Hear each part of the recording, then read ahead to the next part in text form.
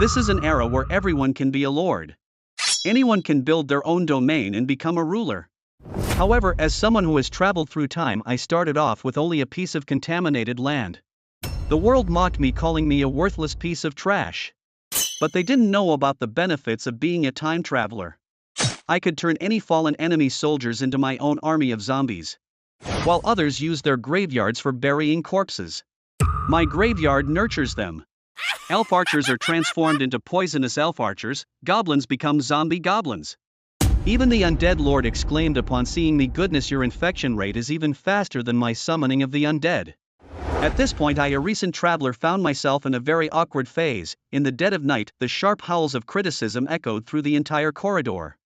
"Lin-mo, your parents are failures, and so are you. How long has it been and you still can't cultivate a single follower? Why don't you just die like your parents? Mom, don't be angry with cousin. Although he is recognized as the most useless person in our school, there's no need to hold a grudge against him. Cousin Lin-mo, I have good news for you. I just subdued the second-tier elves. If you give me your Lord's Core, I'm sure you will score high on your college entrance exam." When I awoke, I found myself lying on the cold floor, clothed in a tattered shirt, my face burning with pain. Followed immediately by a flood of strange memories rushing into my mind. The era of lords cultivating powerful followers recognized as useless by the school. It seemed I had traveled through time, and it was a disastrous start.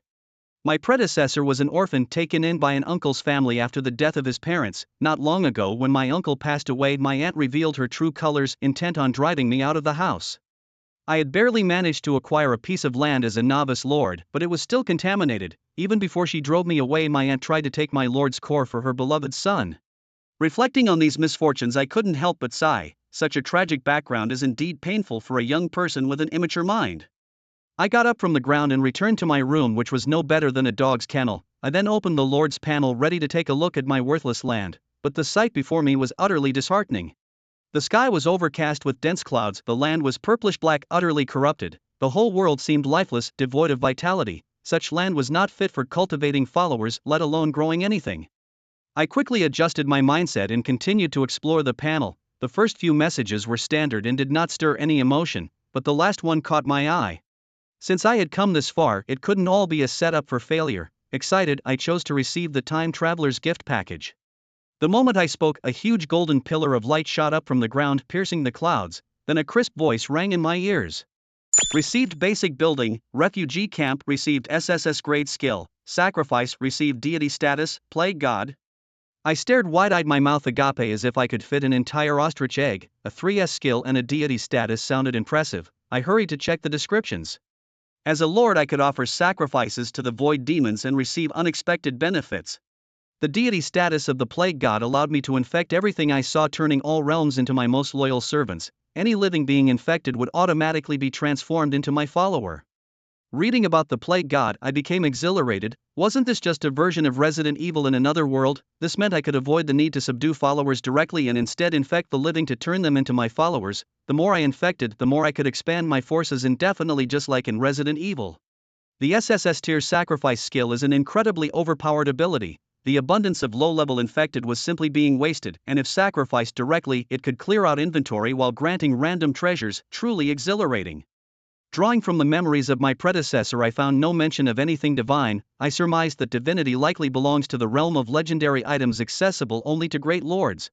Lin Jianming would soon come to seize my lord's core. I had to enhance my strength as much as possible before dawn. With this in mind, I placed the only building down on my territory. Refugee camp successfully established. Current output, 5 refugees. Warning, the refugee camp is contaminated, 5 refugees deceased. My mouth twitched violently. The start was indeed somewhat unsatisfactory, but fortunately, I had an ace up my sleeve. The god of plague activated.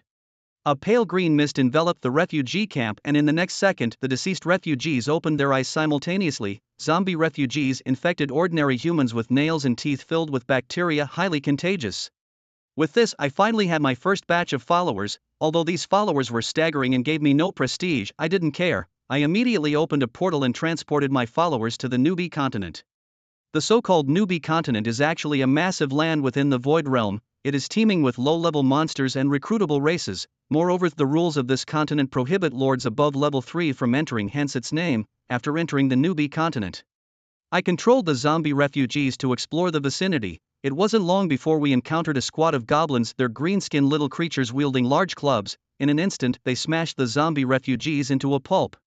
Although ridiculously weak, the zombie refugees had fulfilled their mission before being completely wiped out. A couple of goblins sustained scratches on their arms, which they disregarded, wandering briefly before returning to their den. However, that night, as hundreds of goblins were cramped together sleeping in their den, suddenly 2 goblins opened their eyes, their pupils gray and lifeless. They immediately pounced on their nearby companions without hesitation. Soon screams echoed throughout the goblin den and the number of infected goblins continued to grow. Finally, after 2.5 hours, the den returned to silence. At this moment, my territory panel updated. Zombie Goblin Rank 1 infected ordinary goblins with deadly bacteria in their sharp nails, total 64. Zombie Goblin Warrior Rank 2 infected goblin warriors who have lost their sense of pain, possessing enhanced combat abilities, total 5. Staring at the panel, I was taken aback. Was this the power of the god of plague? In just an hour of real time, I had acquired an army of zombie goblins, and all it cost was 5 zombie refugees. Goblin warriors are second-tier troops, significantly stronger in combat than ordinary goblins, so I immediately transported them back to my territory for safekeeping. The remaining zombie goblins continued to explore the forest. It wasn't long before a second goblin den was discovered and the zombie goblins swarmed it, quickly converting them all. At this moment, the number of zombie goblins in my possession has surpassed 100. My territory has reclaimed 3 more zombie goblin warriors. To enhance the efficiency of acquiring more goblin warriors, I divided the zombie goblins into groups and sent them in different directions. About 10 minutes later, each group discovered new goblin dens. The number of zombie goblins continued to grow, eventually reaching 300. Meanwhile, the zombie goblin warriors sent back to my territory reached a total of 50. These 50 second-tier goblin warriors, even if placed in the circle of top students at a school, would be noteworthy. Furthermore, each possessed zombie attributes, making them significantly stronger than the average second-tier troops. After several rounds of battles, the strength of my territory had qualitatively leaped. Most of the 300 ordinary zombie goblins were left battered after prolonged combat. I had no intention of bringing these weaker soldiers back to my territory. I gathered all the zombie goblins together and then began the SSS skill sacrifice. White flames emerged under the feet of the 300 zombie goblins, silently burning them to ashes.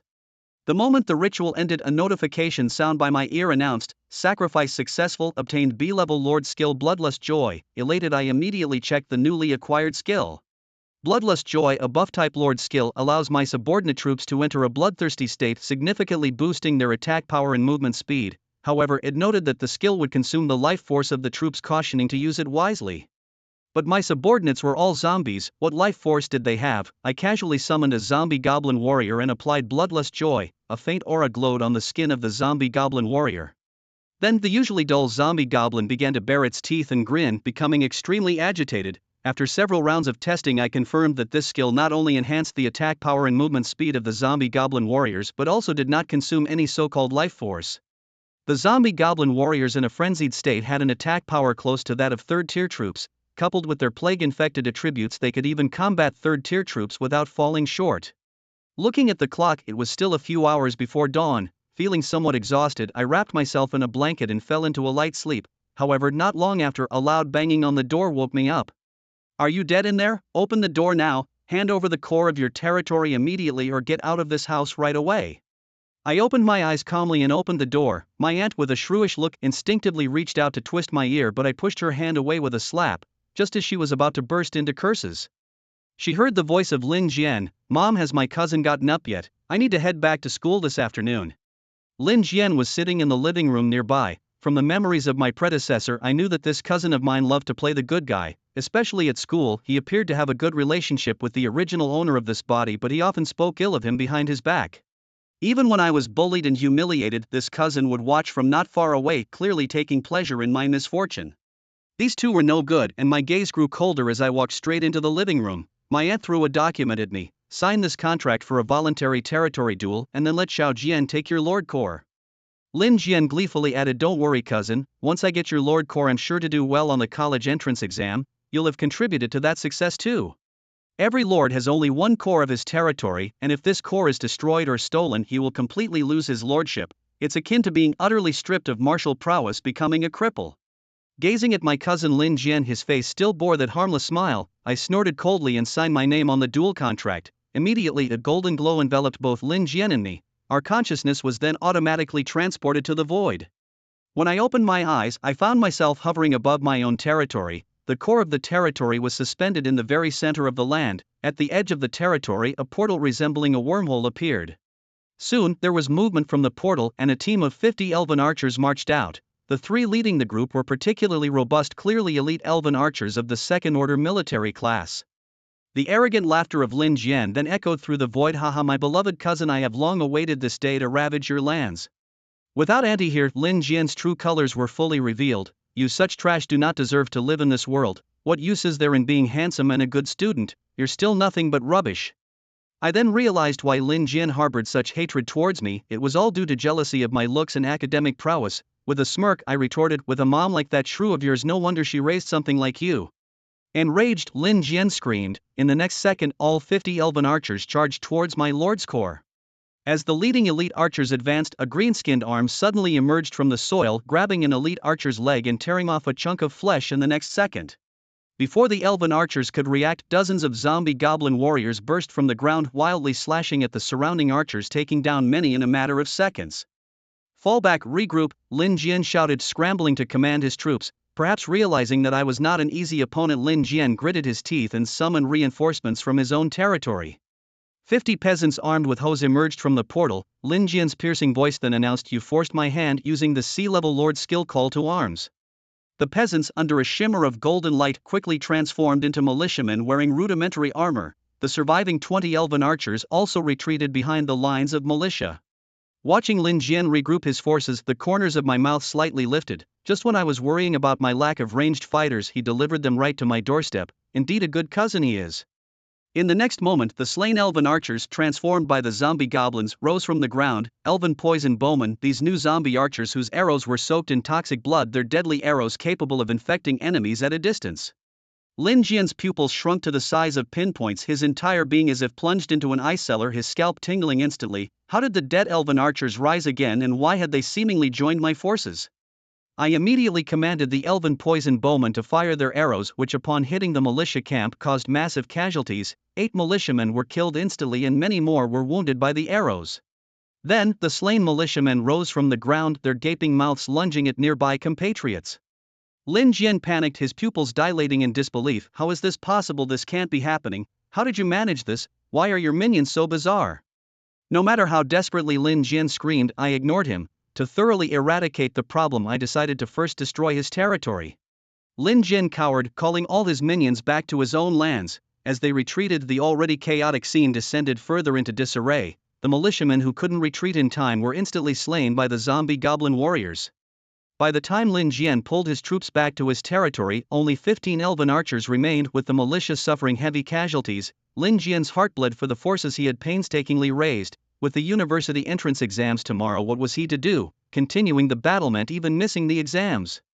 Lin Jianxiang, suppressing his resentment, spoke out. Lin Mo, let's stop here. I underestimated you before and I admit you are strong. I will talk to my mom and let you continue to live in this house. I'll even acknowledge you as my cousin, just stop now. Lin Jian pleaded, but his tone remained arrogant, a typical haughty plea, subconsciously still looking down on me. Perhaps in Lin Jian's eyes, I was just a dog that had suddenly gone mad and started biting people, so he felt a symbolic need to appease me. But he was mistaken. I was no longer the timid Lin Mo of before. I wanted to show my cousin that the person in front of him was not a dog but a wolf ready to tear open his chest without hesitation. With a cold snort, I immediately transmitted my consciousness to Lin Jian's territory. Then, releasing 30 zombie goblin warriors, I activated the level B Lord skill Blood Delight. Instantly a dark red glow of bloodlight covered the bodies of the zombie troops. I then charged madly towards Lin Jian's Lord Core. The scene completely terrified Lin Jian. In panic, he hurriedly gathered all his dependents around the Lord Core, building a circle of walls and several arrow towers. However, under the enhancement of Blood Delight, the zombie goblin warriors did not care about these defenses, launching a frenzied attack on the walls. Soon, the first militia zombie appeared within the enclosure, quickly followed by the second and the third. Meanwhile, Lin Mo's zombie troops reached the base of the wall. With the enhancement of the Blood Joy skill, the wooden wall was quickly chopped into a huge gap. Once the zombies entered, the entire camp lost its ability to resist. Lin Mo quickly located Lin Jian's Lord Core. Stop fighting. I surrender. Cousin Lin Mo, I surrender. Please don't attack the Lord Core. I'm willing to be your servant, I agree to anything.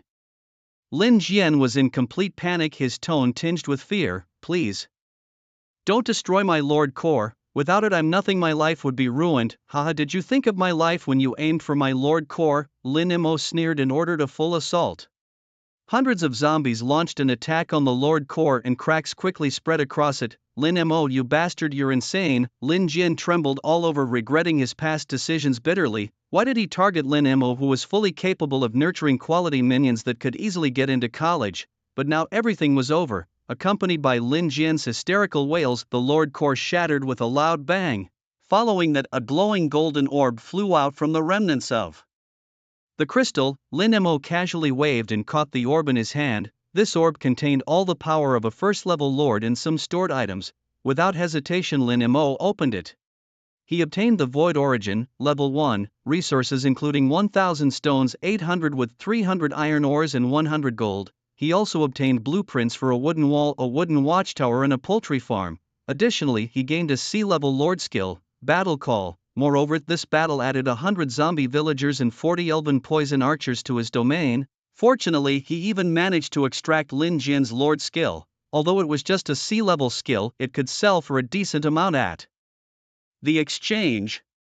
Lin Mo inserted the Void Origin into his own Lord Core, successfully advancing his Lord level to the second tier, expanding his territory from 10 square kilometers to 20 square kilometers and unlocking 2 new buildings. He opened his status panel. Lin Mo second tier Lord territory, 20 square kilometers, minions, 49 zombie goblin warriors, 3 elite poison archers, 40 elven poison archers, 87 zombie villagers, new possible constructions, a graveyard and a hall for summoning heroic spirits. The contaminated land, a hopeless land where most salvations are futile. Lord skill, blood joy, B.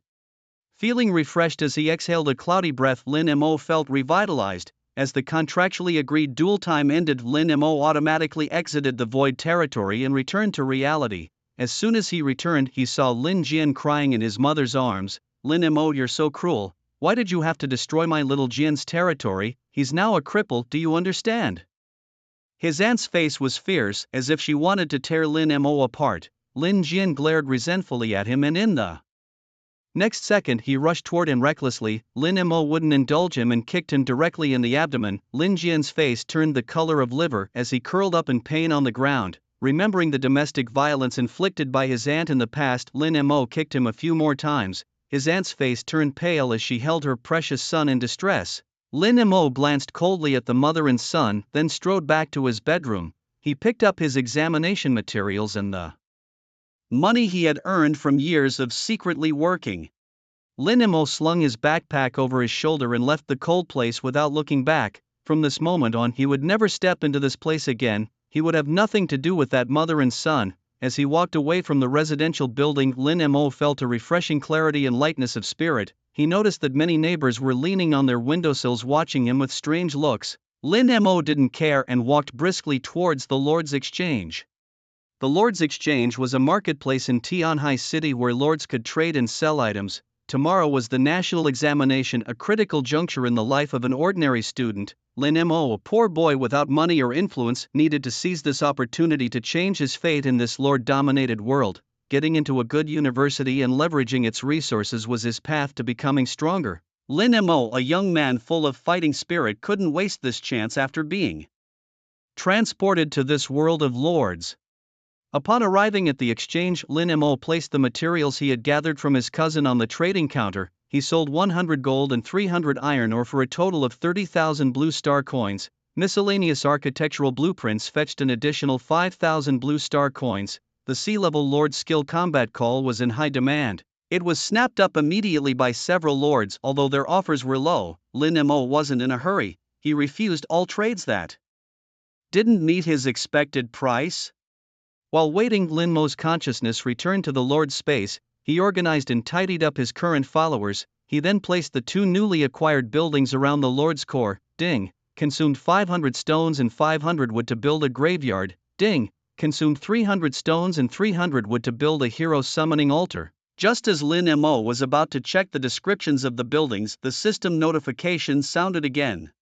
Ding. Due to land contamination, the nature of the buildings has changed. Building description: Desecrated graveyard. Bodies placed in the graveyard will not be resurrected by clerical units, but the death energy within the graveyard will better repair the body's damages. Desecrated hero summoning altar. Most heroes consider this altar too defiled to respond to its call. Reading the descriptions of the new buildings, Lin Mo pondered. The graveyard was not a rare building. In fact, every lord used materials to construct graveyards. These graveyards mainly served to house precious but deceased elite or heroic followers until resurrection conditions were met and resurrection skills could be applied. However, Lin Mo's graveyard was different. After reciting the description of the desecrated graveyard again, Lin Mo buried an elite poison archer whose right hand was severed. In the real world only minutes passed, but 3 hours had gone by in the Lord's realm. When the elite poison archer crawled out of the graveyard, his right arm was completely restored. Not only that, all injuries from previous battles had healed, and apart from his gray-white pupils he looked no different from a normal elf. This was no graveyard, it was more like a fountain of resurrection. Lin Mo was instantly thrilled. His zombie army was strong, but its inability to self-heal was a significant weakness. Now, with the desecrated graveyard, his forces could recover from injuries within 3 hours in the Lord's time. This healing ability was even stronger than the life wells of the elf race. If his territory was invaded, Lin Mo could defend while simultaneously healing his troops, potentially grinding down the enemy. When enough materials were gathered, Lin Mo was determined to build more cemeteries like this one. He planned to let all his second-tier soldiers rest and multiply in the cemeteries. Meanwhile, Lin Mo began studying the next construction project, the desecrated spirit summoning altar. In the world of lords, spirits were akin to heroes. Besides possessing powerful abilities, they could also command troops and provide buffs. According to the description of the building, since the altar was desecrated, most spirits were unwilling to respond to the summons. Does that mean it would be difficult to obtain spirit units in the early stages? Lin Mo knew the significant enhancements spirit units could provide to their troops. High-quality spirits could even elevate low-tier soldiers to perform at high-tier levels. With a complex gaze, Lin Mo activated the altar. The next second his pupils shrank to the size of needle points, and even his breathing became erratic. A purple shadow appeared at the center of the spirit summoning platform, featuring the distinctive pointed ears of the elf race, yet her skin was a dark gray. Her figure was sensuously sculpted, with a chest that heaved tumultuously.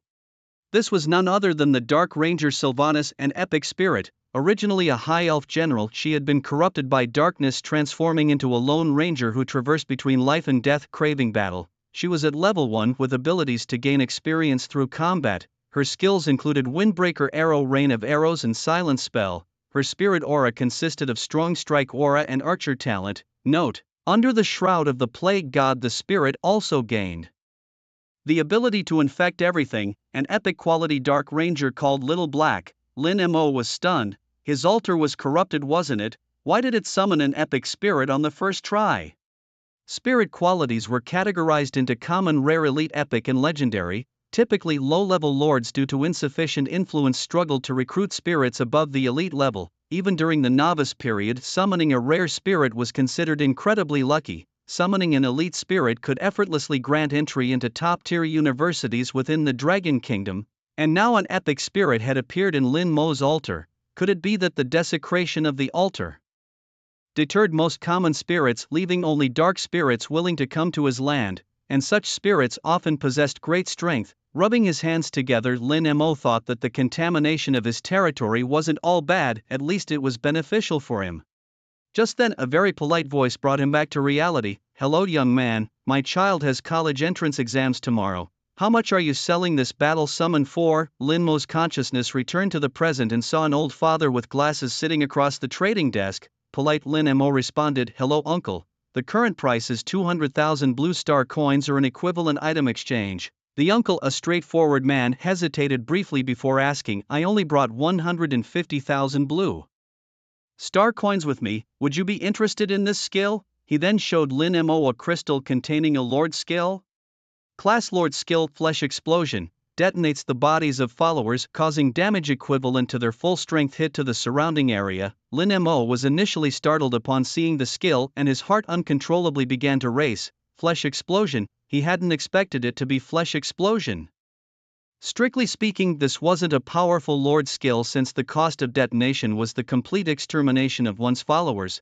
but for Lin Mo the skill was divine. He still had hundreds of zombie militiamen in his territory, unsure of how to handle them. Using them for self-detonation could not only inflict massive casualties on the enemy but also cause widespread infection. Suppressing the excitement in his heart, Lin Mo gave the uncle a positive response. After completing the transaction, Lin Mo crushed the skill crystal immediately. By this time he had mastered two powerful abilities, Blood Joy and Flesh Explosion. Lin Mo even controlled a zombie militiaman to experiment a little. The explosive power was comparable to a hand grenade, and in the moment of the explosion the bones and tissues of the zombie militiaman scattered like shrapnel within a 5-meter radius. With this significant increase in strength, Lin Mo was full of confidence. He then spent the remaining nearly 200,000 blue star coins on materials needed for his territory. He built 3 more graves, bought a stone wall blueprint, and built a 3-meter-high wall around the edge of the camp. He bought 6 city defense crossbows in one go, placing them in various directions on the wall. Looking at his territory, which was now quite substantial, Lin Mo felt much more at ease. Beep beep beep beep. The makeshift mobile phone suddenly rang at this moment. Lin Mo opened the phone. It displayed a message. Please return to school by 2 p.m. for the final preparatory work before the college entrance examination. Lin Mo's gaze sharpened, and he immediately headed towards the school. Tianhai High School, the best high school in Tianhai City, was a gathering place for all the excellent students in the city. Inside the campus, explosive news was spreading. Have you heard? Lin Jian has dropped out. They say it's because he started a Lord's battle with Lin Mo and his Lord Core was destroyed.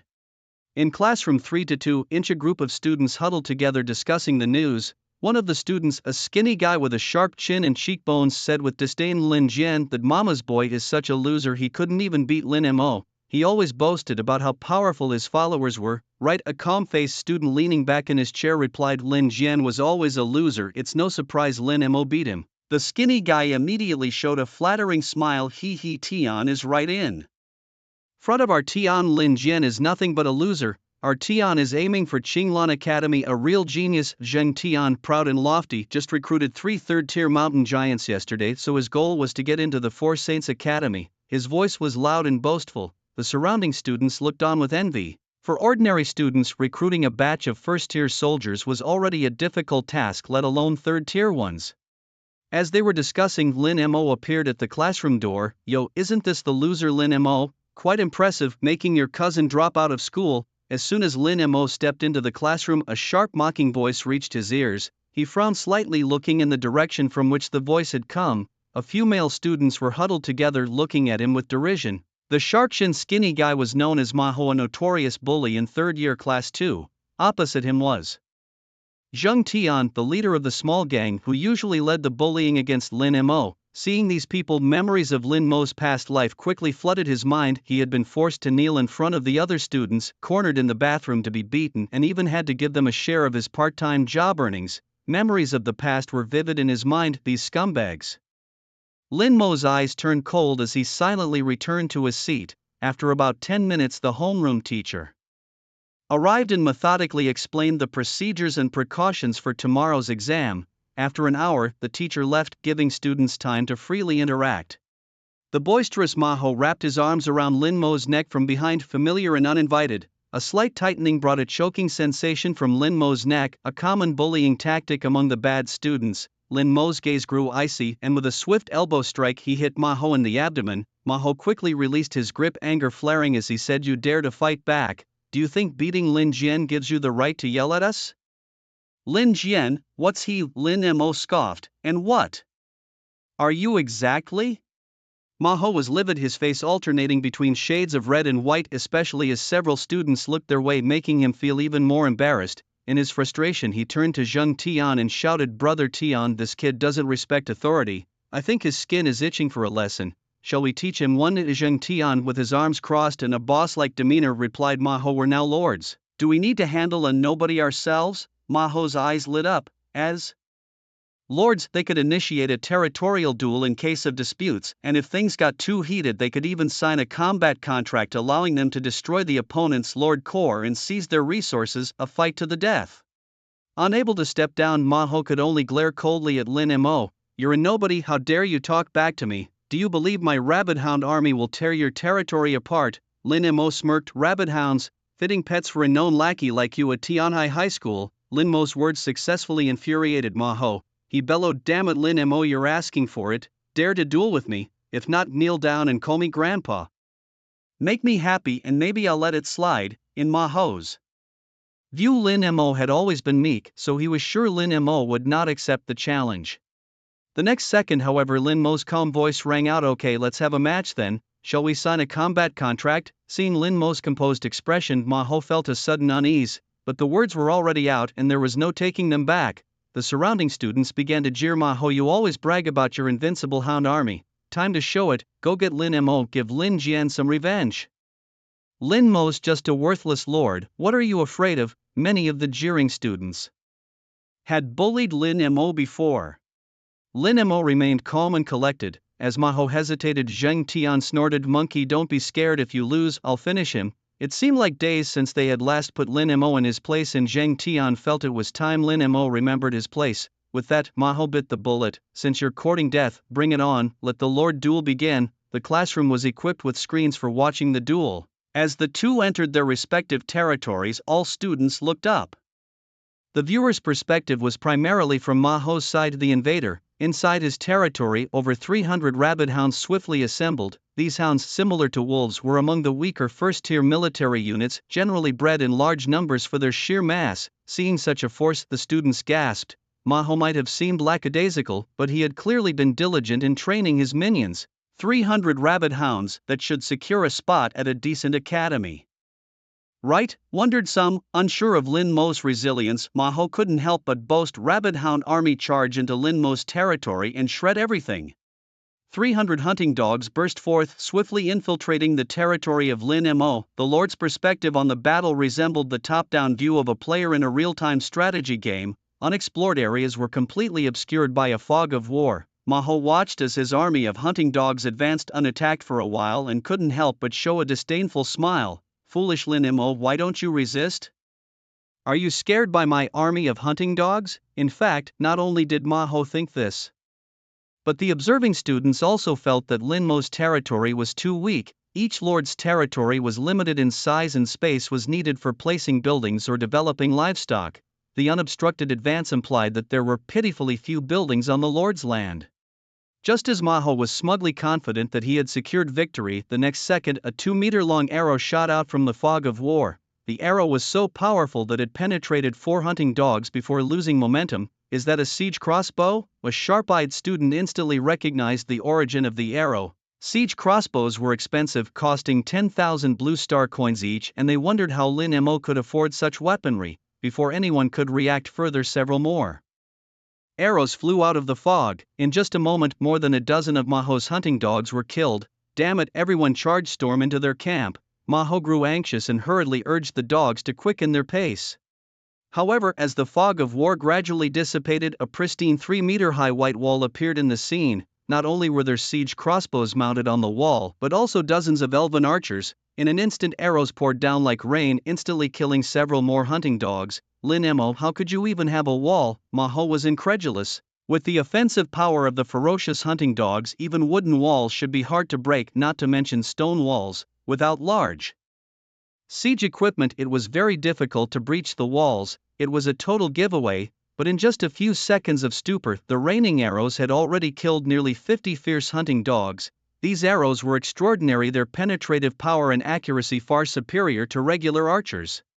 Lin Mo, observing from the back line, let a slight smile curl at the corner of his mouth. As an epic hero, the Dark Ranger Sylvanas possessed powerful aura skills. Strong Strike Aura increases the range and penetrative power of archer units. Archer's Talent enhances the accuracy of archers. With these two auras, even a first-tier Elven Poison Archer's combat effectiveness was nearly on par with a second-tier unit. "What are you waiting for? Retreat now. Do you want to be killed by the archers?" Zheng Tian's voice jolted Ma Ho awake. Sweating profusely, Ma Ho frantically issued the retreat command. However, Lin Mo's combat capabilities were not limited to just archers and walls. The next second, in the area where the ferocious hunting dogs were located, hundreds of zombie militiamen burst from the ground. Their forms were battered, many even missing arms, seemingly devoid of any combat capability. The hunting dogs, seeing the enemies emerge, immediately pounced with bared fangs and claws. While the high walls were insurmountable, dealing with these trash militiamen seemed easy, yet the next moment Lin Mo activated a D-class Lord skill, Flesh Explosion. The bellies of the militiamen being torn by the hunting dogs suddenly swelled, followed by violent explosions, each with the force of a fragmentation grenade. Bone shards propelled by the blast wave caused widespread damage. Nearly 100 zombie militiamen exploded collectively, the devastating power terrifyingly formidable. In seconds, the ferocious hunting dogs suffered heavy casualties. Out of 300, less than 50 survived this round of explosions, each visibly wounded, their injuries rapidly festering. Now only a quarter of the original 300 hunting dogs remained, leaving Ma Hou pale-faced and uncontrollably trembling. The classroom fell into eerie silence. The jaws of the students who witnessed the battle nearly dropped in astonishment. Wasn't Lin Mo known as the weakest in the school? How had he suddenly become so powerful? Where did his walls and archers come from, and how could his familial troops hide underground? Was it his own familial troops that Lin Mo had just blown up? How ruthless! Everyone was taken aback by how easily Ma Hou lost to Lin Mo. Even the frenzied hunting dogs that survived the explosion seemed to be poisoned, collapsing and dying within Lin Mo's territory without a chance to escape. Thus all 300 of Ma Hou's frenzied hunting dogs perished on Lin Mo's lands. After the battle, Ma Hou collapsed to the ground as if his soul had been drained, his expression vacant and spiritless. It's over, completely over. Tomorrow's college entrance exam is doomed. Why did I provoke Lin Mo when I just needed to get through tomorrow's exam to go to college? Now everything is ruined. Yet no one pitied Ma Hou lying on the ground. Instead, more people wondered why Lin Mo had become so strong. Was his previous weakness a facade, or had he encountered some fortune? Those who had once bullied Lin Mo couldn't help but tighten up in fear. As they looked at Lin Mo now, their eyes filled with wariness. Lin Mo, I didn't expect you to be so ruthless to yourself. Zheng Tian approached with a proud expression, not minding sacrificing his own familial troops to wipe out Ma Hou's forces. There can't be many troops left in your territory now. With these words, the students snapped back to reality. Indeed, despite the shocking series of explosions, they were all at the cost of the lives of familial troops.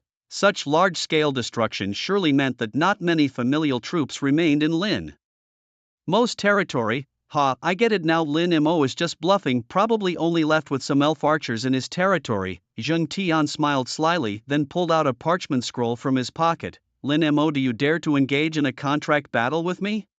The winner takes the loser's spoils. As soon as he spoke, the classroom fell silent once more, then erupted into exclamations. Zheng Tian, are you crazy? The college entrance exam is tomorrow. Do you really need to fight to the death now? If you end up like Ma Hou, losing all your familial troops, you're finished. It seemed Zheng Tian was aiming to seize Lin Mo's Lord Core to advance to a second-tier lord. Ma Hou, lying on the ground, also regained his senses, his face twisted with malice. Tian, help me kill this kid. He didn't let me off. You shouldn't let him off either. Zheng Tian had naturally considered the risks of signing a battle contract, but compared to the potential gains from winning, these risks were almost negligible. Besides, his own third-tier troops specialized in siege warfare would have no trouble breaking through Lin Mo's walls. With this in mind, Zheng Tian looked provocatively at Lin Mo. Who's the coward? Lin Mo, you waste. Do you dare accept this challenge or not? Of course I accept. At this moment, Lin Mo, who was partially conscious within his territory, noticed that the corpses of the hunting dogs left by Ma Hou were opening their eyes. Rising from the ground were 300 zombie dogs, increasing the military strength of his territory significantly. Seeing Zheng Tian so eager to hand over resources, Lin Mo sneered and quickly signed his name on the contract. The next second, the contract agreement floated into the air, turning into specks of starlight and disappearing before everyone's eyes. At that moment, news of the contract duel between Lin Mo and Zheng Tian from Senior Class 3 spread wildly across all major school chat groups and confession walls. Numerous students and teachers opened the real-time battle system to watch the duel unfold. Meanwhile, in the principal's office, a mature woman dressed in a purple gown pressed her red lips together slightly. Lu Hui, the youngest and first female principal in the history of Tianhai Middle School at 35, was already a powerful 8th-tier Grand Lord. She frowned unconsciously. How could a student have signed a battle contract? Why didn't the department head stop it? To prevent students from impulsively engaging in contract battles, the school had an alarm system in place. Logically, when Zheng Tian took out the contract agreement, the department head should have noticed and intervened immediately. The principal's secretary with a complex expression noted that one of the students involved in the battle was Zheng Tian, the nephew of director Zhang, and the other Lin Mo was a student with no background and average talent. Their identities might have played a role in the lack of intervention. Upon hearing this, Lu Hui's frown deepened. The moment the contract activated, Lin Mo and Zheng Tian were pulled into their respective territories. Then a massive portal emerged, connecting the two territories. Perhaps confident in his victory over Lin Mo, Zheng Tian took the initiative to attack. 100 orcs wielding axes were the first to land in Lin Mo's territory, followed by 50 second-tier strong orc archers and 3 mountain giants made of rock, the teachers and students watching. The battle exclaimed in surprise. Third-tier troops, mountain giants. Zheng Tian had even recruited mountain giants. He was incredibly formidable. The orc archers were strong second-tier ranged units, very powerful. With the axemen archers and 3 mountain giants, Lin Mo was sure to lose. Inside the director's office, Zheng Dong, the senior high department head, leisurely sipped tea as he watched the battle unfold. Truly, my beloved great-nephew, you haven't let your uncle down. Once Lin Mo's Lord Core is devoured, admission to the Four Saints Academy is almost assured, Zheng Dong thought proudly. In the classroom of senior year class 2, Zheng Tian, hearing the continual exclamations around him, couldn't suppress a look of wild joy on his face. He couldn't help but taunt Lin Mo. Waste Lin Mo, I advise you to surrender quickly, kneel down and call me grandpa, I might even spare you. Seeing Lin Mo ignore him, Zheng Tian snorted coldly and immediately issued an attack order. Soon his troops arrived at the location previously attacked by the frenzied hounds. The ground was littered with craters left from explosions. Dozens of orc slaves parked carts loaded with huge rocks in front of the mountain giants, who continuously grabbed the rocks and hurled them at Lin Mo's camp. Boom, boom, boom. The boulders smashed against the walls, making a dull noise. One of the boulders even directly smashed a defending crossbow, crushing 3 poison archers into mincemeat. Seeing this, the entire school gasped. The mountain giant's ability to cause long-range destruction was incredibly powerful. Just standing and throwing rocks was enough to cause significant damage to the territory. It seemed that Lin Mo was in a dire situation. Soon Lin Mo's forces appeared on the battlefield. There were 300 frenzied hounds, and their arrival immediately caused an uproar, especially among the students. What's going on? These are my hound troops, how is Lin Mo controlling them? Some observant students in the class pointed out a problem. Wait, look at these frenzied hounds. They're all wounded, they don't seem alive. Could they have been resurrected by necromancy? There's a high-level necromancer in Lin Mo's territory? Impossible, only a third-tier lord can recruit necromancers, and these hounds lacked the glow of soulfire in their eyes. As everyone speculated wildly, the zombie hounds began to advance towards Zheng Tian's troops. Zheng Tian snorted coldly and immediately commanded the orc archers and mountain giants to launch an attack. Countless arrows rained down, instantly killing many zombie hounds, while the mountain giants continued to hurl huge rocks, each throw crushing 7 or 8 zombie hounds. In the end, out of the 300 zombie dogs, only about a dozen managed to break into Zheng Tian's team of strong orc archers and then self-destructed. The explosion was weak, causing only minor injuries to a dozen orc archers. Zheng Tian looked on with disdain. You think these rabble dared to attack my army? Using his own kind for a suicide attack was utterly foolish. Just as Zheng Tian was about to continue, a dark shadow on the city wall drew a bow to its full extent. A spiral of air formed around the arrow, creating a piercing wind arrow. The next second, the arrow shot out with a sonic boom, its speed so fast that only a faint afterimage could be seen in the air. With a soft thud, the arrow precisely embedded itself in the eye socket of a mountain giant, who immediately let out a dull roar. The students and teachers watching the battle quickly turned their gazes towards Lin Mo's wall. There, a grey-white elven hero was shooting arrows, her figure voluptuous and imbued with a dark aura. Under her cloak, her delicate face was covered with a frosty keep-out expression. What kind of hero is she? Who has seen this before? She murmured. There was no record of her in the textbooks. Could she be an undiscovered hero?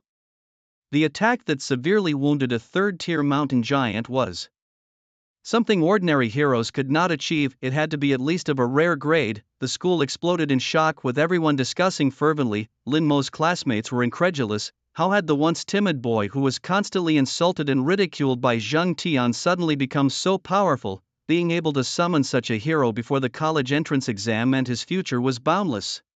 Many of the students who had bullied Lin Mo felt their hearts in their throats, secretly praying that Zheng Tian would defeat him. If Lin Mo were to rise and seek revenge, they would be in deep trouble. Meanwhile, in the principal's office, Lu Hui observed Lin Mo's hero excitement flickering subtly in her eyes. As an 8th-tier Grand Lord, her experience far surpassed that of the high school students. She immediately recognized that the archer was not just any rare or elite hero but a genuine epic hero. The concept of an epic hero was extraordinary. Even the prodigies at the Imperial Dragon Academy rarely obtained such heroes before advancing in lordship, and here was Lin Mo having acquired an epic hero right at the start of his game, which was incredibly thrilling for Lu Hui.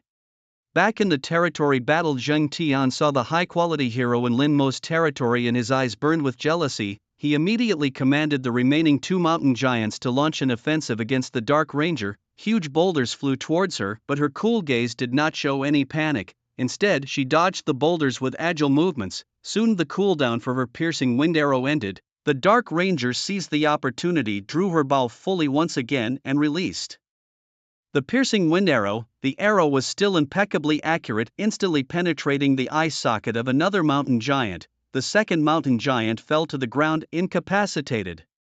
3 mountain giants, and in the blink of an eye 2 were down. Such was the power of an epic hero. Zheng Tian's heart bled as he looked at Lin Mo with an increasingly sinister gaze. However, just as he was preparing to deploy his troops for a final strike against Lin Mo, it was Lin Mo's indifferent voice that rang out, ending the confrontation. "It's over." "Over? What's over?"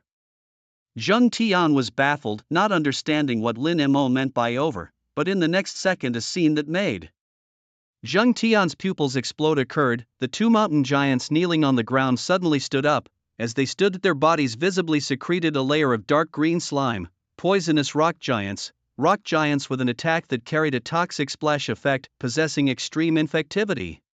Lin Mo's lips slightly curled up as he read the introduction of the poison giants. The next second he issued the attack command to the poison giants. 2 of them abruptly raised their hands and then smashed down fiercely on the orc axemen below. After 2 loud booms, 10 axemen were instantly killed. But it wasn't over yet. The rubble soaked in poison, propelled by immense force, shot out like bullets towards the surrounding area. The axemen close by were directly hit by the rubble in their chests and fell to the ground.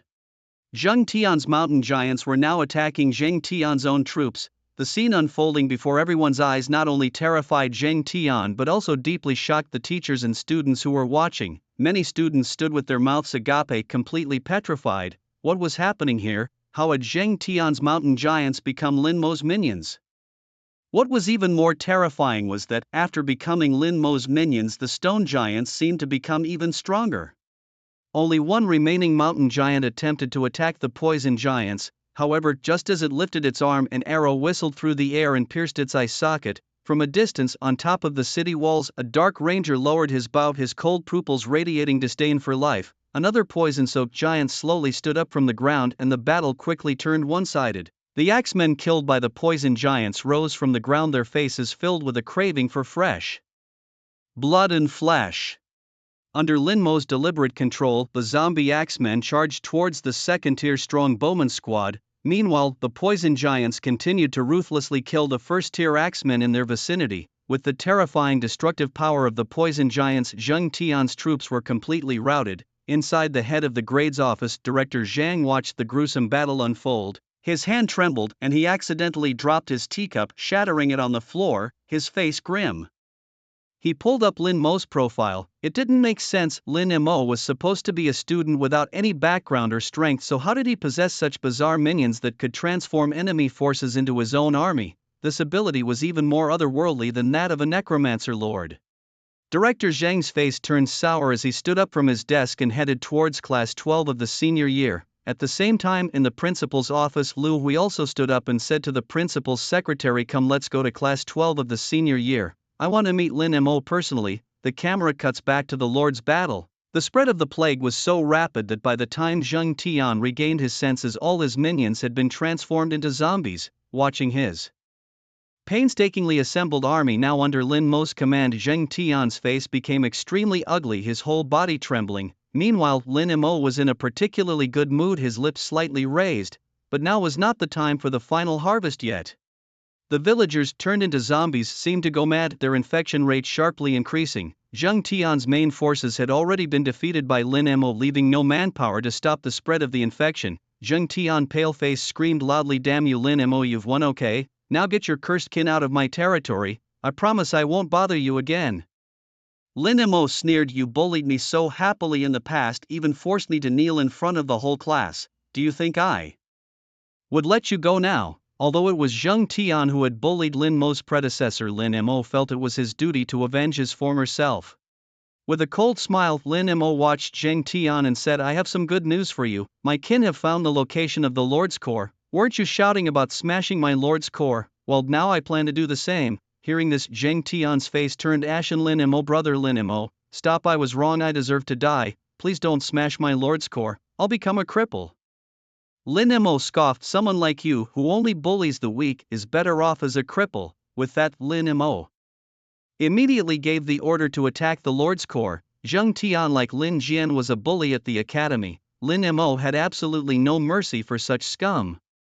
Lin Mo, revealing his ruthless side, instilled fear in many students. "Stop it, Lin Mo!" a stern voice called out from outside the classroom. It was Zhang Dong, the head of the department, pointing at Lin Mo and rebuking him. "Lin Mo, your malicious attack on another student's Lord's Core is despicable. Our Tianhai High School does not need a student like you. Effective immediately, you are expelled. And don't bother showing up for tomorrow's college entrance exams." The students around were visibly shocked. They hadn't expected the department head to appear and expel Lin Mo on the spot. Although the contract battle was indeed a violation of school regulations, it was Zheng Tian who had initiated this battle. At that moment, Zheng Tian wore a smug expression, as if to say, "Go ahead and destroy my core, and then you'll be expelled and won't even be able to attend college." Facing the department head's threat, Lin Mo snorted and activated the flesh explosion. The zombies, which had been furiously attacking the Lord's Core, suddenly swelled up and exploded. In the shocked gaze of everyone, Zheng Tian's Lord's Core shattered with a loud crash. Lin Mo had truly destroyed Zheng Tian's territorial core. Zheng Tian collapsed on the ground, pale as a dead dog, occasionally twitching. "You're asking for death." Zheng Dong, furious, approached Lin Mo with killing intent in his eyes. His nephew had had a chance to be admitted to the Four Saints Academy, but now he was ruined, his future was destroyed, and as his uncle, his heart bled. Just as Zheng Dong was about to forcibly initiate a war of invasion, a cold voice came from the door. "Director Zhang, you really do wield great authority." Then Lu Hui, the principal of Tianhai Middle School, entered with a sharp gaze like a steel knife, and an aura of an 8th grade lord burst forth. Zheng Dong shivered and immediately bowed his head. "Principal Lu, please let me explain." But Lu Hui interrupted with disgust, "Sheltering your nephew to devour other students' Lord Cores? You're no longer needed as a director. Pack your things and leave." With that, Zheng Dong's face changed drastically. He had just spoken of expelling Lin Mo, and now he was the one being expelled. The irony hit like a tornado, and Zheng Tian and his clique were also expelled. Lu Hui's next words left the bullies feeling like they had fallen into an ice cave. The bullies were genuinely scared and immediately started crying disgracefully. "If it weren't for today's incident, I wouldn't have known how many scoundrels have emerged under Director Zhang's guidance." Lu Hui was truly angry, showing no mercy at all. Lin Mo's conflict with Zheng Tian ultimately ended with the principal's intervention, resulting in the expulsion of Zheng Dong, Zheng Tian, and others. After this battle, Lin Mo's reputation soared at Tianhai High School. The students who had previously looked down on him now viewed him with awe and respect. Some even tried to ingratiate themselves with him, but Lin Mo ignored them all. He was summoned to the principal's office. Inside the office, Principal Lu Hui stood up gracefully and bowed to Lin Mo, apologizing for the governance issues that had led to his being bullied. To compensate for the emotional distress Lin Mo had suffered, Lu Hui personally provided him with a substantial gift package of materials, 5,000 units each of stone and wood, and 1,000 finished iron ingots. The market value of these materials was roughly 70 to 80,000 blue star coins, a compensation that was reasonably fair. Then Principal Lu Hui got straight to the point of why she had called him. "Lin Mo, have you considered which university you want to apply to?" This question caught Lin Mo off guard. Since his arrival in this world, he hadn't had the chance to think about his college entrance examination preferences. Unsure, he mentioned the Four Saints Academy. Principal Lu Hui pursed her lips slightly and shook her head. "Four Saints Academy is only ranked within the top 60 in Dragon Country, but your capabilities exceed that level. Seeing the serious tone of the principal, Lin Mo immediately asked, "Principal, do you have any recommendations?" She suggested, "Why don't you try for the Imperial Dragon Academy in the capital?" The Imperial Dragon Academy, known as the Camp of Monsters, was the top university in Dragon Country. Seeing Lin Mo deep in thought, Lu Hui explained, "Your potential is no less than those geniuses. I have confidence in you." Leaving the principal's office, Lin Mo's mind was filled with thoughts of applying to the Imperial Dragon Academy. Although it was tough to get into, securing a place there would brighten his future. In a world where lords are revered, becoming a powerful lord was essential for a good life. After some serious contemplation, Lin Mo resolved to apply to the Imperial Dragon Academy.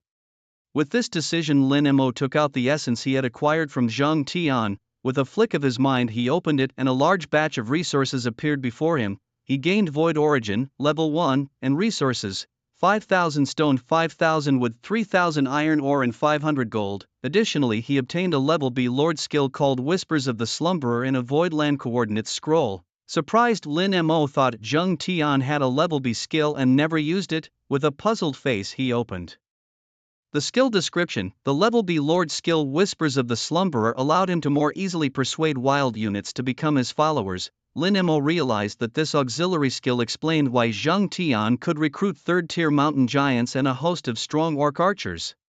A lord could only have one skill at level 1 inch with the ability to learn additional skills upon leveling. Lords could also use a forgetfulness potion to forget a current skill and replace it with a stronger one. Although Whispers of the Slumberer was beneficial, it was rather useless for Lin Mo as his followers were created through infection, not taming. With the trading market closed until after the college entrance exams, Lin Mo decided to exchange the resources later as needed. With these thoughts, Lin Mo then focused on the second extra item, a scroll detailing the coordinates of the Voidlands. The Voidlands Coordinates scroll, a miniature island floating in the void where traces of stone giants and orc soldiers could be seen. So Zhang Tian's troops originated from here. Licking his lips, Lin Mo thought, after tonight, I will make all the creatures on this island my followers. Casually absorbing Zhang Tian's void essence, Lin Mo opened his lord panel. Lin Mo, a second-tier lord, 25% advancement progress, governs a territory of 25 square kilometers, expanded by 5 kilometers after absorbing the void essence from Zhang Tian. His retinue includes 43 zombie goblin warriors, 16 elven poison archers, 43 elite poison archers, including second-tier elves and orcs, 3 poison stone giants and 67 zombies, including militia and villagers. Existing structures within his realm include stone walls, 67% durability, for desecrated graveyards, a desecrated altar in polluted lands, a land with little hope of redemption. Lord skills include Blood Pleasure, B, and Flesh Explosion, C. Heroic Spirit, Sylvanas the Dark Ranger, level 3. Note: SSS grade sacrifices and the God of Plague are not included in the Lord skills and are not recorded on the panel. Observing his somewhat cluttered panel, Lin Mo waved his hand and immediately initiated a sacrifice ritual. All zombies below second tier were enveloped in white flames and turned to ashes. The retinue panel became much tidier. He sighed in relief, eagerly rubbing his hands together to see what treasures the sacrifice would yield this time. Ding, you have obtained the blueprint for a flesh cloning machine. The flesh cloning machine consumes the flesh of the same tier of troop to clone an existing unit of the same tier. For example, inputting a second-tier zombie goblin warrior allows the creation of a cloned melee or ranged unit of the same tier, and certain traits can be fused into the clone which will carry these traits if the fusion is successful. This machine is revolutionary. Lin Mo's eyes sparkled with excitement, realizing he could design the cannon fodder exactly as needed. However, the primary use of the flesh cloning machine was to transform into higher-tier combat troops. Low-tier fodder was not worth transforming. Too many would make sacrifice lotteries a better option. Constructing a flesh cloning machine would require 400 finished iron ingots and 5,000 units each of stone and wood. With his current resources, Lin Mo could barely afford to build 2 machines. After constructing the machines, Lin Mo threw both the zombie goblin warriors and orc strong archers into the furnace for transformation. The resulting troops were second-tier zombie warriors and archers. He sighed deeply in comfort and satisfaction, then left his domain to dine at a restaurant. Having completely broken ties with his host family, Lin Mo decided to find a hotel near the school to stay for the night. As a handsome guy staying at a hotel, he attracted the coquettish glances of several flamboyantly dressed older women on the street, which made him blush and quicken his pace. He was a good student after all. Falling into depravity was out of the question, yet as he circled around it seemed that the small hotels nearby all had a somewhat colorful reputation. Lin Mo couldn't afford to stay in a fancy hotel. His funds were limited, and with future university expenses for travel, living, and tuition he needed to save wherever possible. As Lin Mo stood pondering on the roadside, a sedan pulled up in front of him, the window rolled down revealing a refined and intellectual face. "Lin Mo, why aren't you home so late?" Louis asked, puzzled. Scratching his head, Lin Mo briefly explained his situation. His parents were deceased and he faced cruelty from his aunt and bullying at school. Moved by his story, Louis felt a strong surge of sympathy and guilt. "How about this, Lin Mo? You can stay at my place tonight," she suggested. "Focus on preparing for your college entrance exams and we can talk about other matters after the exams are over." Is that really okay?" Lin Mo hesitated. "It's just for one night," Lu Hui insisted, opening the car door for him. "You are one of only 2 students from Tianhai Middle School who might get into the prestigious Long University. I must take good care of you." Once Lin Mo got into the car, he noticed a girl sitting in the back seat, an incredibly beautiful girl with delicate features and pale skin who would overshadow even the school beauty of Tianhai Middle School. Unfortunately, her eyes were a pathological gray-white, giving her a fragile and pitiful beauty. Lin Mo's heart tightened as he realized the girl was blind. "She is my niece Wan," Lu Hui said with a smile, "and like you, she's a student at Tianhai High School. However, due to her physical condition, she usually doesn't attend school." It took a moment for Lin Mo to realize, "Is she also a lord?" Lu Hui nodded with a smile. "Of course, don't underestimate Wan. She is just as capable as you are of getting into the Imperial Dragon Academy."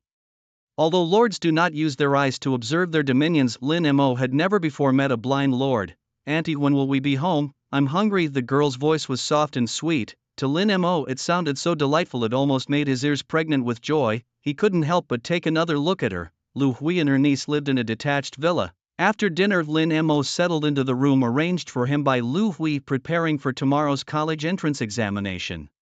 Meanwhile, in a small pink room on the second floor, Lu Wan was seated cross-legged, radiating a faint golden halo around her. Clearly, she was still managing her own territory. "Wan, you should rest early today," Lu Hui said tenderly. "With your capabilities, entering the Imperial Dragon Academy shouldn't be difficult." "Auntie, if I get into the Imperial Dragon Academy, will there be a chance to cure my eyes?" Lu Hui nodded. "The academy is filled with powerful individuals. It's only there that you might find a cure." Wan showed a hint of worry. "But my territory is of an auxiliary resource type. I'm not strong in combat." Lu Hui comforted her softly. "Don't worry, Wan, I will find someone suitable to protect you." On the other side, back in his room, Lin Mo made some adjustments and started his final preparations for the college entrance exam. Inside his territory, 43 second-tier zombie warriors and 43 second-tier zombie archers were ready for deployment. 3 injured poison giants also stood at the rear of the troops. The next moment, a golden portal appeared on the open ground in front of him. Unlike the Novice continent, this portal led to a small floating island, the coordinates of which had burst forth from Zhong Tian. As soon as Lin Mo entered the floating island, he was stunned by the sight before him. At the foot of the mountain, groups of orc soldiers roamed around. There were teams of orc archers as well as axe-wielding orcs. Just at the mountain's base, there were several orc troops. In the distant jungle, Lin Mo could vaguely see several tall figures made of rocks, the mountain giants. Lin Mo instructed the zombie warriors and archers to hold their positions, then directed the 3 poison giants toward a group of first-tier axe-wielding troops. As the poison giants approached, the orcs swung their axes and charged. However, in the next second, the poison giants raised their toxin-soaked arms and smashed them to the ground. In an instant, several axe-wielders were crushed into pulp and the splash damage severely injured a dozen more. In less than 3 minutes, this group of axe-wielders was annihilated by the poison giants. Those not turned into pulp rose from the ground as zombies and continued the assault on the orc axe-wielders. After several rounds of slaughter, the transformed first-tier zombie axe-wielders soon grew to 500 in number. An undead tide had formed in this other world. The next morning, as Lin Mo awoke, the first thing he did was to check on the development of his territory. With the flesh cloning machine running at full capacity, the scale of Lin Mo's zombie army was now quite impressive. Most notably, 23rd-tier stone giants stood quietly around the perimeter of his territory. Now, the college entrance exam began. The morning was breezy and mild. Red banners with messages of encouragement for the exam hung in every alley and street. It was the annual college entrance exam in Long Nation, a time of unprecedented national attention and grandeur. After handing in his examination materials, Lin Mo entered the exam venue. The surrounding students all displayed varying degrees of nervousness. In contrast, Lin Mo carried himself with clear composure and calmness. After following the procedures to enter the exam venue, he quietly waited for the exam to begin. The moment had arrived. Would he transform into a dragon or remain a worm? Candidates, please enter the venue in order according to your exam number. Please remain quiet during this process. A massive golden screen enveloped the entire field. When the students opened their eyes again, they found themselves within their respective territories. A commanding voice boomed from above. This exam is divided into morning and afternoon sessions. During the exam, the use of any artifacts or troops not produced by your own territory is strictly prohibited. Any violation will be treated as cheating and will result in disqualification. Now let the exam begin. Above their territories, a huge 5-minute countdown appeared. When the countdown ended, the first wave of foreign invaders would arrive. Lin Mo saw the countdown and immediately commanded 200 second-tier zombie archers to prepare for battle on the walls. In addition to the archers on the walls, there were zombie warriors ready to support from below, all under the watchful eyes of the examination monitors in the central hall of the Unified Examination System headquarters. Hundreds of territorial examiners were monitoring the progress of the exam in real time. Each candidate's territory was displayed on their screens.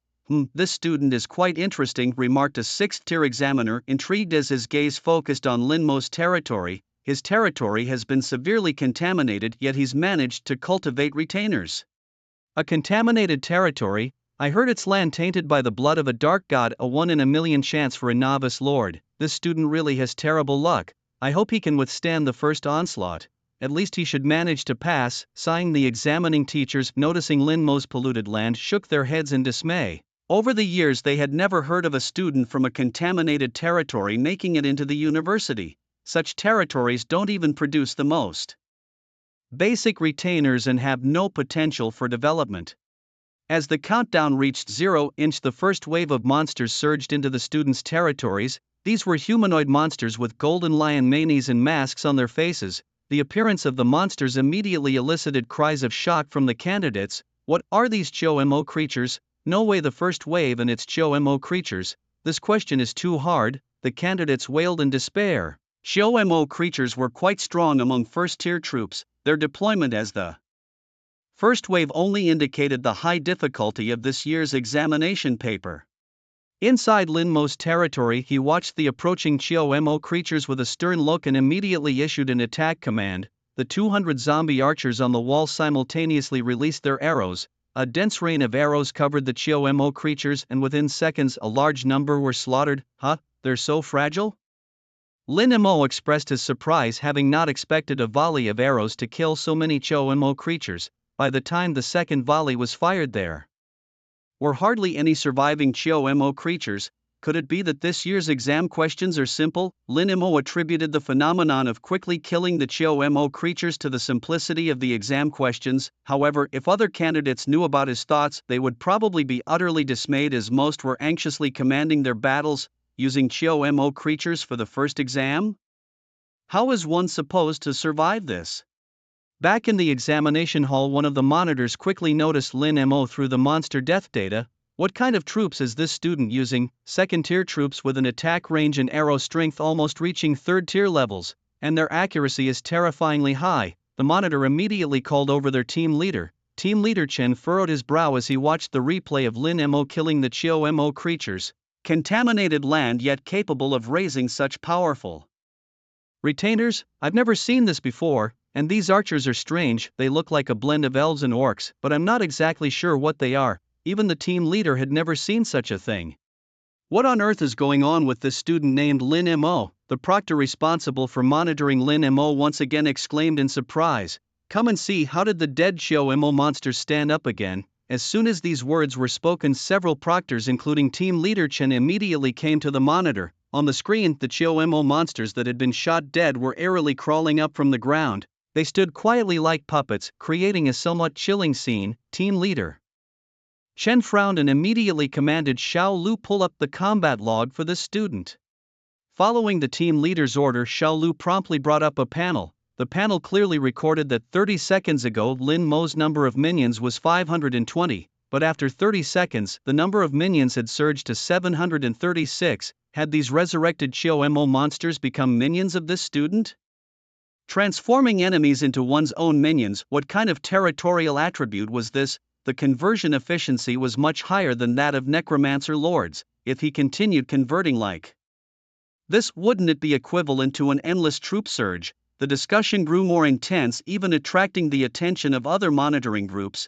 Many teachers cast curious glances.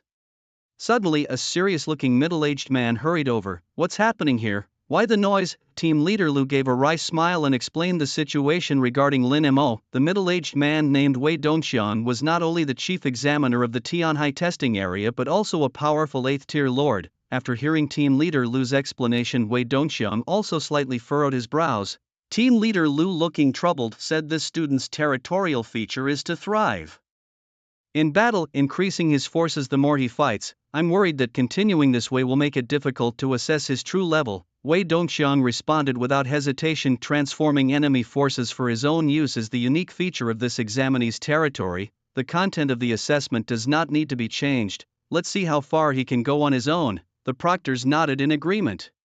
Soon, the first round of the examination concluded. The chief examiner announced the results. In the entire Tianhai testing area, just the first wave of the alien invasion eliminated 60% of the examinees. Among the remaining 40%, most of their territories were in disarray, with many suffering significant losses of forces. At this time, in the observation area for heads of various school districts, principals from major middle schools in the Tianhai area were engaged in a heated discussion. Was this year's assessment too advanced? So many students were eliminated in the first round. Alas, our school is in a dire situation with only a 20% pass rate.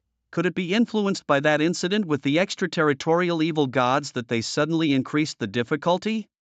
There must be an impact. Those damned creatures nearly reached our homeland. Alas, the difficulty of this year's college entrance examination might be the highest in history. Principal Lu Huimei's brows were tightly knit as she looked at the continuously refreshing student panel. Tianhai Middle School's performance was also poor, with only a 57% pass rate in the first round. Moreover, most of the students suffered heavy losses in their territorial forces, making it difficult to withstand the second round.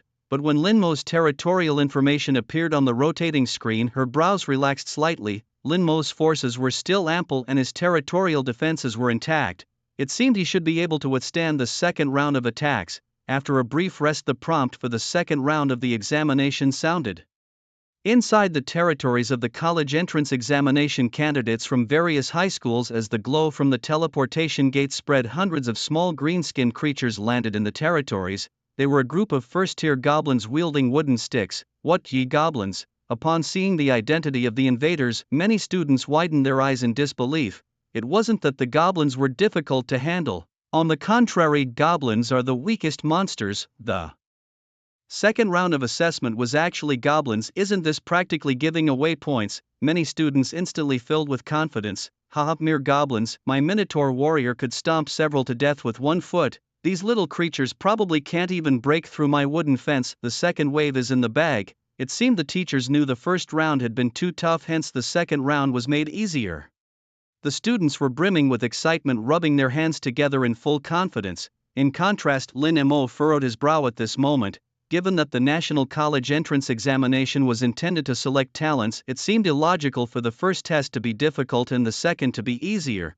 The only possibility he could think of was that these goblins were no ordinary foes. Almost as soon as this thought crossed Lin Mo's mind, the portal began to ripple again. The next second, 100 red-skinned goblins wielding magic staffs appeared before their eyes. Goblin Mage, Tier 1, capable of casting simple fireballs. The moment the goblin mages appeared, most of the candidates' pupils shrank instantly, their bodies trembling uncontrollably. Although goblin mages were a lower-tier troop, the rain of fireballs created by 100 of them gathered together was terrifyingly powerful, especially since most students' buildings and walls were made of wood. For them, the rain of fireballs was nothing short of catastrophic.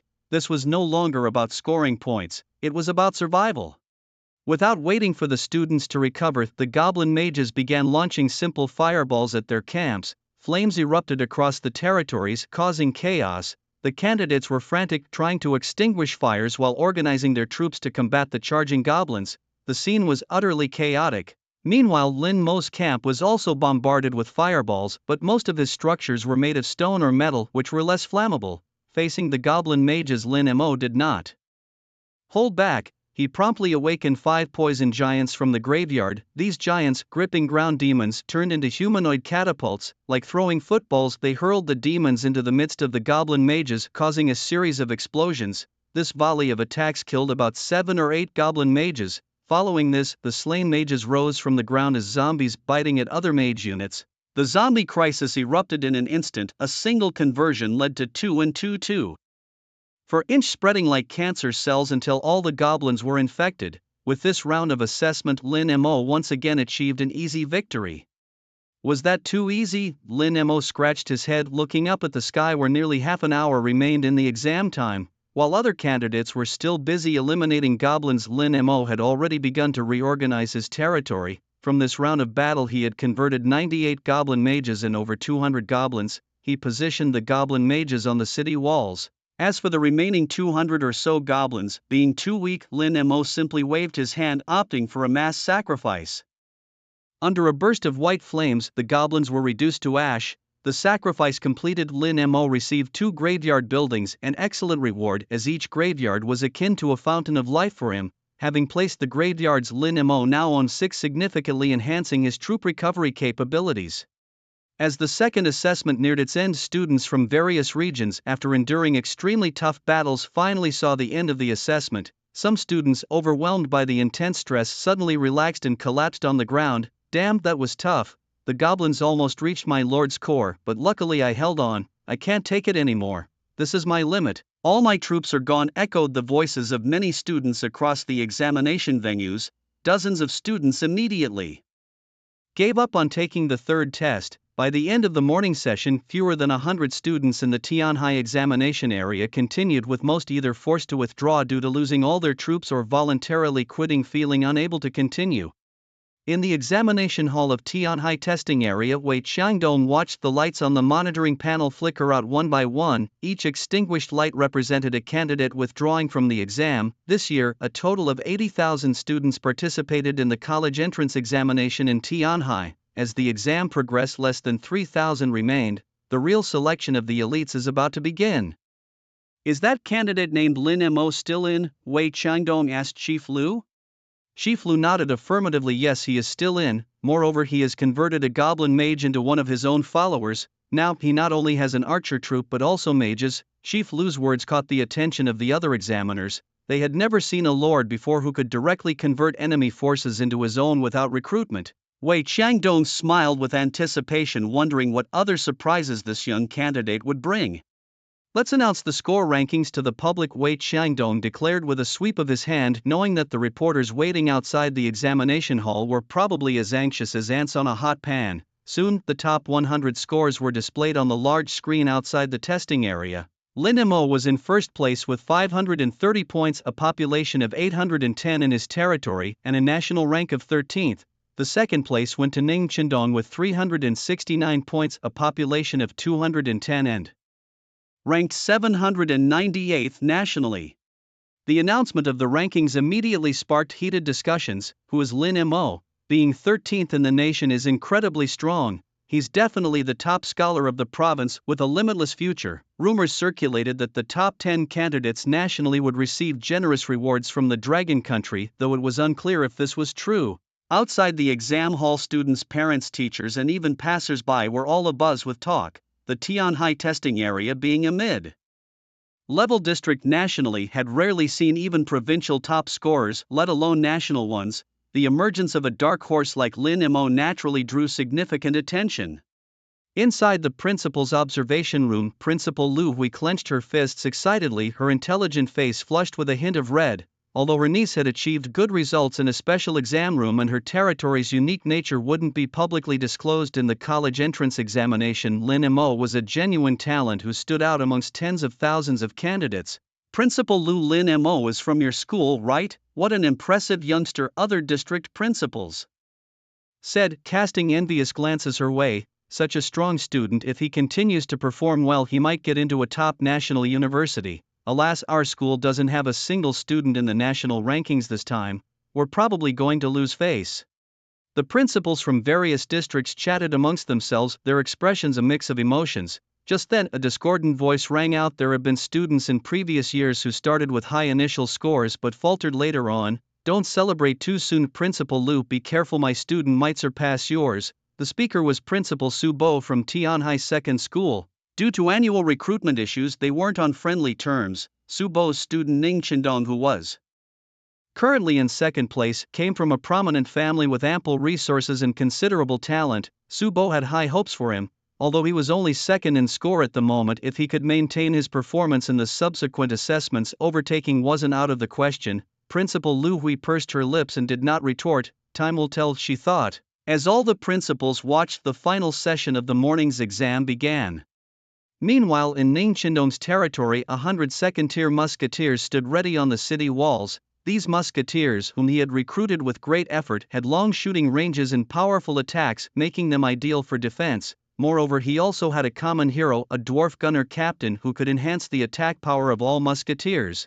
The synergy between the two was formidable, and Ning Qindong was confident about the third exam. Soon ripples appeared in the portal and the next second a legion of monsters surged into the territory. When Ning Qindong saw the appearance of the monsters, his originally calm face was instantly replaced by shock, and cold sweat broke out all over his forehead. He involuntarily exclaimed. At the same time, candidates from other examination areas were also emitting various exclamations. The third wave of monsters was once again the classic goblins. However, unlike the smaller green-skinned ones before, this time the goblins that appeared were all towering goblin warriors. Moreover, behind these goblin warriors were 6 fuel-powered catapults. Further behind the catapult stood a giant goblin 3 meters tall, wielding a club studded with wolf teeth. Goblin Hero, a third-tier spirit with considerable intelligence, capable of commanding and able to unleash a warcry that boosts the combat power of all goblins. A third-tier spirit. My troops are only second-tier. How can we possibly fight this? It's impossible to fight. This is no longer just a monster wave, it's a regular army. The real threat was the fuel-powered catapults. To destroy them, one must venture out of the city to confront them. The candidates immediately burst into various screams of despair. The third exam had unsurprisingly gone beyond expectations. Regardless, the exam proceeded as normal within the territory governed by Lin Mo.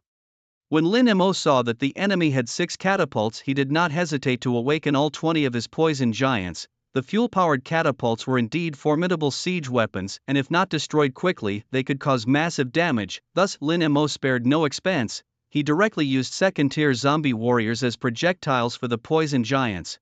20 poison giants hurled the zombie warriors, and at the same time, 6 fuel bombs landed in the camp. Flames instantly engulfed large areas of Lin Mo's camp, and a few zombie archers were even blown to pieces due to their inability to dodge in time. This was the first time Lin Mo's camp had suffered casualties, which indicated the considerable difficulty of this exam. However, although Lin Mo's camp was damaged, the goblin army suffered even more severe casualties. Of the 20 zombie warriors thrown, 10 hit the catapults. Then came the explosive demolition. The power of the flesh explosions skill increased with the strength of the troops. Each of the 20 second-tier zombie warriors exploded with the force akin to a cluster grenade. After 20 consecutive explosions, the 6 catapults were reduced to scattered debris, and several goblin warriors were also killed in the process. The goblin warriors that were killed immediately turned into zombies that rushed towards other nearby goblins. However, the goblin hero quickly reacted, commanding the remaining goblins to slaughter the zombies around them. Even those severely injured goblins who were not yet dead were bluntly beaten to death by other goblins. Out of 200 second-tier goblin warriors, only less than 30 were lost. Amidst the roaring of the goblin hero, the remaining goblin warriors advanced towards Lin Mo's territory. Meanwhile, Lin Mo's lips curled into a sly smile. They surely wouldn't expect that hundreds of flesh mines had been planted along their inevitable path. At this moment, within the examination hall, Wei Qiangdong watched as 2,000 of the 3,000 dots on the screen went out in an instant, causing him to furrow his brow slightly. Even the proctor next to him couldn't help but speak out. The difficulty of this year's exam is too great. These students have little real combat experience, yet they have to fight against intelligent enemies. In previous years at this time 4 to 5,000 candidates would still remain, but now less than 1,000 are left. I think it's good that the difficulty is higher.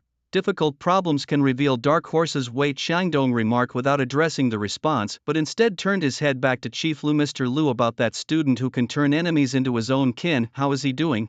As soon as he spoke, all the proctors turned their heads to look. Chief Lu briefly reviewed Lin Mo's battle log and reported 10 minutes ago the number of Lin Mo's kin sharply decreased from 810 to 690. It seems he too was in a tough fight. As soon as his words fell, the proctor showed a knowing expression. I knew this student wouldn't have it as easy as before. With all second-tier creatures and even a third-tier goblin hero among them, it's no surprise that his population decreased by more than 100, likely due to the fuel-powered catapults destroying some vital structure.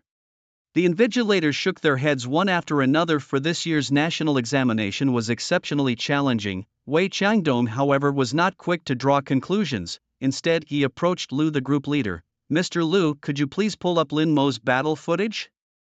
Typically, due to the necessity for each invigilator to monitor hundreds of students simultaneously, they would only review the combat logs of the examinees, with the scoring being automatically generated by the system. Now that Wei Changdong requested it, Lu immediately retrieved the footage of Lin Mo's battle.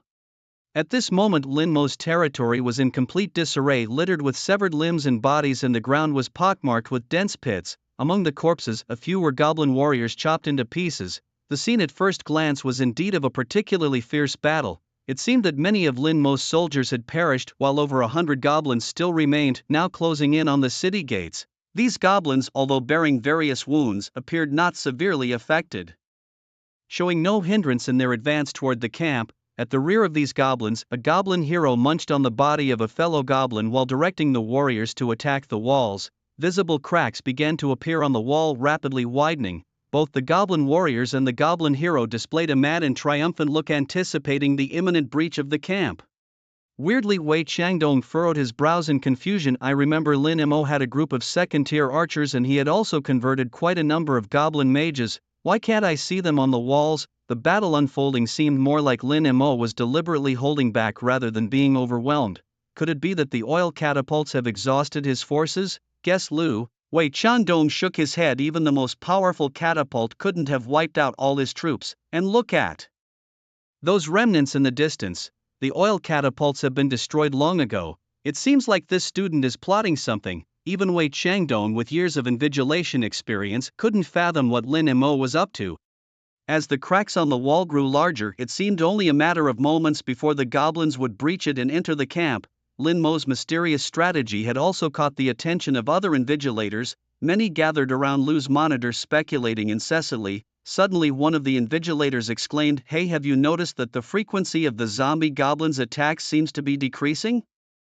It was a revelation. Upon closer inspection, indeed, the vigor of the goblin warriors seemed to be waning, but they don't appear to be severely injured, so why are they weakening? Wei Changdong seemed to have noticed something. Mr. Lu zoomed in on one of the goblins. As the image on the screen enlarged, everyone was shocked by the sight. The pupils of the goblin had turned gray and white, and the wounds on its neck were festering at a visible rate.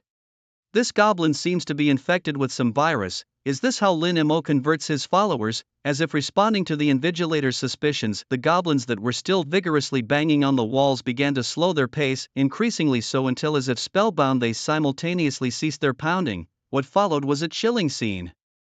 Over 100 second-tier goblin warriors slowly lowered their hands and then turned to face the other warriors. Their gray and white pupils showed no signs of life, moving merely as animated corpses. The previously triumphant goblin hero, realizing something was amiss, roared at his troops, but to no avail. In a mix of horror and anger, it raised its club in a futile attempt to intimidate its own ranks. In the next moment, the pupils of these goblin warriors turned white as they revealed ferocious expressions. Fearlessly, they charged towards the goblin hero. Nearly 100 zombie goblin warriors rushed at the hero simultaneously. At this moment, the goblin hero also showed a panicked expression. Just then, the second-tier zombie archers, who had disappeared from the city wall for a long time, reappeared. Led by a dark ranger, 200 archers drew their bows and unleashed a barrage of arrows, targeting the goblin hero with a frenzied volley. Hundreds of arrows instantly turned the goblin hero into a pincushion. As he fell, the zombie goblin warriors pounced on his body, voraciously devouring his flesh. Amidst the chilling screams, the goblin hero was utterly slain. The examination hall fell into a deathly silence at this moment. All the teachers looked astonished as they watched the scene unfold on the monitor screens.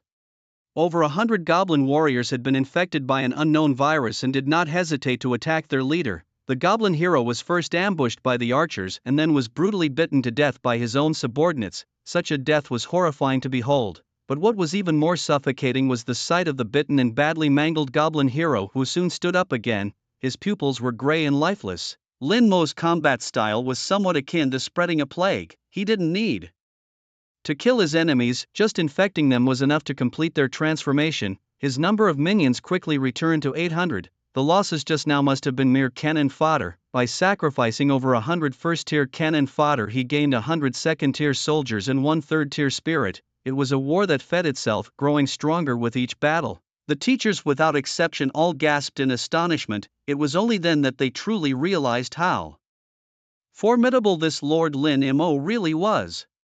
"Mr. Lu, please take care of things here for me. I need to step out for a moment." Wei Changdong hurriedly left the room and then quickly connected to the communication device in the Tianhai examination area's principal's viewing room. At that moment, in the principal's viewing area, a heated debate was underway. "I am 100% certain that student Lin Mo has cheated.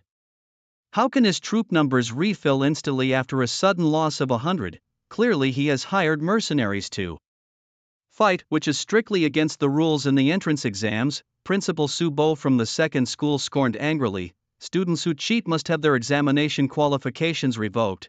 They must be severely punished." Not just Principal Su Bo, but the faces of other school principals were also filled with suspicion. After all, Lin Mo's combat data was indeed bizarre. How could it be that after suddenly losing over 100 minions, he immediately regained as many? Lu Hui, with her face icy cold and voice chilling, retorted, "Do you think such obvious data anomalies would go unnoticed by the proctors? Since there has been no announcement, I believe my student is innocent." "Principal Lu, you are shielding a cheater. You are protecting your student." Su Bo looked utterly disappointed. "It's a shame you are still the principal of Tianhai High School, a role model who is supposed to uphold integrity." Lu Hui was visibly upset, her chest heaving with anger. Just then, a light screen appeared in front of everyone. A middle-aged man with a square face appeared in the center of the screen. As soon as the middle-aged man appeared, the noisy scene suddenly quieted down. He was Wei Changdong, the chief examiner of the Tianhai exam area and also a prominent figure specially dispatched from the Imperial Dragon Academy to the Tianhai exam area. Wei Changdong scanned the crowd and immediately asked who was Lin Mo's responsible teacher. Upon hearing this, Su Bo's face lit up with schadenfreude. It was clear now. Wei Changdong had personally come to find Lin Mo's teacher, undoubtedly because of the cheating issue. If it was proven that a student from the prestigious Tianhai High School had cheated, it would surely tarnish the school's reputation. Thinking this, Su Bo's lips twisted in a smirk, a look of anticipation on his face. But it was Lu Hui who calmly stepped forward and said, "Examiner Wei, I am Lu Hui, the principal of Tianhai High School, and Lin Mo is our student." Wei Changdong nodded slightly. "Congratulations, Principal Lu, your student is very outstanding." Upon hearing this, Su Bo, transformed into a metaphorical twisted-mouthed Dragon King, was completely stunned. The other principals' mouths gaped wide open as if they could fit an ostrich egg inside. Not here to criticize for cheating, but to offer congratulations? If it was just an ordinary outstanding student, it certainly wouldn't be enough to have a magnate like Wei Changdong personally come forward to offer congratulations. Could it be that this Lin Mo is one of the exceptionally outstanding types? With this thought, the principals who had earlier doubted Lin Mo's integrity felt even more uncomfortable than if they had swallowed flies. Wei Changdong continued, addressing Principal Lu, "May I have a word with you in private?" In a secluded communication room, Wei Changdong reconnected with Lu Hui and inquired about Lin Mo. Upon learning that Lin Mo was an orphan and was once even deemed useless, Wei Changdong fell silent. It seemed Lin Mo had encountered some extraordinary fortune recently that allowed him to rise rapidly. His perseverance through adversity and hardship spoke highly of his character. Lu Hui didn't expect Wei Changdong to hold such a high regard for Lin Mo, and she felt overjoyed. She knew who Wei Changdong was, and his high praise was undoubtedly great news for Lin Mo. Meanwhile, in Lin Mo's territory, after transforming all the goblins, Lin Mo faced a somewhat dull period. The third exam was scheduled for 2 hours, and only 40 minutes had passed. With 20 minutes remaining before he could submit his exam early according to the rules and nothing else to do, Lin Mo decided to reorganize his territory. He turned the newly transformed 103 second-tier Goblin Warriors back into the refining machine, cloning them into uniform second-tier zombie warriors. Now Lin Mo's territory boasted over 400 second-tier melee units, 300 second-tier archers and 100 goblin mages. Looking at his forces stronger than before the exam, Lin Mo felt a profound sense of achievement. However, as the cloning machine continued to operate, Lin Mo noticed something interesting. The troops cloned from the flesh cloning machine, although of the same tier, seemed to have undergone some kind of optimization. The combat effectiveness of the second-tier zombie warriors was clearly superior to that of the second-tier goblin warriors. This optimization was especially apparent in the cloned archers. Lin Mo had previously returned second-tier elf archers and second-tier orc strongbowmen to the refiner. The resulting second-tier zombie archers possessed both the agility of the elves and the strength of the orcs, merging the strengths of both races. This meant that as long as Lin Mo continued to merge various same-tier troops, the resulting creatures would only grow stronger, eventually creating the most perfect soldiers of their tier. Thinking of this, Lin Mo felt a surge of excitement. His gaze suddenly fell on a daydreaming first-tier goblin mage. With a thought, he tossed the little mage into the flesh cloning machine. As the machine whirred, the mage was minced into a pulp. The flesh cloning machine had recorded several first-tier troops, a goblin, an elf archer, an orc axeman, and a goblin mage. Lin Mo mindlessly merged them, quickly cloning a peculiar-looking first-tier soldier. This creature had green skin, a short stature, sharp ears, but also a mouth full of sharp teeth. Most notably, a large tumorous growth on its back seemed to have liquid moving inside it. The newly created explosive goblin, first tier, had no defense and was slow-moving, but its self-destruction could cause massive damage to buildings. Lin Mo immediately began testing this new soldier type. The test showed that while the explosive goblin's damage to troops was minimal, the high explosive fuel within it could effectively destroy buildings. Its main drawback was its short legs and slow movement speed, making it likely to be destroyed before reaching its target. However, this wasn't a problem for Lin Mo, as he also had the man-powered catapult and the poisonous stone giant at his disposal. With the explosive goblin working in tandem with the poisonous giant, he could bombard enemy buildings from a distance. Considering the limited use of the goblin mage, Lin Mo felt this was a significant improvement. Lin Mo decided to put all the little wizards into the cloning machine, transforming them into self-destructive goblins. To ensure the safety of the goblins, Lin Mo also commanded the zombie warriors to bury them underground. They would be dug up when needed. After completing this, Lin Mo checked the exam time and saw that an hour had just passed. Without hesitation, he submitted his paper early and exited the Lord's space. As Lin Mo's vision returned to reality, he noticed that most of the students were still enveloped in a golden glow. Many had sweat on their foreheads and grim expressions. Some whose golden light had dissipated and were eliminated sat staring blankly in their chairs. It was a tradition for students to endure until the last moment of the exam, and leaving the exam room now seemed somewhat disgraceful. The third exam was not easy for the average candidate, and most students were still struggling. Lin Mo raised his hand to signal, and after receiving a nod from the invigilator, he walked out of the exam room alone. Outside the exam room, all was quiet, with students either writing furiously or staring blankly. Only Lin Mo was relaxed and composed, strolling through the campus as if on a leisurely walk. Near the large entrance to the exam center, a crowd filled the area, consisting of students, parents, teachers, and city reporters with microphones and cameras. When Lin Mo appeared, all eyes instantly focused on him. "Look, the first student to come out." As he stepped out of the exam area, Lin Mo was immediately surrounded by reporters. At the same time, many parents also looked over. How could a student come out after just 1 hour? They must have been wiped out. Coming out at this time, the results must not be good. They're probably out of the running for the top universities. Parents scrutinized Lin Mo, murmuring among themselves, yet Lin Mo remained unusually calm, showing no sign of emotional fluctuation as he continued walking towards the school exit. Just then, a young female reporter approached Lin Mo. "Hello, I'm Meow Meow from the city TV station. How did you find the difficulty of the exam?" Normally, facing a TV interview would make most candidates nervous and tongue-tied, but Lin Mo was exceptionally calm. He thought about how he had barely exerted any effort in defeating the monsters and said seriously, "The exam questions were relatively simple, the difficulty was quite average." This statement caused an uproar among the parents present. Simple? This year's college entrance exam is known to be hellishly difficult. It seems this young man likes to boast. No, how can a student who lasted less than an hour have the right to say the exam was easy? Controversy continued and many parents looked at Lin Mo with a strong scrutiny. Everyone finds the college entrance exam difficult, only you think it's easy. Are you some kind of super scholar? Reporter Miomia was also a bit overwhelmed and asked, could you share some details about the exam? Which part did you find the most challenging? Lin Mo continued candidly, it's hard to say the most difficult, but the relatively challenging part was the third wave of attacks with 200 second-tier goblin warriors, 6 fuel catapults and 1 third-tier goblin hero. Hearing Lin Mo's description, the crowd gasped in shock. Even the beautiful reporter Miamia's mouth formed an O. 200 second-tier soldiers plus siege engines and a third-tier hero. This is hellishly difficult for students who have just become lords, indeed. This year's college entrance exam is crazy, but why does this student describe such a difficult question as relatively challenging? Miamia was puzzled. Listening to this student, it seemed these invading monsters had not troubled him much, but clearly he had only lasted an hour before leaving the exam room. Although perplexed, Miamia still offered an encouraging smile. Don't be discouraged, student. To have made it this far is already excellent. With your current performance, getting into a good university within the province is still very possible. Lin Mo nodded thoughtfully and said, thank you, I will continue to do my best. Miao smiled sweetly and asked subconsciously, by the way, what's your name, fellow student? I'm Lin Mo, he replied, which suddenly sparked a fierce discussion among the others. This name sounds familiar. Lin Mo? Is it Lin Mo, the top scorer of the college entrance exam?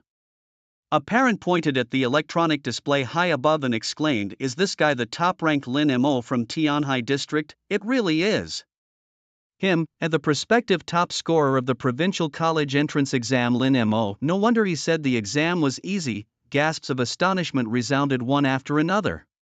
At that moment the display read, first place Lin Mo, score 530, territory population 810, national rank 13th. Second place Ning Chendong, score 369, territory population 210, national rank 798th. Third place Su Ko, score 351, territory population 198, national rank 7936th. This was the previous data, and then the next second the screen flickered. Lin Mo's score suddenly skyrocketed from 530 to 716, territory population 830, and in the national rank column, there were now 2 dashes. The third round of exams wasn't over yet and the new national rankings hadn't been updated, but even so, seeing Lin Mo's high score of 716, parents at the site gasped in shock. Considering the full score is only 750 and Lin Mo hadn't even taken the afternoon session yet, his score had already reached a terrifying 716, only 34 points away from a perfect score. This meant that even if Lin Mo did not attend the afternoon session, he could easily get into any top university across the country. The crowd's attitude towards Lin Mo underwent a massive change. The looks they gave him were no longer filled with disdain and scrutiny but rather full of respect. Is this even a score a human can achieve? A monster, he's too much of a monster. Parents cast envious, jealous and resentful glances at him. If only my child could do this well. The calm and composed examinee in front of them was the top-ranked Lin Mo. He was likely to be this year's top scorer in the provincial college entrance exam, no, in the national college entrance exam. Miamia was somewhat excited and began speaking more cautiously. Lin Mo, may I ask, what are your plans for the future? Lin Mo patted his stomach and said, hungry, I need to grab something to eat, then wait for the afternoon session to begin. Truly a top scholar's mindset. Why hasn't my useless kid come out yet when the top scorer has already handed in his papers early? Young man, do you have a girlfriend?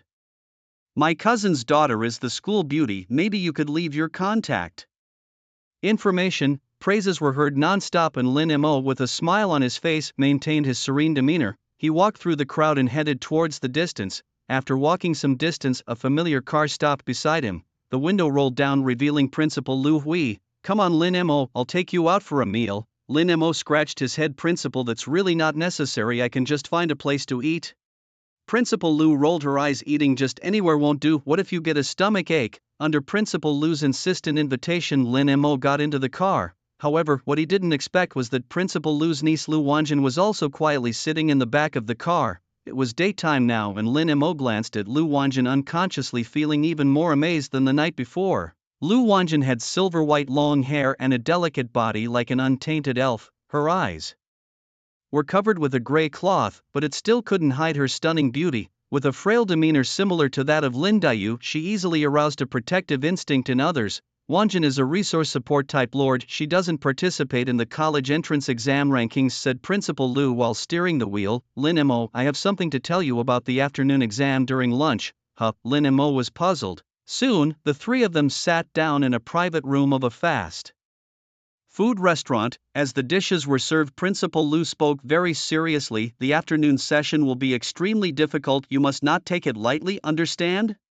Looking at Principal Lu Hui's stern face, Lin Mo nodded earnestly and assured, don't worry Principal, I'll give it my all. The afternoon session of the exam was set to start at 2 p.m. After lunch, Lu Hui had arranged for them to rest in a hotel. Once they had finished eating, they went off to rest. The time soon reached 1:50 p.m. In the afternoon session there were very few candidates left, only 7. Most students, having exhausted their resources or resolve, chose to forfeit. With the proctor's announcement, the exam began and everyone's consciousness once again entered the void, transforming into points of light. In the void, thousands of these luminous points were neatly arranged into a square matrix, each representing a genius from different regions across the country. The afternoon session was a national unified exam, bringing all candidates together for the competition. A solemn voice echoed in the void announcing the start of the 26th National College Entrance Examinations afternoon session. The designated location was the desolate Great Wall. As the words desolate Great Wall reached the ears of the candidates, it struck them like thunder, causing a burst of exclamations. Even Lin Mo couldn't help but smirk. The desolate Great Wall was a massive fortress built by humanity in the void, which had served for over a century as one of the key defenses against the outer dimensional evil gods. Setting the exam here implied that these novice lords might be expected to confront the terrifying minions of these evil gods. The next second, the candidate's speculation was confirmed. The stern voice in the void instructed, all candidates will descend on the outskirts of the desolate Great Wall in the form of their chosen familiars. By exploring unknown territories and slaying the minions of the evil gods, you will earn points for the exam. The total score will determine your final exam result. For this assessment, all candidates must first establish a team of 10 for a preliminary expedition, find a suitable location, and then generate a portal to transport their familiars. Please note, you will have only one opportunity to open the portal. Any attempt to attack other candidates will result in disqualification from the exam. As the examiner's voice faded, several options appeared before Lin Mo. The first option was to incarnate as a second-tier zombie warrior. The second, a variant of the Dark Ranger. The third option, a Plague Lord. Plague Lord. Lin Mo's pupils dilated slightly. The divine attribute of the god of plague not only endowed his territory with infectious characteristics but also altered the nature of his lordship. Without hesitation, Lin Mo chose to become a Plague Lord. Accompanied by a halo of light enveloping his consciousness, when Lin Mo opened his eyes again, he found himself at the foot of the desolate Great Wall. Around him were dozens of other candidates who had descended. Some had transformed into dwarf kings wielding huge iron hammers, while others had become elven princesses with pointed ears. Lin Mo even spotted a hell demon with tattered bat wings. Apart from his pupils and hair turning silvery white, he looked no different from his usual self. Glancing at the towering Great Wall that stretched into the clouds and the dark, twisted jungle under a sky filled with dark clouds, Lin Mo knew that the examination had begun. He immediately selected 9 familiars to form his vanguard team. These 9 included an epic spirit Dark Ranger, a zombified goblin hero, and 7 second-tier zombie archers. The goblin hero, despite having lost the title of heroic spirit after zombification, still possessed formidable combat abilities. Damn, why are my familiars engaging in infighting? Just then a startled cry came from a distance. Lin Mo looked up and saw a team of human mages in disarray, some of the mages biting others like madmen. Among them, a candidate who had transformed into a great mage was completely losing his footing. Idiots, this is land tainted by the evil gods. Don't you have any purification spells? Someone reminded. The great mage regained his senses and quickly cast a spell, but it was already too late. The mages on the ground convulsed wildly, their chests swelling visibly. In the blink of an eye, monsters equipped with sharp tentacles burst forth from within their bodies, savagely slaughtering the surrounding wizards. The candidate Li Junjie, having lost all his family members, was eliminated. In another location, a squad of dwarves clad in golden armor also suffered an attack. They were ambushed by a group of half-spider half-human stitched creatures that spewed corrosive venom, severely corroding the dwarven armor. Candidate Jiang Changbin was killed by the monsters and eliminated, as was candidate Sun Hanyu. Within moments 7 or 8 teams of candidates had been eliminated. Such a high rate of elimination tensed even Lin Mo's nerves. Just then a horde of about 50 ghouls surged towards Lin Mo. His gaze sharpened, and he immediately commanded his troops to prepare for battle. The Dark Ranger drew his bow to its full extent and a spiral of air condensed around the arrowhead. The next second he released the piercing arrow. The arrow instantly penetrated several ghouls. Meanwhile, other undead archers also drew and fired their bows repeatedly at the approaching foes. The goblin zombie hero, with a ferocious roar, positioned himself in front of the ranged units. Swinging his club, he sent the incoming ghouls flying one after another. However, these ghouls were not only agile, but their bone claws were exceedingly sharp. Soon, they swarmed over the goblin hero, their claws tearing large chunks of flesh with each strike. Some ghouls even bypassed the goblin hero, charging towards Lin Mo's ranged units. The overall capabilities of these monsters were at least at the peak of the second tier, making them quite challenging to deal with. However, Lin Mo was not without his strategies. The next second he unleashed his unique skill as the Plague Lord at Tetanus Grasp. The plague within the bodies of those ghouls killed or wounded by the arrows erupted instantaneously, spreading rapidly throughout their bodies. The dead ghouls rose again from the ground, transformed into zombies.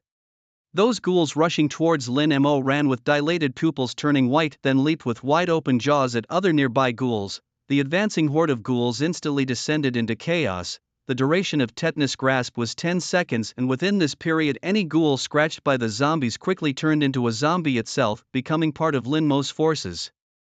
The tide of battle swiftly turned and the ghoul troops were soon entirely converted. Lin Mo's side suffered minimal damage, with only the goblin hero sustaining some superficial injuries and gained an additional 30 undead ghouls.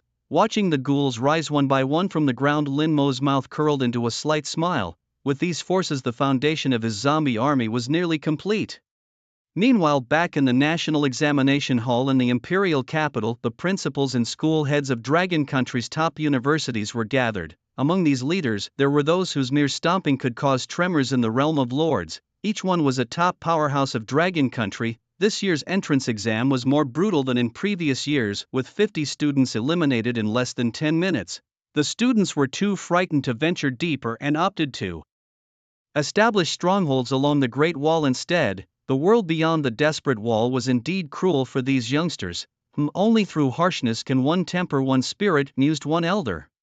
Our forebears expanded our territories in the outer void, sacrificing generations in the process. I believe today's youth need to face the harsh realities of this world, or they'll remain sheltered like greenhouse flowers. Not all students chose to hold their ground though. Look at this young one, he's already venturing deeper into exploration. On the big screen before the leaders, a figure with white hair appeared surrounded by a motley army. It was none other than Lin Mo and his zombie legion. Unlike the other candidates who played it safe by establishing bases, Lin Mo was far more daring, leading his followers away from the desperate wall. This young fellow is quite intriguing, remarked a leader. He's managed to convert enemies into his followers, and he's even recruited an epic spirit. What good fortune he has. This little guy is quite impressive, brave and combative, which I truly admire. Being brave and combative doesn't necessarily mean one has both courage and strategy. It remains to be seen how far he can go. At this moment, Lin Mo was unaware that he was the only candidate daring enough to venture deep into the jungle, nor did he know that he was currently being watched by presidents of top universities.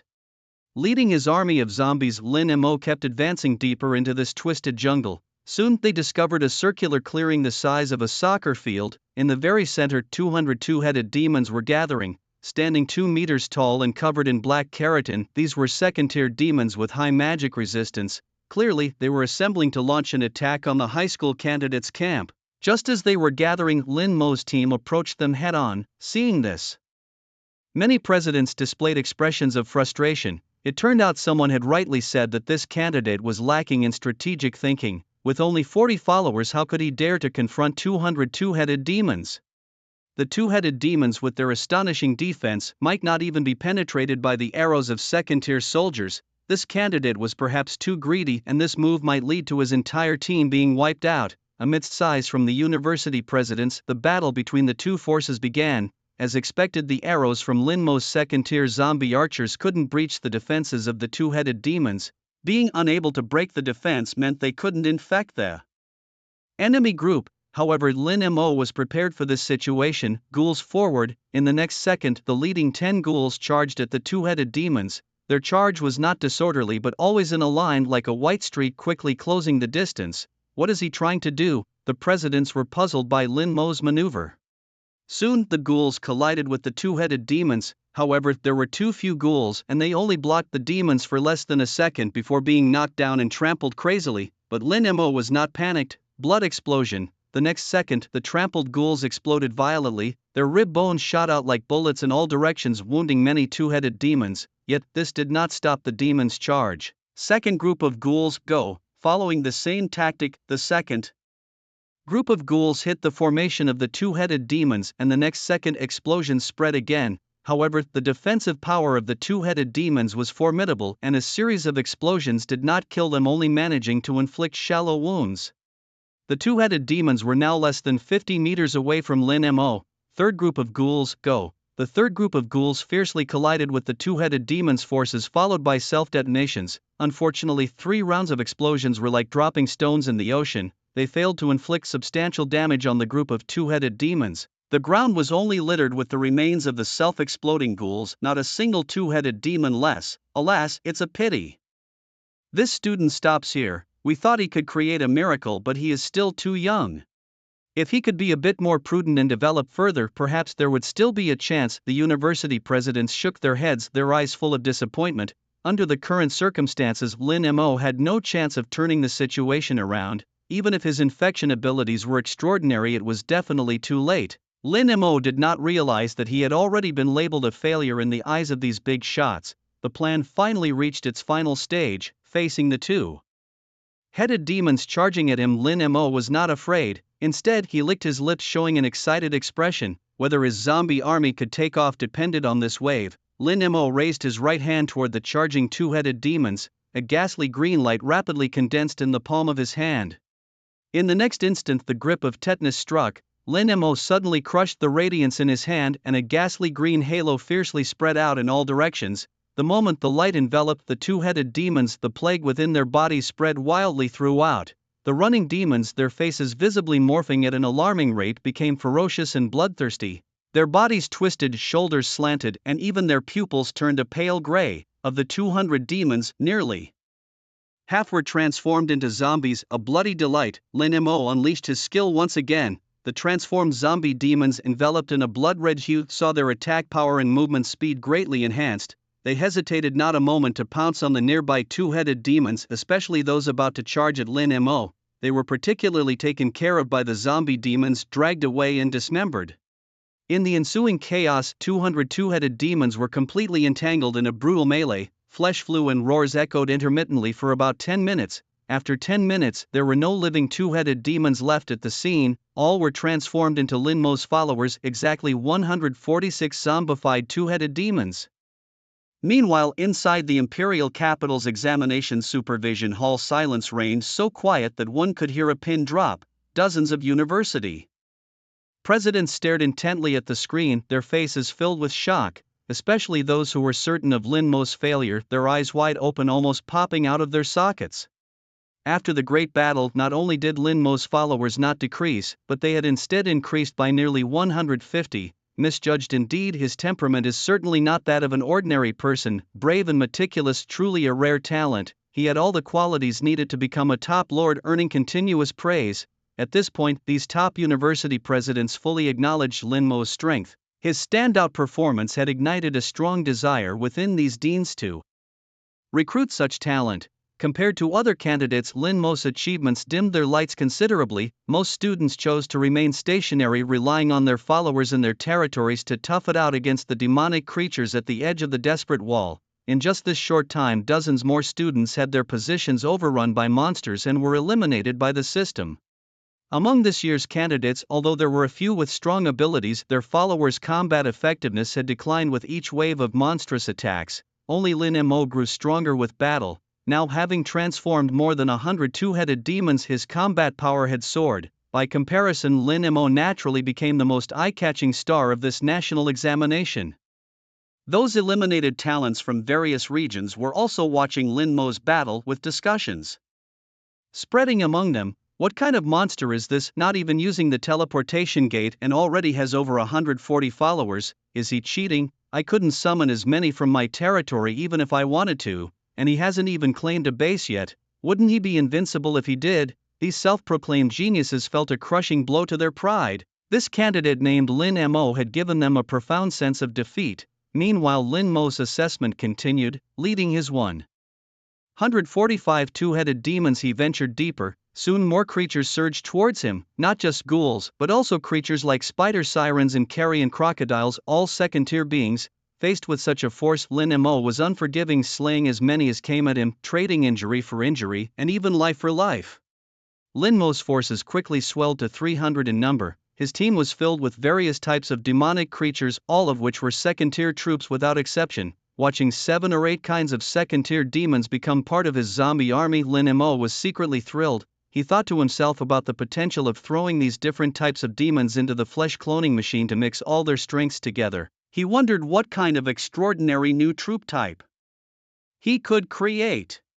Just as he was pondering this, a stern voice suddenly came from the sky. Candidate Lin Mo, congratulations on being the last remaining candidate in this exam. All other candidates have been eliminated or have given up.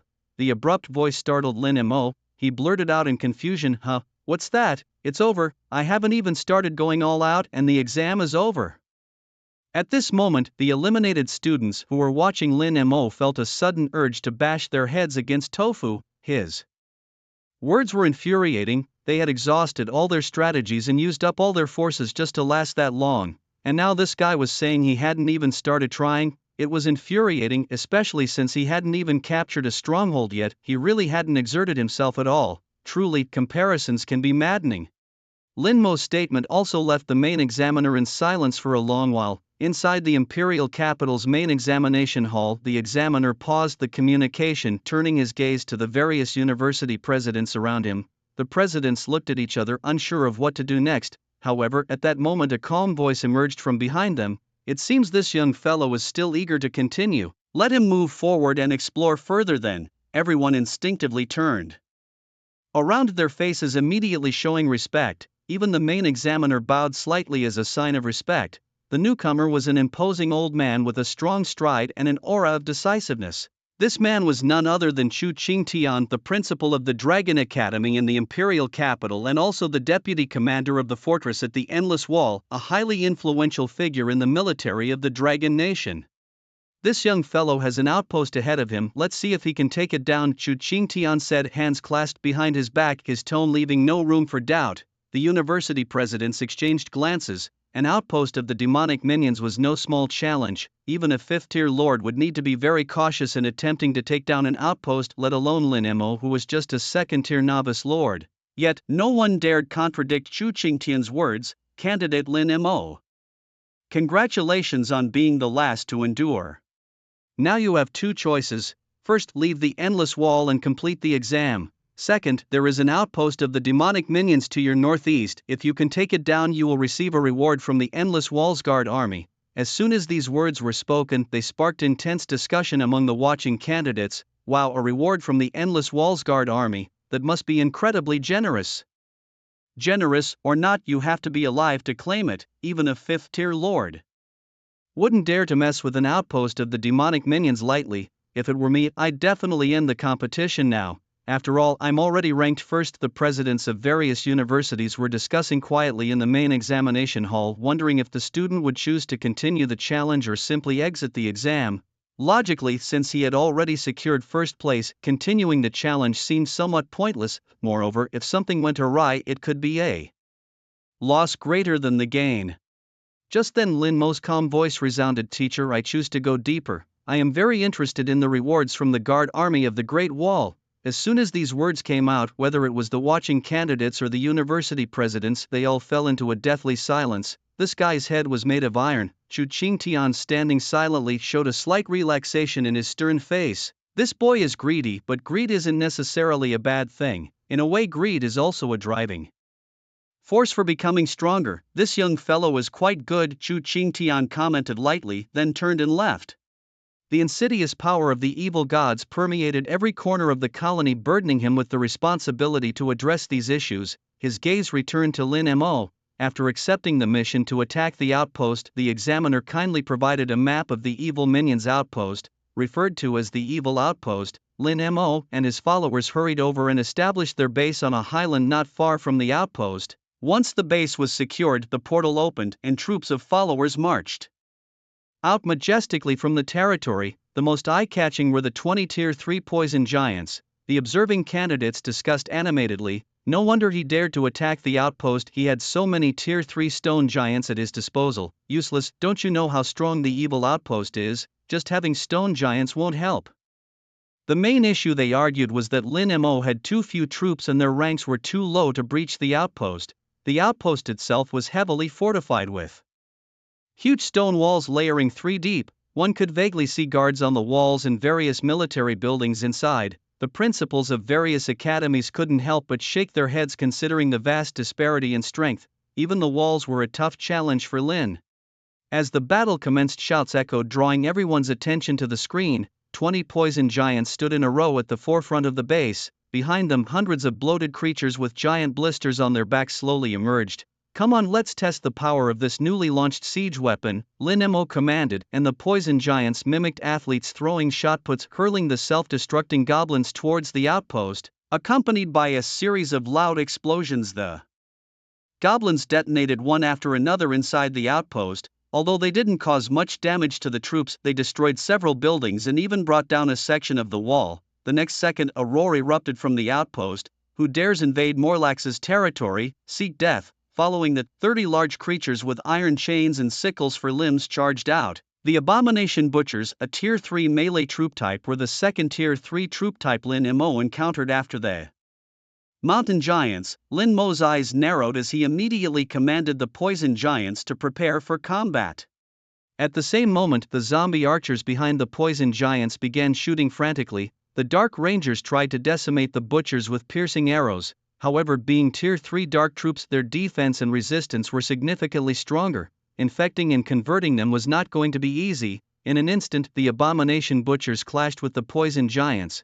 The butchers violently swung the rusted iron hooks embedded in their skin, while the poison giants, their arms dripping with green venom, pounded on the butchers. Compared to the zombie archers, the poison giants' ability to infect was undoubtedly much stronger. The butcher's skin split open, their pupils visibly turning grayish-white. At that moment, Lin Mo raised his hand and unleashed Tetanus Grasp, rapidly converting the 30 Tier 3 abominations into his followers. Now Lin Mo's count of poison giants had decreased to 12, but he gained 18 zombie abominations. His Tier 3 troop count had increased to 30, not diminishing his strength but rather enhancing it. Indeed, battling a high-tier lord was absolutely beneficial for Lin Mo. Just as Lin Mo was preparing for the next phase of the battle, suddenly clusters of dark clouds gathered above the base and blood-red raindrops poured from the sky. These raindrops contained a strong corrosive substance. When they fell on rocks, the rocks visibly dissolved into black water. When they fell on the zombie horde, a continuous sizzling noise of corrosion sounded from the zombies' heads. If it weren't for the protection of the plague god's divinity, these zombies would likely have their brains instantly corroded. However, this corrosive rain would eventually corrode all of Lin Mo's followers if left unchecked. This is the A-level corrosive acid rain skill. The audience of students and teachers gasped in shock.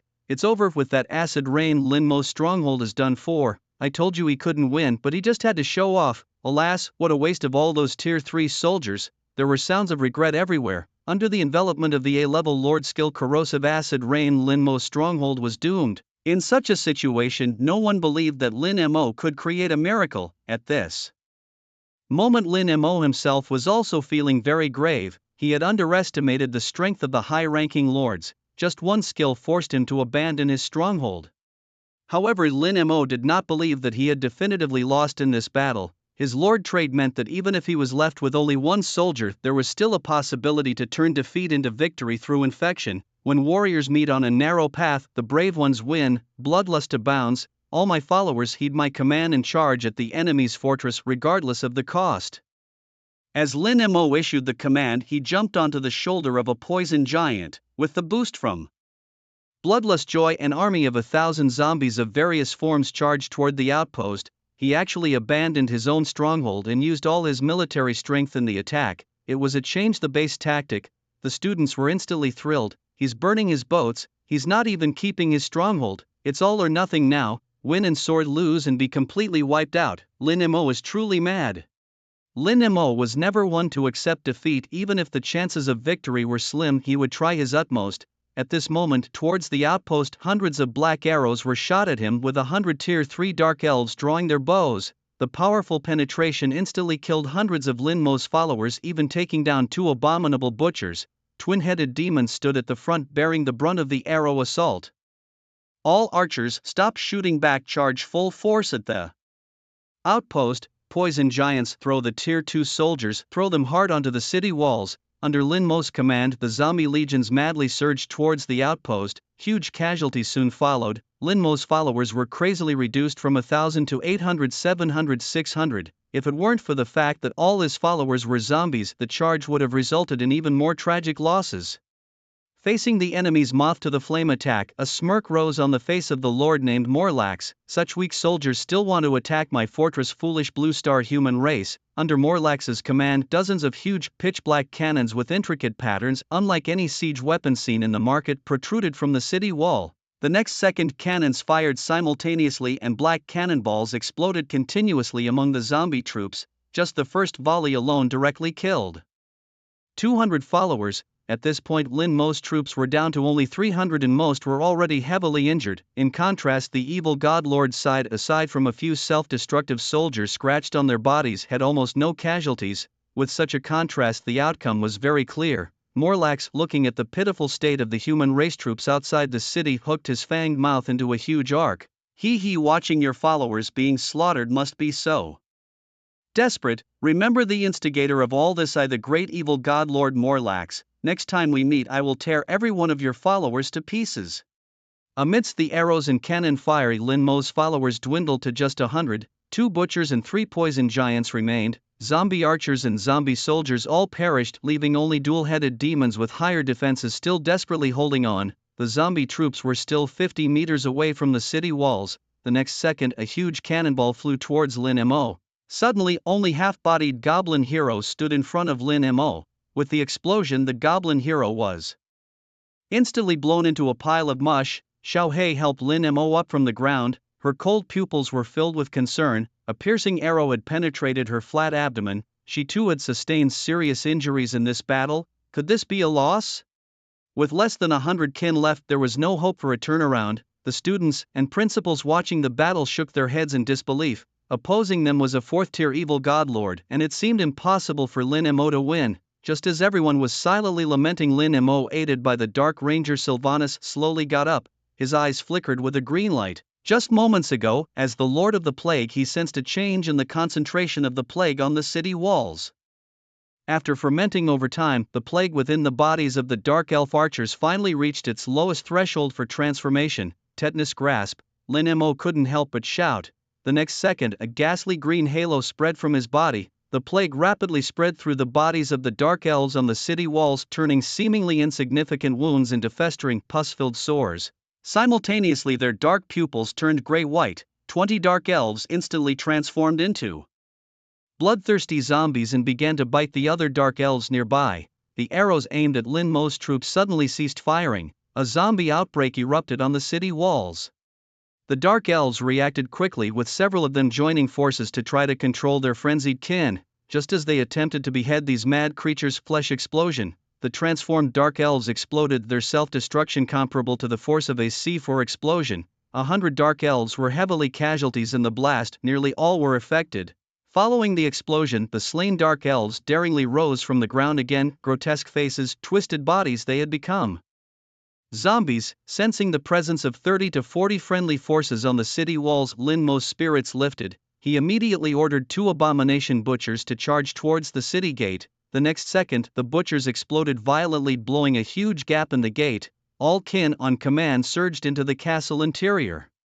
Morlax's city walls had now been completely overtaken by the zombie-transformed Dark Elves.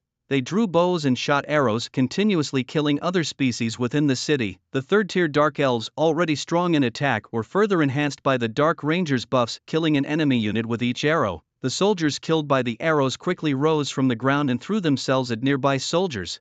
More and more kin were transformed into zombies. The zombie crisis had fully erupted from within this camp. "Damn human lord, what have you done to my kin?" Morlax's angry voice boomed through the air, mixed with a hint of panic. The situation, which had been overwhelmingly in his favor, had suddenly reversed. Without time to think further, Morlax released his final trump card. 3 earth dragons, engulfed in black flames, continuously spewed black fire. Wherever they passed, even third-tier zombies were instantly turned to ash. These fourth-tier black flame earth dragons had formidable defenses that were hard to breach. The principals recognized this species, their brows furrowed, this species even challenging for the Great Wallsguard army to handle. At this moment, Lin Mo also realized the difficulty posed by the Black Flame Earth Dragons. He did not stubbornly launch a fierce attack, but instead directed the Dark Elves to control the city walls cannons, turning them against the Black Flame Earth Dragons on the ground. The next second, black cannonballs rained down on the dragons like money no object. Seeing this, Morlax's nose was nearly twisted in rage. Using his own soldiers against him was bad enough, but to also use his own watchtower's cannons against him. "Damn human lord, you wait!" Morlax screamed a mournful curse. "I will never let you go. I will make you understand what it means to offend me, however, no matter how." Morlax howled. Lin Mo remained unmoved. After the cannons had blasted the Black Flame Earth Dragons to debris, Lin Mo directed the remaining zombie army to surge into the core of the outpost.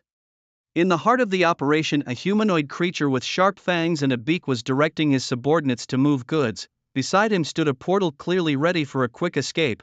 Morlax, seeing the approaching enemies and especially upon spotting Lin Mo, bared his teeth and snarled, "Damn you people of the Blue Star, just you wait, I will return." However, before he could step through the portal, a swift arrow from Xiao He pinned him against the wall, killing him instantly. With Morlax's death, the entire outpost lost its ability to resist.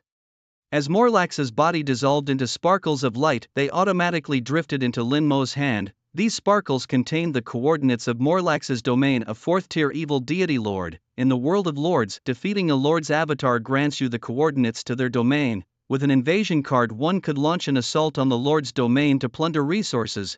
Having eliminated Morlax's forces, Lin Mo directed his zombie legion to scour the castle. Aside from some material resources, nothing of significant value was found. However, the powerful black cannons on the castle walls were noteworthy, and Lin Mo dismantled and transported them back to his own domain.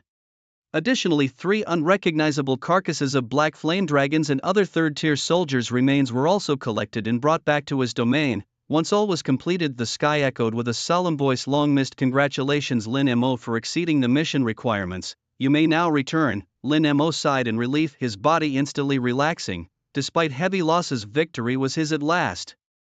Under a golden halo, Lin Mo's consciousness returned to reality. Outside the door, a crowd had gathered, mostly comprised of exam proctors and principals from various schools. Besides the candidates, seeing everyone looking at him with fervent eyes, Lin Mo scratched his head and said, "What's this about?" But in the next second, the area burst into intense applause. "Congratulations, Lin Mo, you are this year's top scorer in the college entrance exams." Meanwhile, on the large screen outside the exam venue, as Lin Mo finished his test, the long static electronic display flickered. First place, Lin Mo, score 750, full marks, domain population 98, national rank number 1. The crowd erupted. Whether it was parents or teachers, all were astounded by the announcement. First place, number 1 in the nation, the top scholar of the Dragon Nation. "Lin Mo, you've really done it."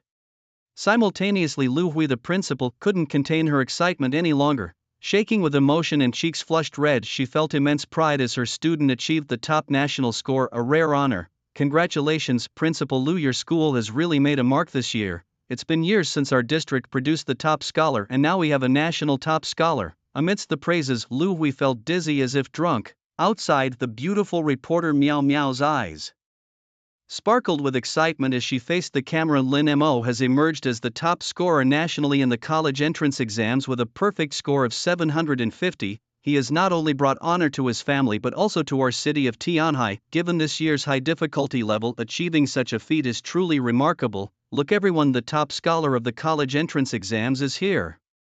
Upon seeing Lin Mo, Meow Meow turned into a little fan, her eyes curving into crescents as she approached him excitedly. Hee Lin Mo, we meet again. Congratulations on becoming the top scholar of the Dragon Nation. Do you have anything to say to the audience in front of the camera?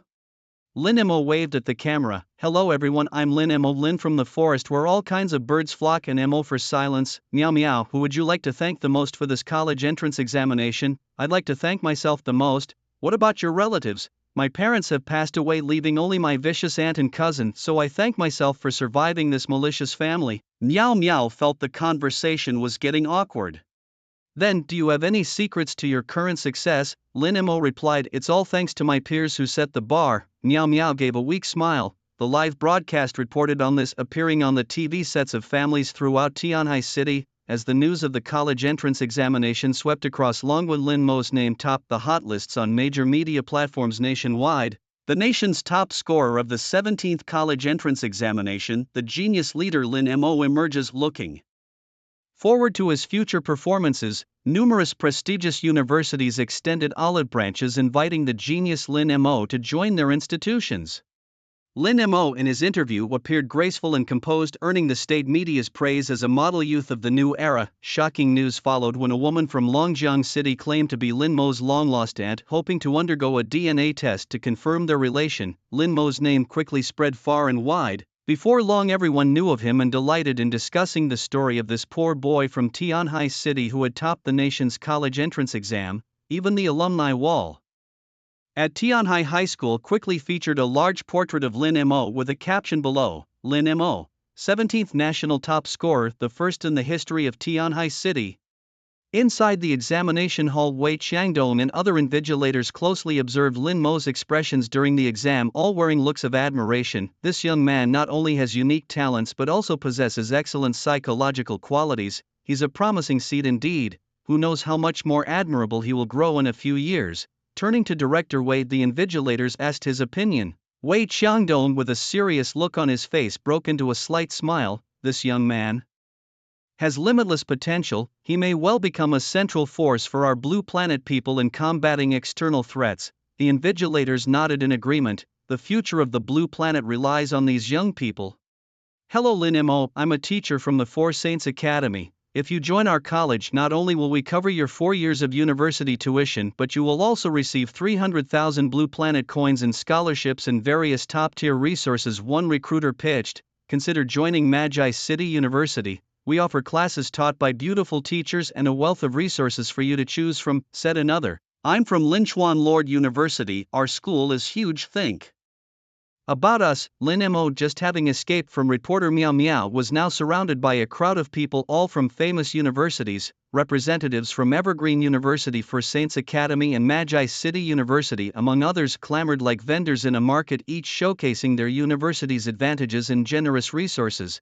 The national top scorer appears only once a year, making him extremely important for these universities. Nearby parents witnessing this scene were stunned and then looked enviously at Lin Mo. Is this the power of being the top scorer in Longhua? Normally high-ranking university admissions officers are groveling before a student. If other students saw this, they might cry tears of frustration. Lin Mo had already decided on his university, Imperial Dragon Academy, so he politely declined the offers from the other admissions officers. Later that night, indulging in a little luxury, Lin Mo booked a decent hotel and went to sleep early, exhausted. The next day was the day to return to school to register for college and also to receive the awards for being the national top scorer and from the desperate Great Wall Defense Force. Wondering what rich rewards awaited him, Lin Mo, neatly dressed, slung his backpack over his shoulder and headed towards Tianhai High School. Along the way the sky was clear, birds chirped and flowers fragranced the air. Enjoying the hard-earned relaxation, Lin Mo hummed a tune to himself. She's just my sister, always with a peculiar fondness for the color purple. As Lin Mo stepped through the school gates, he received attention akin to that of a celebrity. Look, it's Lin Mo, the national top scorer. Wow, he's so handsome, truly deserving of being the top scorer. Brother Lin Mo, I want to be your girlfriend. I've liked you for so long. Do you still remember me, big shot?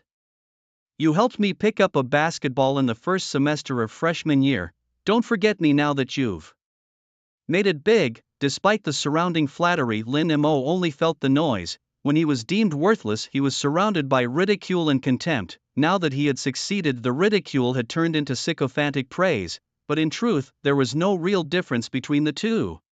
Returning to his old classroom, he sat in silence for a long while before receiving an invitation from the principal to visit the office. Upon arriving, he found not only Principal Lu Hui but also a robust man with a calm demeanor standing beside her. The man sized up Lin Mo and offered a slight smile. "A fine young man, you'll surely have a lot of girls chasing you at university." Lin Mo scratched his head puzzled, but it was Lu Hui who laughed and said, "Lin Mo, let me introduce you. This is Mr. Wei Qiangdong, the admissions officer from the Imperial Dragon Academy." Lin Mo replied respectfully, "Hello, Teacher Wei. I understand there are two purposes for my visit here today: to receive the top scorer award and to test my territorial characteristics." Wei Qiangdong explained, "Don't worry, we won't pry into your secrets. We just want to know the upper limit of your ability to infect enemy kin." Lin Mo nodded, understanding. His ability to convert enemy troops into his own kin was almost like cheating an incredible power. However, his infection ability wasn't always successful. Just yesterday, during a battle with a 4th-tier Black Flame Earth Dragon, he had felt the struggle to infect it. Wei Qiangdong extended his hand and a golden halo appeared. Lin Mo reached out his hand and suddenly felt the world spinning, and the next moment he found himself in a vast and beautiful landscape with a giant white fortress visible in the distance and thousands of ground troops arrayed like ants. This was the dominion of the great Lord Wei Qiangdong, making Lin Mo's own territory seem minuscule in comparison. Lin Mo felt the depth of his own inadequacy. "Come, student Lin Mo, I have arranged a test troop for you," Wei Qiangdong said, turning to show a lineup of high-tier troops: 4th-tier Flame Demons, 5th-tier Frost Giants, and 6th-tier Dual-Headed Chimeras. Under Wei Qiangdong's urging, Lin Mo summoned a 3rd-tier Abominable Butcher from his portal. The butcher walked towards the Flame Demon with an unrecognizable stride. After nearly half an hour, Lin Mo finally felt the threshold of infection appear. With a wave of his hand, he transformed it into a zombie dragon. Next was the 5th-tier Giant. The butcher continued to gnaw away. 1 hour passed, then 2. Half of the giant's body was consumed, yet the threshold was still not reached. Wei Qiangdong waved his hand nonchalantly and the frost giant collapsed lifelessly to the ground. Only then did Lin Mo feel the threshold appeared, transforming it into a zombie giant. However, with the 6th-tier Chimera, even after it had become a corpse, Lin Mo was unable to convert it into a zombie. "So your current limit of infection is 4th tier. Troops, 5th tier only if they are dead, and 6th tier is completely beyond your reach," Wei Qiangdong concluded, stroking his chin. "You are a 2nd-tier lord now, capable of infecting up to 3 tiers above you. Any higher and the resistance of the creatures becomes too great to overcome." Lin Mo nodded thoughtfully. It was as expected.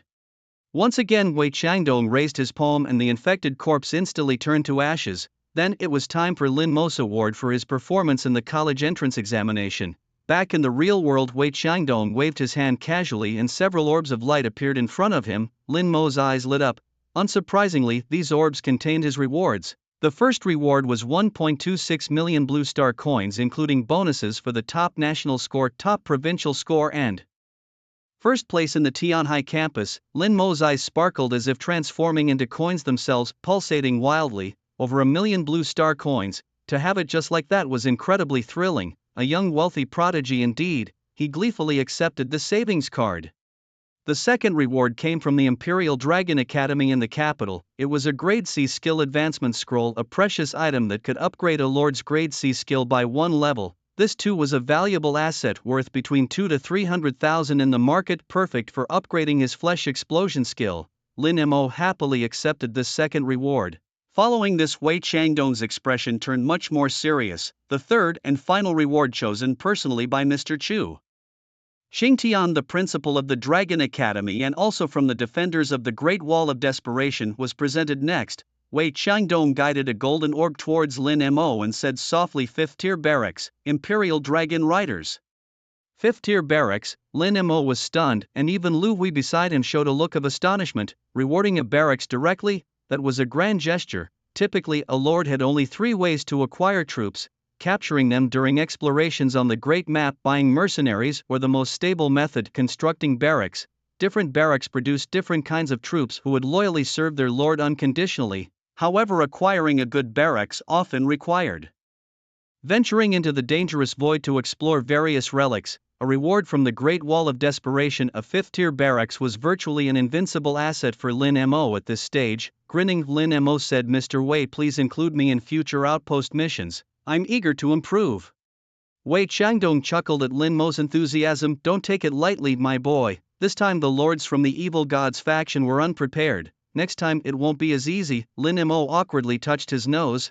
"Oh, and one more thing," said Wei Changdong, slapping his forehead as if remembering something important. "I need to confirm something with you. You're planning to attend our Imperial Dragon Academy, right?" Lin Mo nodded. "Principal Chu hopes you can participate in the evil god expulsion battle next month. Normally only sophomores are allowed to participate, but the principal wants you to try," Wei Changdong explained. "Evil god expulsion battle?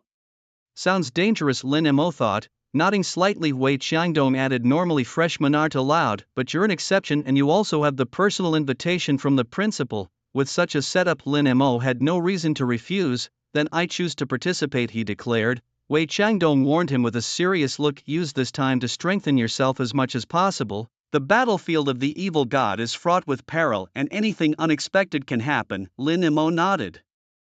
"Understood, Mr. Wei." After a brief exchange, Lin Mo left the principal's office. With the college entrance examination over, he had drawn a perfect close to his high school life. In 3 days he would report to the Imperial Dragon Academy, embarking on a new chapter of his university life. In the following period, Lin Mo began to reorganize his territory. At this time, the population of Lin Mo's domain could only be described as a dreadful sight. The high school entrance examination battles had cost him a great deal of his troops. The remnants of his forces were so battered that he didn't even consider sending them to the graveyard for repairs. Instead, Lin Mo decisively threw all the second-tier miscellaneous soldiers into the flesh cloning machine, accompanied by the roaring sound of the machine. 50 new type zombies clad in black armor were produced. Black armored zombies, Tier 2. These soldiers possess strong defense capabilities and magic resistance, making them invincible hexagonal warriors of the same tier. Next, it was time to deal with the third-tier troops. Just as Lin Mo was about to fuse the abominable butcher and poison giant together, he caught a glimpse of 3 Tier 4 black flame earth dragon corpses on the ground. Although lower-tier flesh could not clone higher-tier flesh, he wondered if the reverse could be true. Since he had already collected them, it seemed a waste not to use them. Without further thought, Lin Mo threw the abominable butcher, poison giant, dark elf and the corpses of the black flame earth dragons into the cloning machine. After a violent stirring, the flesh of the 4 soldier types was mixed together. This cloning process clearly took longer than before, accompanied by a ding like a microwave signaling that a chicken leg was ready. A 3-meter-tall black monster emerged from the cloning machine. Black Flame Titan, Tier 3, a powerful soldier type capable of both ranged and melee attacks, firing explosive arrows imbued with the power of black flames. The giant that stepped out of the cloning machine not only had a head on its neck but also a black dragon head growing on its abdomen. Moreover, it carried on its back a 2-meter-long bow made of flesh and bones. Its body was enveloped in black flames with black rocks covering its entire body. After some tests, Lin Mo discovered that the Black Flame Titan was incredibly strong. Firstly, the dragon head on its abdomen could spew black flames like a flamethrower, covering a 180-degree area in front of it. Then there was the huge bow on its back. The Titan could draw its own ribs to string the bow and shoot arrows with the power to rival siege crossbows. The most impressive feature was that these arrows would explode upon impact, causing the black flames to scorch a wide area. The Black Flame Titan's melee capabilities were also formidable, with the surrounding black rocks providing it with strong defensive power. Among the third-tier soldiers, there truly was no other as powerful in both offense and defense as the Black Flame Titan, a veritable humanoid artillery. Licking his lips, Lin Mo immediately decided to recycle all the remaining third-tier soldiers. Eventually, he produced 30 Black Flame Titans. With this, the reorganization of Lin Mo's domain was complete. His current forces included 50 black armored zombies and 30 Black Flame Titans. Next, Lin Mo used an upgrade scroll to elevate his C-level skill Flesh Explosion to B-level, enhancing the self-destructive power of his minions when compared to others of the same tier. Then came the most exciting part, the announcement of the grand reward. Lin Mo rubbed his hands together. Tier 5 Barracks, Imperial Dragon Riders. The moment he placed the barracks on his territory, detailed information about the barracks flooded his mind. Imperial Dragon Riders, Tier 5 a cavalry unit with strong mobility. The Earth Dragons possessed commendable melee abilities, and the dragon riders on their backs could throw long spears to pierce enemies from a distance. Production rate 5 per day. Undoubtedly, the Imperial Dragon Riders were an extremely powerful force. However, just as Lin Mo was preparing to produce the first batch of Dragon Riders, the system notification sounded again. Ding!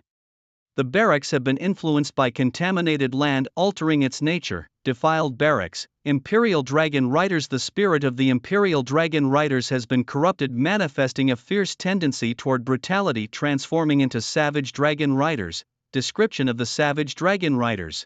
Their hearts are filled with a desire for slaughter, becoming more frenzied in battle the more they are injured, significantly increasing their attack power. Defiled again. Lin Mo sweat profusely. However, it seemed that the corrupted dragon riders were even stronger now, possessing skills similar to berserkers. Summoning the savage dragon riders, what met his eyes was a blood-red earth dragon with the rider dressed in dark red armor, armed to the teeth, holding a massive spear. Unexpectedly, it had a somewhat rogue charm. Lin Mo selected a black flame titan that was idly standing in a corner and had it spar with the tyrant dragon rider. The result was instantaneous. The long spear shot by the dragon rider pierced through the black flame titan effortlessly. Indeed, being a 5th tier unit facing a 3rd tier was like slicing through vegetables. With the 5th tier tyrant dragon riders as his trump card, the security of his own territory surged dramatically. Following this, Lin Mo continued with the transformation and training of his followers. From the coordinates of the Sky Island that burst from Zheng Tian, there were some mountain giants and 2nd tier beast soldiers. Lin Mo sent out the tyrant dragon riders, who swept through the island like a whirlwind. Not a single creature was left alive, and only then did he leave contentedly. During this time, Lin Mo also visited the newbie continent several times, but unfortunately, the military resources there were average, and high-tier units like the tyrant dragon riders were not allowed to enter. Thus, Lin Mo went back to his old ways, amassing a zombie army on the newbie continent and sweeping through it voraciously. Whether they were 1st or 2nd tier soldiers, all became part of the zombie army. 3 days passed in this manner, and on the eve of his departure to report to the Imperial Dragon Academy in the capital, Lin Mo looked at his zombie army on the newbie continent, which had now reached a count of 30,000. He stretched lazily. Next, he activated the sacrifice skill, and the 30,000 zombie army was engulfed by white flames in an instant. A series of notification sounds began to ring in Lin Mo's mind. Ding! Sacrifice successful. You have obtained basic building. Graveyard *4. You have obtained basic building. Flesh cloning machine *1. You have obtained D-grade lord skill. Reign of growth. You have obtained advanced blueprint for blacksmith shop. After numerous stings, Lin Mo had acquired a multitude of items and blueprints. There weren't many for personal use, and the items he couldn't use he could find an opportunity to sell for money. After packing his belongings simply, Lin Mo boarded the high-speed train to the capital. The public TV in the corridor was still broadcasting news of Lin Mo becoming the top scholar. Sitting in his seat, Lin Mo looked out of the train window. A sense of melancholy suddenly washed over him, more precisely, a sense of loneliness. He had heard that the Imperial Dragon Academy in the capital was filled with beauties, something he was really looking forward to. As the sound of the train entering the station rang out, Lin Mo, who had been dozing, slowly woke up. The capital of the Dragon Kingdom, the Imperial City, had arrived. The moment he stepped out of the high-speed train station, he was greeted by towering buildings and bustling traffic. A warm buzz of the big city hit him face on. "Hey buddy, need a ride? I can give you a discount if we carpool." Lin Mo, not yet realizing he was now a man of considerable wealth, nodded subconsciously. "I need to go to 888 Shallow Alley Road." "Alright," the taxi driver enthusiastically ushered Lin Mo into the car. Once seated, Lin Mo noticed 2 girls with meticulously done makeup also in the back seat. One wore a pink JK uniform and the other a blue one. Their dazzling long white legs were strikingly visible, clearly energetic university students. At that moment, the 2 girls were chattering non-stop. The driver also got into the car, curiously sizing up Lin Mo. "Young man, where did you say you were going again?" 888 Shallow Alley Road, Lin Mo repeated. The driver, unfamiliar with the place, pressed his phone next to the steering wheel. "Hey Siri, navigate to 888 Shallow Alley Road." The phone quickly responded, searching for 888 Shallow Alley Road. Destination confirmed as the north gate of the Imperial Dragon Academy. Navigating now. The Imperial Dragon Academy? The driver's expression turned to one of surprise. My goodness, you're a student at the Imperial Dragon Academy, a freshman just got admitted this year. At this, the two ladies in the back seats' mouths formed O shapes, incredulous. Wow, a freshman at the Dragon Academy, so you're a scholarly big brother. To get into the Imperial Dragon Academy, one must be a genius among geniuses. The more I looked at you, the more familiar you seemed, the taxi driver said, furrowing his brow. In the next second, his eyes widened in recognition. You're Lin Mo from Tianhai City, the top scholar in the National College Entrance Examination this year. The young lady in the pink JK outfit sitting in the back seat couldn't contain her excitement. Forgetting to maintain her ladylike demeanor, she leaned forward to get a better look at Lin Mo. Then she shrieked with a mixture of surprise and delight. Wow, it really is Lin Mo, the National College Entrance Exam top scorer. What incredible luck, I have to be sharing a taxi with him. I can't wait to tell all my friends back at the dorm, they'll be so jealous. The driver chuckled, it's my honor to have a top scholar in my car, this ride is on the house for all of you. The girls in the back were already buzzing with excitement. They bombarded Lin Mo with questions about whether he was hungry or thirsty, and then started stuffing snacks like soda, peanuts and candies into his arms as if fearing he might starve or dehydrate at any moment. By the time the taxi reached their destination, Lin Mo politely declined the girls' requests to add him on social media and dashed away as if escaping. Girls in the capital are too enthusiastic. I can barely handle it, he thought, relieved to have evaded further attention. As Lin Mo approached the gates of the imperial capital Dragon College, which was beautifully located by the mountains and waters, he exhaled deeply of the beautiful college life. Here I come. However, just as he was about to enter the college, he caught a glimpse of a familiar figure from the corner of his eye. Near a flower bed stood a breathtakingly beautiful girl with her eyes covered with a white cloth, her ethereal aura seemingly not of this world. Her slender figure was accentuated by her light gray dress. Lu Wanwan, what is she doing here all by herself? Where is Principal Lu Hui? Lin Mo wondered, momentarily distracted. Just then, a group approached Lu Wanwan.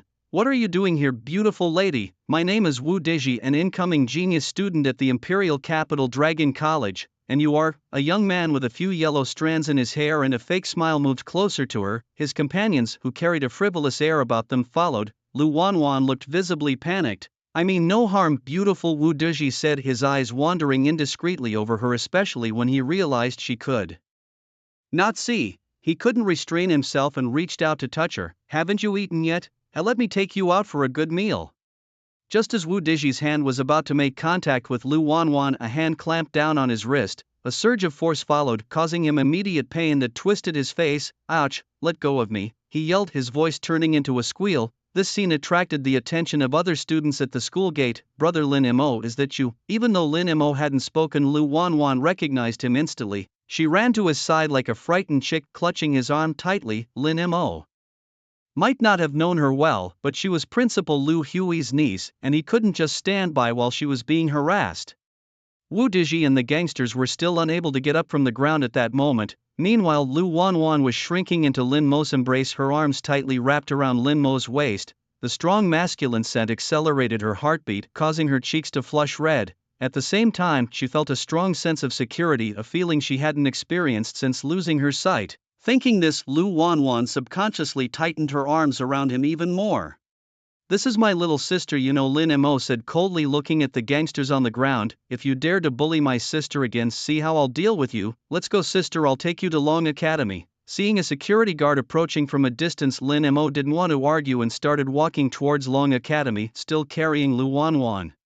At the same time, Lu Hui arrived with a stunningly attractive female teacher, Shan Shan, who was fashionably late. In order to escape the harassment of the hooligans, Lin Mo led Lu Wanwan into the campus of the imperial capital Long Academy. As they walked along the small forested path of the academy, Lin Mo looked at Lu Wanwan, whose face was slightly flushed, and asked, "Why are you here alone? Didn't Principal Lu come with you?" Lu Wanwan's voice was very soft and slightly sweet as she replied, "I was waiting for my aunt, she hasn't arrived yet." Perhaps due to a lack of a sense of security since childhood, Lu Wanwan did not immediately let go of Lin Mo's arm. Instead, she clung to it as if it were a lifeline. Lin Mo realized that the young girl must be very frightened at the moment. If he hadn't passed by just in time, the consequences would have been unimaginable. "Wanwan, you're here!" A surprised shout came from afar. Turning to look, they saw Principal Lu Hui running towards them, anxious, with an ice-cold beauty beside her. Lu Hui's eyes also flashed with surprise when she saw Lin Mo. Lin Mo, you're here. Lin Mo touched his nose and smiled wryly. Yes, Principal Lu, long time no see. This is how you two are. Principal Lu looked at her student and niece being so close, a hint of bewilderment flashing in her eyes. Wan Wan has never had close contact with the opposite sex due to her condition from a young age, but now has she become influenced by the liberal atmosphere of the university and started to liberate her nature. Here's the thing, Principal Lu. Lin Mo briefly explained what had happened. I saw that it wasn't safe for student Lu Wan Wan alone, so I brought her into the school first. Just then the icy beauty beside Lu Hui suddenly stepped forward. Wan Wan, long time no see, Auntie. Lu Wan Wan's voice filled with surprise and she immediately threw herself into the woman's arms. Lin Mo glanced at the woman, subconsciously noting her in a long, slim purple dress that highlighted her voluptuous figure. What was most striking was her face, which bore a slight resemblance to Wan Wan's. She looked like an enlarged version of Lu Wan Wan, but her expression was indeed a bit too cold, like a perennially unmelting iceberg. A restrained ice queen beauty. My name is Jiang Yi, Wan Wan's aunt, she said, affectionately stroking Lu Wan Wan's head and looking at Lin Mo with a scrutinizing gaze. And also your homeroom teacher at Imperial Capital Long Academy. What, homeroom teacher? Lin Mo was stunned. The woman in front of him looked to be only in her mid-20s, a stunning beauty. His preconceived notion of a college homeroom teacher was completely overturned. University life is going to be great. Jiang He pursed her red lips, her voice cool. So Lin, top scholar, are you satisfied with me? Lin Mo nodded like a pecking chicken. Hello Teacher Jiang, I'm Lin Mo, a Lord trainee with 2.5 years of experience. After a brief exchange, Lin Mo learned that Jiang He was Lu Wan Wan's aunt, only 6 years older than him. After graduating from university she became a teacher at the Imperial Capital Dragon Academy. The reason she encouraged Wan Wan to apply to Dragon Academy was because having her aunt there would make it easier to take care of her. Lu Hui sighed helplessly. The child had experienced too much from a young age. Now that she had awakened as a support resource type lord, a rare type of lord, akin to the alchemists in the Dupo continent, it was inevitable that many would covet her abilities. According to the information Lin Mo had gathered, the spiritual energy of a support resource type lord's territory was more than 10 times that of ordinary territories. This was highly beneficial for activities such as forging divine weapons and cultivating extraordinary natural treasures. Armies stationed in such territories could even improve their ranks over time, gaining substantial strength. Some special resource-type lords could even condense the essence of nothingness, enhancing the ranks of other lords. Such powerful support lords, however, had a critical flaw. They could not recruit troops above the first rank as their followers. You could leave first-rank soldiers to level up autonomously, but you couldn't recruit higher-ranked troops. Hence, many resource-type lords chose to collaborate with other lords, enhancing their territory's defenses by stationing troops. However, some unscrupulous lords would choose to forcefully take over the territories of resource-type lords, enslaving them. Lu Wan Wan's ability to gain admission to the prestigious Imperial Capital Dragon Academy indicated that her territory was exceptionally rare. Being rare and vulnerable made it even more attractive to others. The atmosphere became slightly tense when Lu Hui suddenly said, Lin Mo, you just drove away those bad students as Wan Wan's brother, right? I hope you can continue to maintain this sibling relationship. If those with ill intentions knew that Wan Wan's brother is the top scorer in the college entrance examination, they would surely restrain themselves. Of course, we will also provide generous rewards for your help. Lin Mo was momentarily stunned, showing a troubled expression. To be honest, he didn't want to get involved in this mess. It wasn't that the role of a resource support lord wasn't appealing, but rather that he himself was too weak and lacked a solid background. If a major power targeted him, Lu Hui seemed to understand Lin Mo's concerns and immediately said, don't worry Lin Mo, as long as you are a student at the Imperial Capital Dragon Academy, the academy will be your strongest support. Moreover, Wan Wan is mostly cared for by her aunt, you are only nominally involved. Jiang Yi, who had been silent, did not comment. We should consider what Wan Wan wants. Lin Mo pointed to Lu Wan Wan, who hadn't said a word. We aren't very familiar with each other. She surely wouldn't agree. Before Lin Mo could finish, Lu Wan Wan looked up weakly and said, I am willing. Then, as if mustering all her strength, she sweetly called out, brother. That single word turned Lin Mo's bones to mush. Her soft voice melting like that of a pitiable kitten, instantly arousing his protective instincts. Recognizing such a fragile sister didn't seem too bad after all. Thus, having just arrived at the Imperial Capital Dragon Academy, Lin Mo unlocked the achievement of gaining a sister. Under Jiang He's guidance, Lin Mo successfully completed the enrollment procedures at the Academic Affairs Office. Brother Lin Mo, I'd like to tour the school, Lu Wanwan whispered, tugging at Lin Mo's sleeve. After nodding to Jiang He, the two began to wander around the campus, chatting casually. During their stroll, Lin Mo learned that although Lu Wanwan was visually impaired, she possessed a unique sensing ability that allowed her to roughly perceive the outlines of objects and the movements of people around her, so she didn't use a cane and didn't stumble. The campus of the imperial capital Dragon Academy was not as large as he had imagined. They quickly finished their tour and soon the bustling sounds of hawking began to fill the air. Looking around, they found themselves in a crowded market filled with students, with a sign reading Dragon Academy Trading Row hanging overhead.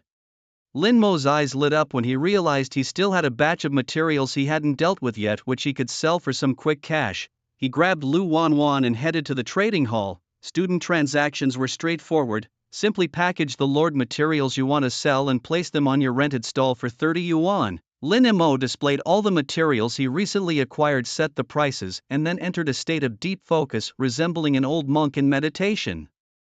Meanwhile, Lu Wanwan sat quietly by his side like a delicate doll. Bro, I'll take that advanced blacksmith shop blueprint. Hey handsome, the D-class skill Reign of Growth is a bit pricey. Could you give me a discount? I'll send you my private photos. Dude, I'm a bit short on cash. Can I trade some building materials with you instead? Guys, scammers have upgraded their tricks lately. Please download the Dragon Country anti-fraud app before trading. Conversations buzzed around. Lin Mo's goods were surprisingly popular and sold out quickly, earning him around 200,000 yuan. With this, his little treasure trove grew to 1.5 million Blue Star coins, marking him as a bona fide rich second generation. However, one item remained unsold despite waiting half the day, and B-Class Lord Skill Whisper of the Persuader that boosts recruitment rates, priced at 500,000.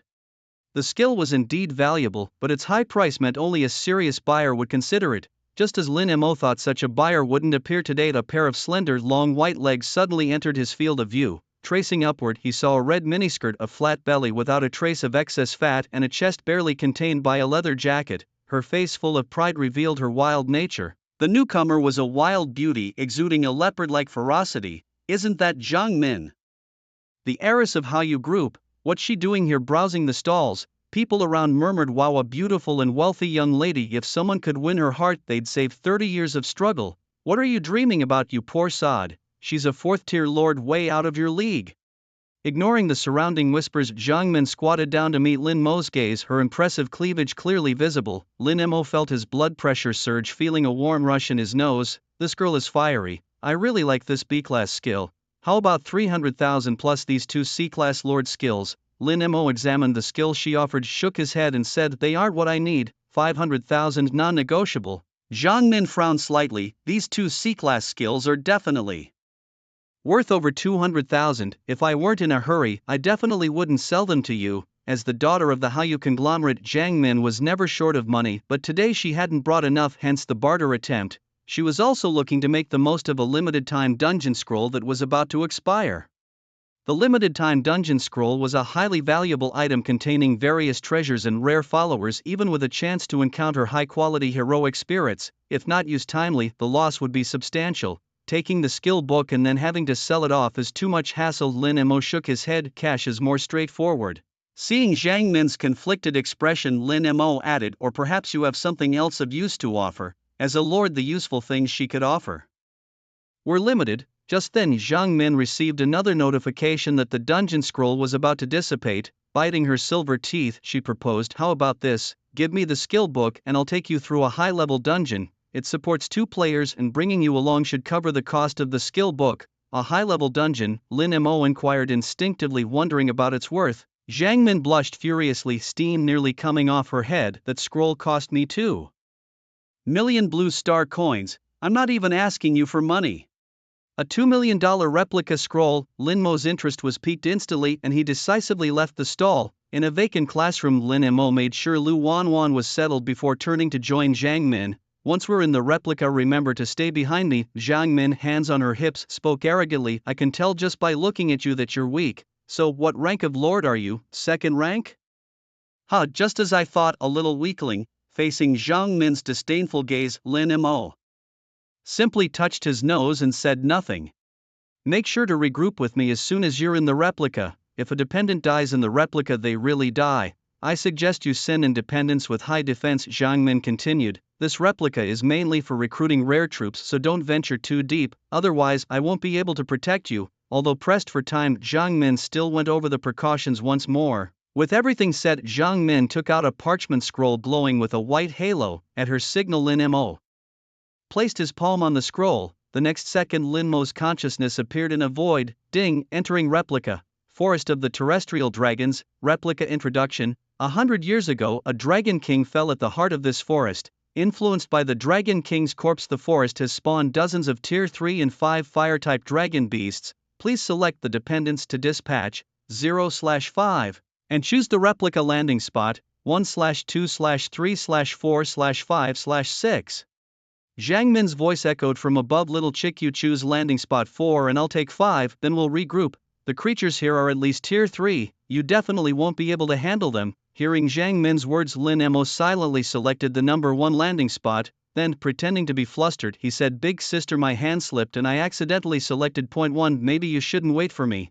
Just as Jiang Min landed in the replica, hearing Lin Mo's words made her blood pressure soar once again. Stomping her feet in frustration, she muttered, this little fool is really both weak and clumsy. Never mind, let him fend for himself. If need be, I'll just compensate him with 500,000 later. With that, Jiang Min no longer let herself be distracted. Transformed into a Tier 4 Dragon Queen, she led her 5 Dragon Man dependents deeper into the forest. With the skill whisper of the Persuader, she was confident she could tame 5 Tier 4 ground dragons. Before the replica time ended, she could then form a powerful dragon cavalry squad, significantly boosting her combat power. Meanwhile, at landing spot number 1, Lin Mo, clad in blood-red armor, was adapting to his new avatar, the Tyrant Dragon Knight. By his side, there were 5 other Tyrant Dragon Knights, each emitting a faint red blood aura, exuding a chilling, oppressive aura. It's worth mentioning that although Lin Mo was now the avatar of a Tyrant Dragon Knight, inside the armor he still looked like a plague lord with white pupils and white hair. Moreover, he could still use his transformation skill, Tetanus Grasp. Given that the replica's monsters ranged from Tier 3 to 5-inch, Lin Mo thought, as a Tier 5 Tyrant Dragon Knight, I should be able to solo this without much difficulty, and with his left hand controlling the reins and his right hand raising a spear, he issued the command to attack.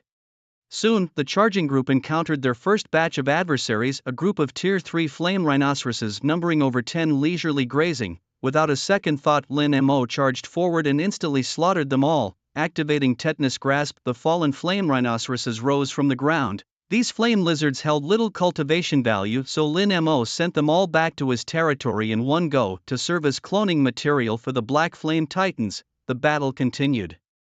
And soon the Tyrant Dragon Knights encountered a group of Tier 3 crimson armored crocodiles. Even though these crocodiles were known for their defense, they couldn't withstand a single spear thrust from the Tyrant Dragon Knights. Easily slaughtered and transformed, Lin Mo once again harvested 20 portions of Tier 3 cloning material. In less than half an hour, Lin Mo had already obtained over 30 portions of Tier 3 cloning material. Such efficiency was indeed explosive even among the lords. At this moment, on the other side of the map, Jiang Min, transformed into the Dragon Queen, tore through the body of the last 4-armed flame ape, gasping heavily. The half-dragon warriors by her side also sustained minor injuries. This was the second wave of 3rd-tier monsters that she and her followers had defeated. For her, a 4th-tier lord, 3rd-tier monsters also had recruitment value. Most 4th-tier lords typically had main forces composed of 2nd-tier soldiers, with 3rd-tier soldiers as elites and anything 4th tier or higher as trump cards. However, given the time-limited dungeon, in pursuit of maximizing benefits, Jiang Min had no choice but to forsake the 3rd-tier soldiers and focus entirely on recruiting 4th-tier types. Fortunately, their luck was still holding. As they rested, 3 dragon-shaped figures approached from not far away. The moment she saw them, Jiang Min jumped up excitedly. 4th-tier magical beasts, flame earth dragons. She hadn't expected to encounter them so soon. Her red dragon tail swished excitedly twice. Now all she needed to do was stun and recruit them to make them her own. Meanwhile, Lin Mo was dealing with his part of the forest, where 6 Tyrant Dragon Riders rampaged through, quickly breaking the 100 mark in 3rd-tier cloning material. This meant that upon leaving this place, Lin Mo would possess 100 powerful 3rd-tier Black Flame Titans as his main force. The dungeon had nothing else going for it but the abundance of monsters, which was like a soldier producing heaven for Lin Mo. After converting another 50 portions of cloning material, Lin Mo finally encountered his first batch of 4th tier magical beasts. There were 10 flame earth dragons, and Lin Mo immediately commanded his tyrant dragon riders to charge at this group. Transforming 4th tier monsters was considerably slower, but luckily the tyrant dragon riders were overpoweringly strong. After completely annihilating this group of earth dragons, he successfully transformed them into necrotic earth dragons. These 10 rotting earth dragons with pale pupils and emitting green flames were a delightful addition to his forces. He brought back 9 necrotic earth dragons to his domain, leaving behind one relatively intact female earth dragon. According to the knowledge he acquired in high school, dragon-type magical beasts had a strong possessive desire towards the opposite sex. When the female dragon emitted a coquettish roar similar to that of a human, the male dragons, driven by instinct, would approach and attempt to engage more deeply. Lin Mo had the tyrant dragon riders hide nearby, leaving only the necrotic female earth dragon, who continued to emit sharp screams with her head tilted back. A few minutes later, a male flame earth dragon, its tail wagging, approached. Seeing it come, to the female tail held high and wings fluttering as it danced around her, and upon confirming that the female showed no resistance, it eagerly mounted her. Immediately after, the male dragon let out a sharp shriek, its entire face contorting in an instant. It was as if, much like a famous courtesan of the music bureau in a tale of long-developed affection, was suddenly told she wasn't human. A complete questioning of its dragon life. The next second, a long spear shot out from the shadows, piercing its heart cleanly, tragically ending its dragon life. Dragging away the dragon corpse for transformation, Lin Mo commanded the female dragon to continue her calls, inviting the next victim to the stage. Although the method was rather undragonlike, its effectiveness was exceptional. Meanwhile, Zhang Min, after a fierce battle and at the cost of severely injuring 2 dragon warriors, finally subdued 3 flame earth dragons. Proud of her achievement, she opened the communication system to boast to Lin Mo, "Hey weakling, are you still alive? I've got good news for you. Big sister here has successfully recruited 3 4th tier earth dragons. Haha, impressive, isn't it?" Lin Mo glanced at his territory, where 20 zombified earth dragons were recovering from their injuries in the graveyard, and over 100 3rd tier clone materials hopping into the flesh cloning machine. Reluctantly he nodded. "Big sister, you are really impressive. I didn't expect you to be so resilient." Zhang Min was in a good mood. "I'll send you the coordinates. Come find me. I also need to recruit 2 4th tier earth dragons, and if I encounter any 3rd tier monsters, I'll leave them for you to recruit." In Zhang Min's view, having several 3rd tier soldiers would significantly enhance Lin Mo's strength as a 2nd tier lord. Lin Mo unconsciously touched his nose. Although this big sister always acted arrogantly, she was actually quite decent. But then again, he was no pushover. Just as Lin Mo was about to politely decline Zhang Min's offer, planning to continue with his plan to fish for more dragons using celestial techniques, a piercing dragon roar echoed from the depths of the mountains. Immediately after, a notification sounded in both their minds. Ding! The actions of the invaders have thoroughly enraged the Earth Dragon leader, and a beast tide will appear in 1 minute.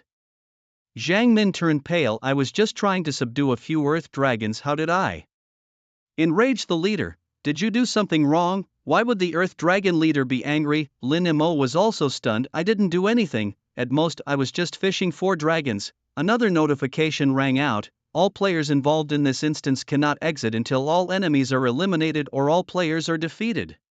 Meanwhile, in the deepest part of the forest mountains, a 5th tier celestial flame dragon was continuously roaring furiously. "Damned invaders, using such despicable methods to harm my earth dragon kin. Die all of you." Boom! Hundreds of 3rd tier fire earth dragons and 4th tier flame earth dragons emerged from their nests. At this point, Lin Mo and Zhang Min's location had been locked by the earth dragons, leaving them no place to hide. Feeling the ground tremble continuously, Zhang Min was terrified, her fingers trembling uncontrollably. She only had 3 followers left, and including herself, that made only 4 4th tier fighters. It was impossible to withstand this beast tide. Despite this, she opened the communication channel, intending to tell Lin Mo to run as far as he could. However, it was Lin Mo's stern voice that came through first, his tone undeniable. "Send me your coordinates."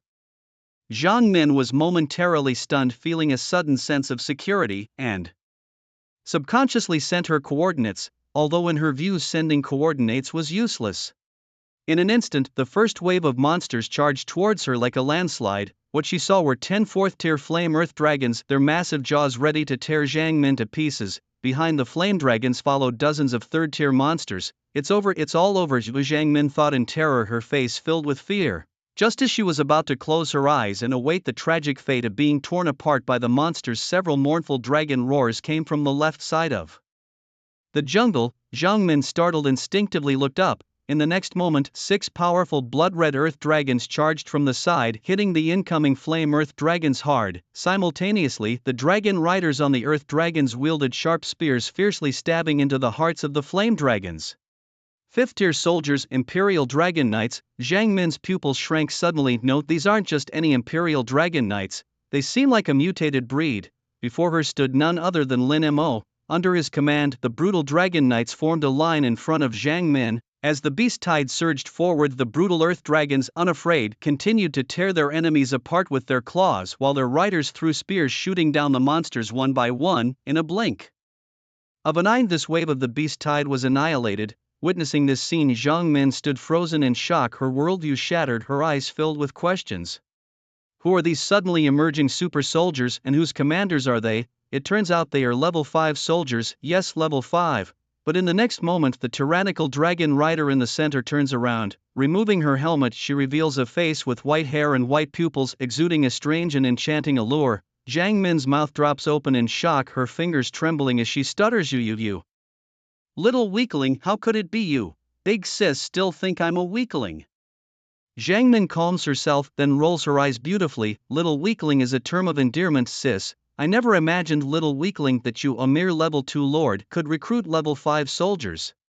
Lin Mo examines Zhang Min, who has transformed into the Dragon Queen, with dragon horns, vertical pupils, and a dark red dragon tail swaying behind her. Her already stunning figure is further accentuated by her tight leather armor. Putting her helmet back on, Lin Mo solemnly advises, the next wave of beasts is almost here. Just stay behind me and don't go anywhere. Who needs your protection? Although Zhang Min says this, her body honestly moves closer to the center, her beautiful eyes sparkle with curiosity as she scrutinizes Lin Mo's back. This guy doesn't seem as simple as she had imagined. 100 level 3 demons charge towards Lin Mo again. The tyrannical dragon riders line up, turning into a meat grinder, constantly harvesting flesh and blood. Lin Mo does not immediately summon the fallen demons to rise. These guys might still be useful later. After about 3 waves of beast tides and nearly killing 30 flame earth dragons, a furious voice comes from deep within the forest. Damn invaders, how dare you attack the great territory of the flame dragon? I will kill you myself. The forest begins to burn fiercely, and the next second 30 flame earth dragons burst out of the dense woods, followed by a dense swarm of various flame-type demons. In the middle of the earth dragons, a particularly huge fire dragon stands on 2 legs, its shape almost humanoid. The moment Zhang Min sees this fire dragon, she exclaims, it is a level 5 heroic spirit class fire dragon. Heroic spirits, also known as heroes, are the leaders of a troop. Heroes also appear in the wild and are generally more difficult to deal with than other soldiers of the same level. They can also be recruited, but the difficulty is much higher. When Zhang Min sees this heroic spirit class demon, her eyes light up like light bulbs. If she could recruit this fire dragon, that would indeed be an incredible feat. But soon she dismisses this impractical thought. Recruiting a level 5 heroic spirit, don't be joking, she'd be lucky not to get beaten terribly. Even a lord above level 6 would have to pay a huge price to recruit a level 5 heroic spirit, and she is only a level 4 lord herself. The fire dragon's inherent flame-type combat power enhancement buff excites the surrounding demons immensely. Following the fire dragon's order for a total assault, the demons swarm and launch the attack. Get on quickly, we're retreating first. Before Zhang Min can react, Lin Mo pulls her onto the dragon's back. The earth dragon moves with violent undulations. To avoid being thrown off, Zhang Min can only cling tightly to Lin Mo. Despite the armor in between, Lin Mo can still feel the astonishing elasticity from behind. But now is not the time for distractions. Big sis, hold on tight, I'm going to speed up.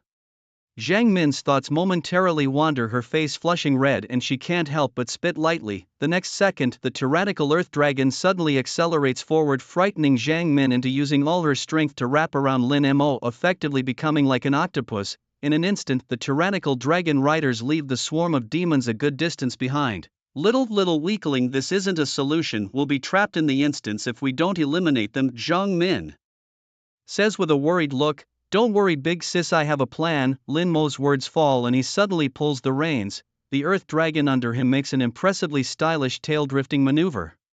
At the same time Lin Mo extended his palm toward the pile of corpses behind the Flame Dragon, the next second his ability Tetanus Grasp activated. The bodies that had been motionless on the ground now convulsed wildly as if seized by epilepsy. Whether they were third-tier demons or fourth-tier flame earth dragons, they swiftly rose from the ground. Upon witnessing this scene, Jiang Min's pupils shrank sharply.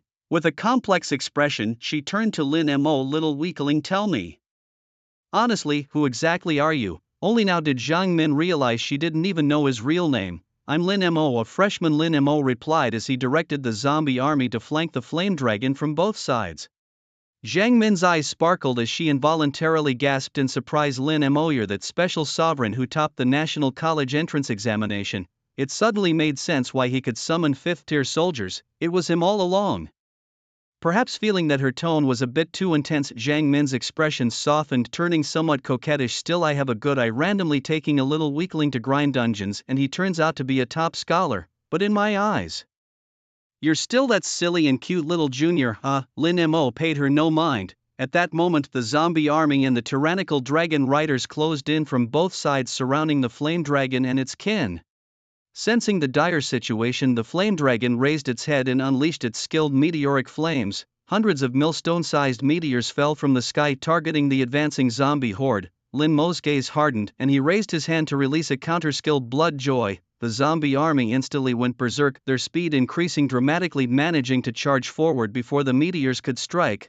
They clashed violently with the kin of the Flame Dragon. Meanwhile, Lin Mo also commanded the tyrannical dragon riders to charge. As a powerful fifth-tier mutated species, the dragon riders sliced through the enemy ranks, their wounds only seeming to make them more ferocious and bloodthirsty. The roar was deafening, with blood and remnants of bodies flying in all directions. Jiang Min clung to Lin Mo's back, her mouth agape in awe as she watched the gruesome scene unfold before her. The undying nature of the zombie army combined with the formidable combat ability of the tyrannical dragon riders left the monster group, controlled by a fifth-tier spirit, utterly helpless. Can a second-tier novice lord really achieve this? It's terrifying. At this time, although Lin Mo was also fighting fiercely in his capacity as a tyrannical dragon rider, considering Jiang Min's safety, he made sure to stay on the periphery as much as possible. If attacked by surprise by the monsters, it wouldn't be good if Big Sister met an untimely end. Jiang Min could tell that Lin Mo was deliberately protecting her. She felt a warmth in her heart. Despite looking clueless, this little junior is quite gentle. Gradually her fondness for Lin Mo increased significantly. In the blink of an eye, the kin of the Flame Dragon were slaughtered, leaving it alone and desperate. To its horror, its slain kin began to rise from the ground, baring their teeth menacingly, clearly no longer under its command. "Damn invaders, bastard scum of the gutter. The mighty Flame Dragon will not let you go even in death." The Flame Dragon tried to appear fierce, but next to the grotesquely transformed Earth Dragons, its threats seemed less intimidating.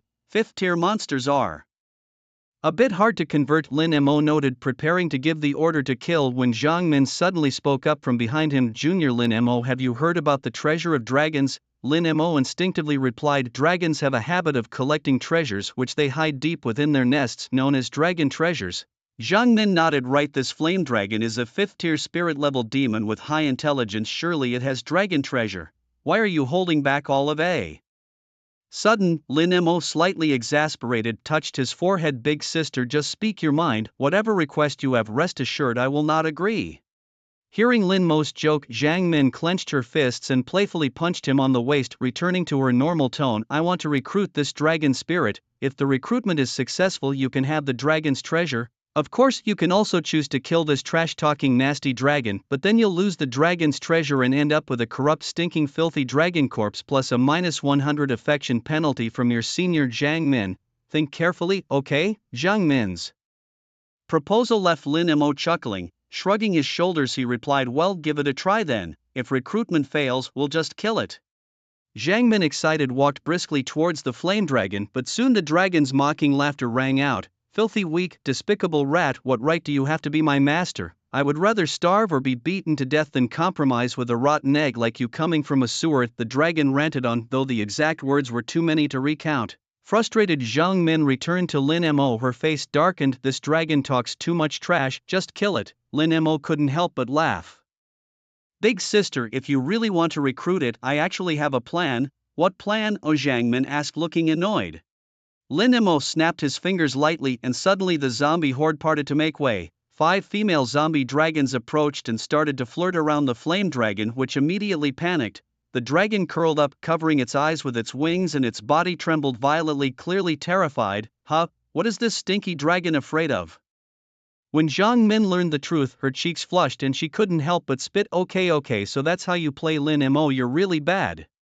Eventually, under Lin Mo's menacing scheme, the flame dragon completely surrendered and was successfully recruited by Zhang Min as a spirit of the territory. The dragon reluctantly handed over its treasure. Lin Mo, looking at the floating golden treasure chest in front of him, rubbed his hands together and chose to open it. Ding! Congratulations on obtaining 10,000 gold blueprints for the Steel Great Wall, blueprints for the Magic Cannon Tower, a Goblin Factory, Mechanical Repairman 3C. Grade skill upgrade scrolls, and an invasion card. Indeed, the treasures collected by the dragon race were generous. The 10,000 gold alone was of great value. The Steel Great Wall and Magic Cannon Tower would enhance the defensive capabilities of his territory, and the Goblin Factory was also impressive, producing mechanical goblins that could perform wartime repairs as well as post-war maintenance. However, the most exciting item for Lin Mo was the invasion card, which allowed him to invade the territory of other lords if he knew their coordinates. With this card, he could now invade the territory of the evil god Molax at any time. However, considering that Molax was a 4th-tier evil god lord, Lin Mo needed to strengthen himself further before a formal invasion. As he casually opened his long unattended lord's panel, the panel had already subtly changed. Lin Mo, a 2nd-tier lord. Progress towards advancement 25%. Controlled a territory of 25 square kilometers. His followers included 2nd-tier black armor zombies, 50, 3rd-tier black flame titans, 30, 3rd-tier clone materials, 169, 4th-tier corpse dragons, 50, and 5th-tier tyrant dragon riders, 15.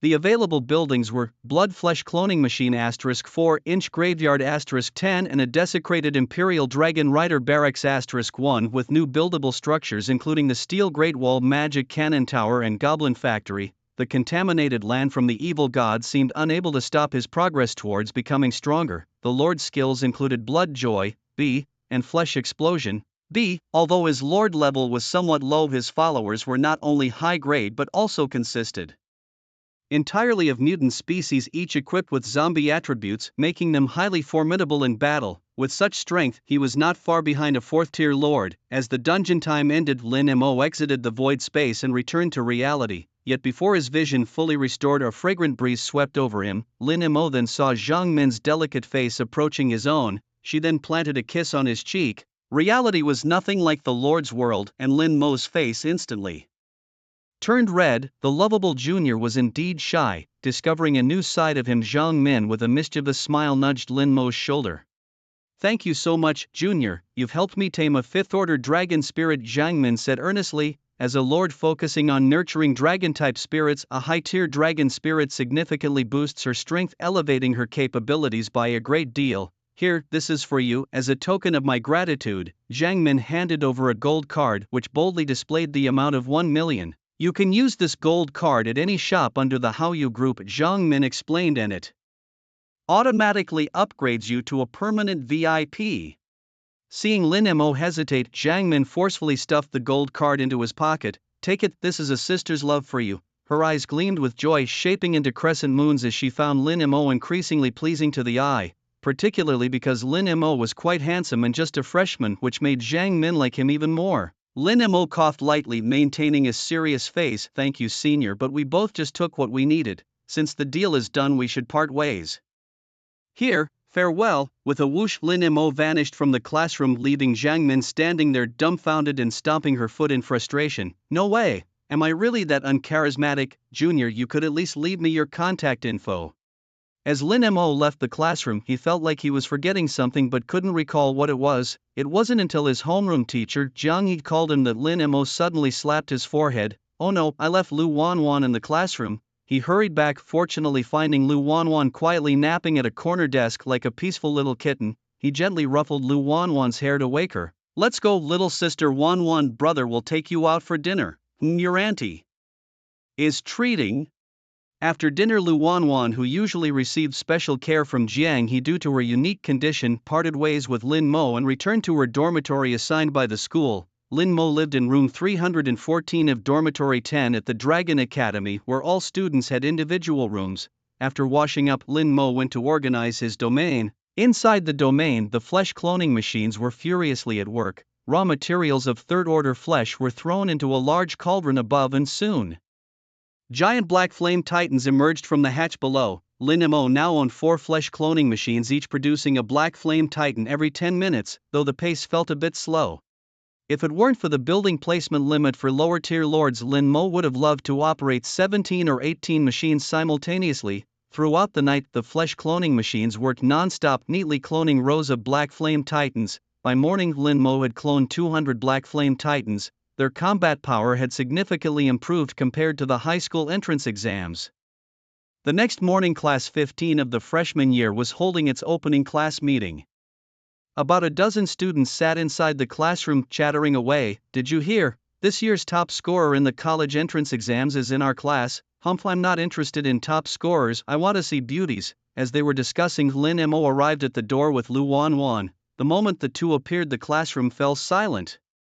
Everyone's attention was drawn to the extraordinarily beautiful girl standing next to Lin Mo. "Wow, what a pretty girl, so cute. I know her name, Lu Wanwan. I heard she's from Tianhai City." Lu Wanwan's beauty was striking, instantly provoking a wave of wolf whistles and incessant compliments from the class. Somewhat shy, she moved closer to Lin Mo, clutching the corner of his shirt. Only then did everyone notice Lin Mo's presence, and the sound of hearts breaking filled the air. Could he be her boyfriend? No way. Is this guy the Flash? School just started, and he's already made his move? What a beast. As the students' heated gazes continued, Lin Mo led Lu Wanwan to a seat by the window. Soon, the class teacher Jiang He entered the classroom. Her demeanor was strict and her face showed no trace of casualness, radiating a cold aura that seemed to keep others at a distance. Confirming her identity as a forbidding ice queen, her presence seemed to lower the temperature of the room, instantly silencing the students. "I am Jiang He, your class teacher for the next 4 years at the Emperor Dragon Academy," she announced, providing her contact information. Suddenly, she addressed Lin Mo. "Mr. Lin, please repeat what I just said." Caught off guard, Lin Mo, who had been distracted, was cluelessly silent. It was then that the chubby boy sitting in front of him with a mischievous grin said, "Teacher Jiang is picking you as a class leader." Lin Mo quickly waved his hands. No, Teacher Jiang, I'm not cut out for that role." The classroom burst into laughter, but then a girl quietly told him, "Su Ara was just joking, we aren't really choosing you as a class leader." Lin Mo was embarrassed. "This chubby guy, Su Ara, I'll remember you." Despite Lin Mo's protest, Teacher Jiang, with an expressionless face, considered him standing and tentatively accepted him into the class leader competition. Lin Mo learned from a girl next to him that the competition involved a battle simulation. "The rules are simple," she explained. 5 candidates will each station troops in castles located at 5 different positions. Each can only deploy 50 troops, and the winner is determined either by demolishing the castle or annihilating the troops. The contest is usually conducted on a simulation sand table where troops are just digital projections, so no actual harm is done. As Teacher Jiang set up a simulated battlefield in the center of the classroom, Lin Mo and the other candidates took their places around the sand table. The rest of the class eagerly switched on their viewing devices to watch the battle. Su Ara sat across from Lin Mo, flashing him a friendly smile. Lin Mo returned the smile, his heart sneering, "You fatso, just wait and see how I'm going to crush your base." Sensing Lin Mo's aggressive intent, Su Ara chuckled, "Lin, the top scholar, please go easy on me when it starts." Lin Mo ignored his provocation, simply waiting for the battle to commence. Meanwhile, a girl with round glasses sitting to Lin Mo's left adjusted her glasses and suggested, "Lin is the strongest among us 5. We should team up against him first. Only by defeating him can we stand a chance to compete for the class leader." Lin Mo, standing beside a tall and thin figure, nodded in agreement when the plan was proposed, believing it feasible. "Since you are Lu Wanwan's brother, Lin Mo, your abilities must be extraordinary," one of them said. Another added, "Right, if he's Lu Wanwan's brother, 4 against 1 seems fair." Lin Mo's mouth twitched fiercely at these remarks. "Really, what have I done to deserve this? Why must it always be me alone against others?" His irritation grew upon seeing the smug expression on the face of a chubby opponent. "For against 1 inch is it? Bring it on, let's see who's the coward."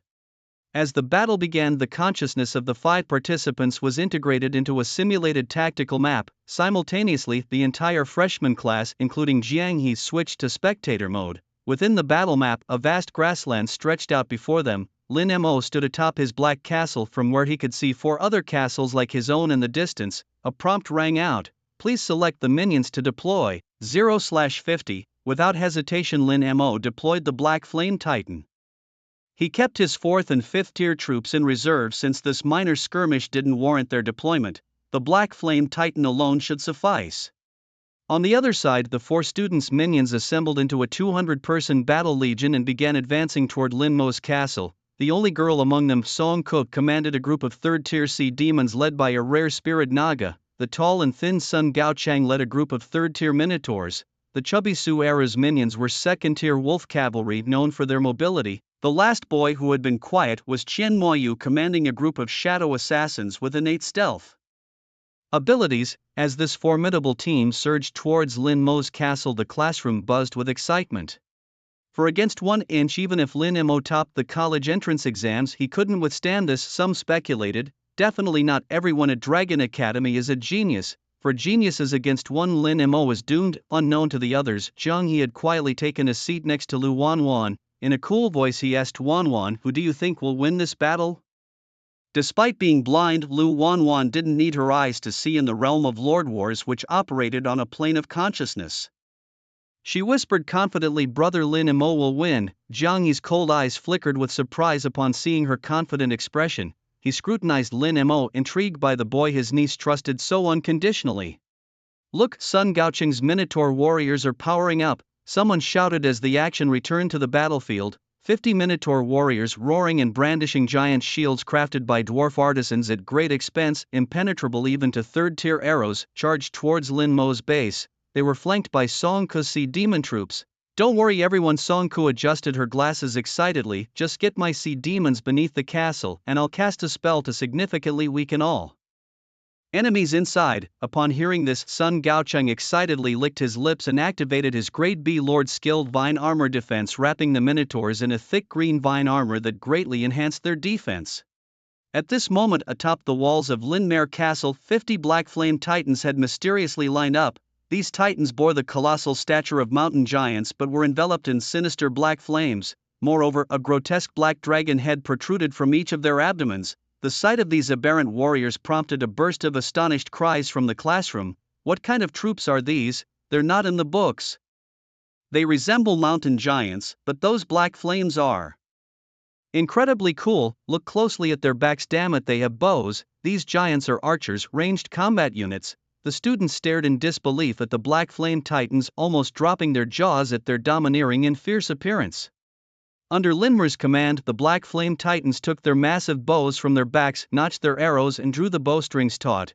The next second, 50 massive arrows shot forth, tracing dark streaks in the sky before plunging into the ranks of the Minotaur troops. Explosions followed one after another as the black flames wildly spread beneath the feet of the Minotaurs.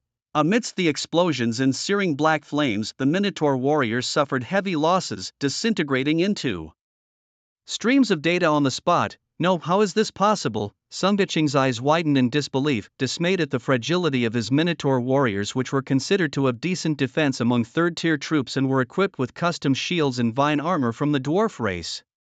They could even withstand attacks from 4th-tier troops, yet now nearly half were annihilated by Linmer's volley. "What the hell is happening? Has Linmer cheated?" Sung Ke, looking distressed, said, "Quick, get the troops away from those black flames. Those are from a 4th-tier black flame earth dragon possessing a strong corrosive property that significantly reduces the defensive capabilities of troops." Linmer looked at Sung Ke with interest. This glasses-wearing girl sure knew her stuff. Recognizing the flames of the black flame earth dragon, but simply recognizing it wouldn't help much. Just as Sung Ke and Sung Gaocheng frantically withdrew their remaining forces, Linmer's second volley of arrows was already on its way. Accompanied by continuous explosions, 50 Minotaur warriors and 50 sea sirens were completely wiped out. Seeing their own teams defeated so easily, Sung Ke and Sung Gaocheng felt utterly defeated, slumping into their chairs like deflated balloons. The scene of the Black Flame Titans instantly annihilating 2 teams was witnessed by the other classmates, who couldn't help but gasp in awe. "This is too fierce. Are these really just 3rd-tier troops? It's mainly that black flame, it's too overpowered with its inherent defense-reducing property. Who could withstand that? We underestimated Linmare, truly worthy of being the top scorer in the college entrance exam.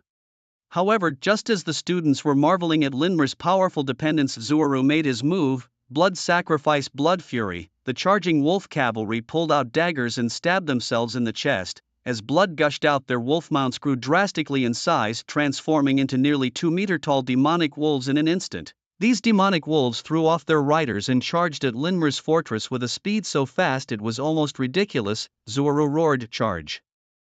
Bloodthirsty wolf pack, tear the enemy apart with your claws!" Black Flame Titan's arrows rained down on the wolves, but due to their extreme agility and dispersion, fewer than 20 giant wolves were killed. The remaining 30 demonic wolves reached the base of the castle, their claws tearing into the walls as they rapidly climbed towards the black flame giants above. As the demonic wolves leapt onto the wall, the Black Flame Titans, having switched to melee combat mode, smashed their rock-layered arms towards the wolves. At the same time, Zuaru couldn't help but shout, "Shinmoyu, damn it, make your move!" In the next second, a blur appeared on the back of each demonic wolf. These figures leapt high as the demonic wolves collided with the Black Flame Titans, plunging their black daggers fiercely into the heads of the Black Flame Titans. "Linmare, you're definitely going to lose!" Zuaru screamed in excitement, revealing an ecstatic expression. The troop type commanded by Shinmoyu specialized in assassination. It was supposed to be impossible for them to be defeated so easily. However, before Zuaru could finish his sentence, a dragon head on the abdomen of the Black Flame Titan suddenly spewed a screen full of black flames. The flames did not reach far, but their spread was considerably wide, instantly covering the positions of the demon wolves and shadow assassins. The massive demon wolf was immediately scorched by the black flames, and then it was smashed into a pulp by a pair of giant rocky fists. "Retreat!" Shinmoyu spat out the command. The remaining shadow assassins immediately vanished into the darkness, attempting to find another opportunity for assassination. But Linmo gave them no such chance. Suddenly 50 Black Flame Titans transformed into humanoid self-propelled flamethrowers, crazily spewing black flames at every corner of the city walls. The flames instantly covered the entire walls, leaving no place for the stealthy shadow assassins to hide. Within seconds, a large number of them were burned out of their hiding spots. They were either burned alive by the flames or smashed to death by the fists of the Black Flame Titans. The scene was extremely brutal. Back in reality, Zuaru and Shinmoyu sat pale-faced in their chairs. They had never dreamed that their prized minions would be eliminated by Linmo so easily, especially in a 4-against-1 scenario. All 4 of them utterly defeated, Linmo victorious. Linmo is truly a monster. The 4 defeated students lamented unanimously. After a long silence, applause suddenly erupted in the classroom. The classmates, who had finally come to their senses, gave the most enthusiastic applause, followed by cheers and admiring glances. "Linmo to win 4-against-1, your troop type must be a mutated minion. It's just too strong. This was 1-against-4, unimaginable. So cool, brother, Linmo is so cool." Listening to the praises around him, Linmo simply shrugged his shoulders, his demeanor unusually calm. Meanwhile, in the corner, Lu Wanwan's cheeks were slightly flushed. If she were to remove her eye mask now, one could see her eyes shaped like crescent moons, her lips slightly curved in a sweet dimpled smile. At that moment, Jianghe too felt a stir in her heart. Although she had seen Linmo's school entry profile and knew he was strong, she hadn't expected him to be this strong. To defeat the top students of the class in a 4-against-1 battle and without losing a single troop. "It seems I have underestimated you, student Linmo," Jianghe thought, regaining her stern demeanor. "Congratulations, Linmo, on your ultimate victory. The position of class president will now be held by you. Does anyone else have any objections?" The class remained silent with no one opposing. Zuaru sighed weakly. "No objections. Linmo is indeed powerful and there's no denying it. With Linmo's strength, I believe he can lead our class well," said Songku, adjusting his round glasses seriously. Sun Gaochan gave a respectful bow. "Class president, we rely on you from now on," Shinmoyu added. "I'm truly convinced." Thus, with unanimous approval from the class, Linmo became the class president of Class 5 Year 1. One of the first tasks as class president for Linmo was being called into the office by the beautiful yet aloof teacher Jianghe. "Here, this is your reward for becoming the class president of Class 5. Choose one." Jianghe handed him an electronic screen. As Linmo looked at the array of items displayed on the screen, Tier 3 mountain giant barracks, rare hero recruitment scrolls, advanced magic constructions, and various C-rank lord skills, his eyes widened in shock. Jiang He explained, seeing Lin Mo's astonished expression. This is the public exchange store set up by the Imperial Dragon Academy. By completing various tasks and activities assigned by the school, students earn credits which can then be used to exchange for items they need in the public exchange store. However, what you see now is only a level 1 store. Higher level stores even have S-rank lord skills and barracks above the 5th level available. S-rank. Lin Mo licked his dry lips. Teacher Jiang, how can we unlock higher levels? By accumulating class contributions across various subjects, Teacher Jiang explained. Simply put, earn more credits. As long as the class credits are high enough, you can gain higher exchange privileges. In the Imperial Dragon Academy, credits are a very important resource. As long as you have enough credits, you can basically obtain any item you need within the academy. Teacher Jiang, legs crossed, lightly tiptoeing, mentioned being a class leader comes with its rewards. You can now pick an item for free from the level 1 store. In the future, you'll have to rely on credits to exchange for items. Surprised by such benefits, Lin Mo rubbed his hands together and immediately began selecting. From the dazzling array of goods, Teacher Jiang, with a calm and unfazed demeanor, quietly waited for Lin Mo's selection. Eventually he chose a level 1 spirit enhancement stone as his reward. Planning to train spirits? Good choice. Teacher Jiang nodded slightly. Afterwards, Teacher Jiang briefly discussed class matters. At 2 p.m. today there will be a Lord Strength test for all freshmen. Could you inform them? Lin Mo nodded and immediately left the office. During lunch break, Lin Mo used the enhancement stone on his Dark Ranger. A +1 sign appeared behind the spirit information bar. The enhancement was successful. The Dark Ranger's buff skills were enhanced significantly, increasing the troop's overall combat power. Satisfied, Lin Mo took a pleasant nap. At 1:40 p.m. all members of Class 5 were seated at the edge of the playground. Other freshmen gradually gathered at the playground, wandering around. It was a scorching summer day and everyone had an old popsicle in their mouths. Class 5, consisting of 16 people, 9 boys and 7 girls, chattered non-stop. Wow, look at those long, white legs. Not so good, 2 small breasts. That one's not bad though, I like the cool look. Su Eru and Sun Gaocheng chattered broadly while Chen Moyu shyly covered her face, listening to Su Eru's not-v discussions. Lin Mo, with a look of disdain, forcefully interjected, Fatso, you really haven't seen the world. Those girls you mentioned are just so. The real beauty should be the one on the far right. Following the direction of Lin Mo's finger, everyone indeed saw a girl with flowing long hair, spotlessly clean like an elf, whose presence seemed to bathe them in a refreshing breeze. Not bad, class leader, you really have a sharp eye. Sun Gaocheng immediately gave a thumbs up.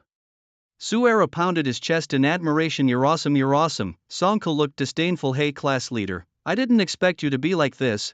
After some playful banter, Lin Mo chuckled. If we're talking about good looks, it has to be our teacher Jiang. At this remark, all eyes from Class 5 turned to him. Our teacher Jiang not only has a great figure and good looks, but her demeanor is also of a cool and aloof, beautiful lady. If this were ancient times, she wouldn't just be considered beauty that shames flowers or beauty that sinks fish, she'd definitely be a peerless beauty. As Lin Mo spoke the first half, everyone's gaze was fixed on him, but by the second half their eyes started drifting away. Lin Mo, not realizing the shift, suddenly asked, why are you looking at me? What about behind me? Fatso, got sand in your eyes? Why are you winking at me?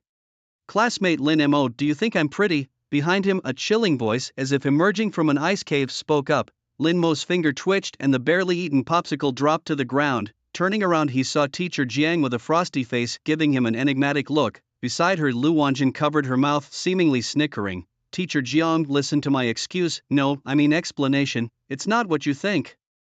However, no matter how Lin Mo tried to explain, Teacher Jiang remained cold, not giving him a single pleasant look. Yet actually Lin Mo's praise for Teacher Jiang was not at all mistaken.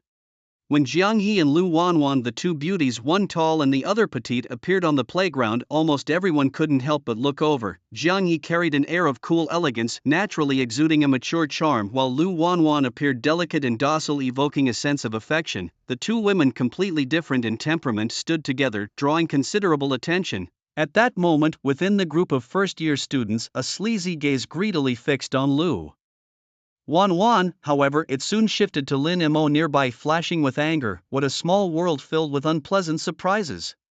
Soon, under the guidance of the class teachers, the first-year students stood in their respective class positions. This semester, there were 10 freshman classes lined up on the rubber track facing a huge testing platform. Hello everyone, I am Wei Qiangdong. Today we will conduct a strength test concerning the incarnation of the Lord, announced Wei Qiangdong, the head instructor of the freshmen, respected by all present teachers. As the test began, students started stepping forward from the crowd. Su Era from Class 5 volunteered to go first. His Lord incarnation was an elite wolf cavalry captain. The giant wolf beneath him looked extremely fierce.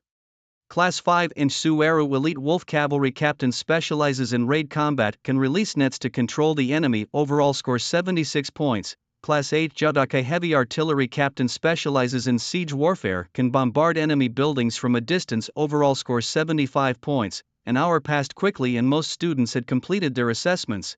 These tests were recorded in their student profiles to refer to when assigning specific tasks later. Student Lin Mo, step forward, please. Display your Lord incarnation. At this point, most students had finished their tests, leaving Lin Mo and a few others. Naturally, all eyes were now focused on them. On the stands, Wei Qiangdong squinted slightly, subconsciously watching Lin Mo step out from his class line. Lin Mo connected to the controller in front of him and his consciousness was instantly transferred to the testing platform. The next second, a massive dark shadow slowly condensed on the platform. A menacing dragon sprawled on the ground with a dark red armored knight sitting on its back. A sinister dragon knight mixed with an eerie aura appeared on the platform. The appearance of the tyrannical dragon knight instantly provoked gasps from the audience. What kind of incarnation is this? Wow, so cool! It must be a variant of the Earth Dragon Knight, giving off a very evil vibe. The murmurs continued, and compared to the other freshmen, Lin Mo's incarnation was obviously more domineering. Up in the stands, a flicker of astonishment crossed Wei Qiangdong's eyes. The Imperial Dragon Knight has completely changed its face. This kid really has something. This student, please remove your helmet. We need to confirm your identity, shouted the testing instructor to Lin Mo. Lin Mo nodded, and the moment he removed his helmet, his silver white hair fluttered in the wind. His white pupils shimmered with a demonic light, complementing his already sharply defined face. A demonic allure of a mixed blood creature hit everyone face on. Immediately, a wave of screams from the girls filled the air. Many girls' eyes turned into big hearts, throbbing wildly. So handsome, it's a heart-throbbing feeling. My heart, sealed by concrete, is moving again. Handsome guy, do you have a girlfriend? I want to confess to you. In the area of Class 5, the cheers from the girls grew even louder. Our class leader is so handsome. The super handsome class leader. Sisters, that's our Class 5 leader. Lin Mot, Su Arrow, and others looked on with envy and jealousy, cursing, damn Lin, our class leader has really shown us up. Sun Gaocheng lost his chance at choosing first while Qian Moyu's eyes sparkled. Lin Mo was indeed very handsome. After confirming his avatar identity, the next step was to assess the strength of Lin Mo's Lord avatar. In front of the Tyrant Dragon Rider, a Tier 4 boulder giant appeared. At the signal of the testing instructor, Lin Mo charged towards the boulder giant on his Tyrant Earth Dragon. With a roar, the next moment the Tyrant Earth Dragon's front paws harshly struck the chest of the boulder giant. The sharp dragon claws almost instantly shredded the thick boulder armor.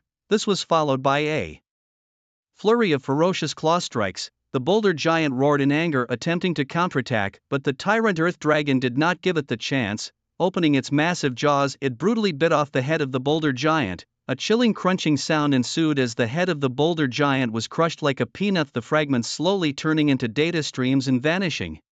The scene fell eerily silent. All the students stood dumbfounded with their mouths wide enough to fit an entire ostrich egg. The boulder giant, known for its defensive capabilities, was meant to serve as a meat shield for the freshmen to test their damage on, yet unexpectedly Lin Mo had obliterated it completely. Utter domination, suggesting that Lin Mo's Lord Avatar might possess combat abilities surpassing Tier 4. Could it be possible that he already possessed Tier 5 capabilities? If a freshman had the strength of Tier 5-inch, that would indeed make him unbeatable among his peers.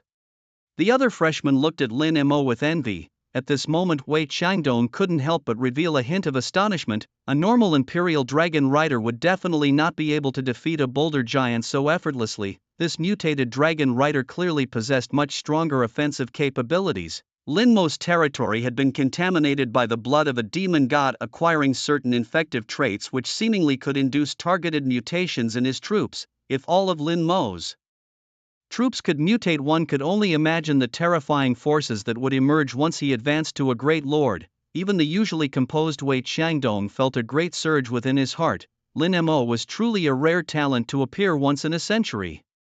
The species is not recorded in the Dragon Nation's troop manual, please name it. The testing instructor's voice rang out. Tyrant Dragon Rider, came the reply. Lin Mo, the freshman from Class 5 annihilating a Tier 4 boulder giant, scored a comprehensive 100 points. Congratulations to you, Lin Mo, for achieving the highest score in this test, and an additional 100 credits are awarded.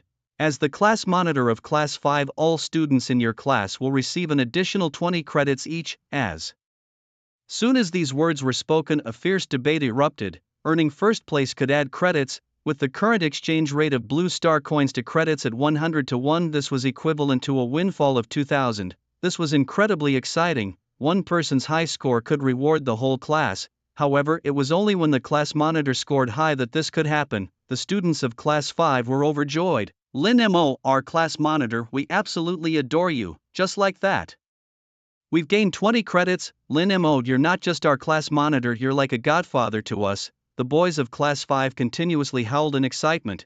Meanwhile, students from other classes looked on with immense envy and jealousy.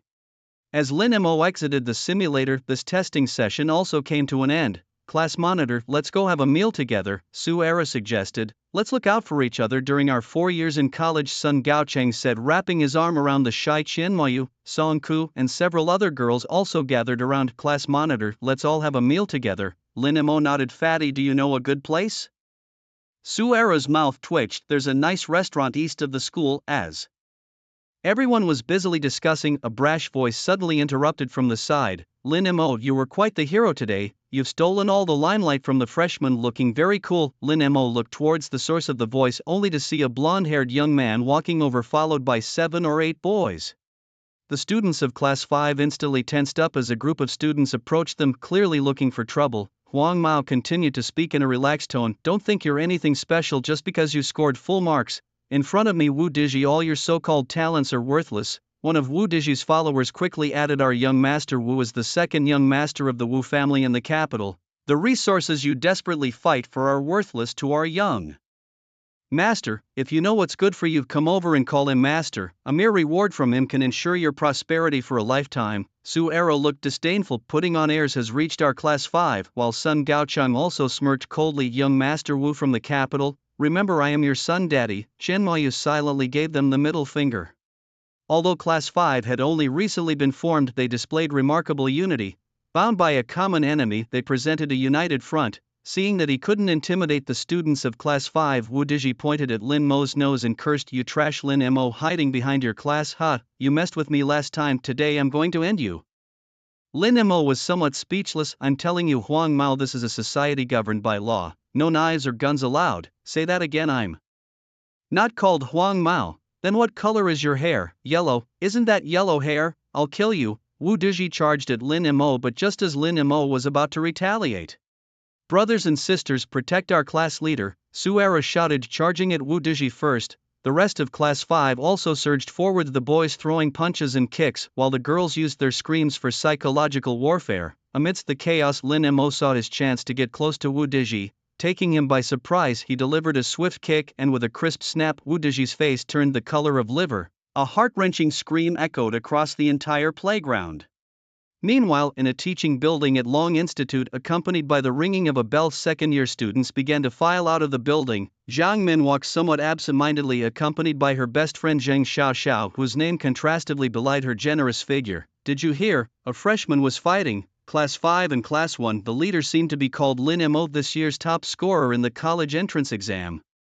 As soon as the student finished speaking, Zhang Min suddenly looked up. She then hurried to the students. Say that again. Who led the fight? The student stuttered, clearly flustered. It seems to be Lin Mo. Where is he now? Probably on the playground. They're about to duel. Seeing Zhang Min's reaction, Zheng Xiaoxiao squinted her eyes. Something's up. Min, do you know him? Zhang Min, not bothering to explain, grabbed Zheng Xiaoxiao's arm and ran outside. Zheng Xiaoxiao, clutching her chest, screamed, Grandma, slow down, don't you? No, I have a lot of inertia. When Zhang Min and Zheng Xiaoxiao arrived at the playground, the area was already crowded with spectators from various grades. On the playground, Principal Wei Qiangdong maintained a stern expression. Since you are the leaders, you must resolve your conflicts in the manner of leaders. The world of leaders is a world of the survival of the fittest, where right or wrong matters less than who wins or loses. This is something you'll understand once you enter society, so now you may choose the Mode of duel. Wu Dezhi didn't hesitate. I request a 1v1 heroic duel, he said provocatively, then looked at Lin Mo. I know your troops are strong, dare you compete to see whose hero is stronger? Wu Dezhi exuded confidence. His heroic spirit was not just any ordinary one, it was an elite summon with a hefty sum, and he had invested over a dozen enhancement stones of various grades into it. Now, at enhancement level +6, it was an invincible force. Heroic spirits are categorized into common, rare, elite, epic, and legendary classes. An elite spirit was already a top-tier acquisition for a novice lord like him. It seems you're quite confident in your hero, Lin Mo said with a slight smile. Very well, let's have a duel between heroes. The duel mode was set, and in the next second a massive duel sandbox appeared above the playground. As the battle mode activated, Wu Dezhi eagerly summoned his enhanced +6 elite heroic spirit. It was none other than the Boar Knight King, mounted on a wild boar and adorned in silver armor, exuding a formidable aura, truly an elite spirit. A burst of exclamations emerged from the crowd watching from a distance. Among the spectators were some keen-eyed individuals who noted a regular Boar Knight doesn't have that size. This Night King must have been enhanced, and at a high level too. Normally, enhancing a heroic spirit is divided into 9 levels, with significant improvements every 3 levels. Higher levels of enhancement require more expensive stones and carry a higher risk of failure. Zhang Xiaoxiao adjusted her glasses and leaned on the railing. A high-level enhanced elite spirit is tough to deal with. Minmin, do you think Lin Mo can win? Zhang Min pursed her lips and then nodded firmly. I believe in our junior. He can definitely win. On the playground, hearing the constant discussion about his summoned spirit, Wu Dezhi felt a surge of pride. Lin Mo, it's not too late to admit defeat. Kowtow twice to me and I'll let this slide. The class looked worried. A high-level enhanced elite spirit was not easy to combat. Class leader, maybe we should change the duel method. Wu Dezhi must have spent a lot on enhancements. It's not fair to you, Sun Gaocheng suggested. Lin Mo's expression remained calm. Surrendering is not an option. The word defeat does not exist in my dictionary. As his words fell, Lin Mo also summoned his heroic spirit, the Dark Ranger Sylvanas, onto the duel sandbox. The moment Little Black appeared, the previously noisy scene fell eerily silent. Even Wu Dezhi, who had been arrogant, now wore a serious look. Wrapped in a black cloak, her slender dark gray body was distinctively elven, with pointed ears and a delicate face with icy cold eyes. Her silver white hair fluttered in the wind. What kind of spirit is this? I've never seen it before, and it's a super rare, stunningly beautiful dark female spirit, someone exclaimed astounded. She looks way more imposing than the Boar Knight King. This spirit's quality is definitely not low. Could it be an epic level spirit? Does Lin Mo have an epic spirit? The crowd murmured in awe, but Lin Mo sat back, relaxed. He then commanded Little Black to attack with full force. After several battles, Little Black's strength had reached level 3, equivalent to a 3rd tier level. She raised her longbow, placing several arrows on the string. In the next second, the arrows shot forth, splitting crazily in mid-air and eventually transforming into a rain of arrows heading straight for the boar. Night King, use the Holy Boar Shield for defense, Wu Dezhi shouted loudly, his voice echoing across the playground, and charged with the boar to close the distance. The students couldn't help but twitch their mouths at his loud commands, finding it a bit embarrassing. Under Wu Dezhi's orders, the Boar Knight King charged forward, its sturdy, short legs bursting with incredible power, rushing towards the Dark Ranger like a high-speed train. Wu Dezhi wore a smug expression, his confidence boosted by the +6 enhancement of his elite Boar Knight King, renowned for charging attacks. At full speed, not only 3rd-tier soldiers but even 4th-tier ones could sustain significant damage. Lin Mo, watch as my Boar Knight King turns your summoned spirit into a pile of mush. It's not too late to surrender. Just kneel twice before me, he boasted. But the very next second, the smile vanished from Wu Dezhi's face, just as the Boar Knight King was about to crash into the Dark Ranger. The Ranger's long legs lightly tapped the ground, nimbly and elegantly dodging the attack. The breeze lifted the Dark Ranger's gray hair, her cool eyes showing no sign of emotion. Undeterred, the Boar Knight King, not believing in defeat, turned its head and charged again. This time, however, the Dark Ranger leapt high into the air, and as she dodged the charge, her slender legs whipped out like a long lash, striking the Boar Knight hard. A cry almost like a pig squeal rang out as the Boar Knight nearly got flung away. The onlookers gasped in unison at the sight. Isn't she a bow-wielding spirit? How can she be so strong in close combat too? They wondered, amazed at the force of her kick that almost sent the Boar Knight flying. Now, it was the Dark Ranger's turn to retaliate. She smoothly drew her bow and with strong fingers pinched the arrow's tail, pulling the bowstring back fully. A spiral airflow quickly gathered around the arrowhead, and with a whoosh the arrow, carrying tremendous penetrating power, shot towards the Boar Knight King's rear. Caught off guard while still turning, the Boar Knight felt a chilling sensation followed by a sharp pain in its buttocks. Touching it found its hand wet with blood. The arrow had pierced through its knightly armor, which even a second-tier dwarf musketeer would struggle to penetrate. Wu Diji's face turned sour, realizing the tough challenge posed by Lin Mo's spirit. Mocking Wu Diji's earlier arrogance, Lin Mo said, "Here's your chance, Blondie. Kneel and call me grandpa and I might let you lose gracefully." Wu Diji gritted his teeth in frustration, unable to accept that his Boar Knight King was inferior to the Dark Ranger. "But I still have one more trick up my sleeve," Wu Diji declared, not yet ready to admit defeat. He then commanded the Boar Knight King to execute a new move. The boar beneath the knight started pounding the ground continuously, causing a radius of 5 meters around it to tremble violently. The skill Earth Resonance was unleashed. As the Boar Knight King charged again, the ground where it passed shook violently, throwing sand and stones around like a level 5 or 6 earthquake.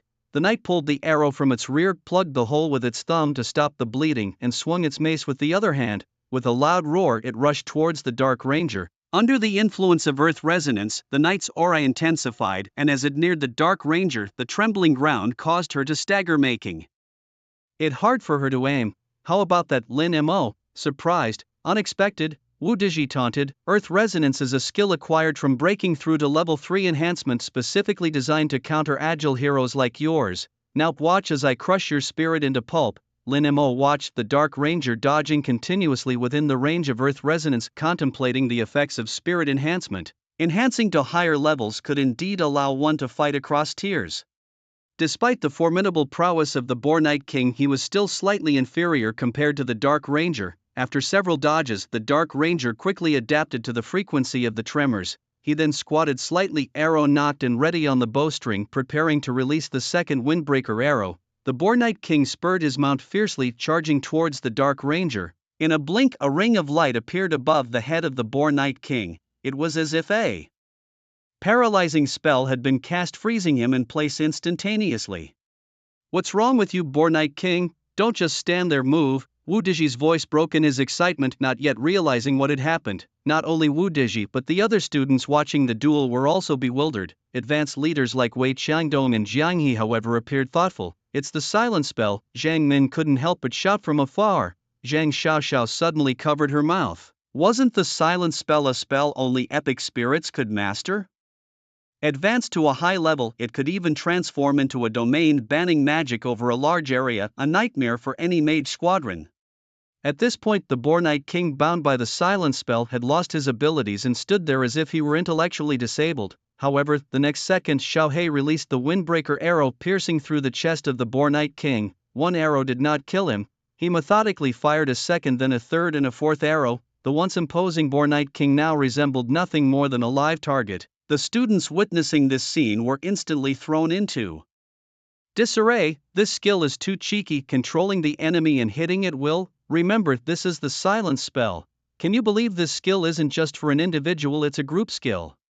By this time, Wu Diji's voice was hoarse from shouting, trying to get the Boar Knight King to counterattack. Unfortunately, no matter how much he yelled, the Boar Knight King was like he had gone deaf, not reacting at all as arrows continuously penetrated his armor. Soon, the chest of the Boar Knight King was filled with arrows resembling a hedgehog, a pitiful sight to behold. The duration of the silence spell finally ended and the Night King let out a groan of relief before lying straight down along with his boar, instantly turning into a stream of data and disappearing on the spot. The field was silent for a moment, then erupted into a tidal wave of cheers that reverberated across the entire playground. Lin Mo is awesome, totally controlled the opponent to death. The class president is too strong. Class president, I love you. There's a monster among the new students, an epic spirit with a silent skill untouchable. Outside the playground fence, Zhang Min also showed a happy expression. Grabbing Zhang Xiaoxiao beside him, they ran towards the playground. "Let's go see the junior," Zhang Xiaoxiao exclaimed. "Slow down on the stairs, my center of gravity is too high." Wei Qiangdong approached Lin Mo. In this duel, freshman class 5's Lin Mo is victorious. The loser is freshman class 1's Wu Diji, who will compensate 50 academic credits and must immediately apologize to classmate Lin Mo. Lin Mo's opponent, his face pale, lowered his head in defeat. "I'm sorry, it was my fault." Wu Dizhi was overwhelmed with a strong sense of defeat. His dignity swept away, turning into a complete fool as laughter echoed around him like needles continuously stabbing into his heart.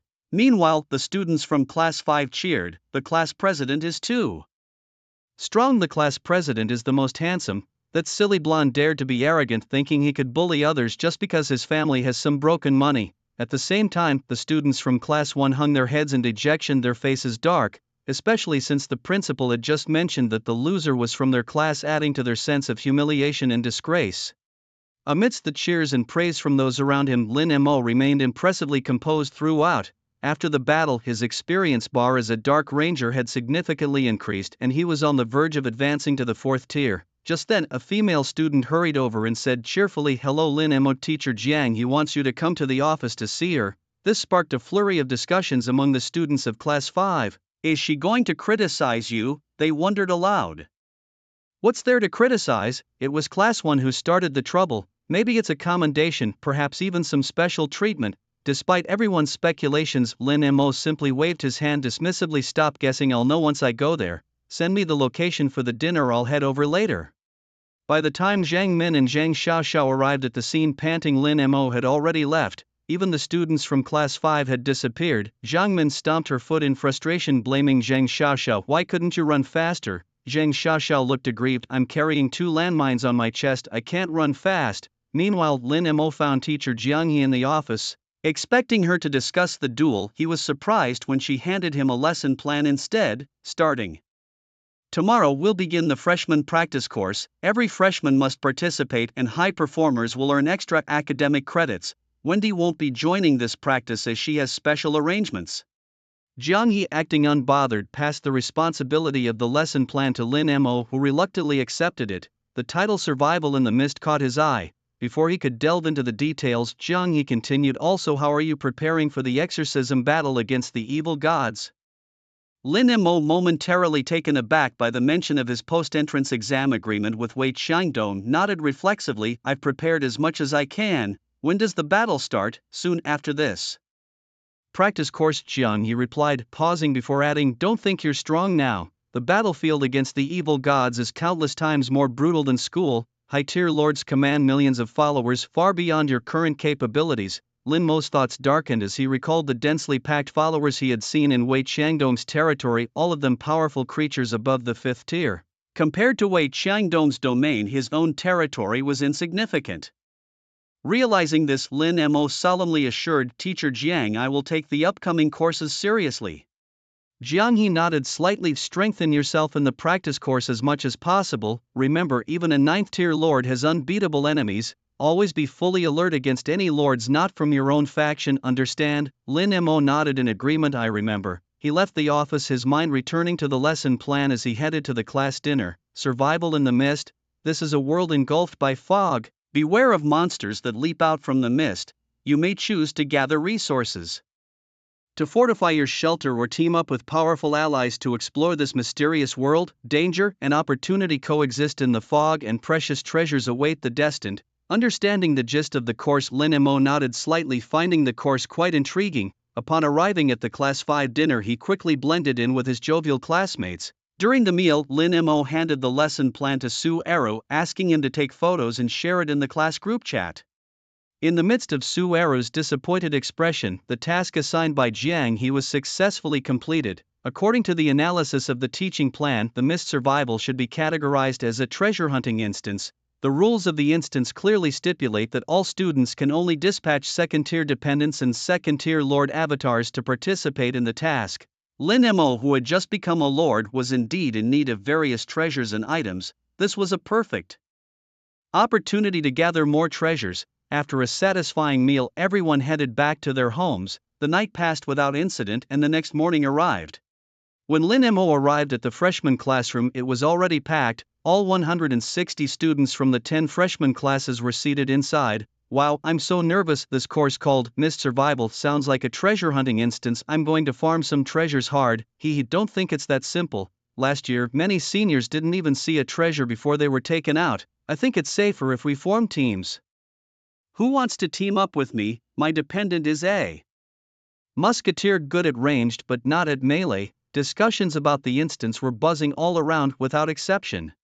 Lin Mo was looking for a place to sit and wait for the instance to start when suddenly a charming figure approached him. "Hi Lin Mo, do you want to team up with me for the instance?" The person was a beautiful girl with a pure appearance and an excellent figure. Was he being hit on by a girl on the very first day of class? Lin Mo subconsciously touched his nose. Gu Qingqing, the campus belle, had taken the initiative to strike up a conversation with Lin Mo, leaving his peers envious. I was so foolish, really. If I had been the first to invite Lin Mo, maybe he would have agreed to team up with me. Now the campus belle has taken the initiative. I'm so jealous. I thought you were jealous of Lin Mo. Turns out it's Gu Qingqing. Aren't you, my bro, a southern tongue? Where's southern tongue? I'm also a southern tongue. They stick with me. Get lost. Didn't you see the duel yesterday? Lin Mo was so fierce, obviously a powerful supporter. A powerful supporter, and the campus belle even a fool knows to choose the powerful supporter. Lin Mo looked at the beautiful girl who had approached him. She was tall and slender, indeed very pretty, especially those legs, as thin, white and straight as bamboo chopsticks, almost like those legendary anime legs. The only drawback was her small chest, barely a handful. Sorry classmate, Lin Mo said innocently, I'm not planning to team up with anyone for this instance. At this, Gu Qingqing's face instantly showed disappointment. Hearing this, some of the students began cursing Lin Mo. Damn it, Gu Qingqing is our freshman year's recognized campus belle. Could Lin Mo be a southern tongue, rejecting such a beautiful girl? Guys, spread the word, Lin Mo is a southern tongue, let's psychologically attack him. The loudest was Su Arrow, whom Lin Mo immediately kicked in the buttocks, causing a burst of laughter around. Lin Mo, don't think you can look down on other students just because you were the top scorer in the college entrance exam, an angry voice suddenly said. Liu pointed at Lin Mo's nose, accusing him. Gu Qingqing kindly invited you to team up, why did you refuse her? Don't worry, Gu Qingqing, I won't let you be wronged. I'll teach this jerk a lesson. Seeing Liu, Lin Mo was stunned, clearly seeing the words boiling sheep above his head. Liu, don't get ahead of yourself. I have nothing to do with you, said Gu Qingqing in a much colder tone compared to her soft-spoken manner with Lin Mo. Perhaps to clear any misunderstanding, Liu's face showed unbearable shame and resentment as he looked at Lin Mo again. You better pray not to meet me in the instance world, or you'll see. Wu Dizhi, lurking in a corner, witnessed the entire conflict unfold, his eyes flickering with cunning. He approached Liu with a sly grin. Brother, how about we teach Lin Mo a little lesson? Already seething with anger, Liu nodded vigorously. I hate him. If it wasn't for Lin Mo, Qingqing would never have spoken to me like that. Let's team up, Wu Dizhi whispered, slipping a prop card to Liu, his face twisted with a sinister smile. I have a way to ruin him.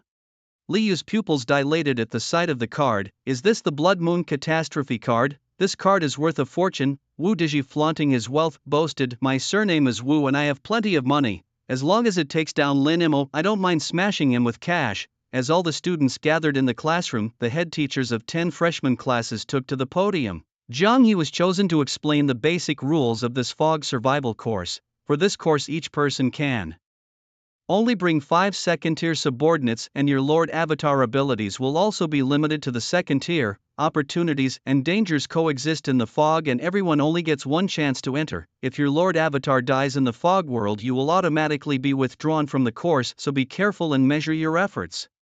Any effective actions you take during the course will earn points, and these points will also determine your ranking. The top 10, top 3 and the first place students will receive substantial rewards. Random events will occur in the fog world, and resolving these can also earn points. Moreover, to enhance the assessment's interactivity, a cross-regional trading and auction system will be available. You may trade with other students for needed items. Lin Mo adjusted his breathing, waiting for the instance to begin. If everyone is ready, let's start today's lesson, announced the teacher as a golden halo enveloped the classroom. The next second, system notification tones rang in the ears of the students. Primary resource exploration instance, Fog Survival, officially begins. Please choose your Lord Avatar and the subordinates you wish to bring. Lin Mo selected 5 black armored zombies as his enforcers, transforming into a plague lord with the abilities of black armored zombies. As a flash of white light passed before his eyes, he found himself in a dilapidated wooden hut. When he regained his senses, ding, you have arrived in the fog world. The world is full of dangers, and the small hut you are in will be your only relatively safe place initially. You can choose to collect resources to strengthen the hut or abandon it and start exploring the fog directly. The system notifications kept chiming in his mind. Lin Mo fiddled with his ear, his gaze shifting towards the dark, foggy world outside the window. He seemed to be in a town's ruins with collapsed houses and corroded cars barely maintaining their shells visible, but beyond these Lin Mo also spotted shadows roaming in the fog, occasionally hearing hoarse groaning sounds. This world was not only filled with fog but also unknown monsters lurking within. Lin Mo attempted to infect zombies with the source of the plague, but his efforts failed. However, on one of the zombie corpses he discovered a flickering point of light. Upon closer examination it turned out to be a crystal the size of a fingernail. It was called a fog crystal core, a crystal produced by monsters within the fog containing the power that forms the fog, which could be exchanged at the Academy for credits. This must be the crystal core mentioned in the chat channels. It was also the main way for new students to earn credits. As a plague lord you could see through the essence of the fog crystal core. Perhaps it was time for you to try consuming the crystal. Lin Mo paused, surprised. Consume the crystal core? Was this a special ability of a plague lord? Since one fog crystal core was worth only 1 credit, trying to consume it seemed more cost-effective. Lin Mo immediately activated the power of the plague in his palm, absorbing the energy of the crystal core into his body. Ding! Fog crystal core consumption successful. You now have a superficial understanding of the fog world. A miraculous scene unfolded. Initially, the visibility in the fog was only 5 meters, but now Lin Mo could see up to 6 meters.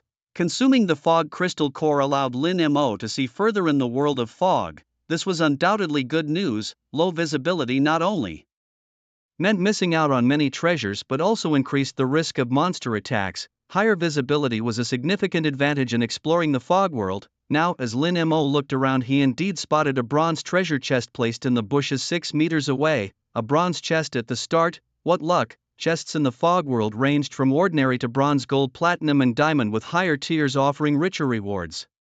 Eagerly Lin Mo rubbed his hands together and opened the bronze chest. He received a cabin upgrade kit *1, a torch blueprint and fragments of a level 2 heroic enhancement stone. You have opened a bronze chest plus 10 credits. The cabin upgrade kit allowed for the direct upgrade of a wooden cabin to a stone house, providing stronger defenses and better living conditions. Upgrading from a wooden to a stone house undoubtedly saved a lot of time collecting building materials. Lin Mo casually used the upgrade kit and then turned his attention to the second item, the torch blueprint. With 1 unit of wood and 1 unit of thatch, a simple torch could be made that could be placed at a location to serve as a light source, providing some warmth to the surroundings. This blueprint was quite a fine item, similar to torches in Minecraft, essential for outdoor exploration and mining. The last item Lin Mo couldn't use immediately as it required 10 fragments to form a complete enhancement stone. However, Lin Mo happily pocketed it and refocused on the torch blueprint.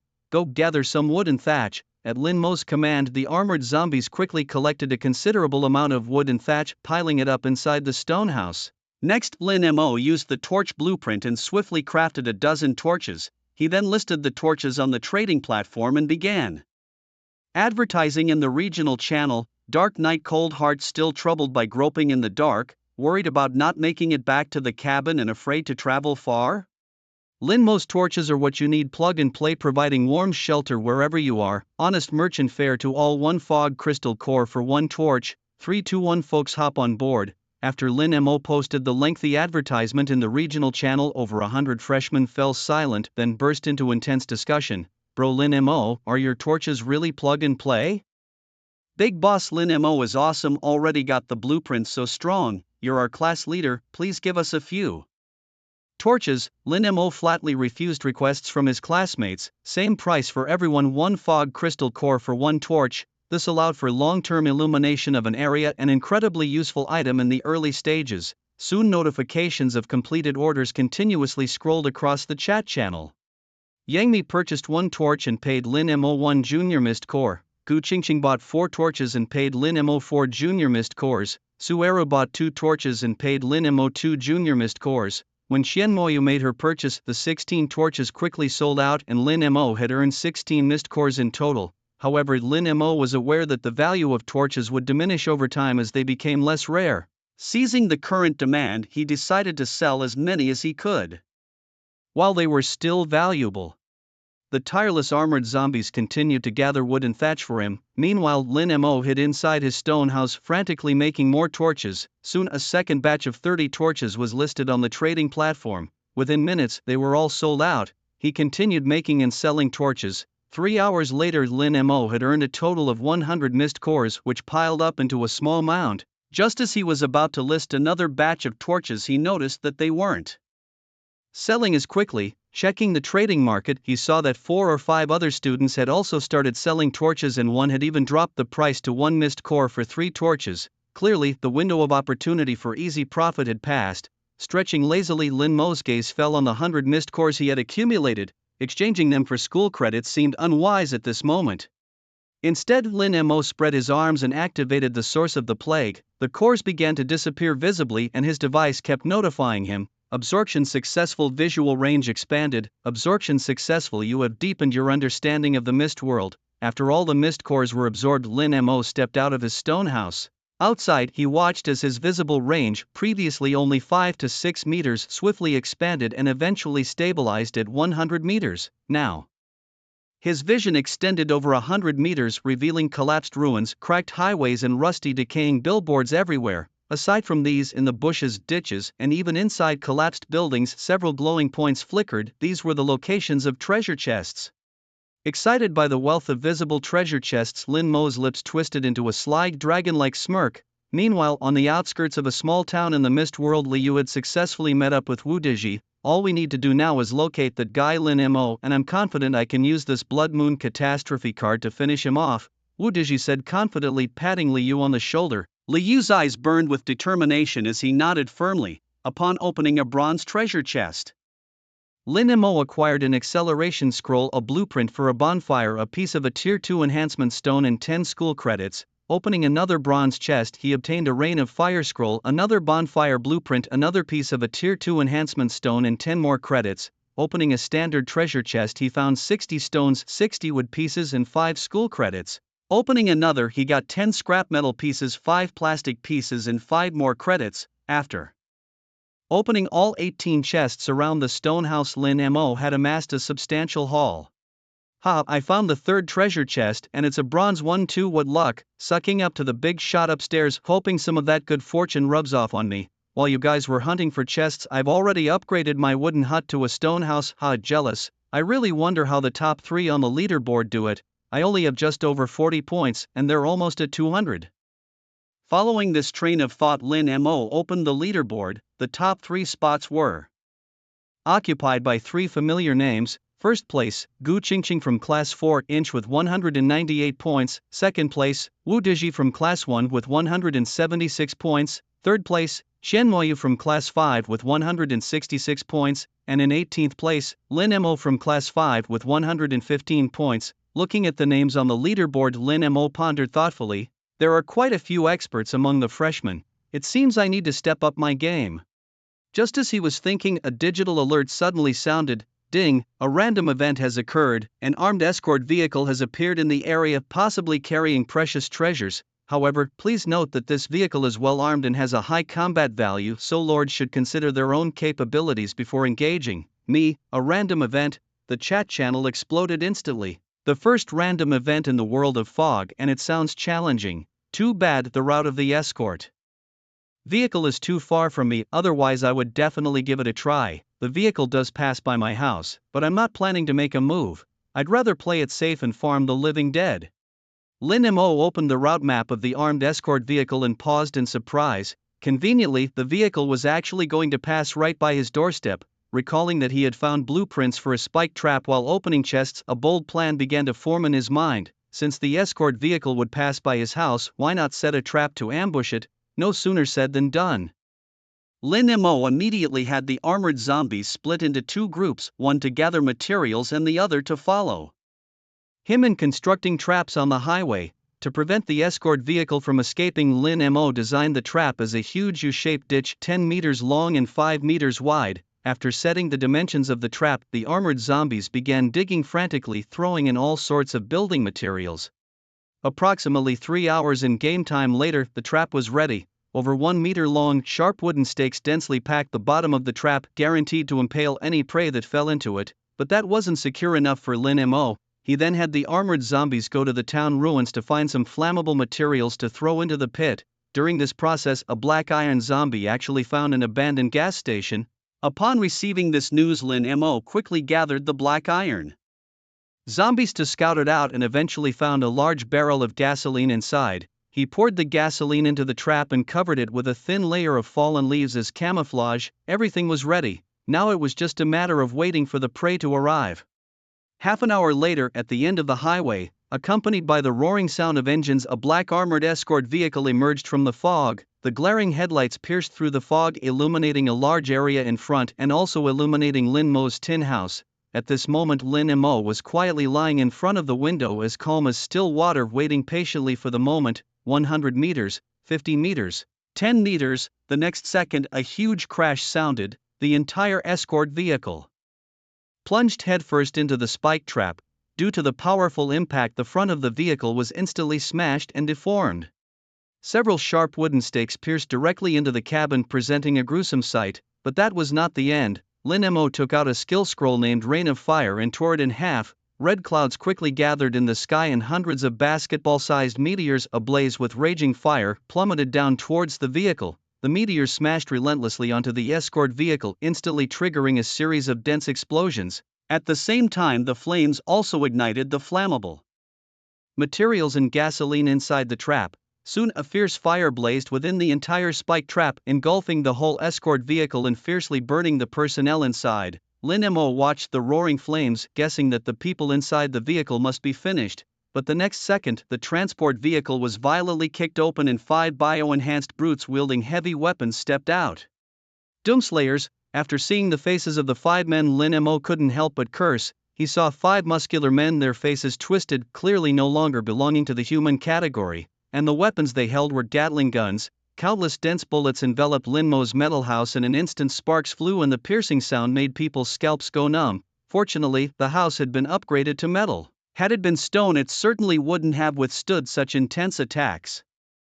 However, even the metal house was now beginning to shake precariously. The 5 bio-doomslayers, like madmen, relentlessly fired at Lin Mo's small house, giving him no chance to fight back. This couldn't go on.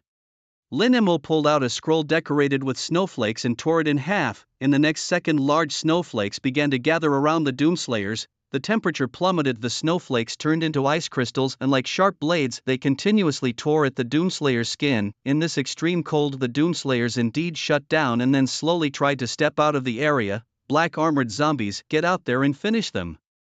At Lin Mo's command, 5 black armored zombies charged out of the metal house. Lin Mo then cast the blood joy buff on them, significantly increasing the zombies' speed and attack power for a short duration. Now within the range of the ice storm spell, the Doomslayers also saw the approaching enemies and tried to fire their Gatling guns in retaliation.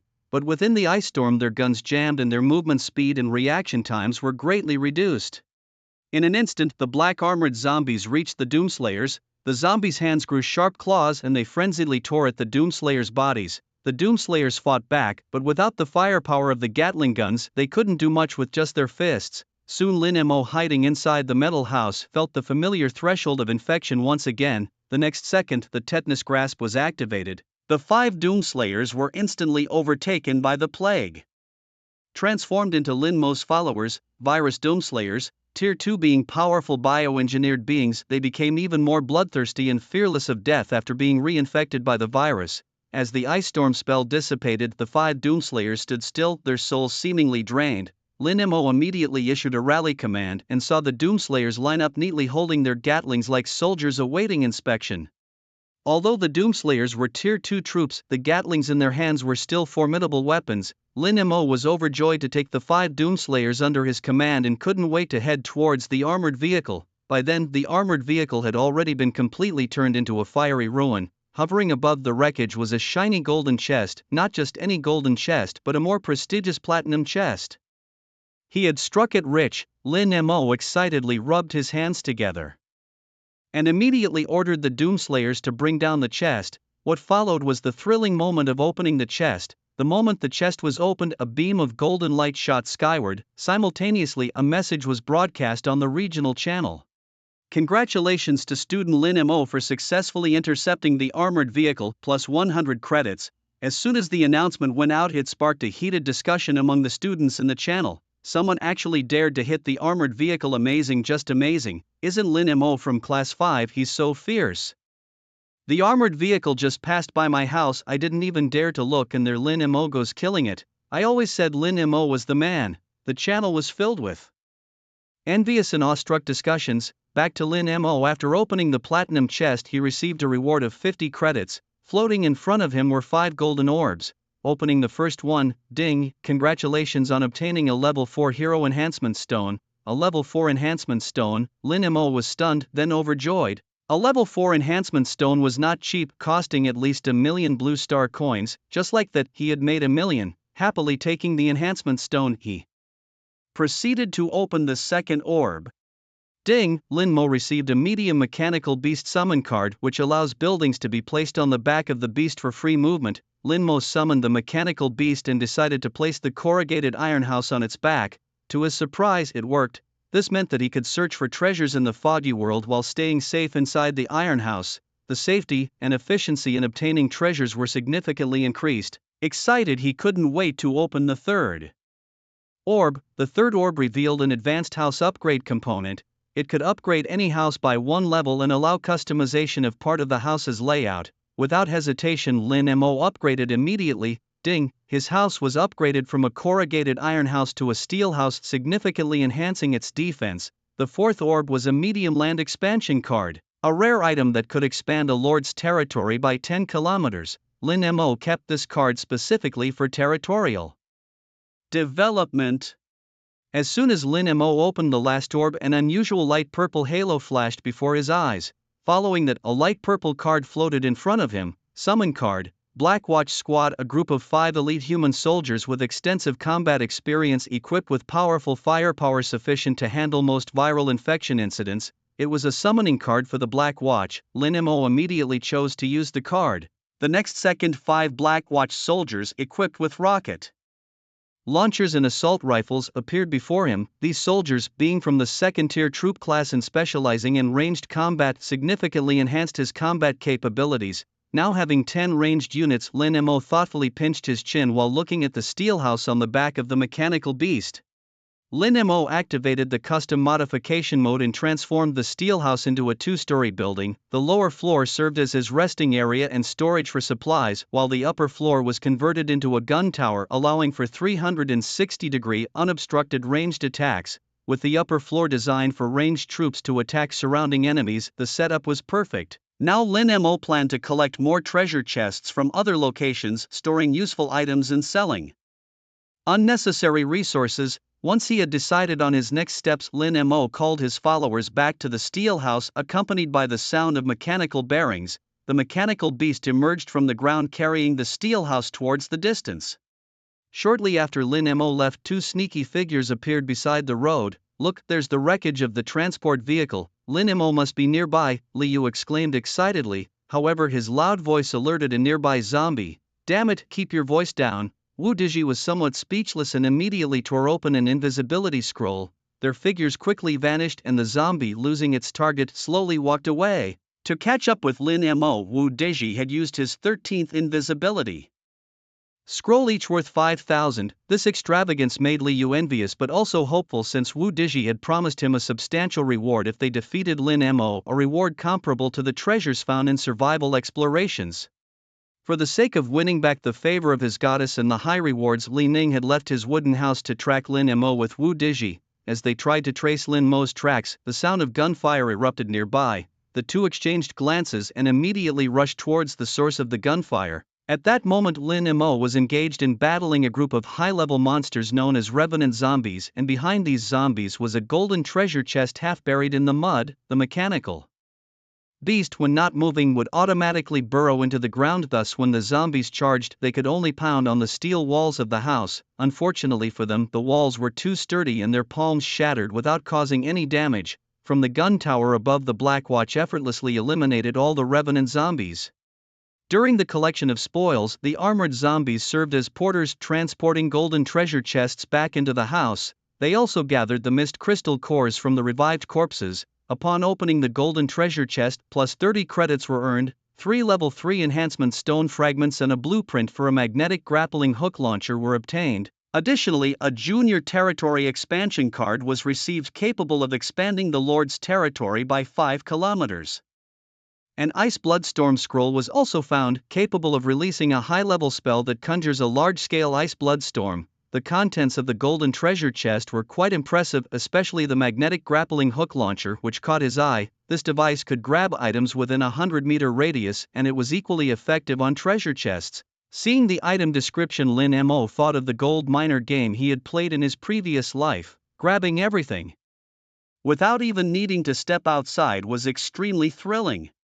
Lin Mo had all the materials needed to make the grappling hook launcher except for a component called precision parts. However, he wasn't worried. He simply shouted in the regional channel, "Who has precision parts for sale? 10 credits each." The regional channel exploded with activity. While Big Boss Lin Mo is making moves again. What does the big boss need precision parts for? Is he making high-end equipment? As expected of the man at the top of the leaderboard, always so bold, Big Boss, I have 2 precision parts, do you want them? It was then that Lin Mo realized he had reached first place on the credit leaderboard with 295 credits, 30 more than the second-placed Gu Qingqing. Envious and jealous comments flooded the regional channel, but Lin Mo ignored them all. Eventually he purchased 4 precision parts for 40 credits. In the blink of an eye, 4 magnetic grappling hook launchers were assembled. Lin Mo tried it out on a regular treasure chest 100 meters away. With a whoosh, the hook was shot out and then retracted, and suddenly there was a regular treasure chest at his feet. This method of finding treasure chests was incredibly convenient. With a grand gesture, Lin Mo activated his mechanical beast and set off. An hour later, the mechanical beast was still moving forward. Every treasure chest encountered along the way was collected by Lin Mo, various materials and items piled up like small hills, and it seemed they would soon run out of space. Just as Lin Mo was contemplating how to handle these materials, a notification sounded again. Ding! A random event has occurred. The giant shadow in the mist. Event description: the world of Mist has sensed the presence of many survivors and is attempting to eliminate them all by gathering even more powerful monsters to attack all survivors in 1 hour. Please upgrade your shelters and strengthen your defenses as much as possible. If the monsters breach the defenses, all your gains in this world will vanish. The event immediately sparked intense discussions. All items dropped if failed. That's harsh. Help, I still have a wooden house because I've been too busy treasure hunting. I feel even a stone house isn't safe. Urgently buying 30 scrap metal pieces to upgrade to an iron sheet house. Who's selling would urgently need it for my son. As everyone lamented, a message with 3 exclamation points caught everyone's eye. Look at the trading post. Someone is selling construction materials in bulk. The students immediately opened the trading post and were dazzled by the array of goods. Wood, 836 10 units per credit. Stone, 761 10 units per credit. Scrap metal, 216 5 units per credit. Plastic, 173 5 units per credit. Metal ingots, 62 per credit. Looking at the seller column, without exception all were listed under Lin Mo. Where did Lin Mo get so many materials? Big Boss Lin Mo, please let me cling to your coattails. I'm a cute girl, I can warm your bed. Metal ingots, only 2 for 1 credit. Isn't that too much of a rip-off? Regarding those calling Lin Mo out, he chose to ignore them all. After all, there was less than an hour until the new event started. If they didn't buy materials when the monsters smashed their houses to pieces, they would end up with nothing. Many students understood this logic and hurriedly bought the materials Lin Mo had listed. During this process, Lin Mo's credits skyrocketed insanely. From 295, they soared to 395, then to 495, and as the store's supplies were depleted, his credits accumulated to a terrifying 650 points. That was 300 points higher than the second-ranked Gu Qingqing. Meanwhile, not far from Lin Mo's location, Li Yu and Wu Dizhi followed the trail.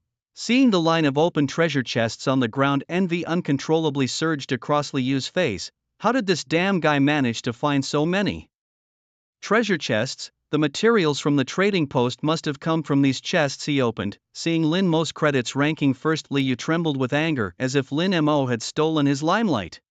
Li Yu turned to Wu Dizhi and asked, Wu Dizhi, how are you prepared? I can already smell him. He's less than 200 meters away from us. Li Yu's avatar, called the Bloodhound Seeker, could track prey by scent, which was why Wu Dizhi had teamed up with him. It's ready. We just need the Lord's blood to activate the scroll, Wu Dizhi said, spreading out a parchment. Drop your blood on it. There won't be any side effects, right?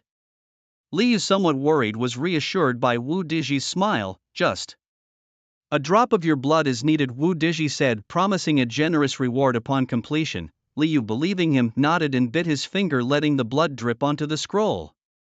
At that moment, within Liu's territory, a blood-red moon appeared in the sky. The moment the blood moon emerged, an invisible force hovered above, drawing all of Liu's followers into the red moon as sacrifices to power the scroll. Unaware of all this, Liu looked forward with anticipation as the land rapidly turned blood red. Above the land, a blood-red moon slowly rose, its power so immense that it even dispersed a vast fog. The next second, under the blood moon's influence, the land crazily cracked and shattered, with countless blood-red energies enveloping the area, ruthlessly harvesting all life within it. Blood Moon Calamity, an S-class annihilation spell, could extract the blood of life forms within a certain range, turning them into ferocious blood zombies for indiscriminate attacks. Once the Blood Moon Calamity was triggered, all the fog within a 500-meter radius vanished. Everything within sight was dyed red by the blood moon. At this time, Lin Mo was planning to move forward, but suddenly a danger warning echoed in his mind. Warning, you are being targeted by the S-class forbidden spell Blood Moon Calamity. Due to the host being a plague lord with no flowing blood, you are immune to this attack. Lin Mo was stunned. Blood Moon Calamity, S-class forbidden spell? There are still people with such powerful skills in the mist world? But the next second, the ground thunderously shattered and Lin Mo, along with his steel fortress, plummeted downwards. Then countless blood-red monsters emerged from the blood moon, chasing towards where Lin Mo was falling. Seeing this, Wu Duji laughed heartily. Lin Mo is done for. Even if the blood moon doesn't kill him, the indestructible blood puppets will. Next to Wu Duji, Liu's face turned pale. He clearly saw that the blood creatures emerging from the blood moon were his territory's followers. What have you done to my territory? Liu demanded. Wu Duji, now showing his true colors, coldly replied, I will compensate you for your loss. I warn you not to speak of today's events, or the Wu family will not let you off. Upon hearing this stark warning, Liu realized he had been deceived, his face filled with sorrow. Meanwhile, behind Wu Duji and Liu, hundreds of black shadows appeared in the fog. By the time they noticed, the shadows had already pounced on them, and even using invisibility scrolls was futile. Under their terrified gazes, the monsters surrounded them and tore them to shreds. Ding! A random event has begun and will last for 3 hours. All survivors are advised to seek refuge and not to leave their shelters. Powerful monsters will continue to attack the camp within these 3 hours, and it is crucial to use all available resources to reinforce defenses. Amidst this chaos, Lin Mo continues to plummet due to the effects of the Blood Moon catastrophe. Although this forbidden spell primarily targets living beings filled with blood, it also possesses significant destructive power over the terrain. Fortunately, Lin Mo had upgraded his home to a steel house, which barely managed to withstand the onslaught. Ding! The durability of the steel house has decreased to 60%. Please use materials immediately for repairs. Lin Mo knew this was not the time to be frugal, so he used up all available materials to prevent further durability loss in his steel house. However, he wondered how much longer the house would continue to fall, as it seemed to have entered some underground cavern surrounded by emptiness. Just as Lin Mo was growing suspicious, another notification sounded in his mind. Ding! You have entered a special area called the Mist World, and temporary communication with the outside world is disabled. On the leaderboard, Lin Mo, previously ranked first, now appeared offline, turning gray. The chat channels exploded with activity. What's happening? Is the great Lin Mo in danger? Ha! Even the top player falls like this? He's gone just like that. Wu Duji exited the dungeon world and, seeing Lin Mo's holographic projection, turned gray, his face filled with smug satisfaction. This is what happens when you oppose me. Lin Mo, look who's arrogant now. However, sitting beside him, Liu looked skeptically toward a certain direction, puzzled. Why hasn't Lin Mo exited the dungeon world? Isn't he supposed to be dead? After a long 10 minutes of descent accompanied by a loud crash, Lin Mo's steel house finally smashed into the ground. The house's durability dropped to a mere 10%, but at least it had landed. Inside the steel house, Lin Mo breathed a sigh of relief and began assessing the damage. His followers had suffered various degrees of injuries, but due to their zombie attributes, they were not seriously harmed. One of the 4 magnetic grappling hook launchers was destroyed, which was not a significant loss. The most damaged was the mechanical pack beast, with 5 out of its 6 mechanical legs broken, now temporarily in standby mode. Repairing it would require a substantial amount of high-grade materials. Just as Lin Mo was tallying the losses, a dense blood rain suddenly began to fall from the sky. The blood rain then merged into hundreds of blood-red monsters that rushed towards the steel house. Blood puppets. Lin Mo's scalp tingled and he immediately commanded his followers to defend. However, these blood puppets made of blood were indestructible and could not be killed. Even as the Black Watch bombarded them with rocket launchers, they merely shattered and quickly reformed. As the blood puppets continued their assault, the steel house's durability kept decreasing, soon plummeting to a critical 5%. Just when the steel house was on the verge of collapse, a series of roars echoed from the darkness in the distance. Soon after, various monsters covered in mutating tumors emerged. These monsters were mist creatures that had been attacking Lin Mo since the start of the random event. An interesting scene unfolded. The blood puppets suddenly ceased their attack on the steel house and turned to charge at the mist creatures. Could they have mistaken these mist monsters for allies coming to my rescue? Seizing the opportunity, Lin Mo quickly began repairing the steel house. When he ran out of materials, he dismantled the metal furniture. The fireplace tables, chairs, and even the floorboards were all used to fix the steel house.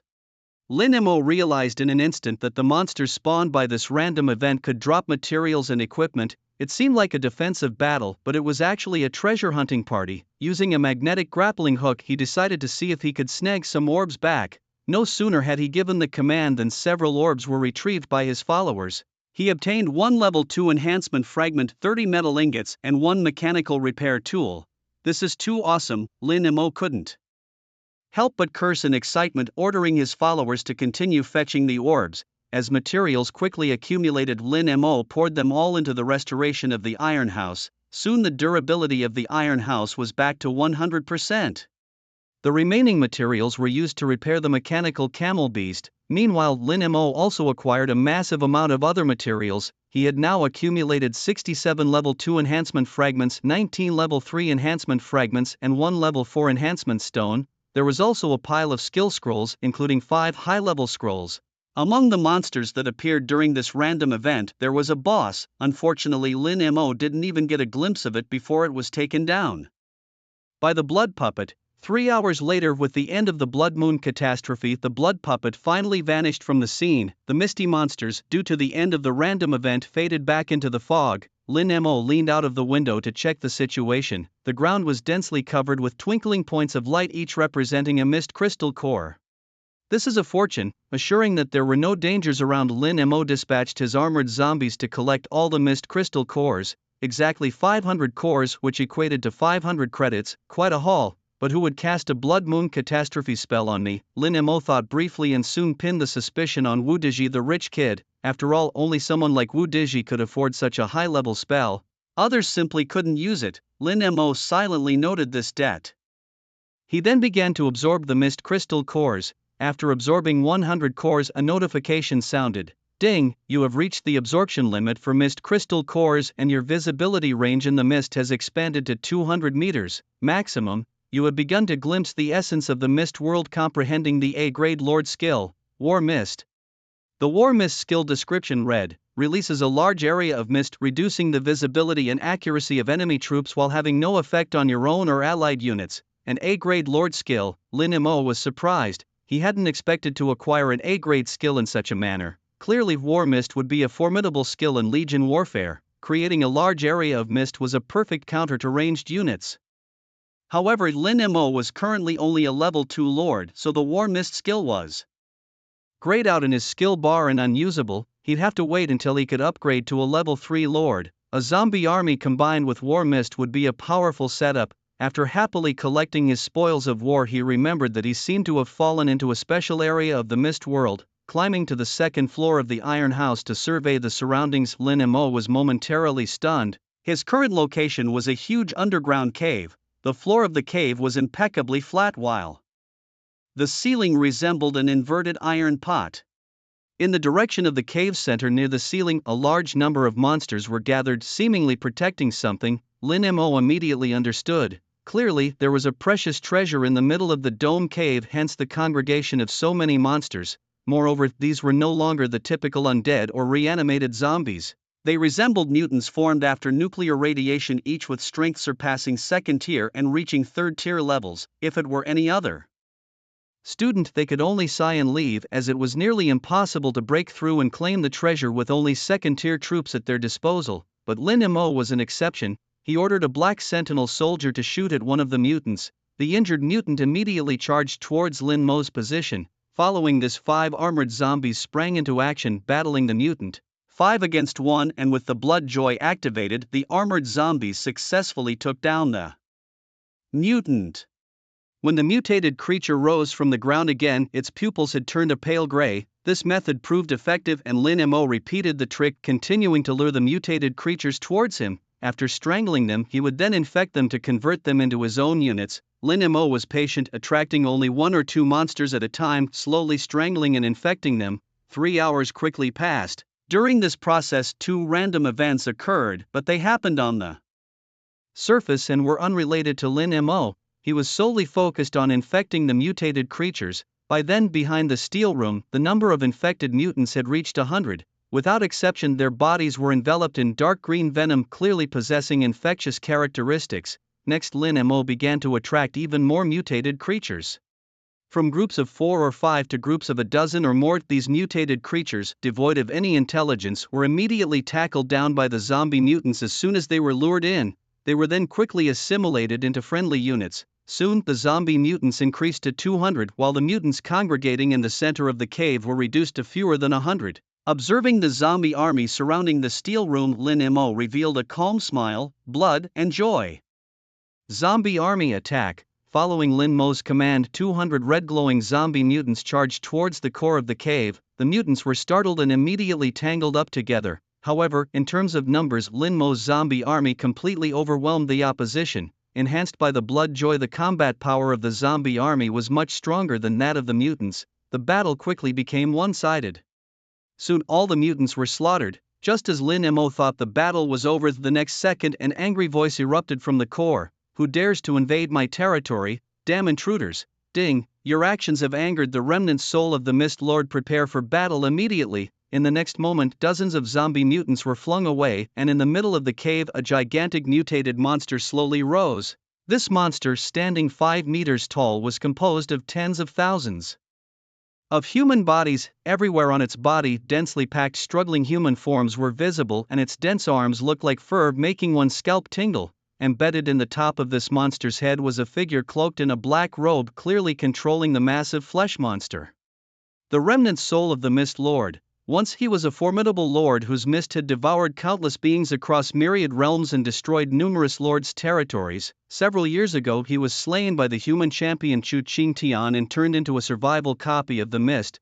The remnant soul of the great lord. The monster before them was actually controlled by the soul of a great lord. In the lord hierarchy, there are 9 ranks, with the first 3 ranks known as novice lords. The middle 3 as lords and the last 3 as great lords. Each great lord commands millions of followers, with 4th and even 5th tier soldiers being mere cannon fodder to them. Unexpectedly, the copy intended to enhance the strength of the newcomers was actually a deceased great lord. Lin Mo felt a chill, realizing for the first time the cruel nature of the lord world. Just then the flesh monster launched its first attack on the zombie army. Countless streams of blood spurted from its body, instantly turning into blades that slaughtered dozens of zombies. Lin Mo frowned slightly and immediately began to command the zombie army to counterattack. Meanwhile, in the real world, in a university classroom, the class advisors of 10 classes were engaged in a heated discussion. What's going on with the Mist World? Why has it suddenly become unstable? We can only see the fluctuations in numbers, but we don't know exactly what is happening. This hasn't happened in previous years. What's going on this year?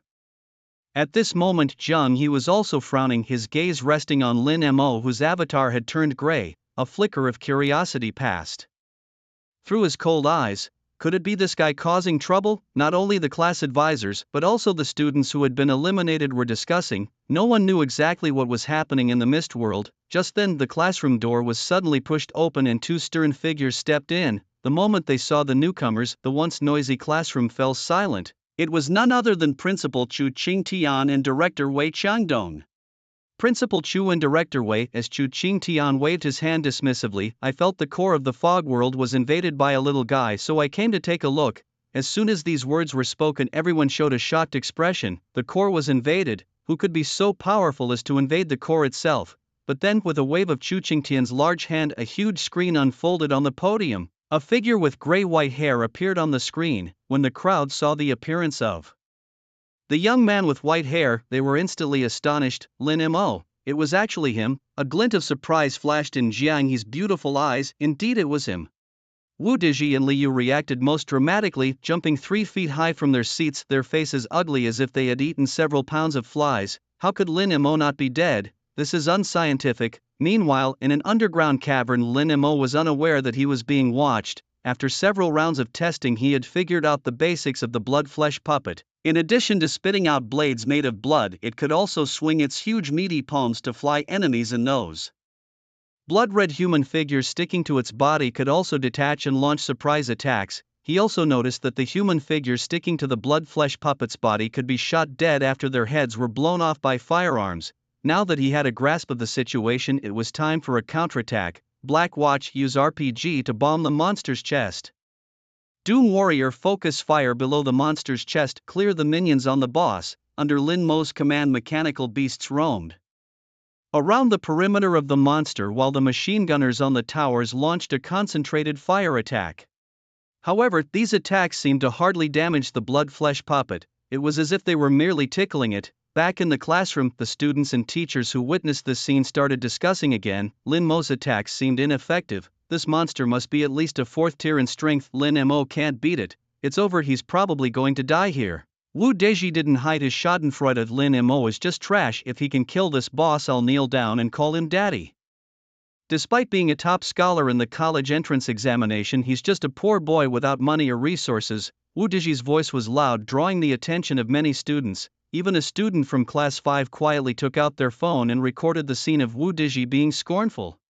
In the cave world, after a barrage of bombing, the minions in front of the blood-flesh puppet were almost cleared, especially at its chest. A nearly 2-meter-wide blood hole had been blasted open. Lin Mo began the second phase of his plan. All zombie mutant creatures at any cost climb onto the boss. Find any gap to drill into or bite out a notch if you have to. At this time, there were less than 300 of Lin Mo's zombie army left. At his command, the zombies began to fearlessly climb onto the body of the blood-flesh puppet. This directly accelerated the death of the zombie army. The blood-flesh puppet swept the zombies off its body like swatting ants. In the blink of an eye, less than 200 zombies remained, most of them directly smashed into a pulp, dead beyond dead. What a terrible commander! Was there any effect in sacrificing his own kind like this? My grandmother could fight better than him with her feet. Cries of exasperation echoed throughout the classroom. Most students were speechless at Lin Mo's reckless tactics of sacrificing his own kind, something they had never seen before. It was key that such sacrifices yielded no benefits. It was simply sending troops into the enemy's mouth for slaughter. At this time, the Lord's remnant soul controlling the blood-flesh puppet seemed to think so too. It let out a cackling laugh. Foolish human lord, have you given up resisting? Watch as I smash each of your kin into a meat pie. As it spoke, a zombie mutant creature climbed to the position of the blood-flesh puppet's chest. The wound created by the RPG bombing had not yet fully healed. The mutant creature, tearing and biting, climbed right in. In the next moment, Lin Mo selected the zombie mutant and initiated the flesh explosion. Boom! A violent explosion suddenly occurred in the chest of the massive flesh golem. Flesh and bones mixed together, bursting out from its chest, creating a huge wound. With a roar, the flesh golem instinctively tried to protect its chest cavity. Then several more explosions occurred at the deformed position of its leg bones. These explosions were caused by zombie mutants burrowing into its skin, and their lethality was significant. In an instant, the right leg of the flesh golem was blown off, causing its entire body to lose balance and fall thunderously to the ground. Seizing the moment, they aimed for the boss's chest. Dozens of zombies, as if driven mad, burrowed into the chest of the flesh golem, continuously tearing at the flesh inside. Once they were deep enough, flesh explosion. Continuous explosions erupted from within the boss, dealing severe damage in an instant. The flesh golem tried to rise from the ground, but in that brief moment, more zombies burrowed into its skin. They wriggled crazily like maggots, tearing deeper inside. Lin Mo repeated his tactic, continuously using flesh explosion. One explosion after another burst from the body of the flesh golem, each one inflicting heavy damage. After almost sacrificing all his zombie mutants, the flesh golem was finally blasted into a heap of mangled flesh. The head of the golem, where the soul of the Mist Lord resided, wailed in despair. This is unreasonable. You have no reason to defeat me, damn human lord. Who exactly are you? Lin Mo had no intention of responding, instead directing the last zombie mutant to crash into the lingering soul. In the next second flesh explosion, the soul wailed in despair as it was utterly dispersed. At the same time, a brilliantly dazzling giant diamond treasure chest flew out from the body of the flesh golem. Inside the classroom, there was dead silence. Both students and teachers wore faces of disbelief. Is that it? We won. I apologize, Lin God. This victory was too unexpected. I can only say two words: too awesome. The students in the classroom were abuzz with discussion, thoroughly shocked by Lin Mo's brutal method of combat. Jiang Yi's beautiful eyes sparkled continuously, recognizing Lin Mo's potential in commanding battles during this fight. Perhaps it was time to consider letting him establish a land connection with Wan Wan. Zhu Qingtian and Wei Qiangdong exchanged glances. Wei Qiangdong couldn't help but remark, this kid's fighting style matches his land's characteristics perfectly, infesting enemies and then detonating them, continuing to cause broader infections. With this method, he is invincible among his peers, and even challenging those above his level wouldn't be a problem. Zhu Qingtian remained imposingly still, merely nodding slowly. Indeed, he's a promising young man. I am now looking forward to his performance in the Exorcism War. Zhu Qingtian and Wei Qiangdong came unexpectedly and left just as swiftly. After confirming that the mist world could continue to function smoothly, the two disappeared. Meanwhile, in an underground cave, Lin Mo had already moved the dazzling diamond treasure chest back to the steel room. He directly opened the most precious treasure chest of the mist world. Ding! Opening the diamond treasure chest, credits plus 100. Receive 3 level 4 heroic enhancement stones, a rare level building. The Goblin Research Institute, a barracks enhancement scroll, tier 5, a barracks duplication scroll, tier 5 and below, a residual level 7 essence of void, and a sacred relic, the Forgotten Skull of Aztec. True to its name, the diamond treasure chest's rewards were incredibly rich. Lin Mo looked at the 6 items, each one a precious entity on its own. The heroic enhancement stones hardly needed mentioning. A 4th tier enhancement stone was already rare, and now he had directly opened 3. Adding to those he had obtained from a platinum treasure chest earlier, Lin Mo now possessed 4 level 4 heroic enhancement stones. The Goblin Research Institute was not a troop-producing building. Its function was to use gold and other materials to upgrade the armor and weapons of the land's followers, thereby enhancing the overall abilities of all followers. While its effects were inferior to the buffs provided by a heroic aura, its advantage lay in enhancing all the followers in the territory. Moreover, as long as the Research Institute remained undamaged, this enhancement would continue indefinitely. Barracks enhancement scrolls and duplication scrolls, as their names suggest, are used to strengthen and duplicate military units in the barracks. For Lin Mo at present, these items are extremely valuable. Next is the Void Origin, which Lin Mo urgently needs. It is well known that there is only one way for a lord to level up, and that is by absorbing the Void Origin. This rare resource can either be obtained by destroying a territory's core and harvesting it from the domain of a deceased lord, or it can be bought from those lords who produce Void Origins with their resources. Even the lowest level of this scarce resource is incredibly expensive, and without the help of a school, it would be a formidable task for an ordinary person to advance in lordship. Lin Mo wasn't sure if the damaged Void Origin he had acquired would be sufficient to promote him to a 3rd-tier lord. Suppressing his eager heart, Lin Mo then focused on the last item. The Aztec Forgotten Skull is described as follows.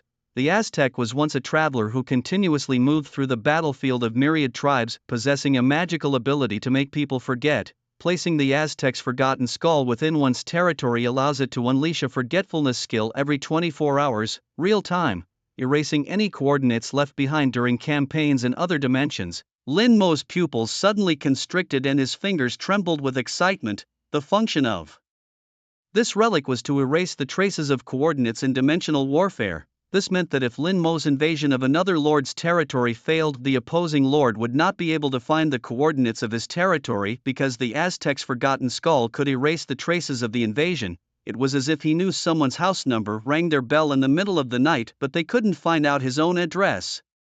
The capability of this sacred relic was revolutionary. Gathering all the spoils of war, Lin Mo briefly cleaned up the battlefield. Besides finding another 200 mist cores, there were no other items. In the center of the cave was a portal leading to the outside world. Upon returning to the surface, Lin Mo's gray profile icon on the leaderboard returned to color and his credits had surged to 1350, nearly 500 more than the second-ranked Gu Qingqing. Lin Mo the great god was back indeed with an unthinkable 1300 credits, even a senior student mentioned that he had only just reached over 1,000 credits after all this time. In the classroom, the teachers from 10 different classes were also discussing 1350 points. Even the super genius Wu Liang only reached just over 1,000 points last year, they said. Lin Mo, a student who was also an orphan without any backing, was doing incredibly well just on his own. The teachers all looked on with admiration, fully appreciative of Lin Mo's performance. Meanwhile, Gu Qingqing, who was busy clearing a mutant hound's den, stopped her actions and looked at the leaderboard. Admiration flashed through her clear eyes. Lin Mo was so strong, no wonder he didn't want to team up with her. Clenching her fist, she motivated herself. But I won't give up. I am from the Gu family and I must not bring disgrace upon our name. With that, Gu Qingqing directed the Dark Flower Fairy beside her to launch the final attack on the mutant hounds. 2 hours later, the missed survival instance closed, all students' consciousness returned to the classroom. When Lin Mo woke up in the classroom, unsurprisingly all eyes were on him. The boys were envious and resentful while the girls looked at him with admiration. Lin Mo remained calm, unfazed by the attention. He even glanced at Wu Dezhi nearby, noticing his gloomy face. Clearly he was the one who had used the S-rank forbidden card. Lin Mo maintained a slight smile, but his eyes flashed coldly at Wu Dezhi, causing the latter to shiver involuntarily. As the top student in this course, Lin Mo was additionally rewarded with 500 credits. At this moment, Lin Mo's credits have accumulated to 2,100. As the bell rang, the practical class ended. Lin Mo immediately returned to his dormitory and began to tally the gains from this practical lesson. First, there were over 50 skill scrolls ranging from healing to casting area spells, a variety indeed. These scrolls could play a significant role in territorial wars, so Lin Mo decided to keep them. After combining all the fragments of Hero Enhancement Stones, Lin Mo obtained 10 second level Enhancement Stones, 4 third-level Enhancement Stones and 3 fourth-level Enhancement Stones. Without any hesitation, Lin Mo began enhancing immediately. Ding, enhancement successful, Hero Enhancement Level LV2, ding, enhancement failed, Hero Enhancement Level LV2, ding, enhancement successful, Hero Enhancement Level LV3. The difficulty of enhancing from level 3 to 4 increased exponentially. Ding, enhancement failed, Hero Enhancement Level LV3, ding, enhancement failed, Hero Enhancement Level LV3, ding, enhancement successful, Hero Enhancement Level LV4. The Dark Ranger Sylvanas was enhanced to LV4, mastering the skill Corrosive Arrow Rain, and the Silence spell's range was expanded. Looking at the dazzling Dark Ranger in his territory, Lin Mo nodded in satisfaction. After the enhancement to +4, Sylvanas, or Little Black, not only had her combat abilities strengthened but also enhanced the aura buff for ranged units. Particularly, the aura buff directly affected the battle power of the territorial ranged units. After enhancing Little Black, Lin Mo turned his attention to the Tyrant Dragon Cavalry Barracks. After several days of deployment, the number of Tyrant Dragons had accumulated to 30, all lined up neatly next to the barracks. Lin Mo directly used an enhancement card on the barracks. In the next second, the camp was rapidly refurbished and rebuilt by an invisible force, not only becoming more imposing but also significantly larger. Tyrant Dragon Cavalry Barracks produces powerful Tyrant Dragon Cavalry 8 units/day. The enhanced barracks could now produce 3 more Tyrant Dragons per day, and Lin Mo also found that the barracks enhancement had significantly strengthened the Tyrant Dragons themselves. The most obvious change was that the Earth Dragon's scales became thicker and their limbs more powerful. Although the Tyrant Dragon Cavalry remained a 5th-tier troop, their combat abilities had greatly improved. Following that, Lin Mo used a duplication card to replicate the Tyrant Dragon Cavalry Barracks into 2. With this, Lin Mo's camp could now consistently produce 16 enhanced Tyrant Dragons every day. The efficiency of troop accumulation had significantly increased compared to before. Next was the Goblin Research Institute. When Lin Mo placed the Goblin Research Institute on his territory, the familiar notification sound rang out. Ding, influenced by the contaminated land, the Goblin Research Institute transformed into the Mad Goblin Research Institute. Building brief. This building abandoned the research of blades and armor as the goblins became more obsessed with corpse suturing and transgenic technologies. Below the brief were 4 technological options. Corpse suturing. This technology slightly boosts the physical defense of minions. Research cost: gold *200, inchwood *1000, stone *1500. Giant spinal fluid research. This technology slightly enhances the agility and reaction of minions. Research cost. Gold *200, wood *1000, stone *1500. Frenzied cytology. Minion attack power slightly enhanced. Ghoul gene. Minions gain the trait of devouring flesh to repair their bodies, compared to enhancing armor and weapons. Enhancing the body was evidently more suitable for Lin Mo's minions. Moreover, Lin Mo knew that normal goblin research institutes usually had only 2 technologies, but his mutated institute could research 4 technologies at once. While the impact might not be significant initially, the more advanced the stage, the greater the enhancement effect on minions. With a grand gesture, Lin Mo maxed out all research technologies. The dragon's treasure he had previously obtained had provided him with plenty of gold for a while. After completing these tasks, Lin Mo took out the last reward from this practical class. Void Origin LV7, Residual. This origin was presumably the remaining power of the Mist Lord Gappy. Lin Mo didn't dilly-dally and chose to absorb it directly. The experience of the Lord, stuck at the second tier at 25%, finally began to rise. 30%. 50%, 70%, 100%. In the next second, Lin Mo successfully advanced to a third-order lord. As his lordship level upgraded, the territory, which was originally 25 kilometers, rapidly expanded to 50 kilometers. At the same time, a notification sounded again in Lin Mo's mind. It detected 3 unused land expansion cards. Would he like to use them? Yes. Lin Mo watched as his territory expanded once more, stretching from 50 kilometers to 70 kilometers. Observing his nearly doubled territory, Lin Mo felt a surge of satisfaction. A larger land meant a higher limit for building placements and the ability to amass more military forces. Congratulations on advancing to a third-order lord, unlocking new buildings, the Well of Life and the Wolf Rider Camp.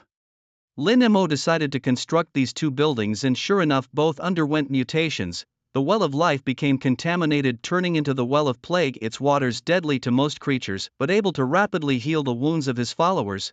The Wolf Rider Camp was infected, transforming the riders into plague wolf riders who no longer used nets to capture enemies but wielded long swords dripping with corrosive poison, capable of infecting every creature they touched and causing significant damage to structures. The production rate was 20 units per day, and although the plague wolf riders were only second-tier troops with average combat strength, their advantage lay in their high mobility. Lin Mo suddenly recalled a notorious tactic from the War World competitions of his previous life, centered around using highly mobile units to harass enemy rear structures, thereby buying development time for one's own side. With their swift speed and the considerable damage they could inflict on enemy buildings, the Plague Wolf Riders were perfectly suited for such hit-and-run strategies. Realizing this, Lin Mo maxed out the construction of Plague Wolf Rider camps, 10 camps aligned in a row, each producing 20 wolf riders per day, resulting in a daily output of 200 riders, a formidable force by any measure. After organizing the camps, Lin Mo took a deep breath, feeling content. Just as he was about to head outside to relax, his phone suddenly rang. It was Jiang He, his homeroom teacher. Lin Mo, where are you? I need to talk to you, come to my office. Jiang He's voice was noticeably more serious than usual.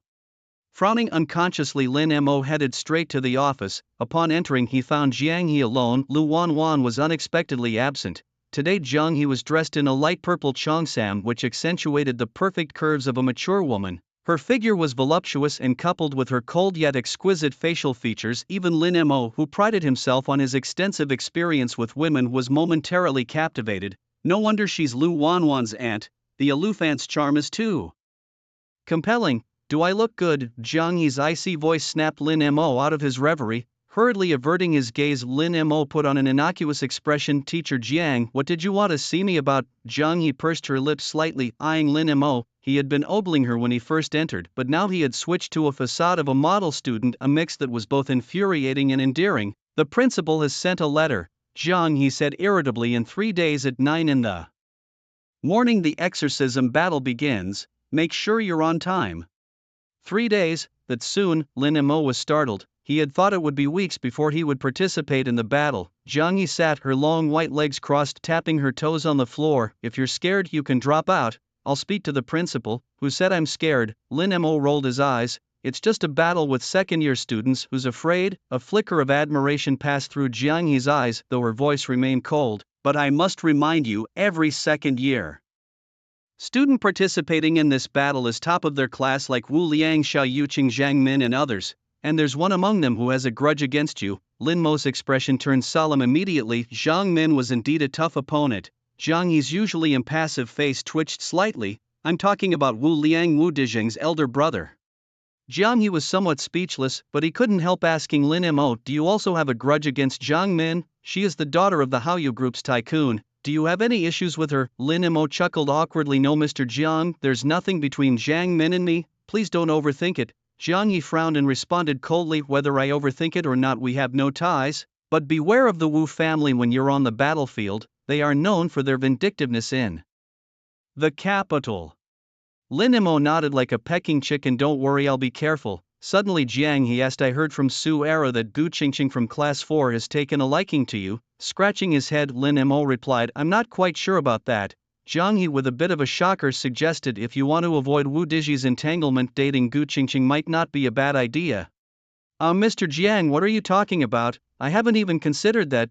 Gu Qingqing has the Gu family behind her, Lin Mo said, bewildered. Jiang He waved his hand dismissively. The Gu family has always had fewer sons and more daughters. You might consider becoming their son-in-law. With your talents and the resources of the Gu family, success would be imminent. Of course, the Haoyu Group behind Jiang Min is also impressive, but the chairman of the Haoyu Group is notoriously strict. I'm not sure if you can handle him. Weren't we discussing the campaign against the evil gods? How did we end up on the sensitive topic of becoming a son-in-law? Lin Mo expressed his bafflement. Jiang He waved his hand again. I've said what I needed to say, now you can go. Lin Mo was practically shooed out of the office. Walking back to his dorm, he pondered the conversation. Whether it was the Wu family, the Gu family, or the so-called Haoyu Group, they were all colossal entities that Lin Mo couldn't shake at the moment. However, this did not mean that Lin Mo would not retaliate if bullied. Even a common man can unleash formidable fury. If pushed too far, Lin Mo wouldn't hesitate to confront not just Wu Dizhi but even the Wu family itself.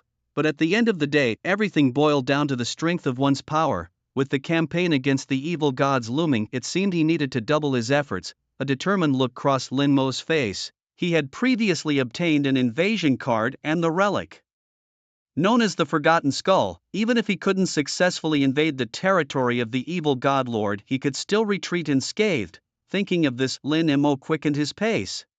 But his destination was not the dormitory, it was the Dragon Academy's market. He had many level 2 and 3 enhancement stones currently of no use to him. He sold them all and bought a large amount of building materials and a new batch of magic scrolls. Then he spent half a day replanning his own territory, setting up defenses and increasing manpower. As night fell, Lin Mo was ready. 200 plague wolf riders were poised for action. Lin Mo took out the coordinate light of the 4th tier evil god's territory, dimly recalling that this evil god lord was named Morlax. What would the territory of a 4th tier evil god lord be like? With a hint of anticipation, Lin Mo began his first territorial invasion. Meanwhile, in the realm of the evil gods, Lord Morlax, a 4th tier lord, had just completed his blood homage and was riding a hell beast towards his lair, accompanied by several four-eyed cronies who were eagerly flattering him.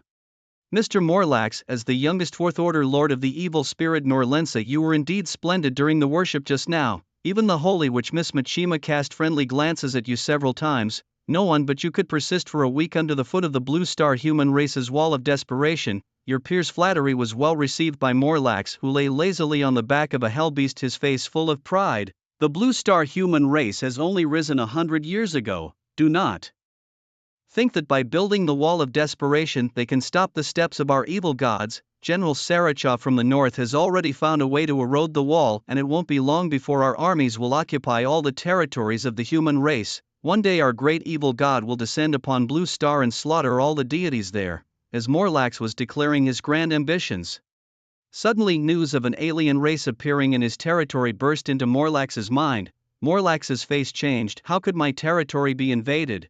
Could it be that human lord at the wall of desperation?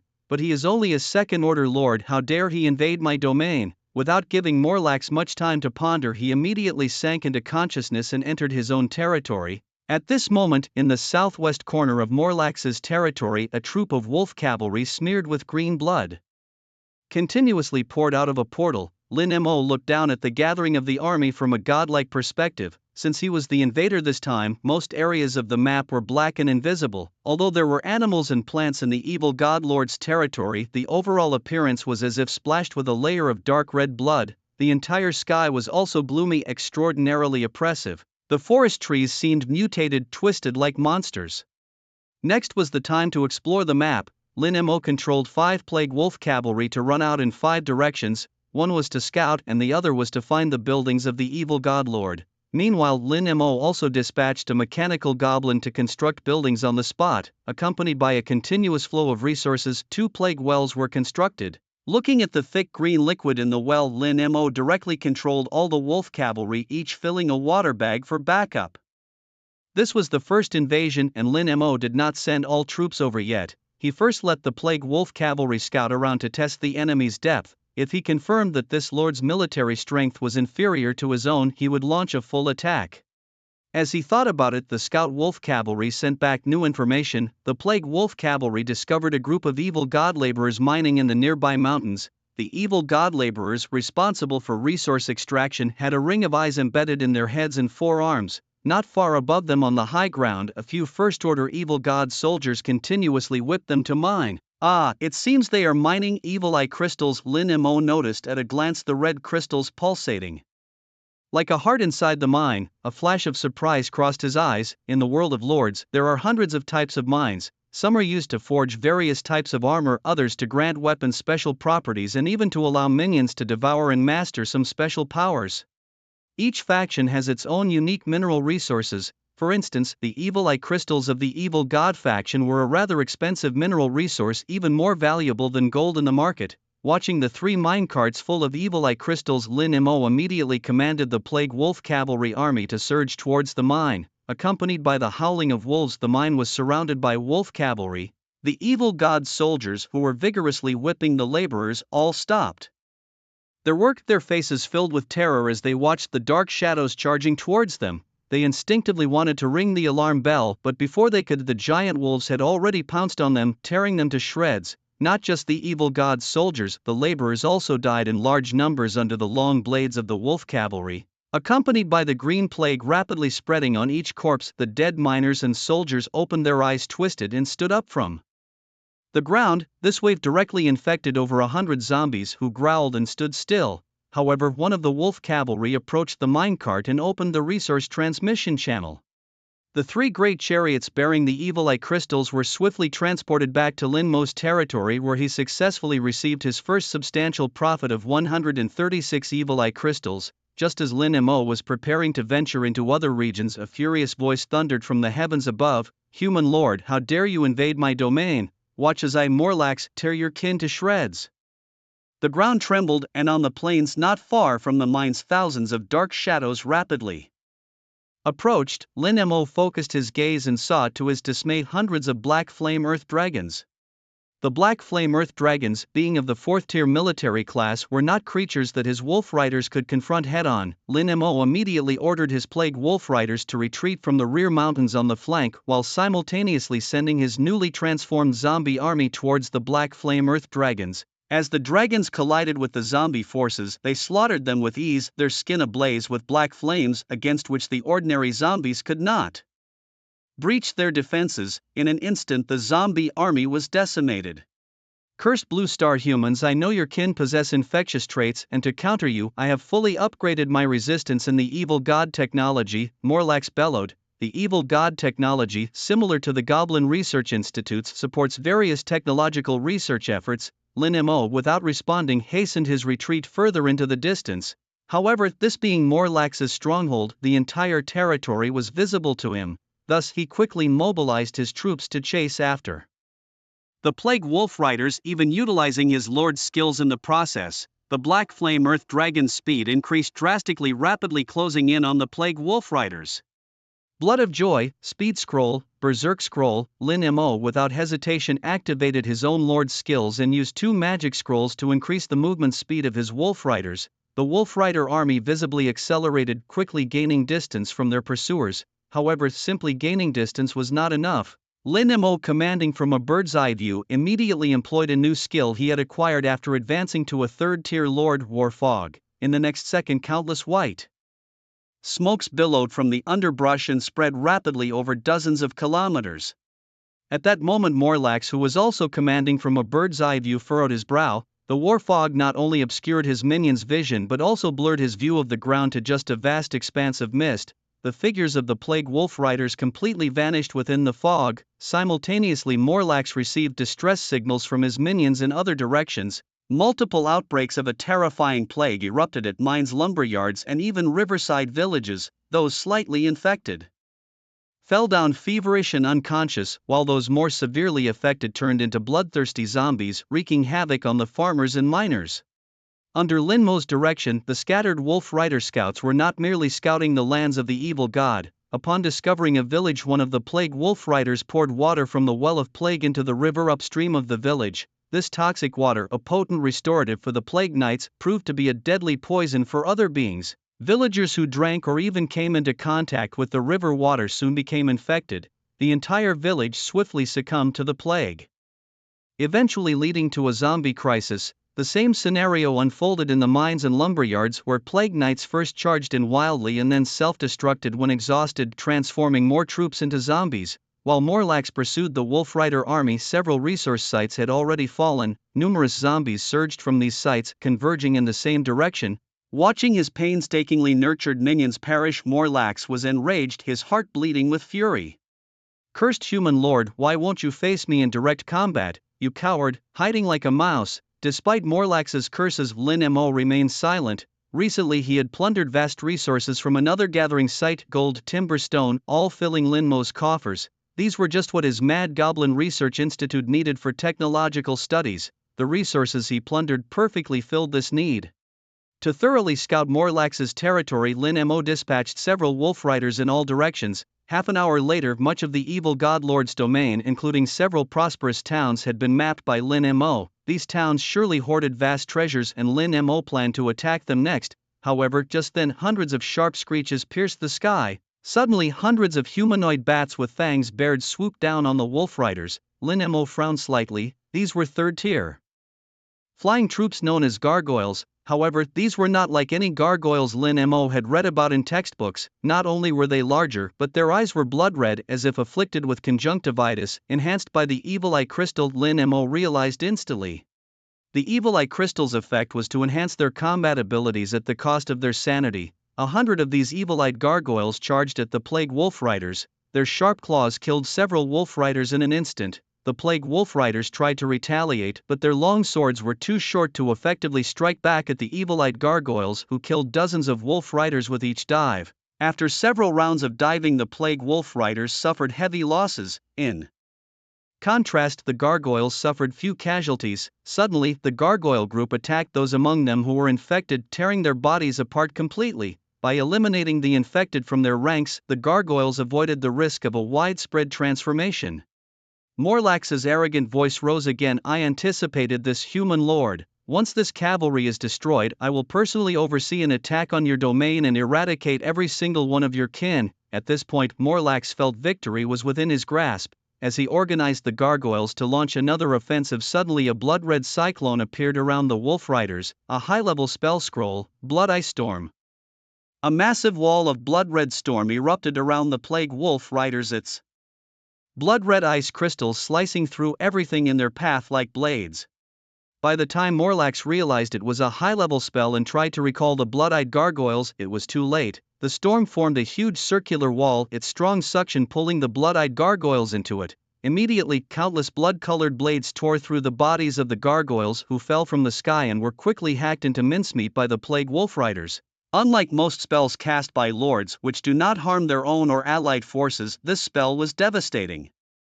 To Morlax's gargoyles, watching his painstakingly nurtured blood-eyed gargoyles quickly perish, Morlax's face turned extremely ugly. He could never have imagined that a mere second-tier lord would use such a powerful spell scroll. As the duration of the Blood Ice Storm was about to end, Lin Mo released another spell, War Fog. The traces of the Plague Wolf Riders disappeared into the fog. Within the fog, Lin Mo commanded the Plague Wolf Riders to clear the battlefield. Just as Morlax had said, his kin indeed had enhanced plague resistance. Of the 100 blood-eyed gargoyles, only 10 were successfully transformed. The rest were killed during their resistance. However, Lin Mo thought even a mosquito was meat, and he began to consider how best to utilize these 10 gargoyles. Soon a new plan was devised. According to the statistics, there were only 130 Plague Wolf Riders left. Lin Mo immediately disbanded these 130 Plague Wolf Riders into 10 groups, each consisting of 13 riders advancing towards the major towns, villages and resource points marked on the map.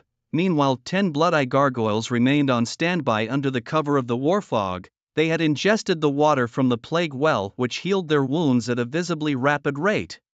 Quickly, the 10 teams of Plague Wolf Riders launched raids on the various village buildings in Morlax's territory. While spreading the plague, they also looted and destroyed buildings. The plague-infected longswords of the Wolf Riders, which possessed corrosive properties, were particularly effective at demolishing structures. A lumberyard, for instance, could be brought down with just a dozen slashes at its support pillars.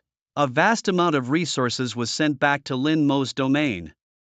Additionally, with every village destroyed, a large number of zombies were spawned. Under the influence of the blood frenzy, these zombies rapidly converged with one another, soon forming a much larger army of the undead.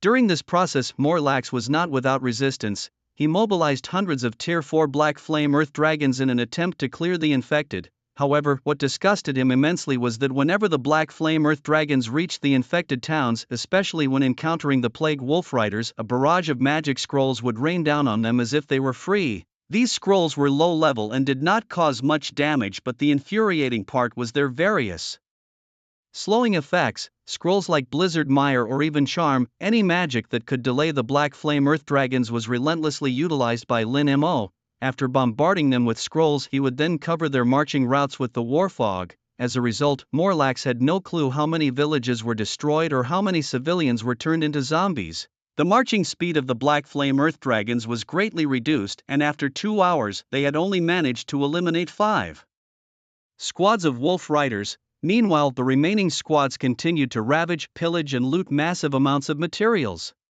Morlax's territory was vast, which meant that the resources on his land were abundantly rich. The large amount of rare metal deposits and abundant forestry resources enabled him to build numerous extraction buildings across his lands. Now, these buildings were being destroyed by Lin Mo's Wolf Rider squads, and the resources within were thoroughly looted. Taking a moment to review the resources he had already plundered, Lin Mo found himself in possession of 500 Evil Eye crystals, 40,000 units of gold and hundreds of thousands of timber and iron ore. These materials were organized and stored across his domain, appearing like several small hills. At this point, the total value of the resources Lin Mo had plundered far exceeded the cost of all the items and troops he had used. But this was just the beginning of looting the peripheral resource points. The real high-value targets were inside the cities, especially the main city of the Tier 4 Evil God Lord. The latest news from the front lines was that the hidden army of zombies concealed within the war fog had successfully reached the first mid-level town of the Evil God Lord. As the fog gradually dissipated, revealing the horrifying number of zombies, Morlax's blood pressure soared to 180 and his 8 eyeballs instantly became bloodshot. He was so furious he was practically on the verge of exploding. The number of zombies, amounting to 60,000, had all originated from the various resource points and villages within his domain. These were his own painstakingly nurtured civilians. As a Tier 4 lord who had graduated from the rookie ranks, not only would the size of his territory expand greatly, but the number of his dependents would also see explosive growth. Even the most ordinary Tier 4 lord could have hundreds of thousands of non-combat units responsible for mining, construction, farming, and providing food support for the army. Thus, Lin Mo generating an army of 60,000 zombies was entirely within expectation. As the zombie horde approached the city walls, the faces of the evil god soldiers stationed there were filled with panic. After a brief shock, Morlax regained his composure and sneered, "What use is there in numbers? Do you think a bunch of weak infectees can stand against my regular army?" This time Lin Mo did not remain silent. Instead, he calmly replied, "I don't need to fight your regular army. I just need to capture this town and plunder its resources." "Haha, you still underestimate the foundation of my being a Tier 4 lord. Let me show you my trump card." As Morlax's words fell, several roaring sounds came from the nearby sky. 20 black dragons, each about the size of a heavy-duty pickup truck, appeared in the field of vision. The moment Lin Mo saw the dragons, a knowing expression crossed his face. Indeed, this guy had more up his sleeve. Tier 5 troop types. The abyssal dragons possessed powerful draconic species with the ability to fly. The abyssal fire they spewed could turn everything it touched to ashes.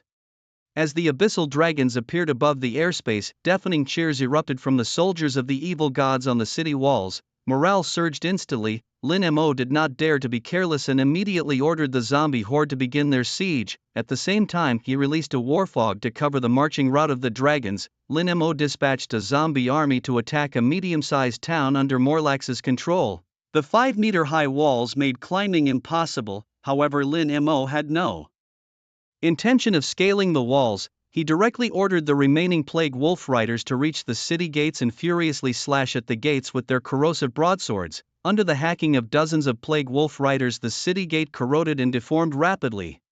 Dragon roars sounded from above. Black dragon breath descended from the sky, instantly turning a large swath of zombies into ashes. The abyssal dragons had arrived at the scene. However, the city gate was also about to break. Lin Mo called the Plague Wolf Riders to retreat from the gate, and countless zombies crazily squeezed through the damaged gate. Then came the flesh explosions. Accompanied by a series of not-so-intense blasts, the city gate collapsed thunderously. Blood and joy. The entire zombie army, enveloped in a blood-red hue, surged into the town like a tide. Above the town, the abyssal dragons were still spewing dragon flames. However, more zombies had already flooded into the streets, massacring the civilians. Morlax's Tier 4 Earth Dragon troops also arrived, climbing onto the city walls to begin exterminating the zombies within. Lin Mo issued his final command, ordering all zombies to disperse into various areas of the town. The Plague Wolf Riders were responsible for setting fires and creating chaos. For a moment, a massive riot erupted throughout the town. Morlax exploded in anger, morphing into a keyboard warrior as he hurled a barrage of insults at Lin Mo. The unsightly words poured out relentlessly. It wasn't that this human lord was particularly strong, it was just that his minion traits were too disgusting. His troops weren't strong, they just relentlessly massacred peasants. When facing a regular army, they would turn tail and run, never engaging in a head-on confrontation. In contrast, Lin Mo remained remarkably calm. At the moment, a cunning smile curling at the corner of his mouth. In the skies above a town further away, accompanied by 10 evil-eyed gargoyle statues descending from the sky, a zombie crisis also erupted in that town instantly. At this moment, Morlax was completely pale, as if paralyzed, motionless. The town of Up, overrun by the zombie horde, was quickly annihilated due to the presence of the giant dragon and the black flame earth dragon. Even the Plague Wolf Riders were torn to shreds by the earth dragons. However, Town B, which was ambushed by gargoyles, fell completely into Linmer's hands.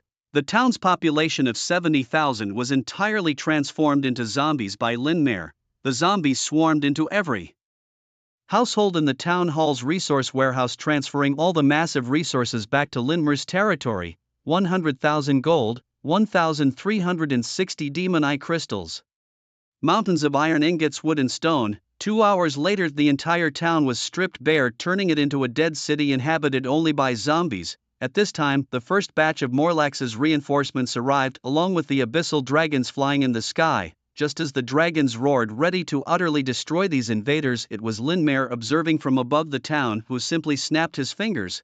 Sacrifice to the evil god. The next second, both towns, with a total of 80,000 zombies, simultaneously burst into white flames. All zombies turned to ash in the blink of an eye. Ding! Sacrifice successful. Rewards included 2 flesh cloning machines and blueprints for the Deaslak heavy dragon hunting crossbow. The sacrifice was successful and the rewards were quite good. Linmer withdrew his consciousness from Morlax's territory. Although the invasion did not reach the main city, the gains were substantial. Meanwhile, in Morlax's domain, Morlax was grimly gathering forces in the main city. 100 Tier 5 abyssal dragons, nearly 1,000 Tier 4 black flame dragons, and an endless sea of Tier 3 demonic soldiers. This included hundreds of siege engines and countless demonic laborers. 2 elite high-ranking spirits stood darkly beside Morlax. Damn humans, daring to invade my territory, next you will face all my fury.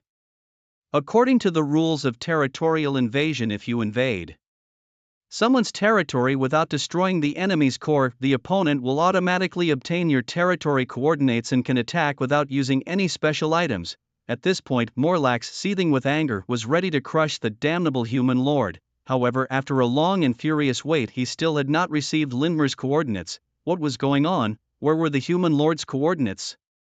Confusion filled Morlax's face. It wasn't until 2 hours later that a sharp roar erupted from the sky above the main city. Damn human lord, no wonder you dared to invade my land, you must have a tool to hide your coordinates. I'm furious, damn you. Morlax's enraged roar echoed through every corner of the main city. Influenced by his rage, his minions also roared in anger. The entire main city was filled with wailing and howling. Lynmare, whose consciousness had returned to his own territory, looked at the warehouses filled to the brim and resources piled outdoors. He smacked his lips in amazement. He hadn't expected that invading a high-level lord's territory would yield such a great harvest. After the sacrifice of the zombie tide, Lynmare had obtained 2 flesh cloning machines and the blueprints for the dragon hunting crossbow. The cloning machines were a significant architectural element of Lynmare's territory. The more the better. The dragon hunting crossbow was a versatile siege weapon similar to the elven crossbow cart's 4-wheel drive, which could be placed on city walls or pushed around by humanoid troops. The bolts it fired were thicker than a wrist with long range and powerful penetration. Even the fierce dragon riders would suffer significant damage if hit by these bolts. Lynmare immediately ordered his mechanical goblins to build 100 dragon hunting crossbows to be placed on the city walls as defensive weapons. After completing these tasks, Lynmare left his territory. It was now deep into the night, and a tired Lynmare quickly fell asleep in his bed. The night passed without incident, and time moved to the next morning. Today theoretical classes were scheduled and the students of Class 5 gathered inside classroom 310. Lynmo felt an unusual atmosphere as soon as he entered the classroom. Have you heard? Wu Digi is threatening to teach the class president a lesson. Wu Digi, that little scoundrel, is still so arrogant. Didn't he learn his lesson from last time? But he has a formidable older brother, Wu Liang. Have you heard of him? Wu Liang, you mean the top 3 genius of the sophomore class? Wow, he's Wu Digi's older brother? As Lin Mo sat down, Su Arrow and Sun Gaochang immediately gathered around him. Last night on the school forum, Wu Digi loudly declared that he'll treat Lin Mo as his archenemy, telling him to clean his neck and wait for it. Hearing this, Lin Mo felt indifferent. It seems that the yellow-haired guy hasn't been beaten enough. Su Arrow looked serious as he spoke. Class leader, you must not take this lightly. Wu Digi's older brother Wu Liang is a tough cookie. I heard that not long ago he had a conflict with someone and directly blew up the core of their territory. Sun Gaochang added, Wu Liang's reputation among the sophomores isn't good either. He often bullies both boys and girls and is notoriously arrogant.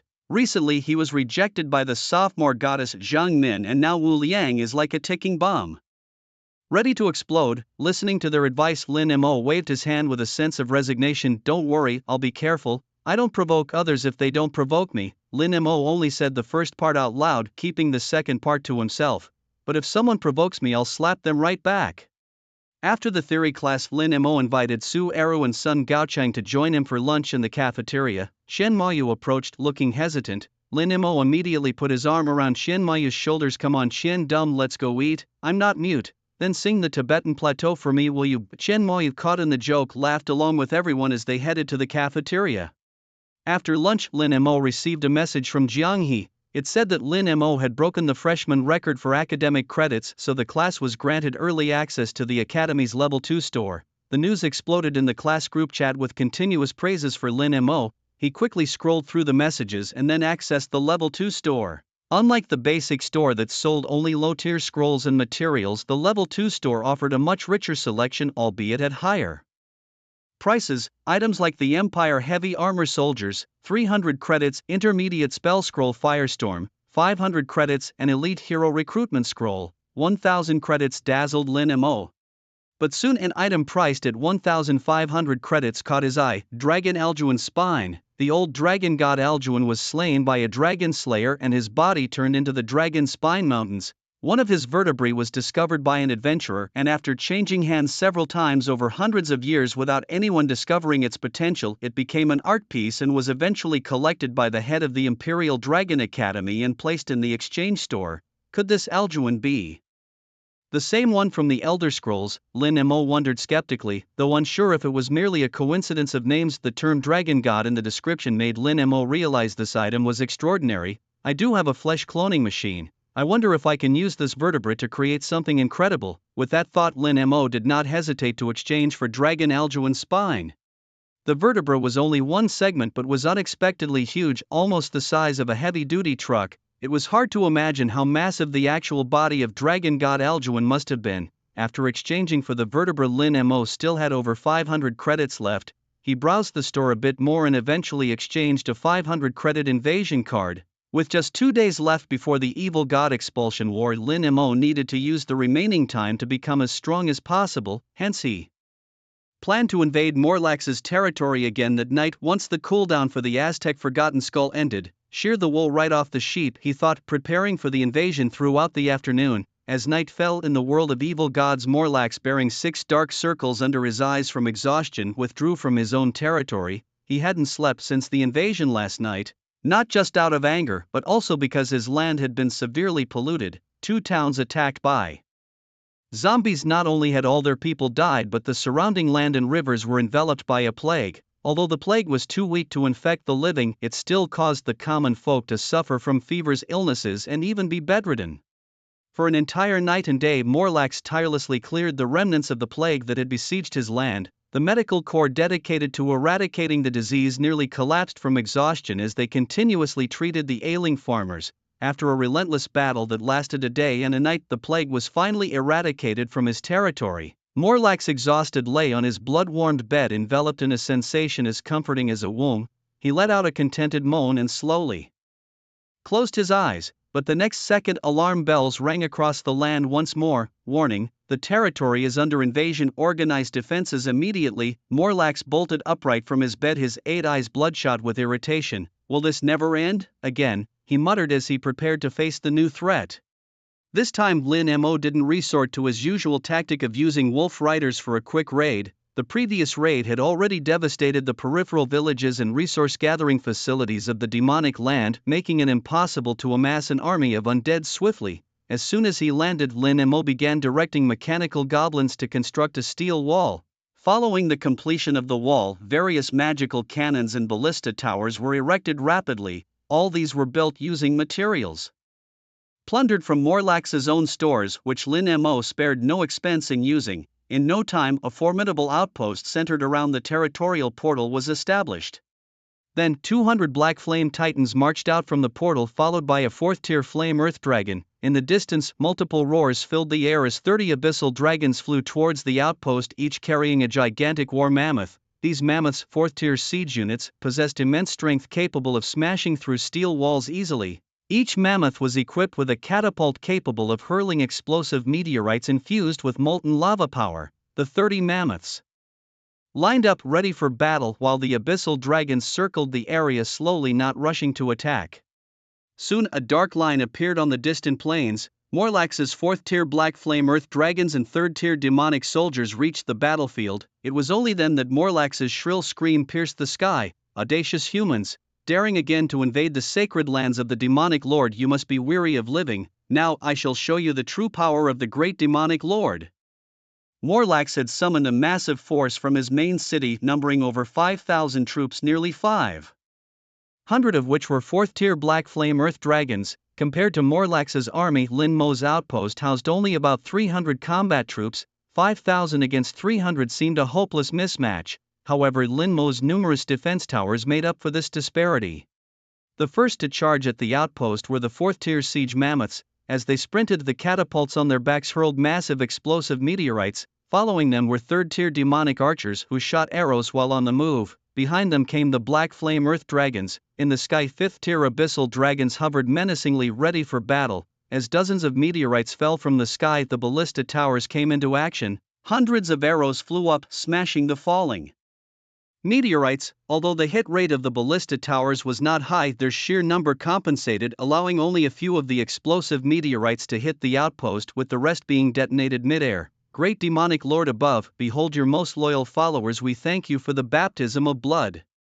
As Morlax chanted, he crushed a blood-red skill crystal in his hand. His troops, suddenly enveloped in swirling black smoke, surged in morale, a signature product of the demonic faction, the prayer crystal. Similar in function to the human race's skill scrolls, it involved praying to the dark gods to gain various battlefield enhancements. Under the watchful gaze of these dark deities, Morlax's troops advanced toward the city walls with increased speed. Atop these walls, the Black Flame Titans drew their bows, unleashing massive arrows wreathed in dark flames. As the arrows struck Morlax's forces, they exploded spectacularly, each hit causing significant area damage. These titans, a mutant hybrid of over a dozen 3rd-tier units, possessed extraordinary combat prowess among their peers.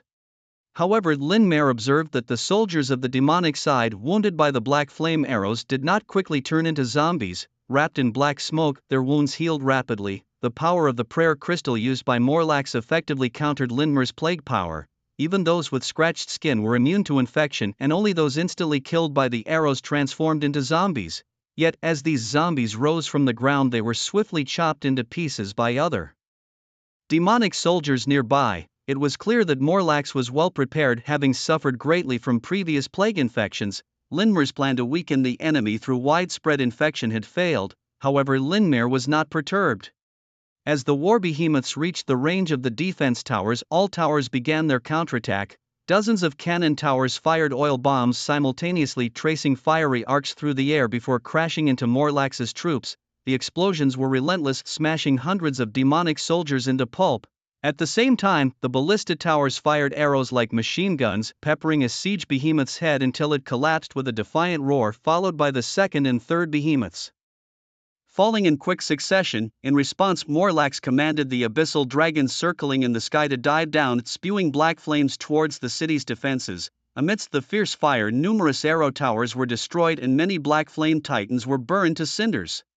Just as the abyssal dragons attempted to destroy more towers, several blue beams shot towards them, signaling the activation of the magic-driven cannons. These magical cannons were particularly effective against abyssal dragons, forcing them to flap their wings and ascend rapidly, dodging the magical cannon fire.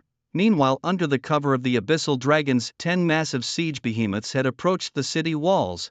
Hundreds of third-tier demonic soldiers climbed onto their backs and leaped onto the walls. The black flame titans spewed torrents of flames, turning the invading soldiers into ash. However, the number of soldiers scaling the walls was overwhelming and the titans were too few in number. Soon demonic soldiers swarmed over the walls. The titans swung their arms, attacking the enemies around them, but they were vastly outnumbered, crawling over them like ants. One of the titans had a demonic soldier climb onto its back. In the next second, the soldier moved in front, stabbing his long knife into the titan's eye socket. With a thunderous fall, the titan collapsed, soon overwhelmed and dismembered by more demonic soldiers. This scene was replicated across various parts of the wall as the titans were unable to withstand the sheer number of enemies falling one after another. At the same moment, the siege behemoth slammed its massive tusks against the city walls with ferocious force. As cracks spread rapidly, a thunderous crash echoed as a section of the wall collapsed. Such meager forces dared to challenge the great Morlax. Morlax's shrill cry resonated from above the dome, commanding all his followers to tear the enemy to shreds. The abyssal dragons swooped down from the sky, perching atop the city walls and continuously spewing black flames. Wherever the flames touched, defense towers were obliterated in clusters. The 4th-tier black flame earth dragons surged into the outpost, clashing with Linmo's own 4th-tier fire flame earth dragons. Typically, dragons of the same tier would be matched in strength. However, the black flame earth dragons numbered 500, whereas Lin Mo had fewer than 100. With such a disparity, the black flame earth dragons began a one-sided slaughter. A single fire flame earth dragon could hardly withstand the onslaught of 4 or even 5 black flame earth dragons. In mere moments, almost all of Lin Mo's dragons were decimated. 4th-tier troops must be the limit of your forces. Morlax's voice rang out arrogantly. A mere novice lord dares to invade the great Morlax's territory. You must not wish to live. In just a short time, the outpost's defense towers were nearly demolished. Lin Mo's forces suffered heavy losses, with less than 30% remaining. All followers retreat through the portal immediately, Lin Mo commanded calmly. The remaining black flame titans and fire flame earth dragons began moving toward the portal. Upon seeing this, Morlax's expression turned maniacal. It seemed the human lord knew he was outmatched and was preparing to flee. Then, with a look of utter disdain, Morlax sneered, "Really, a novice? Doesn't he know that once the portal is opened, it takes at least 10 minutes to close? 10 minutes is enough for me to counterattack your territory." With a cruel smile, Morlax then issued another command: all followers, through the portal, launch a full assault on the enemy's territory. Above the skies, the abyssal dragons dove down, tearing apart several fire flame earth dragons before charging into the portal. At the same time, the black flame earth dragon troops and 3rd-tier demonic soldiers rushed toward the portal. In Morlax's view, although this human lord possessed some peculiar traits, he was just a novice lord after all. As long as he wasn't infected by his followers, nothing else mattered. Sensing that the abyssal dragons had entered the enemy's domain, Morlax projected his consciousness into the opposing territory. When he opened his eyes again, he was met with a desolate vista. Upon spotting the location of his followers, Morlax's pupils shrank to the size of pinpoints. The abyssal dragons emerged from the portal right in the middle of a massive circular pit. Surrounding the high ground of the pit were hundreds of dragon-hunting ballistae primed and ready.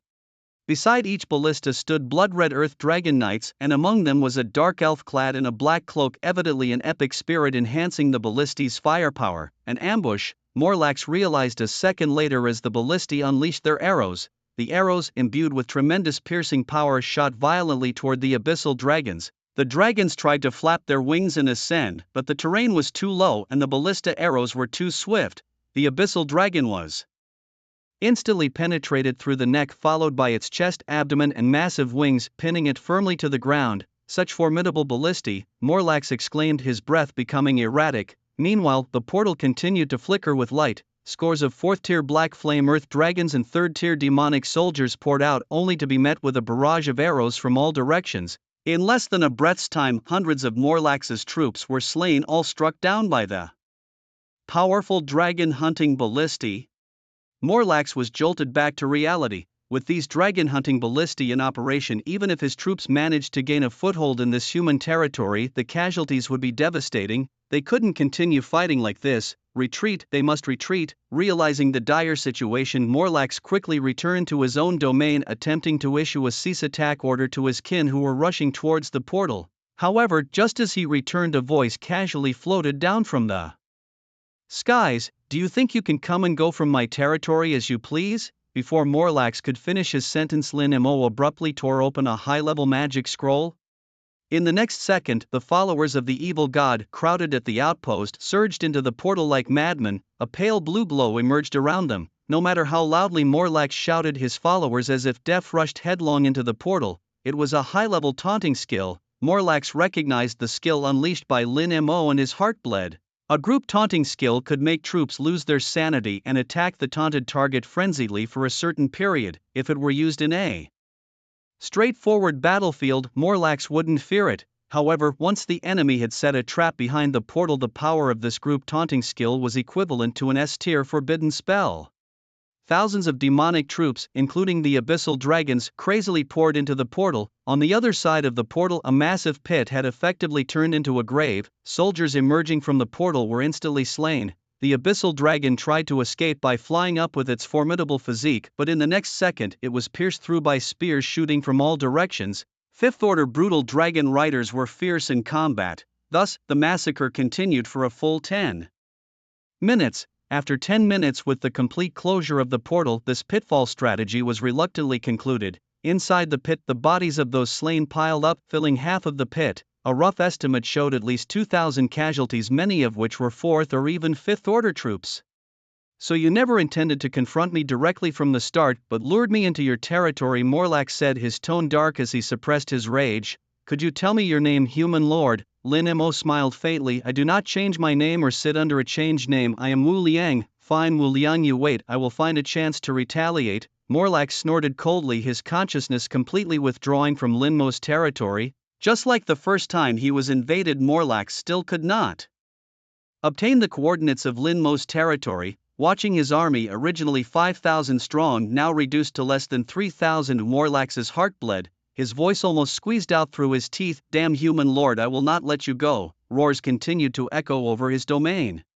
Meanwhile, Lin Mo looked at the thousands of corpses in the pit, his lips curving slightly upward. It was now time to tally the spoils of war. To make Morlax believe he had put forth his full effort, he had deployed all his 3rd and 4th order troops into battle. This led to nearly depleting his own 3rd and 4th order forces. Warfare among lords was exceedingly brutal, especially among the great lords, where millions of troops were often annihilated. However, the greater the sacrifice, the larger the gains. Under Lin Mo's command, 400 plague wolf riders arrived at the pit with plague well water. Then, they began pouring the plague-infested water into the pit, covering the dead bodies.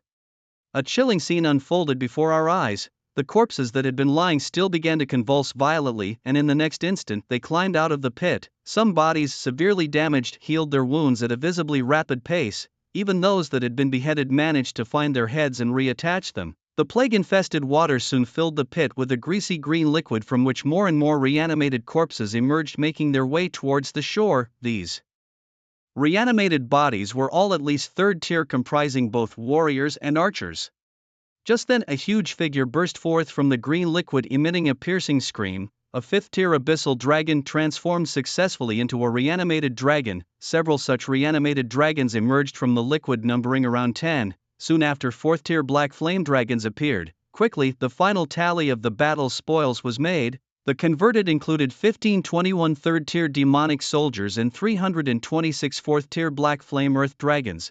There were 10 fifth-tier abyssal dragons. Looking at the silent, densely packed throng of zombie kin, Lin Mo nodded in satisfaction.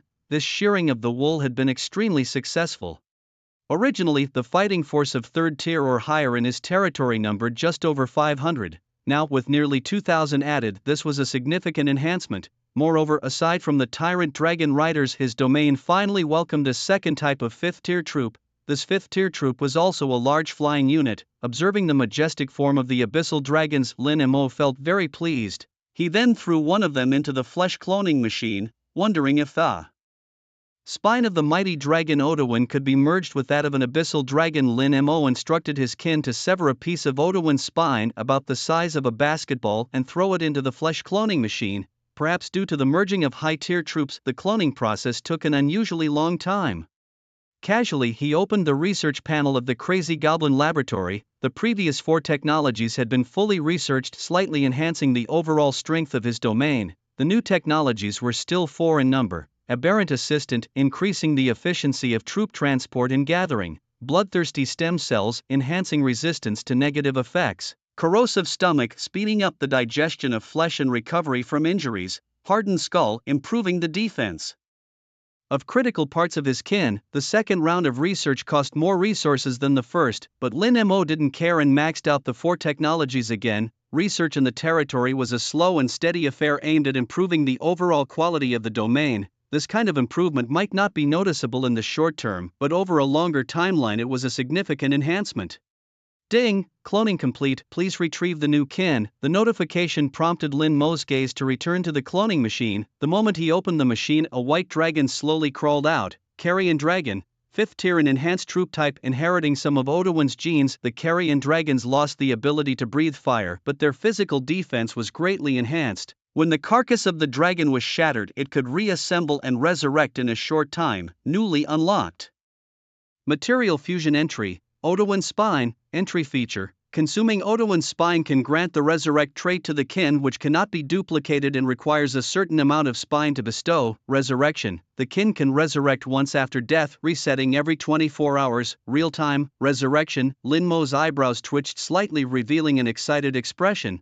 To allow the kin to resurrect and effective every 24 hours, truly a divine trait of the dragon god. If he could equip all high-tier troops with this trait, it would mean each kin had 2 lives, significantly enhancing their combat effectiveness. Gazing at the spine of the dragon, which was as massive as a heavy truck, Lin Mo knew this backbone would last a long time. He impulsively threw the remaining 9 abyssal dragons into the cloning machine. Soon 8 clone dragon carcasses walked out of the machine. However, one machine continued to work relentlessly. What's happening? Lin Mo frowned slightly and opened the cloning machine's production log. Flesh cloning failed. Current flesh material cannot withstand the power of the dragon god's spinal cord. Only 1 minute and 20 seconds left before physical collapse. Lin Mo immediately showed a puzzled expression. The power of the spinal cord? Didn't he obtain the dragon god's spine? How did it turn into spinal cord? Without waiting for Lin Mo to react, a prompt sounded. The dragon god's spinal cord contains the powerful force of a true dragon, and 5th-tier flesh materials are showing rejection. Other materials may be tried to sustain the cloning process. A successful clone might result in a more powerful mutated individual. Hearing the system suggest this, Lin Mo decided to take a risk. But what materials should he use to support the cloning machine? That's right, the Evil Eye Crystals. Lin Mo instantly remembered the Evil Eye Crystals. He had plundered all 1360 of them. Using these crystals, he wondered if it would be enough. Lin Mo immediately grabbed the Evil God Crystals and poured them into the flesh cloning machine. As the sharp blades whirred crazily, the crystals were crushed and blended into the flesh. The cloning machine stabilized, and the cloning process moved forward, urging further material input. Now was not the time to be frugal. Lin Mo threw another 500 crystals into the machine. Soon a prompt sounded again urging Lin Mo to continue adding crystals. In a blink all 1360 Evil Eye crystals were consumed. Finally, the cloning machine began to operate smoothly. After a full 2 hours, a sound like opening a soda bottle popped. The cloning was complete.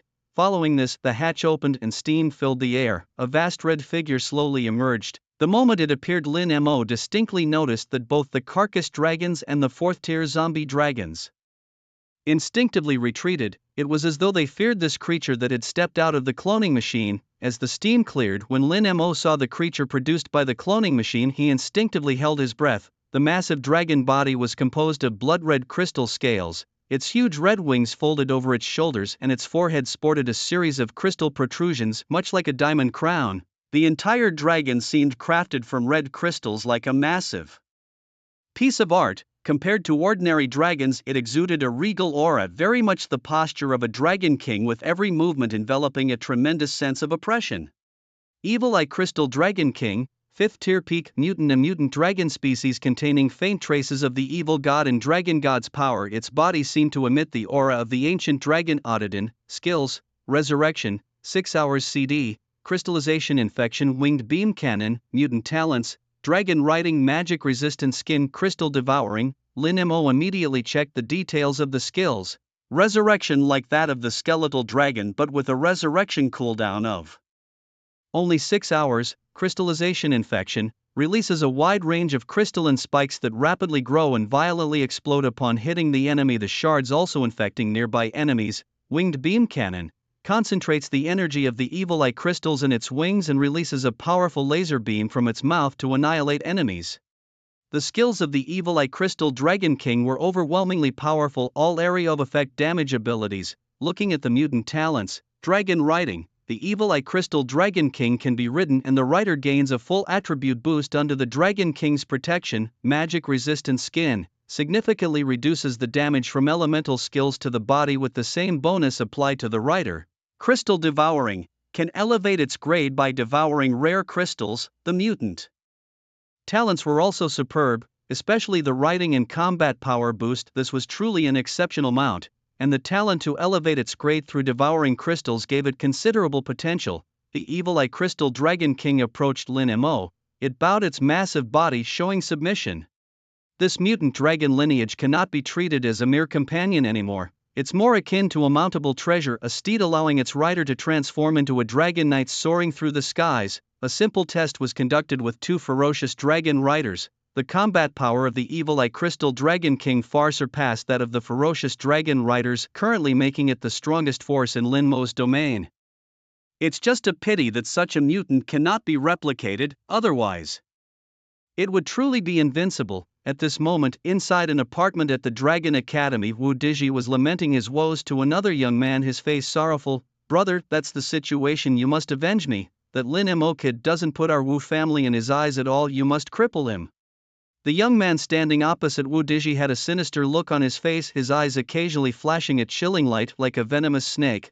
"The family has given you so many resources this year and you can't even handle a poor kid from a remote area," Wu Liang retorted. Wu Dizhi's face showed an awkward expression. Just then Wu Liang's phone rang. He checked it. It was the roster for tomorrow's exorcism battle against the evil god. Lin Mo's name was prominently listed.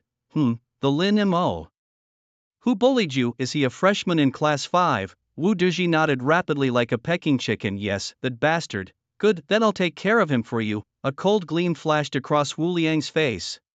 Wu Dizhi's face lit up with joy. "Big brother, this kid's companion is even weirder than a lord of the undead. You must not take him lightly." Wu Liang waved his hand impatiently. "I'm not useless like you. Do you think I would lose to a novice lord?" Wu Dizhi's head shook like a bobblehead. "But big brother, how are you planning to deal with him? You've heard about the exorcism battle, right? The Lord transforms into their avatar on the battlefield, and if the avatar is killed, the coordinates of their domain are revealed to the killer. So just find an opportunity to kill Lin Mo, then spend some money to smash his domain's crystal." The scene shifts to 1:30 p.m. with a theory class attended by all freshmen. Students from 10 classes filled the classroom. With 5 minutes to go before the lesson, the room buzzed with laughter and chatter. "Hello Lin Mo, is this seat taken?" a crisp voice asked. Lin Mo turned to see Gu Qingqing holding a thick stack of textbooks staring at him intently. Today Gu Qingqing wore a refreshing pale yellow long dress, her hair flowing down to her waist with the breeze. She seemed a bit nervous. Her delicate face flushed. As she spoke, many male students sneakily glanced her way, envy in their eyes. Since it was a public lecture in a large classroom, Lin Mo naturally didn't want to hoard seats. He nodded casually. Gu Qingqing thus sat beside Lin Mo.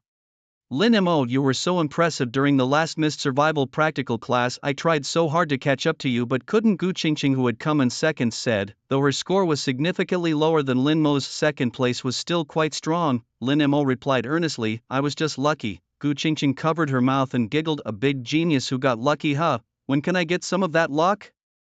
Lin Mo suddenly realized that Gu Qingqing looked quite charming when she laughed. Not stunning, but with a kind of sweet comfort. The conversation between the two flowed naturally from one topic to another, quickly touching upon the exorcism battle. Lin Mo, did you know that second-year students are entering the battlefield against the evil god tomorrow? Yes, Lin Mo replied, it's that event about expelling evil god lords, right? Gu Qingqing rested her chin on her hands, her face full of envy. I heard that everyone who participates in the battlefield gains significant strength afterwards. I really wish I could join too. In such a dangerous place, it's not suitable for freshmen to go, Lin Mo silently added in his mind, except for a great master like me. So we wait until sophomore year, Gu Qingqing said cheerily, by then we'll have the strength to join the battle. As she spoke, Gu Qingqing waved her small pink fists fiercely, declaring, I will definitely wipe out all the evil god lords and bring glory to our country. Lin Mo glanced at Gu Qingqing with surprise, not expecting this seemingly innocent girl to possess such a fierce killing intent. Unbeknownst to Lin Mo, the scarcity of males in the Gu family of the imperial capital was not due to fertility issues. Instead, all the Gu family men served the country, with most dying on the battlefield against extraterrestrial invaders. Even now, with only the women left in the household in decline, many still revered the Gu family as a family of war deities. A new day, a new beginning. Today was the day for sophomore students at the Dragon Academy in the imperial capital to start the campaign against the evil gods. Early in the morning, Lin Mo got up and quickly prepared himself. He then headed to the designated gathering point for the expulsion campaign. As he was about to arrive, he saw his class teacher Jiang He standing at the intersection. Today, teacher Jiang He was still dressed in her light purple cheongsam, her tall figure striking, exuding a strong, mature charm that was both intimidating and distant, making her an unapproachable ice queen. Anyone who could marry her, Lin Mo thought, would be incredibly fortunate. Upon seeing Lin Mo approach, a change flickered through the usually indifferent eyes of Jiang He. Lin Mo, you must be very careful in this expulsion battle, do you understand? Although Jiang He's voice was cold, her words conveyed concern. If you return safely, I might consider letting Wan Wan be with you. Lin Mo was taken aback, hastily explaining, Wan Wan and I are just friends, we haven't really talked much lately. I'm talking about forming an alliance. Jiang He rolled her eyes attractively. Do you know what it means to ally with a resource support type lord? It means significant bonuses in resource acquisition. High-level troops stationed in a support lord's territory can even have their combat effectiveness directly enhanced, and most importantly, a support type lord produces void essence, a precious necessity for upgrading lord ranks. A teacher Jiang, why are you suddenly trusting me like this? Lin Mo scratched his head. Jiang He's expression turned serious. Firstly, although you're usually frivolous, interested in looking at girls' legs and, well, let's stop there. She paused as Lin Mo looked on speechlessly. But your character is undoubtedly good and you're well regarded by our class. Most importantly, Wan Wan has a favorable impression of you, so I feel relatively secure in forming an alliance with you. Lin Mo pointed out bluntly, but you haven't said why you want to form an alliance. Jiang He explained, someone is targeting Wan Wan's territory, not outsiders, but some upperclassmen. If Wan Wan's territory is invaded and she can't defend against it, she would become a slave to those bad students. You know how important a territory's core is to a lord. Lin Mo fell silent, contemplating the risks and benefits. How senior are these bad students, sophomores, juniors, or even interns? He pondered. Currently Wan Wan is only a second-tier lord, she can only ally with rookie lords, which is why I came to you. Seeing Lin Mo's hesitation, Jiang He's lips thinned slightly. Think it over for yourself. If you think allying with Wan Wan is too risky, I will find another student to protect her. Lin Mo did not rush to give Jiang He an answer as he weighed the options. Meanwhile, Jiang He walked away with her long, elegant strides, leaving Lin Mo to make his way to the battleground of the evil gods. At this moment the venue was filled with about a dozen students, all of whom were sophomores. The buzz started the moment Lin Mo entered the room. "That must be Lin Mo, the freshman who exceptionally joined the Evil God expulsion battle," someone whispered. Others chuckled dismissively, a freshman joining in, really, he's just asking for trouble. Exactly, the battlefield of the evil gods is no joke. If someone from the evil gods camp takes him down, his domain could be invaded. Amid the murmurs, most looked at Lin Mo with barely concealed disdain. After all, those who were sent to the battlefield in their sophomore year were considered top talents of the academy, inherently proud and unlikely to regard a freshman like Lin Mo. Lin Mo, with a wry smile, was about to find a quiet corner to wait for the battle to start when suddenly a shrill voice called out from behind, "Move, get out of the way, I'm going to crash." Before Lin Mo could even turn to see what was happening, the next moment two volleyball-sized mysterious objects smashed into his face. He couldn't help but scream. In the next second his cheeks were enveloped by the volleyballs as he was fiercely knocked to the ground. Lin Mo felt something soft pressing down on him, incredibly bouncy and still moving. "I hope I didn't suffocate you," said Zheng Xiaoxiao, her face flushed as she climbed off him. "I'm sorry, I was in such a hurry I couldn't stop in time." As Lin Mo, still dazed, watched the volleyballs slowly lift, revealing the view, he realized he had been knocked down by a delicate-looking girl. The moment he saw her, a popular internet phrase flashed through his mind: baby-faced huge. The girl had a cute doll face but was endowed with what could only be described as twin bombs at her chest, which had just smashed into his face, nearly suffocating him. Behind them, a hearty laugh broke out. It was Zhang Min, clad in a fiery red leather jacket. Laughing heartily. "You're not late. Why the rush? Your chest weapon's almost turned lethal, ha." Hearing Zhang Min's teasing, Zheng Xiaoxiao's ears turned red and she quickly got up, retorting it wasn't on purpose, I was just scared of being late. While Zhang Min continued to chuckle, she suddenly stopped and exclaimed with a surprised joy, "Lin Mo, my dear junior, is that you?" Lin Mo awkwardly touched his nose. "Long time no see, Senior Zhang." Zheng Xiaoxiao's mouth dropped open in an O, teasingly chiming in, "So you're the junior Lin Mo that Min daydreams about? She talks about you every day. Xiaoxiao, keep talking and see if I don't shut your big mouth." Despite being in a public place, their playful banter soon quieted down. They then started sizing up Lin Mo. "Truly my junior Lin Mo joining the evil god's battlefield as a freshman," Zhang Min said proudly, a rarity in previous years. Xiaoxiao, eyeing Lin Mo with a mischievous grin, added, "Not just strong but handsome and well-built too, hee." Lin Mo felt uneasy under their wolfish gazes.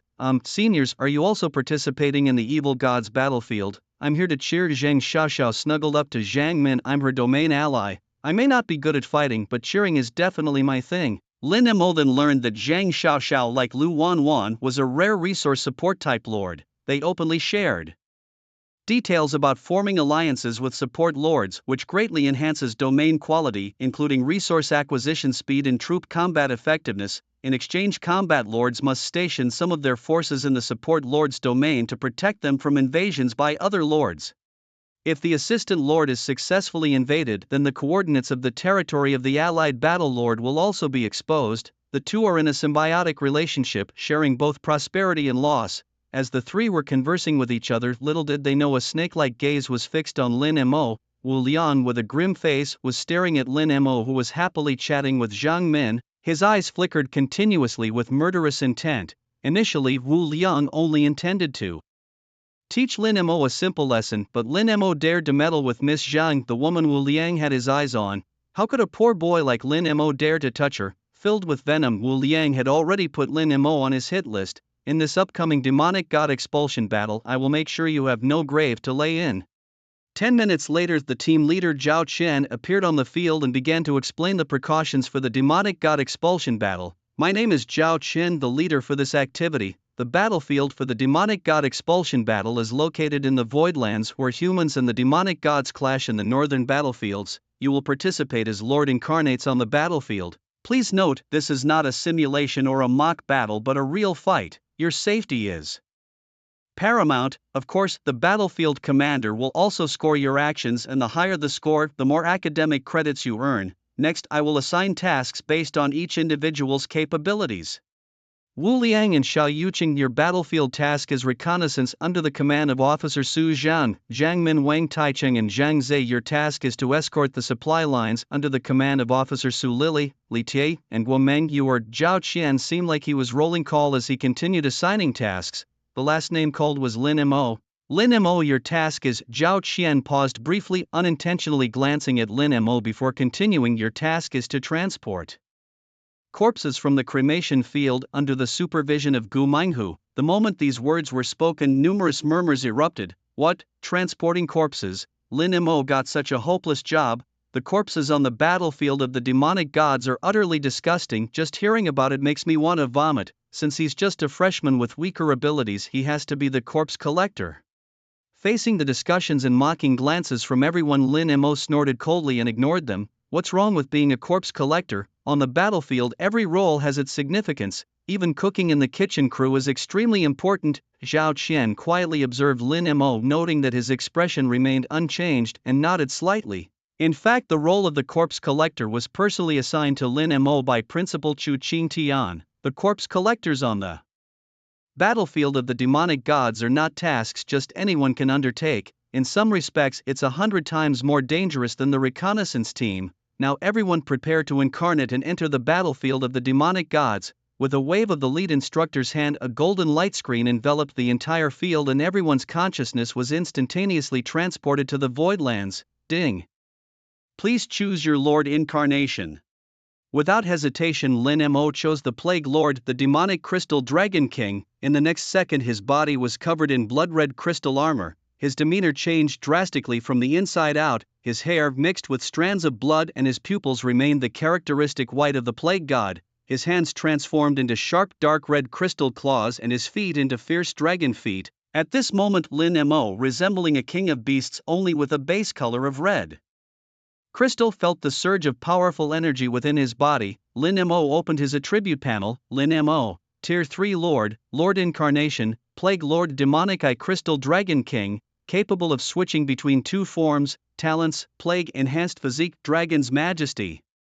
Skill 1, Dragon King Transformation, Half-Dragon King Form, embody the true form of the Dragon King to gain immense combat prowess. Skill 2, Tetanus Grasp accelerates the rate of plague infection. Skill 3, Crystallized Infection throws crystals that multiply within the target's body. Skill 4, Crystalline Beam Cannon gathers arm crystals to unleash a powerful energy beam. Lord's Skill. Witnessing his own Lord Avatar template, Lin Mo only felt terrifyingly powerful. However, to keep a low profile, Lin Mo dispersed his armor and descended onto the battlefield of the evil gods in the guise of the Plague Lord. In the rear of the battle line between the evil god faction and the human faction in the north, there stood a very small military camp, accompanied by dozens of golden halos cast from the sky. The students from the Imperial Dragon Academy appeared on the battlefield of the gods. As far as the eye could see, the land was barren. Dark clouds covered the sky, occasionally streaked with red lightning, creating a sense of oppressive doom. In the distance, the land was silent with indescribable giant skeletal remains of creatures scattered everywhere. The pockmarked terrain indicated that a major battle had recently taken place here. Even for sophomore students, this was their first encounter with such an environment. Most were shocked, their pupils dilating in awe. Compared to the shocked crowd, Lin Mo was remarkably calm, mainly because the environment of his own domain looked similar. The chicks must be scared, he thought. Inside the camp, a dark-skinned lean man walked out. He wore an army green uniform and had a gentle smile on his face. Commander Chu, you've brought the flowers of our motherland to train again. This batch seems quite large, he remarked. Chu Qingtian was not only the principal of the Imperial Dragon Academy but also the deputy commander stationed at the Great Wall of Desolation. The leading teacher Zhao Qian showed a helpless smile and said, Captain Chen, here is the list of members and their assigned tasks for this time. Please take a look. Captain Zhao took off his towel, wiped his hands and then took the list. All right, let's start arranging then. Captain Chen scanned the faces of the young, naive students and welcomed them. Welcome everyone to the brutal extraterritorial battlefield. Soon after, officers continuously walked out of the camp, each taking 2 or 3 students with them. When it was Lin Mo's turn, a figure wrapped in a huge cloak approached him. This person was not only wrapped in a large cloak but also wore a giant steel helmet fashioned from an iron bucket. The entire appearance was bizarre. As she appeared, a putrid smell spread around. The students who had not yet walked far couldn't stand the smell and quickly covered their noses to distance themselves. Lin Mo also smelled the odor, but as a plague lord, the scent made him feel the decay of his body, life disintegrating and collapsing. Lin Mo, right? follow me. A low hoarse voice that was indistinguishable between male and female came from the helmet. Lin Mo nodded and followed the person named Gu Menghu out of the camp. A portal to the cremation field appeared out of nowhere. In the next second, the two were transported through the portal to another area. What met their eyes was a mountain of corpses and a sea of blood. The bodies of various monsters lay densely packed like dead fish along the coastline of an island nation stretching as far as the eye could see. These bodies, all followers who had died on the battlefield of evil gods, were countless. To prevent the bodies from rotting and contaminating the land, most of them were thrown into incinerators for cremation. Gu Menghu pointed to a pile of corpses marked into grids not far away. That's a new batch of 4th tier and below follower corpses, about 2,000 in total. Your task today is to kill any living beings among them, then wait for the transport team to move the bodies to the cremation furnace. Captain Gu, do these bodies really have to be burned? Lin Mo asked. Gu Menghu paused, his gaze piercing through his steel helmet as he spoke. If you want to take these corpses back to your own territory, I have no objections, just don't bring them back here. Clearly Gu Menghu was familiar with the characteristics of Lin Mo's domain. However, I suggest you handle the pile of bodies I've assigned to you first, Gu Menghu said meaningfully. With your current strength, you're not yet capable of dealing with higher tier piles of bodies. Lin Mo was slightly confused by Gu Menghu's words. Was there really a difficulty grading even in disposing of bodies? Just then, from a pile of mixed tier corpses nearby, a 7th tier hell demon suddenly stood up. Despite half of its body being destroyed, it burst out with astonishing power, slaughtering dozens of 5th tier frost giants in a bloodbath. Witnessing this, Lin Mo's pupils shrank slightly. This was terrifying. The minions of the evil godlords are extremely vital. It's common for them to have a last burst of energy, and even in death, the bodies of high-tier minions contain various curses, explained Gu Menghu. With your current strength, you can only handle the bodies of 4th-tier minions. Anything beyond that is risky. Lin Mo earnestly nodded. Don't worry, Captain Gu, I won't mess around. Gu Menghu, not particularly fond of interactions, nodded and left alone. Lin Mo, eager, immediately headed toward the area designated for 4th-tier monster corpses. As soon as he stepped in, a warning rang out. You have been entangled by the curse of the evil god. Please leave this area within 3 hours or your body will corrode. No wonder I was warned not to enter the higher tier corpse area. There really was a curse involved, Lin Mo thought, scratching his head. However, his attention was drawn to a living creature in the nearby pile of corpses, a 4th-tier berserker giant, half of its body chopped off, breathing heavily while glaring intensely at Lin Mo. As Lin Mo approached, the gigantic creature burst out of the pile, charging at him. With its lower half gone, it ran on its arms, its intestines and organs swinging wildly in a grotesque scene. Stop running, I'll send you off. Lin Mo lifted his right hand and his arm was instantly covered by a crystallized dragon claw. The next second, a red beam shot out, piercing through the berserker giant's body. He approached to check the giant's status. Berserker giant, 4th tier, maimed, deceased. Unvanished states: death, decay, resentful entanglement, evil god's curse, source of pain, scorching light, blood frenzy. More than a dozen negative statuses made it hard to imagine the brutal battles this giant had endured. Lin Mo tried to turn the giant into a zombie, but it failed. Clearly, with so many buffs and debuffs, infection was nearly impossible. However, since he couldn't infect it, using it as 4th-tier cloning material was the next best option. Lin Mo then transported it back to his own territory.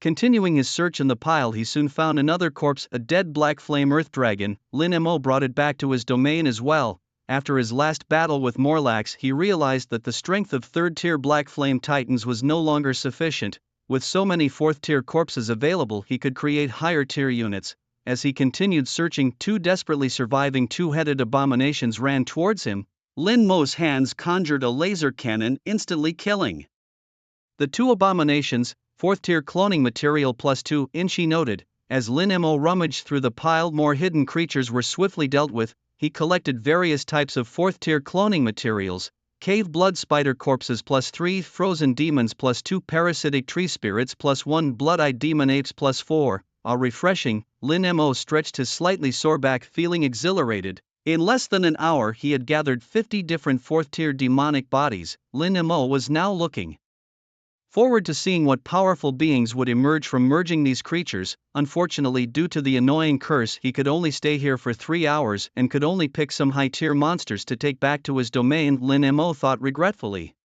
Lin Mo once envisioned recycling the corpses of low-level monsters, throwing them into the cloning machine and then sacrificing them to harvest precious items. However, it turned out that creatures cloned within the cloning machine could not be used for sacrifices, only those infected by the zombie plague could be sacrificed. Therefore, the corpses of low-level monsters were much less valuable to Lin Mo than those of fourth-tier monsters. This was also the reason why he only collected the corpses of fourth-tier monsters. In the blink of an eye, the 3-hour curse limit arrived and Lin Mo could clearly feel the power of the curse spreading within his body. He signaled the transport team to move the corpses. Lin Mo exited the grid and began to tally today's gains. Today's work had netted him a total of 114 fourth-tier monster corpses, including 6 types from the Evil God faction and 3 types from other factions. In other words, today's corpse-moving work had given Lin Mo the genes of 9 types of monsters.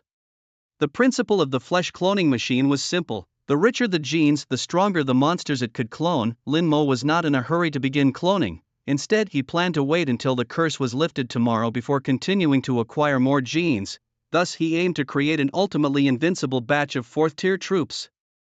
Meanwhile, in the office at the corpse-burning workstation, Gu Menghu sat quietly in front of the monitor, observing the movements around the corpse burning site. Suddenly, a pain originating from the deepest part of her soul swept through her body. Gu Menghu struggled to take out a syringe from the drawer, her hands trembling as she removed her helmet, revealing half of a stunningly beautiful female face. The helmet, when removed, revealed that half of Gu Menghu's face was that of a woman. The other half, however, seemed as if it had been eroded by some external force, completely dehumanized, ugly like a dried corpse.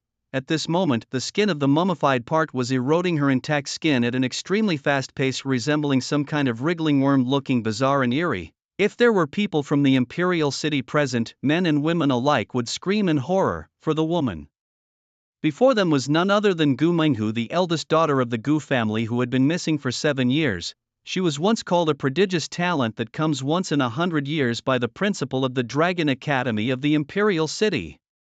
Under 30 years of age, she had advanced to a 9th-tier Grand Lord, a super powerhouse. At the same time, she was formally recognized as the most beautiful woman in the Imperial City, a perfect woman who embodied both beauty and strength. Her stunning appearance was once the dream goddess of all the young elites of that era.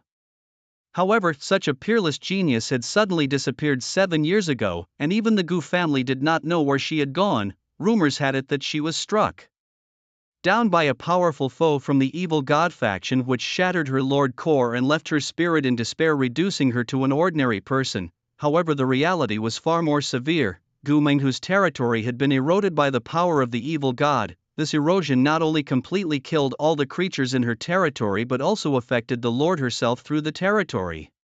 Over 7 years, half of her body had completely decayed and the other half was on the verge of collapse. Moreover, she had to endure the bone-eroding pain brought about by the erosion every day, with only the injection of sedatives barely relieving the torment. Perhaps dying might be a relief, Gu Menghu thought blankly as she looked at the syringe in her hand, a thought of suicide suddenly rising in her mind. It had been 7 years and her body had not improved but had become increasingly weaker. Her once beautiful body had become ugly and broken. Perhaps there really was no need to continue living like this, she thought as the sedative inadvertently slipped from her hands. Just as Gu Menghu's will to live was weakening, suddenly footsteps sounded outside the door. Captain Gu, I'm back. Lin Mo's excited voice rang out. The corpse handling is done. Is there any other work? Captain Gu, Captain?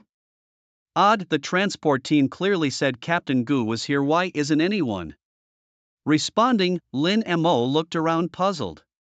Lin Mo was about to walk away when suddenly he faintly heard a low growl coming from behind the door. It sounded like a patient in severe illness trying to scream but barely able to make a sound. Something was wrong. Lin Mo instantly realized something was amiss and kicked the door open. There on the chair sat a woman who looked half human, half ghost, stretching out her hand as if asking for something. Through the helmet and attire, Lin Mo recognized this woman as Captain Gu. Captain Gu was a woman, and from what he could see of her half-human face, she was quite beautiful. However, the other half, her ghostly face, was quite gruesome to look at.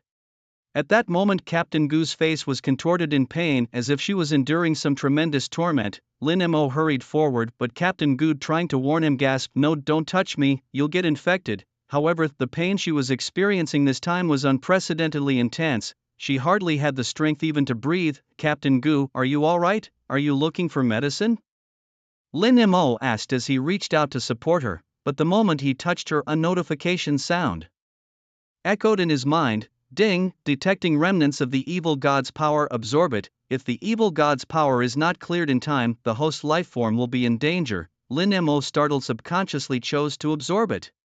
The next second, a miraculous scene unfolded. Streams of dark red energy like little snakes began to emerge from Captain Gu's body and entered Lin Mo's body. Absorbing the power of the evil god, the evil god's power is successfully condensed. Evil god crystal *1 obtained. Lin Mo was dumbfounded by this sudden turn of events. What just happened? How did touching Captain Gu result in such unexpected fortune? The evil god crystal was a rare gem coveted even by great lords, and now it was confusingly handed to him, not just one but one after another. What have you done to me?" Just then a hoarse voice sounded from beside him. Captain Gu looked at Lin Mo in astonishment. The deep pain that had been in her bones had miraculously vanished, feeling 10 times better than any powerful sedative. Captain Gu could clearly feel that much of the evil god's power within her had dissipated. "I don't know what I did," Lin Mo said innocently, just as he was about to explain further, but the next second he felt dizzy, his world spinning, and he fainted, collapsing right into Captain Gu's arms. By this time Captain Gu had regained her mobility due to the disappearance of her pain. Without regard for propriety, she began to strip Lin Mo's clothes off. On Lin Mo's body, the dark red energy representing the evil god's power was chaotically roaming. Then a green energy appeared out of nowhere, aggressively devouring the dark red energy. What kind of energy is this? Captain Gu wondered in surprise as she watched the green energy quickly dissipate from the surface. After a moment's hesitation, she pulled out her phone and called her mentor, Chu Qingtian. "Master, that kid you asked me to look after seems to be able to absorb the evil god's power from my body." Lin Mo heard a notification sound while unconscious, indicating that his body had automatically entered a protective mode due to the absorption reaching a threshold and he would faint for a while. After an unknown amount of time, Lin Mo slowly opened his eyes. What he saw was a breathtakingly beautiful woman looking closely at him. Her exquisite face looked like a celestial being descended from heaven. "Is this heaven? Are you an angel?" However, when the beautiful woman turned slightly, revealing her dark red ghostly face, Lin Mo abruptly woke up, regaining full consciousness. "Captain Gu, it's you?" Only then did Lin Mo realize he was practically naked, dressed in nothing but a pair of blue briefs.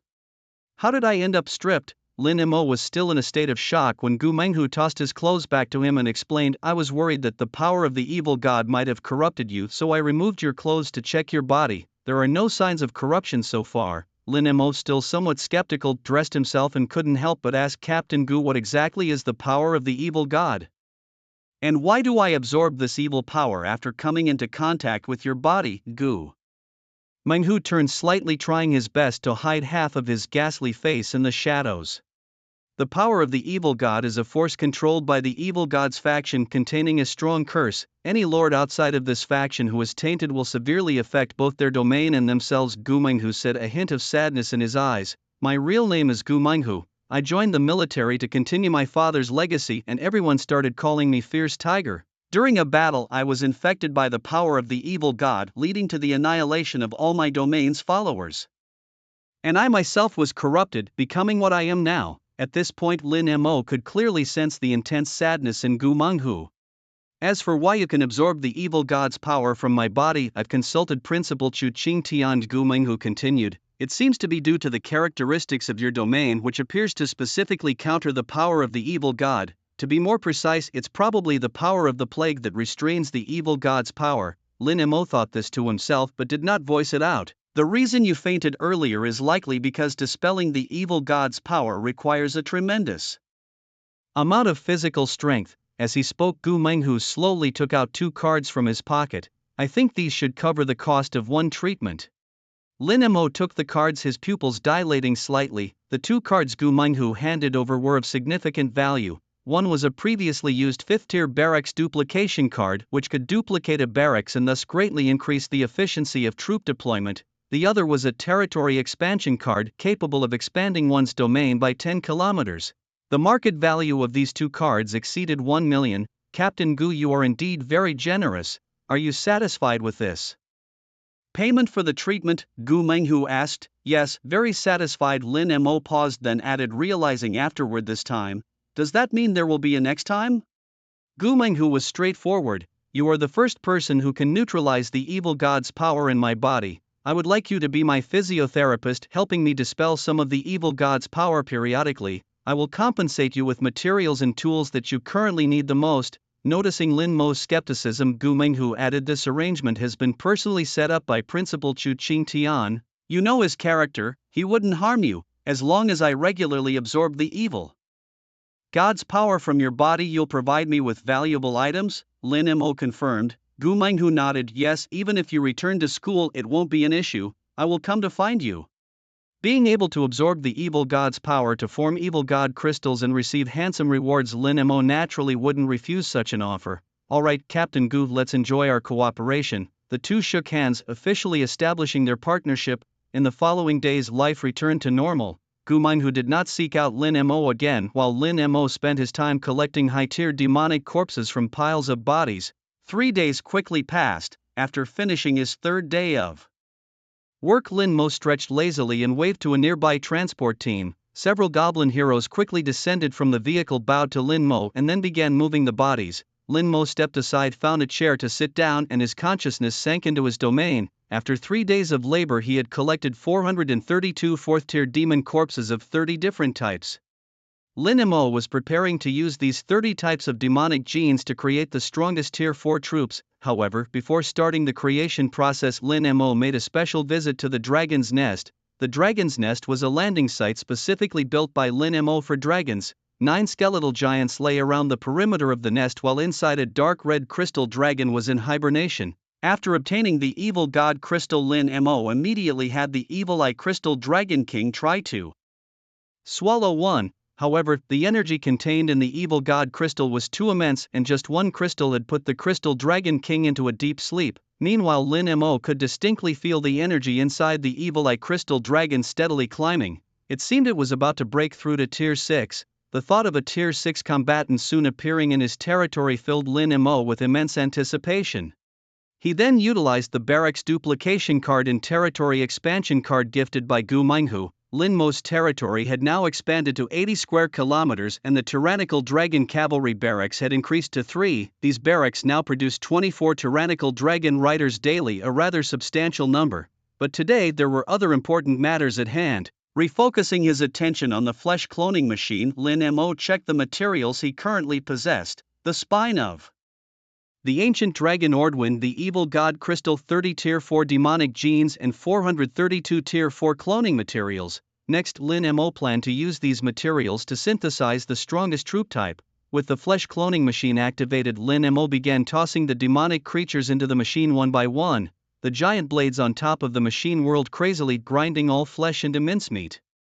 After 30 corpses had been thrown into the cloning machine, Lin Mo then added an evil god crystal. The spine of the ancient dragon Ordwin was too precious, and Lin Mo decided not to use it for the tier 4 troops. It could wait until he had tier 6 or even tier 7 troops. The moment the evil god crystal was added to the cloning machine, a blood-red halo enveloped the entire machine. It looked somewhat eerie, as if bewitched. 5 minutes later, with a ding, the cloning machine ceased operation. The hatch opened and a humanoid creature full of evil aura slowly walked out from the machine. The tier 4 pinnacle clone troop, the Weeping Angel. A powerful troop with flying capabilities, able to summon blood spears for long-range attacks or land to become a nimble, agile warrior. Its body, transformed by the power of the evil god, had become even stronger.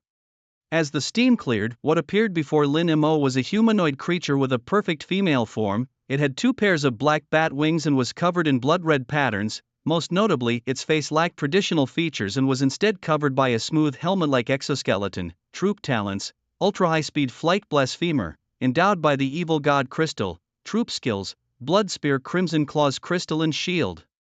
The blasphemer talent, a product of defiling deities, significantly reduces the impact of curse powers on them, and as blasphemers, they would not see their combat power reduced under the divine pressure. The blasphemy trait given by the evil god crystal enhances the troop's resistance to negative buffs and resistance against divine suppression.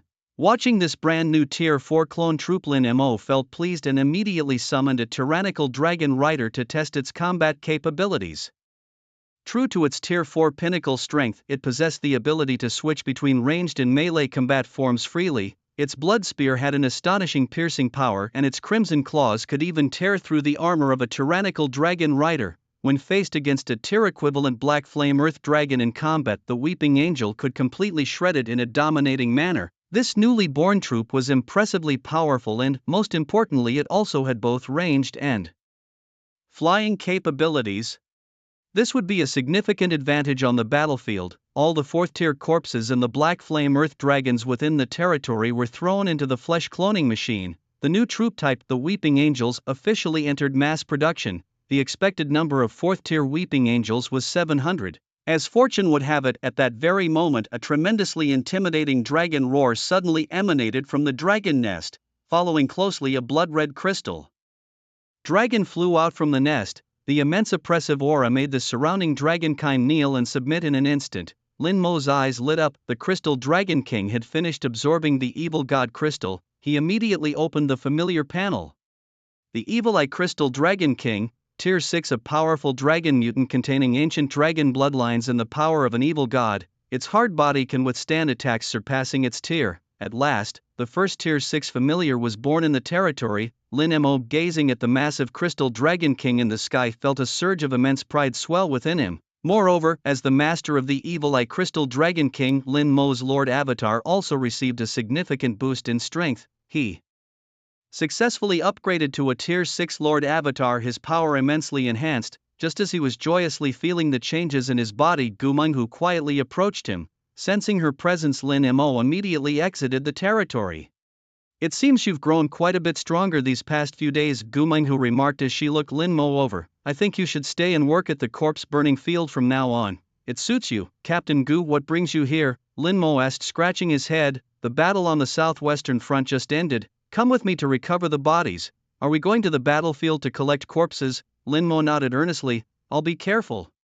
In a blink, Gu Menghu drove up in a massive transport truck. The truck was specially designed with spatial runes capable of recovering demonic bodies far exceeding the volume of the truck. Lin Mo climbed into the passenger seat and with a press of the accelerator, Gu Menghu drove the truck swiftly forward. 2 hours later, they arrived at a battleground on the southwestern front where the truck slowly came to a stop. Lin Mo stared out the window at the endless piles of corpses and the familiars moving them, falling into a moment of silence.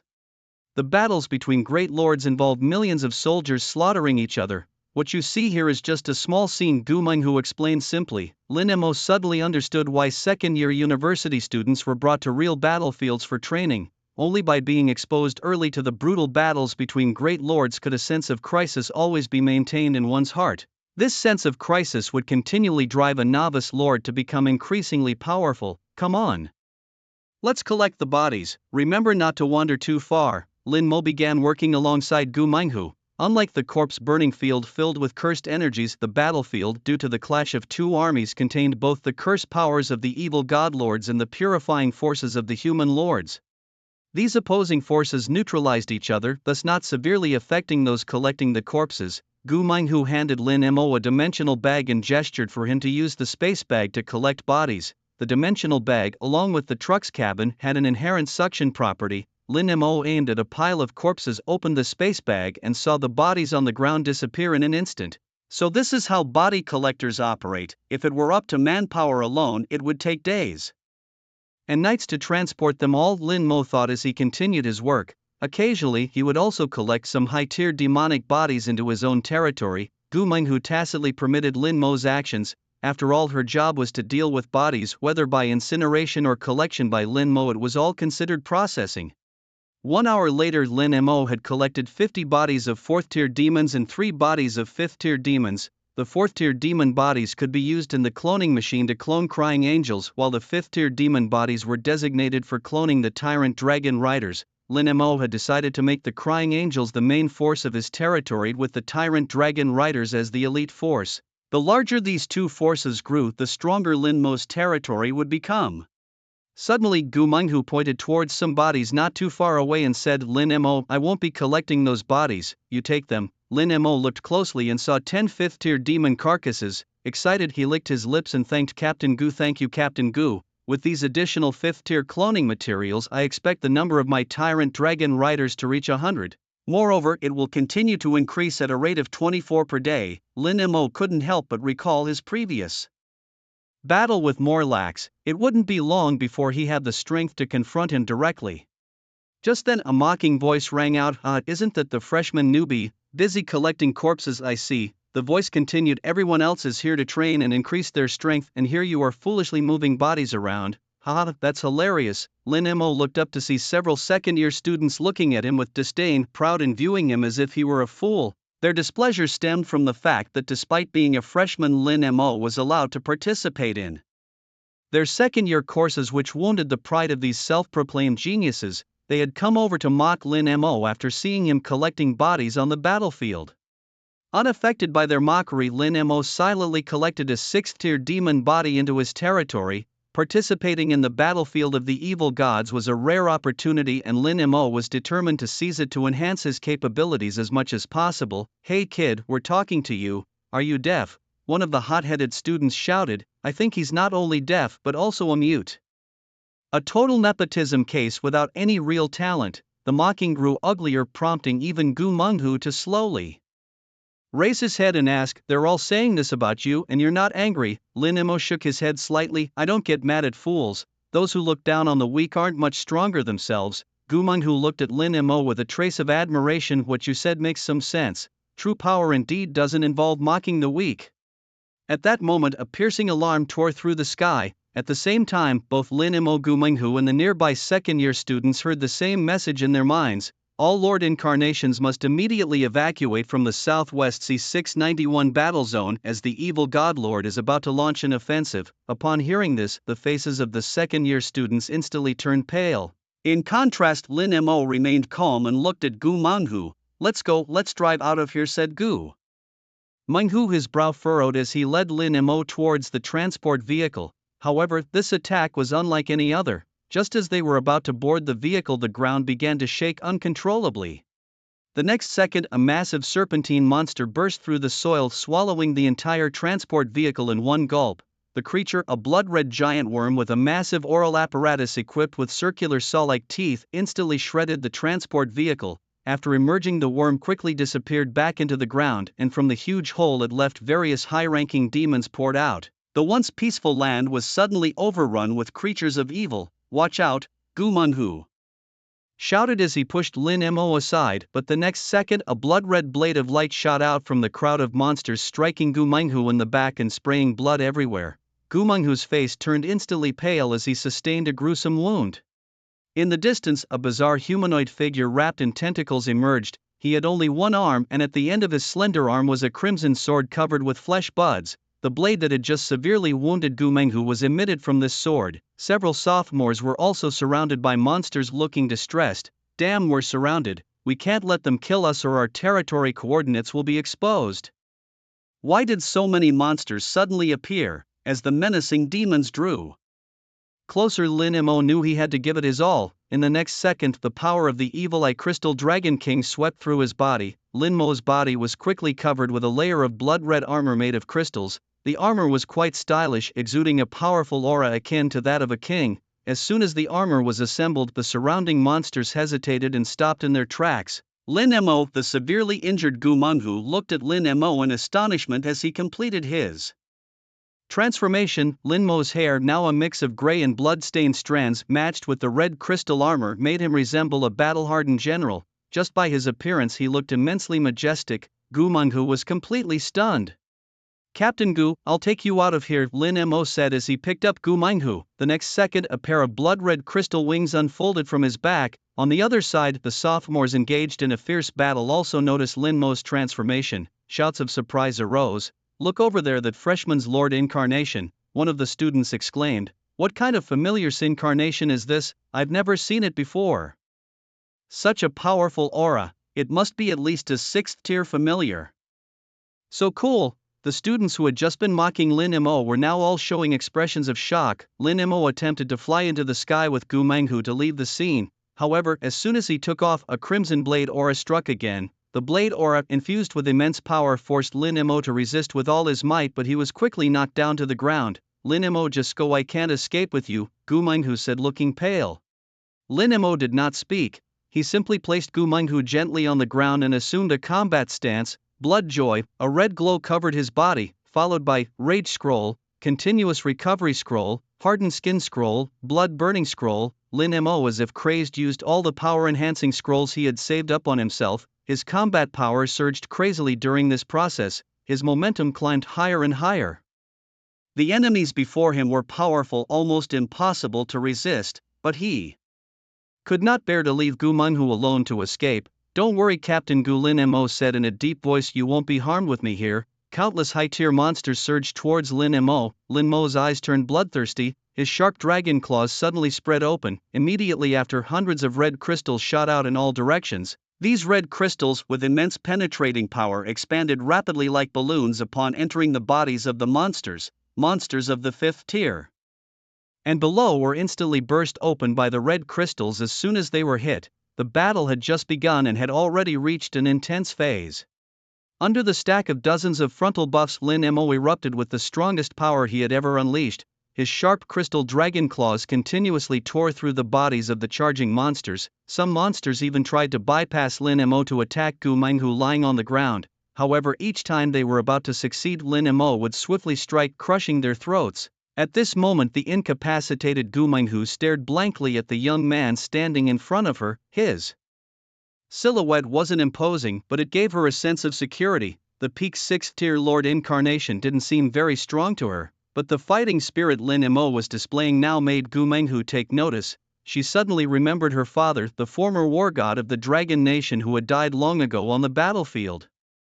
Tears unknowingly moistened her eyes as the figure of her father gradually merged with that of the young man. Gu Menghu suddenly realized that the young fellow before him possessed a combat belief distinct from his father's. At that moment, a massive roar erupted from behind the horde of demons. A 7th tier Ice Plains Titan charged towards Lin Mo. Facing this high-level adversary, Lin Mo did not plan to confront it head-on. War fog. In the next second, a thick fog rapidly gathered around Lin Mo. With their vision obscured by the fog, the Ice Plains Titan temporarily lost track of Lin Mo. Meanwhile, Lin Mo took the opportunity to attack as many 6th tier and lower demons as possible within the fog. The duration of the Blood Joy was limited, and other enhancement scrolls also had time constraints. He had to inflict as much damage as possible on the demons here before his period of weakness arrived. Holding this belief, Lin Mo frantically slaughtered all the demons he encountered.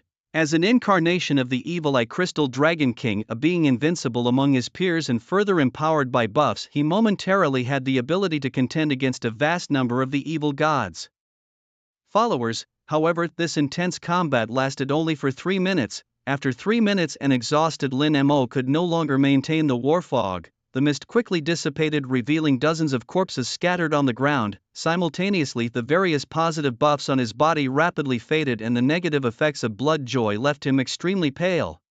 Lin Mo knelt beside Gu Menghu, gasping for air while watching the evil god's followers drawing closer. The demons, realizing Lin Mo was faltering, began to show their bloodthirsty gaze. Lin Mo looked around coldly but was not panicked because his real trump card was yet to make its appearance: Tetanus Grasp. Slowly, Lin Mo raised his arm and as green energy spread in his hand, the corpses he had slain began to slowly rise from the ground. The scene stunned everyone present, including the evil god lord watching from a distance and the struggling college students. The ability to kill enemies and then convert them into his own followers was a bizarre power that shocked everyone on the scene, including Gu Menghu, who was well aware of Lin Mo's capabilities but was still astounded upon witnessing this ability firsthand.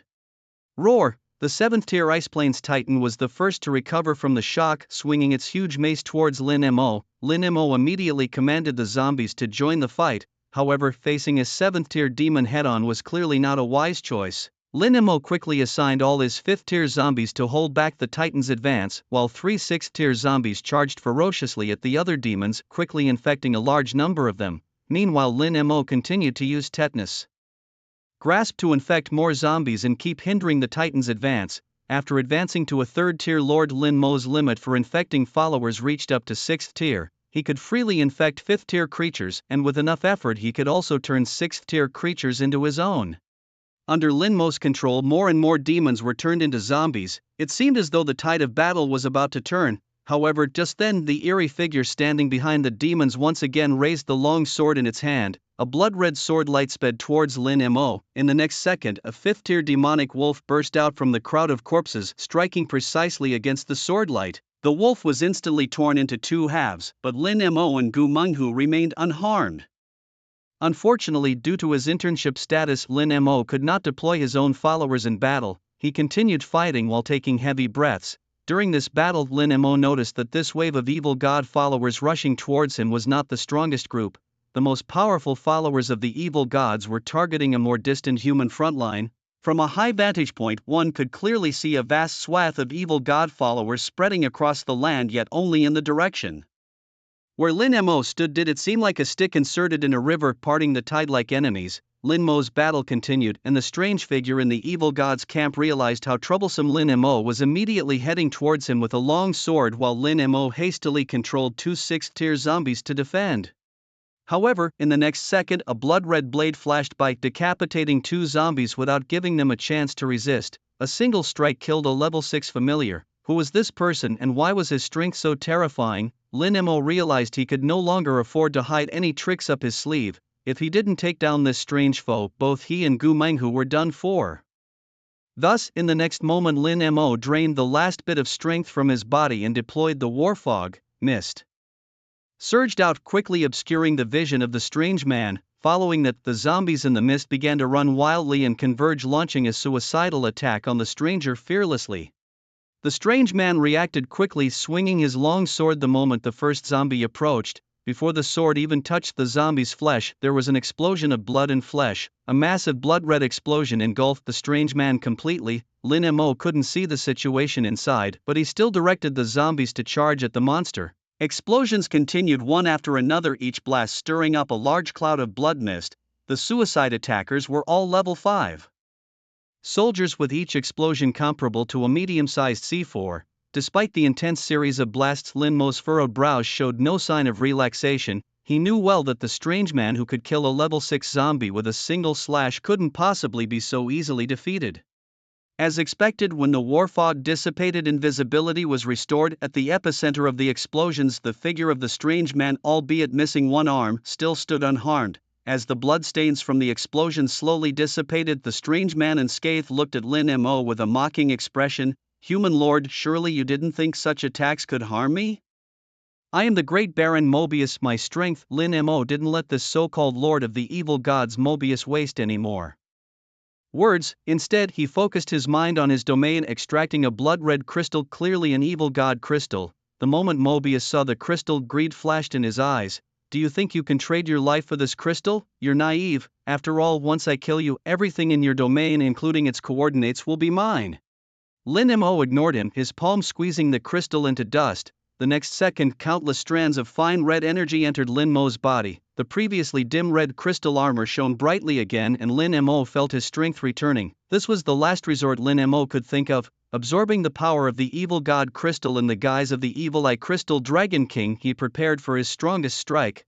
"Damn it, what are you doing? Do you realize you are destroying valuable resources?" Mobius exclaimed in surprise, for even to him, the evil god crystals were extremely precious. The human's method of crushing the crystals to absorb the power of the evil gods was undoubtedly an act of desperation, a wasteful squandering of resources. Before Mobius could react further, Lin Mo pulled out a second, then a third evil god crystal, crushing and absorbing their energy in the same manner. As each crystal was consumed, Lin Mo's aura climbed higher. His crimson armor seemed alive, pulsating continuously. Meanwhile, to neutralize the raging force within his body, Lin Mo's plague power also accelerated its consumption, nearly reaching the brink of exhaustion. Finally, upon absorbing the 6th crystal, his energy reached saturation. At that moment, an infuriated Mobius, unable to tolerate Lin Mo's wasteful actions any longer, charged at him with his long sword raised.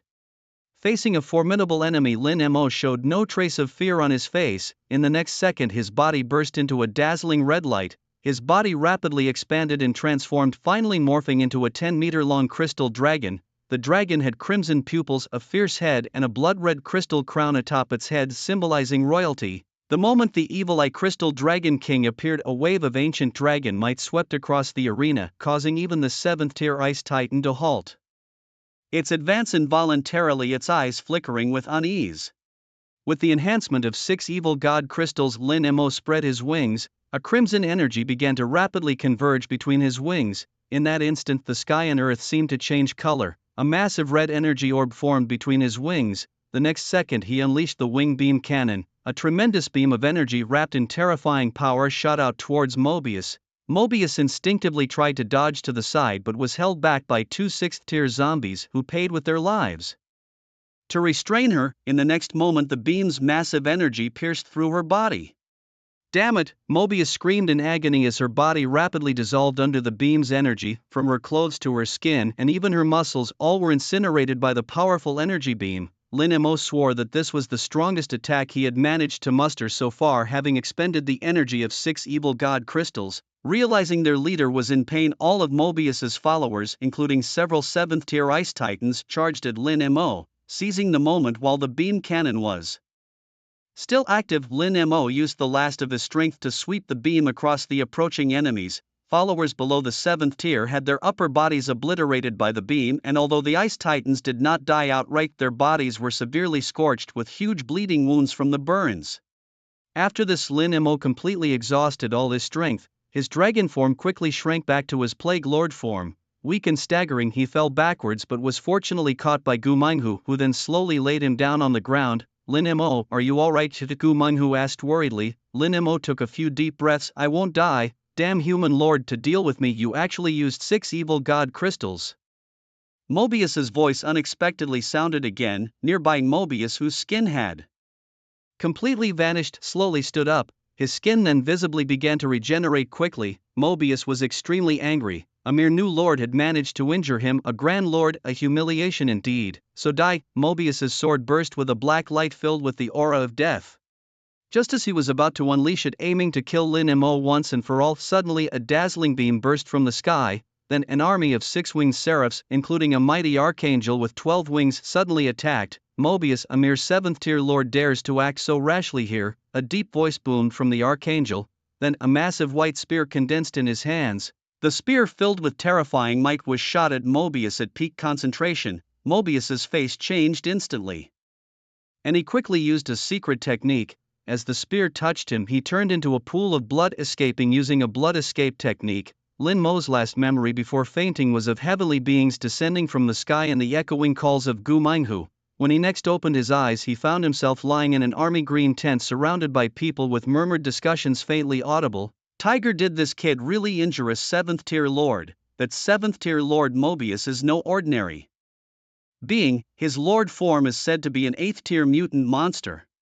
This youngster actually managed to injure an 8th-tier demon, yet he is merely a 3rd-tier lord. It's incredibly unbelievable. What an impressive lad. If it weren't for him holding off the enemy, the southwestern front might have been breached. Having made such a great contribution, we need to think about how to reward him." Lin Mo opened his eyes to find himself surrounded by people. "Look, the kid's awake.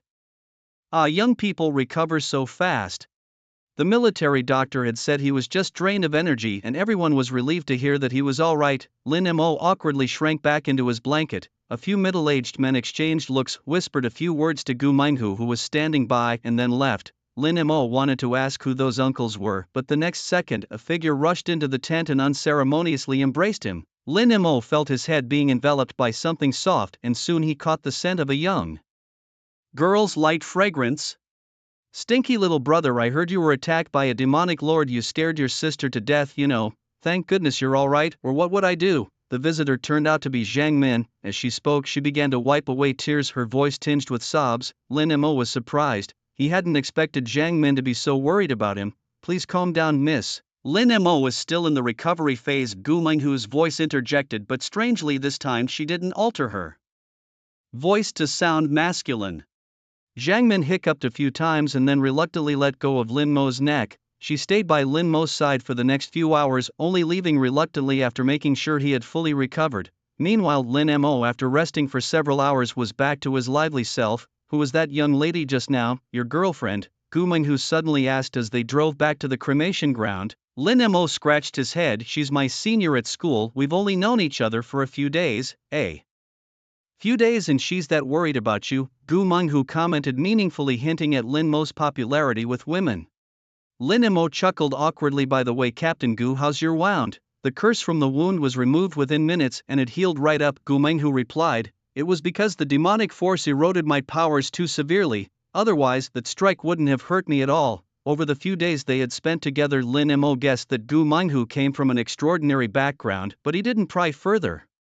This time back at the cremation ground, just quietly pick up corpses and develop, said Gu Minghu. This is the military's reward for your performance this time, and thank you for saving me. Only then did Lin Mo realize that the spectators around his sickbed were all high-ranking military officials powerful enough to shake the land with a stomp.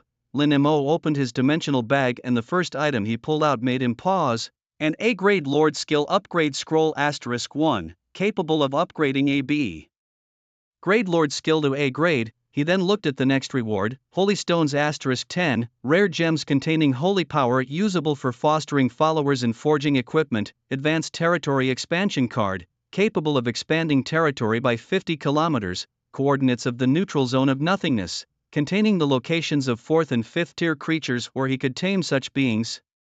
Sacred Relic, the Black Death Sword of the God-Slayer Gel. The rewards from the military were indeed generous. Just the 10 holy stones alone were of considerable value, along with the upgrade card, territory expansion card, and the coordinates of the neutral zone. These were precisely the items Lin Mo needed, but among these rewards, the most precious was the last one, Sacred Relic, the Black Death Sword of the God-Slayer Gel. Lin Mo opened the description of the Sacred Relic, the Black Death Sword of the God-Slayer Gel, a sacred artifact captured from the demonic Lord Mobius, forged from living tissue. Sacred relic trait, holding the Black Death Sword allows the living tissue to parasitize the user, enhancing the host's body. The Black Death Sword has the ability to absorb the life force of enemies and can erode a range of creatures when releasing living tissue. Lin Mo held the Black Death Sword in his hand. In the next moment, the living tissue on the blade's edge spread rapidly across Lin Mo's body like venom. Although Lin Mo had not transformed into the Crystal Dragon King at this time, he still felt a surge of tremendous power throughout his body. He also discovered that he could control the living tissue on the surface of the Zhihei Death Sword at will according to his consciousness. These living tissues spread out like tentacles, each capable of transforming into a spike to deliver a powerful strike. Satisfied with this useful tool, Lin Mo retracted the Zhihei Death Sword. By now Lin Mo had collected 2 sacred relics. In the world of lords, sacred relics are both rare and precious magical items, each possessing unique magical powers.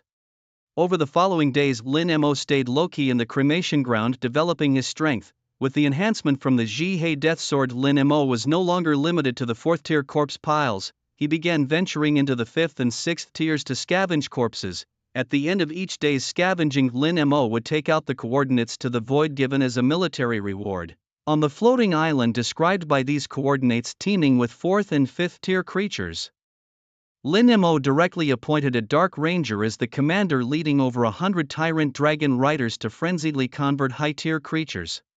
Time flew and 7 days passed in a blink. After 7 intense days of grinding, profound changes had occurred within Lin Mo's territory. There were now 2 300 4th-tier Weeping Angels, 2 65 5th-tier Tyrant Dragon Riders, and 17 6th-tier Demonic Corpses. The most numerous were the 3rd-tier Black Flame Titans, totaling up to 8,000. Lords of the same tier were also divided into 3 levels, low, middle and high. Judging by the number of followers alone, Lin Mo's overt strength had already reached that of a mid-tier 3rd-level lord. The rapidly increasing number of followers did not make Lin Mo's territory feel crowded. After integrating a high-tier territory expansion card, Lin Mo's territory had explosively increased to 130 kilometers. It's important to note that a typical 3rd-tier lord's territory would be around 50 kilometers. Lin Mo's 130 kilometers was already quite substantial. Breaking from a 3rd tier to a 4th tier lord, the scale of the territory expanded based on multiples of the current size. Recalling this from his lessons, Lin Mo understood that the larger the area at the 3rd tier, the more it would expand upon upgrading to the 4th tier, and the larger the territory, the more buildings it could accommodate. Currently, he could place up to 13 flesh cloning machines and 130 defenses. 17 6th-tier demonic bodies were not many. Lin Mo pondered, deciding it wouldn't hurt to scavenge a few more days before proceeding with synthesis. Time moved on to 4 p.m. in the Void World. After finishing his day's corpse scavenging, Lin Mo stretched lazily, ready to head back to rest. However, just then a striking figure appeared at the gate of the cremation ground. "Little brother, you off work?" Looking up, Lin Mo saw Zhang Min waving at him. Since he was in his Lord Avatar, Zhang Min looked every bit the Dragon Queen. Her fiery figure was clad in red leather armor, her chest heaving dramatically, perfectly embodying the phrase "stormy seas." her delicate face suddenly revealed pale red flame patterns with dragon horns on her head and a fiery red dragon tail swishing from her hips. A senior sister Lin Mo scratched his head as he walked over. Zhang Min unabashed threw her arm around his shoulder. Little brother, are you free? Tonight, sister will take you to have fun. Lin Mo, now accustomed to Zhang Min's boldness, asked directly where to. The military is hosting a bonfire party. They say it's an event held every year by our school. Lin Mo was puzzled, but this is the front line, isn't it inappropriate to hold a party here? Zhang Min rolled her eyes. Soldiers are people too, they need to relax. Many lords stationed at the front lines can't go home for many years, even if we don't come events are regularly held here. Lin Mo nodded in understanding. So are you going? Zhang Min put on a pitiful expression. Don't be like that, I'll go. Okay. Lin Mo rolled his eyes. His senior sister's personality was truly quirky. Lin Mo then went to the monitoring room to update Gu Minghu on his plans. To his surprise, upon hearing about the event, Gu Minghu also decided to join them. This event only happens once a year, I don't want to miss it, Gu Minghu said, removing her helmet as she spoke. Lin Mo was taken aback by her appearance. Half of Gu Minghu's face, previously akin to a dry corpse, had mostly recovered. It now looked human, though it still bore some dark red marks similar to birthmarks, which did not detract from her attractiveness. Wow, our captain is so beautiful, no wonder Lin Mo wants to stay here. Zhang Min emphasized the word "are" with a heavy tone. Gu Minghu put on a mask and chuckled. The main reason Lin Mo stays is his fondness for corpses, especially the freshly deceased ones, to take advantage of their warmth, she revealed, hinting at a kind of dark humor. Hearing the two women chat, Lin Mo felt a chill run down his spine. He regretted attending tonight's party. As night fell, they arrived at a flat terrain behind the front lines where dozens of tents encircled an open area. Inside the tents, figures of middle and high-ranking lords could be seen, all having come in their lord incarnations. Various delicacies were laid out around them for their consumption. How old Zhang, I heard there's an exceptional youngster this year who alone held off a Tier 7 lord's attack. A Tier 7 lord? Are the students these days that powerful? I must see this for myself. Looking forward to tonight's Lord performance show. Hope that youngster makes an appearance. The conversations among the Lord soldiers were loud and clear near a table where Wu Liang sat. His face darkened as he unknowingly crushed a cake in his hand. In just a few days, the news of Lin Mo single-handedly resisting the evil God Lord had spread wildly along the southwestern front, completely overshadowing Wu Liang. A freshman, why does he receive so much praise? Wu Liang's eyes were filled with jealousy. Meanwhile, Lin Mo, Zhang Min and Gu Minghu reached the venue of the party. The place was alive with soldiers drinking heartily and even singing karaoke, creating a festive atmosphere. Suddenly, the sound of drums rang out, followed by the smiling Captain Chen, who had previously coordinated with battlefield interns. He walked to the center of the area. Keep enjoying the food and drinks. Next up, please welcome the young talents from the Imperial Dragon Academy to showcase their skills. Let's give them a round of applause. A tidal wave of applause surged from all directions as a large holographic projection sandbox rose from the center of the area. The showcase was not about singing or dancing but about a simulated territorial battle on the sandbox, following the old tradition of a contest-style territorial battle. My old comrades, it's time to loosen your belts and show what you've got. Captain Chen's words elicited laughter and jeers from the crowd. At the same time, the leaderboard above the contest stage continuously updated with various donated items. Tier 6 Lord Su Lang has contributed 3,000 gold to the winner's pool. Tier 7 Lord Lan Yuntian has put in 100,000 units of lumber. Tier 7 Lord Zhao Zai has added a level 2 heroic enhancement stone. Tier 8 Lord Su Kai has contributed an intermediate magic scroll of explosive flame rain. Announced the contest updates. This donation-based viewing mode made the competition fierce, and the winner would take all the prizes in the pool. Lin Mo was overwhelmed by the increasing amount of materials and items in the prize pool. It's also a way for the old soldiers to show their support, helping young lords become the pillars of our dragon nation, explained Gu Minghu. Lin Mo nodded silently, taking it all in. Upon Captain Chen's invitation, a sophomore student stepped onto the stage. It was none other than Wu Liang, hailed as the top genius of his class. His first action upon entering was to raise his hand and point at Lin Mo, who was sitting not far away. Lin Mo, I heard you single-handedly held off the assault of a 7th-tier demon lord on the battlefield. I hereby challenge you. Do you dare accept? His words immediately resonated through the crowd, stirring excitement. A peak battle, right? From the start, I'm already looking forward to this. Don't be a coward, Lin Mo. this is just a simulation and won't exhaust your familiars. Go on, Lin Mo. I can't wait to see your performance." The veterans watched eagerly, hoping Lin Mo would agree to the challenge. Lin Mo, slightly bemused by Wu Liang's fervent challenge, touched his nose. He wasn't looking for trouble, but trouble seemed to always find him. However, he was not one to shy away from a challenge. With a calm expression, he slowly stood up from his seat. "Be careful, little brother," Zhang Min warned, her expression tinged with concern. "Wu Liang's familiars are a group of formidable heart-eaters hard to deal with. He is now a 4th-tier senior lord. His strength is not to be underestimated." Lin Mo patted Zhang Min on the shoulder, reassuring her, then walked towards the stage to confront Wu Liang.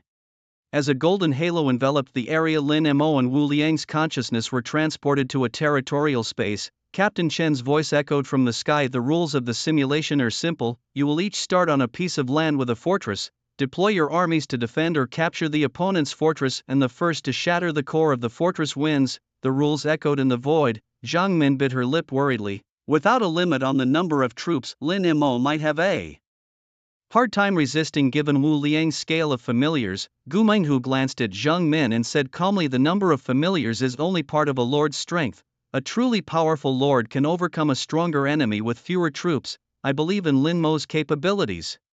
Inside the combat space, Wu Liang looked at Lin Mo across the void with a playful expression. "Lin Mo, I didn't expect you to dare accept the challenge. You've got guts." Meanwhile, a seemingly endless army of 4th-tier heart-eaters was assembling around the castle. Heart-eaters, being semi-spiritual familiars, were highly resistant to physical damage, and their aura could disrupt the minds of their enemies, making them extremely difficult to combat. In addition to the heart-eaters, at the core of the formation were 2,000 5th-tier bursting spirits, and in the middle dozens of powerful 6th-tier familiars. With such a massive force, not just any 4th or newly promoted 5th-tier lord could compete. As Wu Liang's army, numbering over 30,000, gathered, Lin Mo was also deploying his troops. He had spent time leveling up and strengthening his familiars, and now it was time to test their mettle. 8,000 Black Flame Titans bravely charged out, forming a long line with their backs to the castle. 2,300 Wailing Angels densely packed the castle walls, ready to take flight. 265 5th-tier Tyrant Dragon Riders were positioned beside the Black Flame Titans, ready to disrupt the enemy's backlines. Above the battlefield soared 9 Bone Dragons and a single Evil Eye Crystal Dragon King with a Dark Ranger Sylvanas, an elf of stunning beauty with a cold demeanor, sitting atop the dragon. Her aura emitted faint glows of powerful strike and archer auras, enhancing her ranged familiars below. While Lin Mo might seem at a disadvantage in terms of the number of familiars, he had great confidence in his troops. Each had been personally cultivated using various precious materials to clone these military units, ensuring their overall strength was no less than any of their tier. Moreover, Lin Mo had been tirelessly conducting experiments in the Goblin Lab, enhancing every possible body part of his familiars through extensive research in body, bone and brain-related technologies, significantly boosting their combat effectiveness.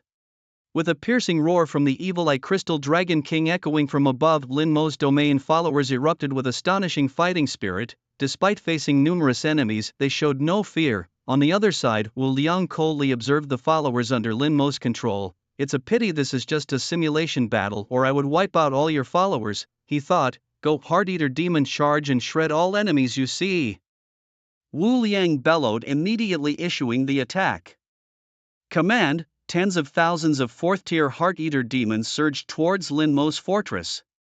At the same time, Wu Liang activated the A-level Lord skill, Shadow of the Departed. Above each Heart-Eater demon, a dark ghostly figure appeared, tearing at the demons, driving them into a frenzied charge towards Lin Mo's castle. Concurrently, 5th-tier demonic creatures, the Bursting Wraiths, began casting spells. High in the sky, black magic circles swirled into existence, from which black skulls emerged, screaming shrilly. Like meteors, they smashed towards Lin Mo's castle. Facing such an onslaught, Lin Mo could only instruct his followers to dodge. However, these skulls came equipped with tracking abilities, continuously striking amidst Lin Mo's followers with explosive impacts. Higher-tier troops barely managed to avoid them, but the 3rd-tier Black Flame Titans suffered casualties. Lin Mo watched coldly as the enemy forces charged. The moment they came within range, he issued a concentrated fire command. Over 7,000 Black Flame Titans simultaneously pulled their massive bowstrings. In the next second, dense black arrows fell like locusts upon Wu Liang's troops. Although only 3rd tier, the Black Flame Titans, boosted by various attributes, still possessed formidable lethality. The moment the arrows hit the enemy, they couldn't instantly kill the 4th tier troops, but the exploding and burning black flames rapidly weakened the Heart-Eater demon army's strength. Many of the followers were severely injured, significantly slowing their marching speed. Meanwhile, the newly trained 4th tier Crying Angels also flapped their wings and flew into the sky. Facing the Heart-Eater demon army below, they gathered long spears and hurled them frenziedly. The spears penetrated deep into the ranks of the Heart-Eater demons, causing much more widespread damage than anticipated. Despite being the same tier, the physical defenses of the Heart-Eater demons were like paper easily pierced by the spears. What was even more unbelievable was that the black skulls summoned by the 5th tier bursting wraiths could not kill the Crying Angels in one hit. Often, it took more than 3 focused hits to bring down a single Crying Angel, yet these Crying Angels, despite being a 4th tier troop, cut through their same tier Heart-Eater demons like slicing through vegetables and even resisted the attacks from 5th tier mage units. The Crying Angels turned out to be a super troop with exceptionally high offensive and defensive capabilities. At this point, the lords watching the battle were also stunned. What kind of 4th tier troop is Lin Mo using? I've never seen it before. It must be some kind of mutant, but the attack power of this mutant is too strong, killing a same tier monster with a single spear. If it were a higher tier lord, this battle wouldn't be hard to explain, but Lin Mo is just a 3rd tier lord, right? Truly, he is capable of holding back a 7th tier evil god lord. He has trained his followers too well. As exclamations continued to rise, the prize pool visibly increased rapidly. The more intense the battle, the more the lords contributed. Lin Mo Jr. is amazing. Go Lin Mo Jr., Zhang Min cheered excitedly, her face flushed. Beside her, Gumeng, who also showed an intrigued expression. Seeing his Heart-Eater demon army suffering heavy losses, Wu Liang knew he could no longer hide his trump card. In the next second, dozens of poison balls formed from miasma shot into the sky. It was Wu Liang's 6th tier follower, the Poison Miasma Great Witch, making his move. The poison balls, like guided missiles, flew towards the Crying Angels, followed by violent explosions. Countless highly corrosive liquids splattered, severely affecting the Crying Angels. Taking advantage of the Great Witch's cover, the Heart-Eater demon army, with their numerical superiority, quickly pressed towards Lin Mo's castle. Confronting them was the remaining force of 6,000 Black Flame Titans. Under Lin Mo's command, the Black Flame Titans abandoned long-range killing and launched a fearless attack on Wu Liang's army. Upon seeing Lin Mo's move, Wu Liang couldn't help but smirk with scorn, thinking to himself, a 3rd tier soldier challenging a 4th tier like me. Lin Mo, are you out of your mind? However, before Wu Liang could fully savor his pride, a series of explosions erupted from the front lines.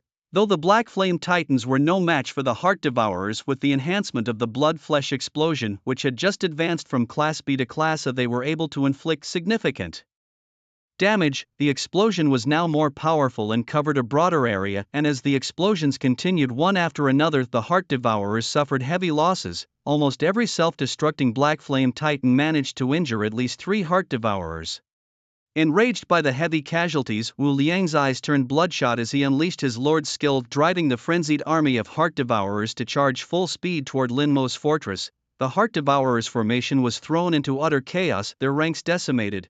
Sensing the opportunity for a counterattack, Lin Mo acted swiftly. The next moment, a vast war fog rolled across the battlefield, obscuring Wu Liang's troops' vision significantly. Even Wu Liang himself could barely see beyond his own lieutenants in the thick fog. Amidst the fog, riders on blood-red dragons charged fiercely into the fray. The brutal dragon riders, acting as sharp arrows, plunged deep into the ranks of the Heart Devourers, leaving a trail of corpses wherever they passed, piercing through chests and rending bodies apart.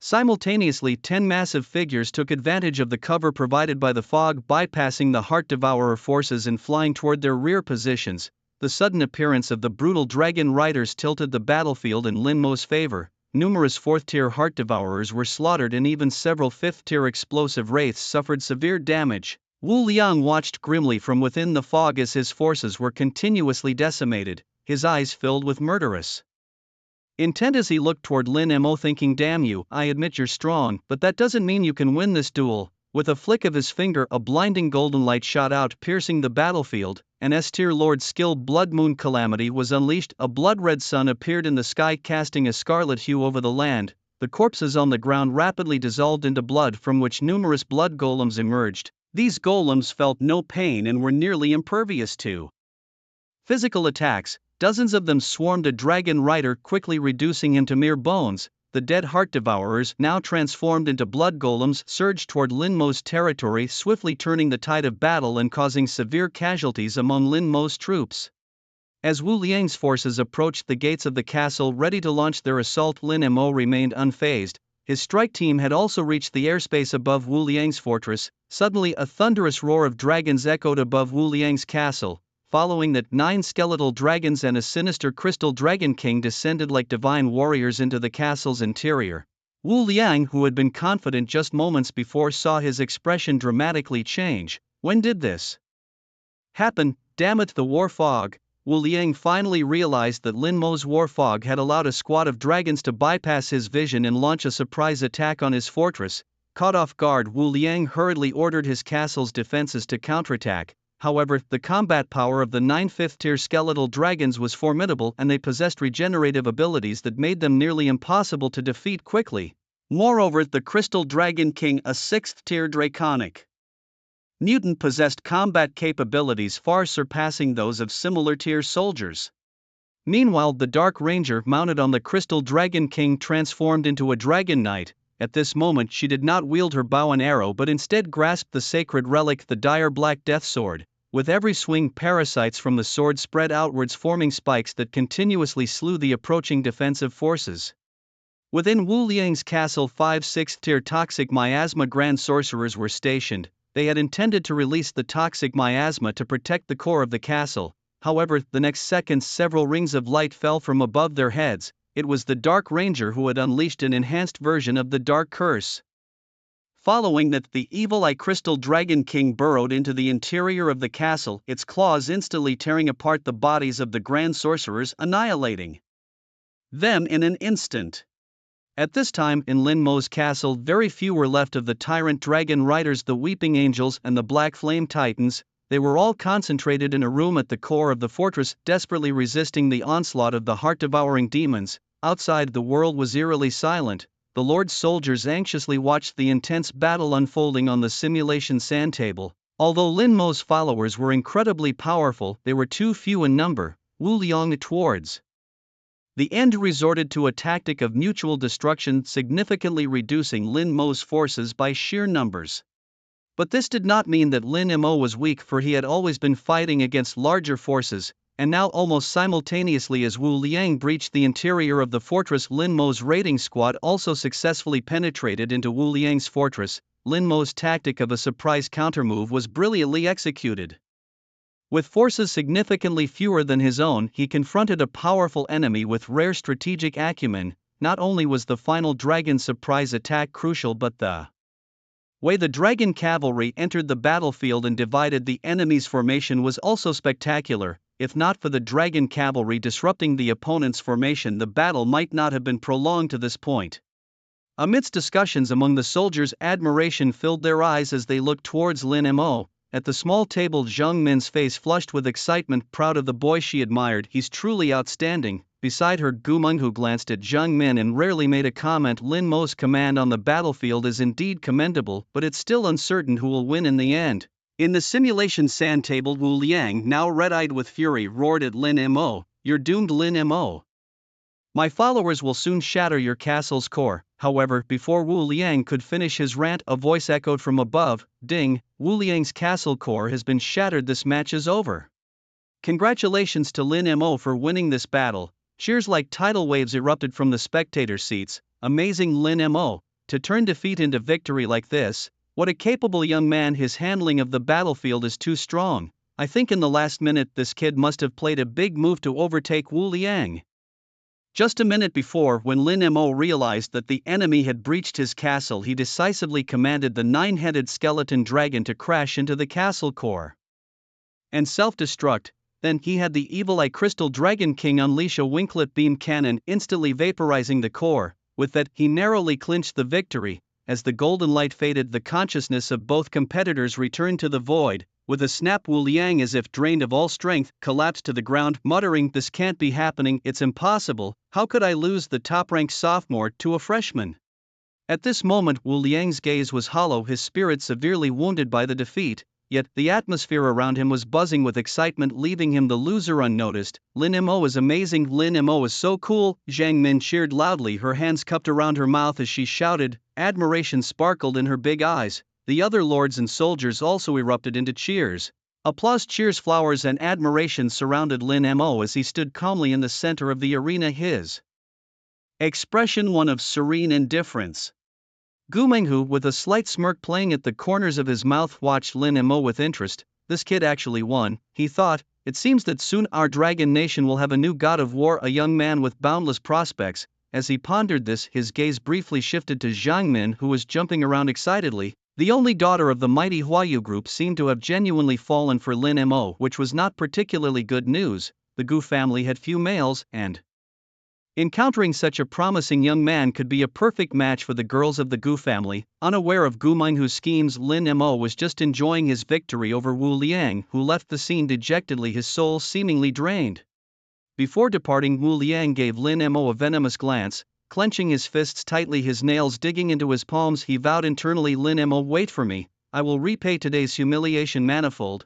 We, the Wu family of the imperial capital, always repay our debts and avenge our grudges. Afterwards, Lin Mo faced several other students in the ring and defeated them all without exception. His victory was not just due to his overwhelmingly powerful followers but also his exceptional talent in commanding and strategizing, far surpassing his peers.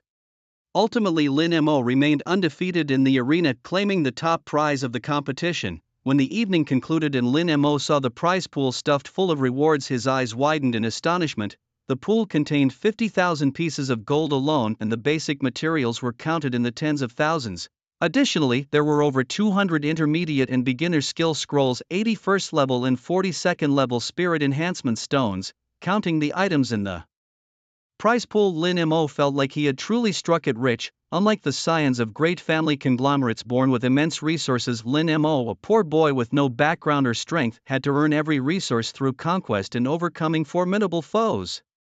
After the exhibition match, Captain Chen and team leader Zhao Qian approached Lin Mo. Well done in the performance match, Mr. Lin Mo, Captain Chen praised, while Zhao Qian looked at him appreciatively. Your domain's followers have grown significantly stronger. It seems you've gained a lot from this battlefield experience. Lin Mo replied modestly, it was all right. They informed him that the internship would end in 10 days, urging him to cherish the remaining time. After a quick inventory, Lin Mo estimated the total value of his loot to be around 20 million blue star currency. Winning a battle and earning 20 million, it was exhilarating. He decided to sort out the materials and skill scrolls he could use and planned to sell the rest for currency. Since obtaining the sacred relic, the Godslayer's Black Sword of Death, Lin Mo had been daringly picking through piles of 5th and 6th tier monster corpses. Despite the risks, the endeavor proved quite fruitful. In just 10 days, he managed to collect over 200 5th tier and more than 36th tier monster corpses. Moreover, with Gu Menghu occasionally appearing and casually tossing him a few highly valuable 6th tier corpses, Lin Mo's plans for increasing his minion count were rapidly accelerating. He was already considering the details of creating 6th tier clones. However, as his domain's power surged, problems followed suit. Due to the limitations on the number of buildings that could be placed, the 13 flesh clone machines he owned were no longer sufficient to match the output, leading to a massive backlog of cloning materials. While the number of clones produced daily remained fixed, he needed to find a way to increase the building cap, or else he wouldn't be able to amass troops in a short time. In the midst of his busy schedule, 10 days flew by swiftly. The battle against the evil gods that unfolded among the sophomore students was drawing to a close. On the day before their parting, Lin Mo once again touched Gu Menghu's body to absorb the evil god's power within her, obtaining 5 evil god crystals. At the same time, Gu Menghu handed Lin Mo a gold card loaded with 5 million blue star coins. After 2 treatments, Gu Menghu's physical condition had significantly improved. She no longer wore her helmet and her body no longer emitted an aura of decay and rot. Even the previously withered half of her face had regained a human-like appearance.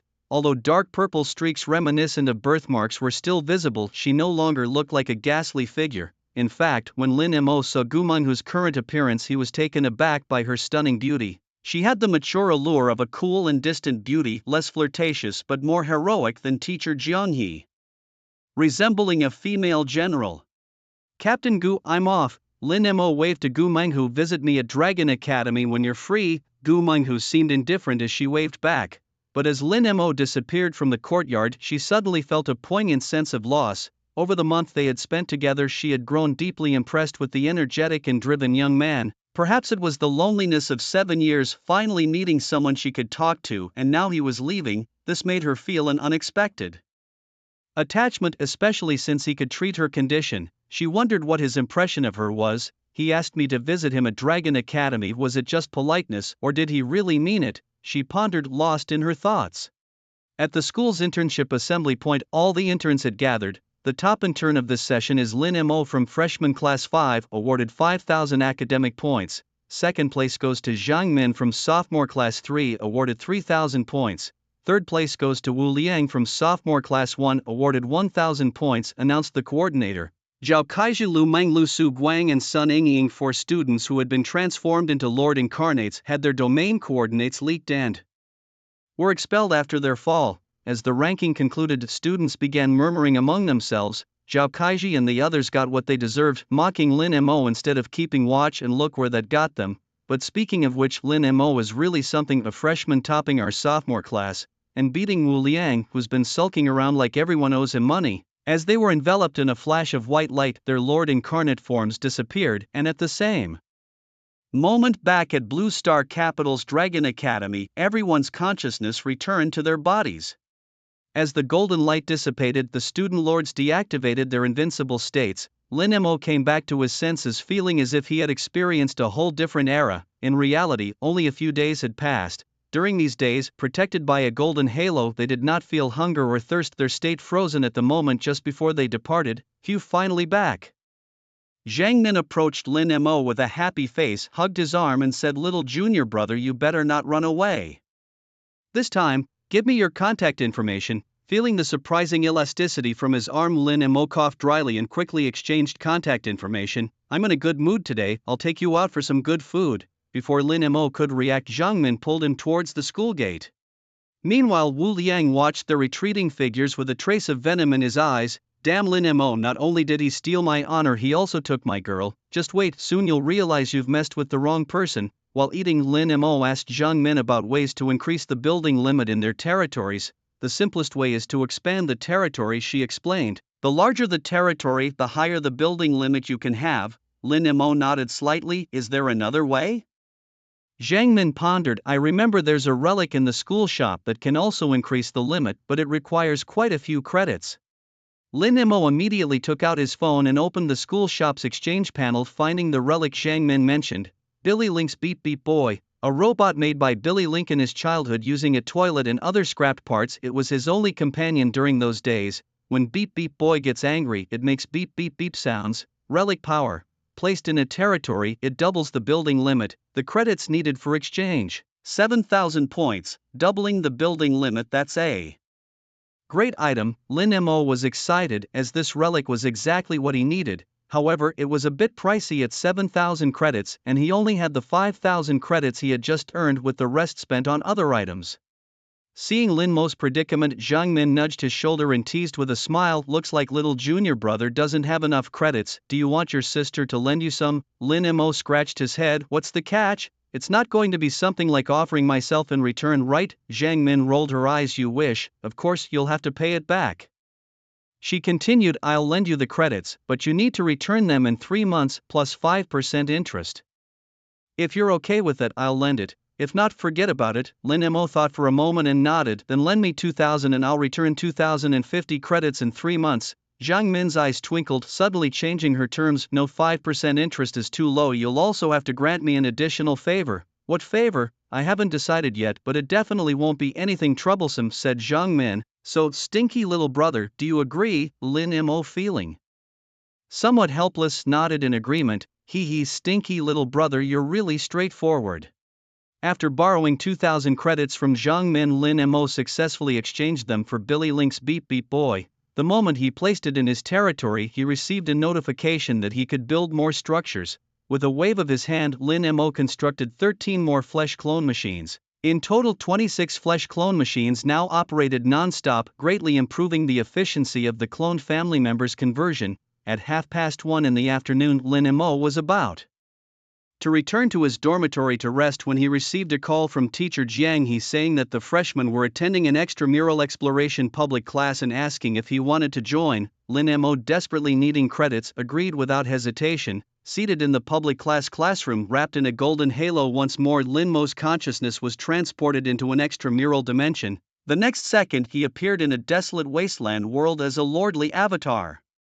The sky was dim, stretching across a landscape filled with urban ruins and shattered asphalt roads. Rusting car wrecks and skeletons clad in some kind of protective gear were scattered amongst the bushes. Welcome to the world of radiation. 250 years after a nuclear war, the world is a site of devastation, with buildings destroyed by explosions and terrifying creatures mutated by radiation.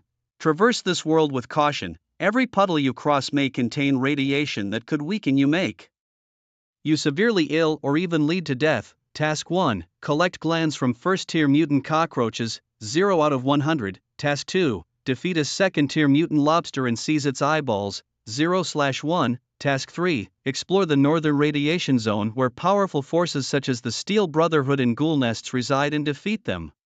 At the sight of these tasks, Lin Mo suddenly felt like a high-level boss returning to the novice village. Having spent a long time on the battlefield of evil gods, these beginner tasks seemed rather uninteresting. Still, he decided to first explore the north. With a wry smile, Lin Mo shook his head, guessing that his classmates were probably also heading north. The next second, a pair of huge dragon wings made of red crystals unfurled from Lin Mo's back. Like a missile, he shot up from the ground and raced northward. For this extramural exploration, all students were required to bring only 9 familiars into battle.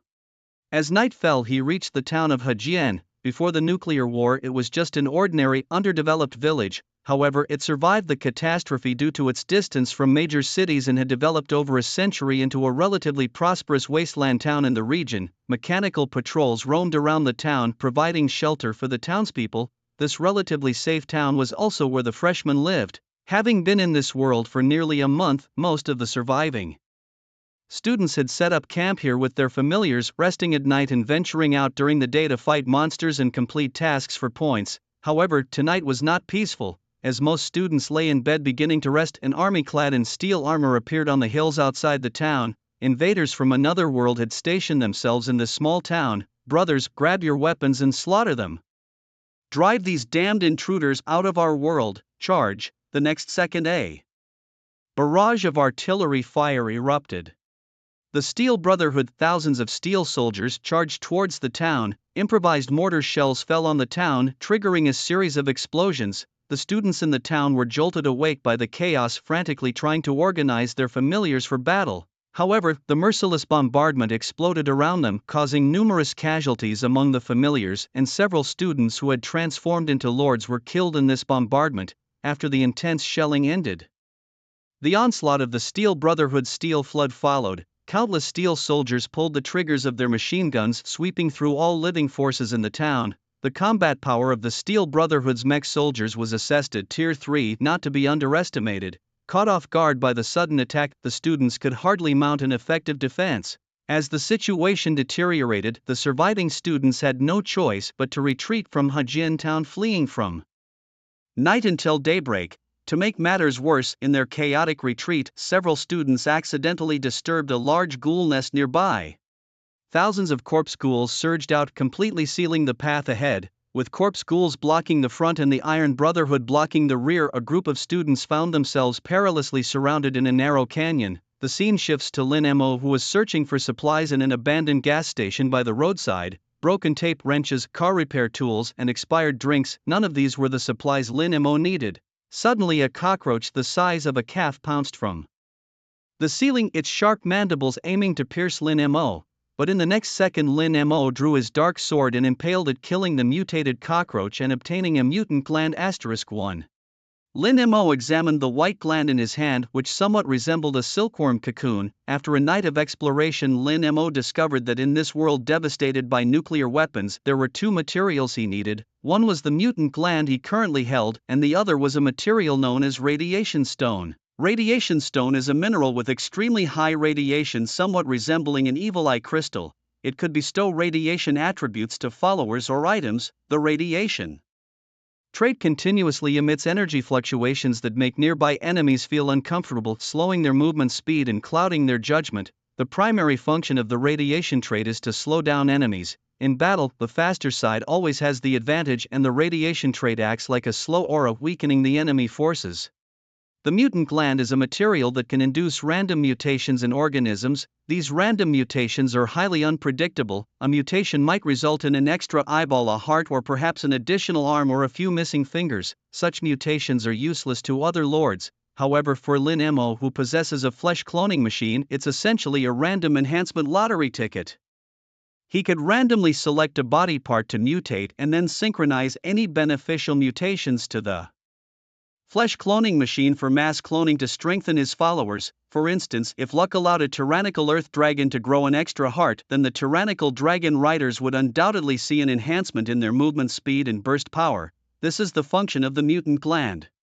Having determined the next items he needed to collect, Lin Mo was ready to start his mission. As he was leaving the abandoned gas station, a few scavengers dressed in tattered armor approached him. "Hey kid, hand over anything valuable on you," one of the scavengers said while pointing a wasteland gun at Lin Mo. Lin Mo was unimpressed. The combat strength of these scavengers was at most first tier. Lin Mo even doubted whether their wasteland guns could shoot bullets. Just as Lin Mo was about to deal with these scavengers, a thunderous noise suddenly erupted in the distance. Then several wasteland tanks and powered armor soldiers passed by on a nearby road, seemingly heading to participate in some battle. "Damn Iron Brotherhood," one scavenger spat to the side. "Heard they're hunting a group of otherworldly visitors in Hajin Town. Don't know if it's true or not." He hoped they would both suffer heavy losses. Better if they all died. "Guys, should we try our luck later? If we can find a set or two of powered armor, we'd be rich." Lin Mo stepped forward. "Excuse me, you just mentioned otherworldly visitors in Hajin Town. Which way is it to Hajin Town?"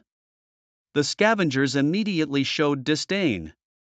"You want to go to Hajin Town? I should kill you right now." But before the scavenger could finish his sentence, the next second a sword entwined with flesh tendrils violently slashed at him. There was no chance to resist. 3 scavengers were instantly cut down. Killing wasteland scavengers obtained mutant gland *1, mutant gland *2, mutant gland *1. Lin Mo pondered with a thoughtful expression. "So killing humans can also yield glands?"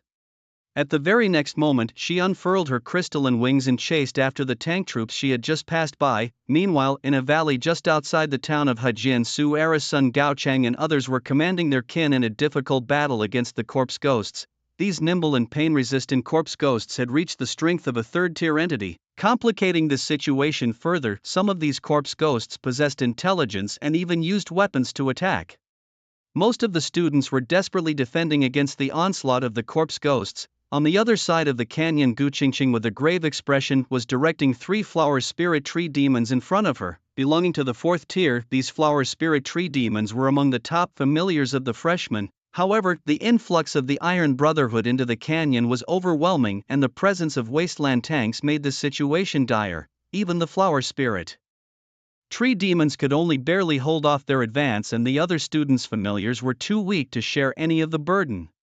At that moment, the 3 flower spirit tree demons were riddled with holes and teetering on the brink of collapse. Qingqing were done for. With the corpse ghosts in front and so many mechs behind, a female classmate of Gu Qingqing despaired. "We might all be annihilated here." Gu Qingqing didn't respond. Instead, she clenched her teeth and persevered. Her lord incarnation was a Narcissus sprite. She raised her hand, and dozens of seeds fell to the ground, instantly growing into offensive vines. These vines attacked the approaching steel soldiers, swiftly killing several. Just as Gu Qingqing was about to breathe a sigh of relief and issue a defensive command to the flower spirit tree demons, a huge cannonball shot from behind the steel soldiers. An explosion erupted from one of the flower spirit tree demons, instantly tearing apart its body. "No!" Gu Qingqing cried out. More missiles flew from the rear of the Iron Brotherhood, obliterating the other 2 flower spirit tree demons. The blast was powerful enough to knock Gu Qingqing to the ground. The steel soldiers advanced, about to enter the canyon. As Gu Qingqing lay there, her face pale and eyes filled with dread, she instinctively closed her eyes, awaiting the enemy to crush her. Suddenly, a tremendous dragon roar echoed from the heavens. A blood-red giant dragon swooped down from the clouds, headed straight for the canyon. The steel soldiers instinctively halted, looking up. The students trapped in the valley exclaimed in astonishment, "What is that? It looks like a huge dragon." Wow, such a majestic crystal dragon, I've never seen one before. Gu Qingqing also opened her eyes, her large eyes filled with amazement.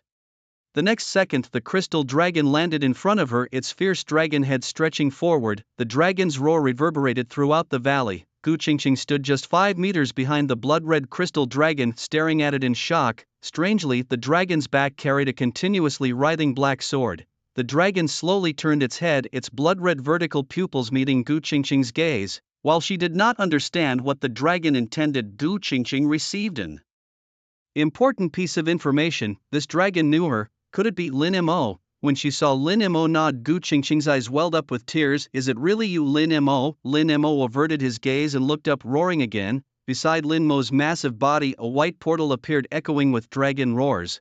The next second, 9 skeletal dragons emerged from the portal, their massive bodies and white skeletons acting as the most loyal guards of the Crystal Dragon King. 10 giant dragons lined up in a row, causing the freshmen behind them to stare in stunned silence.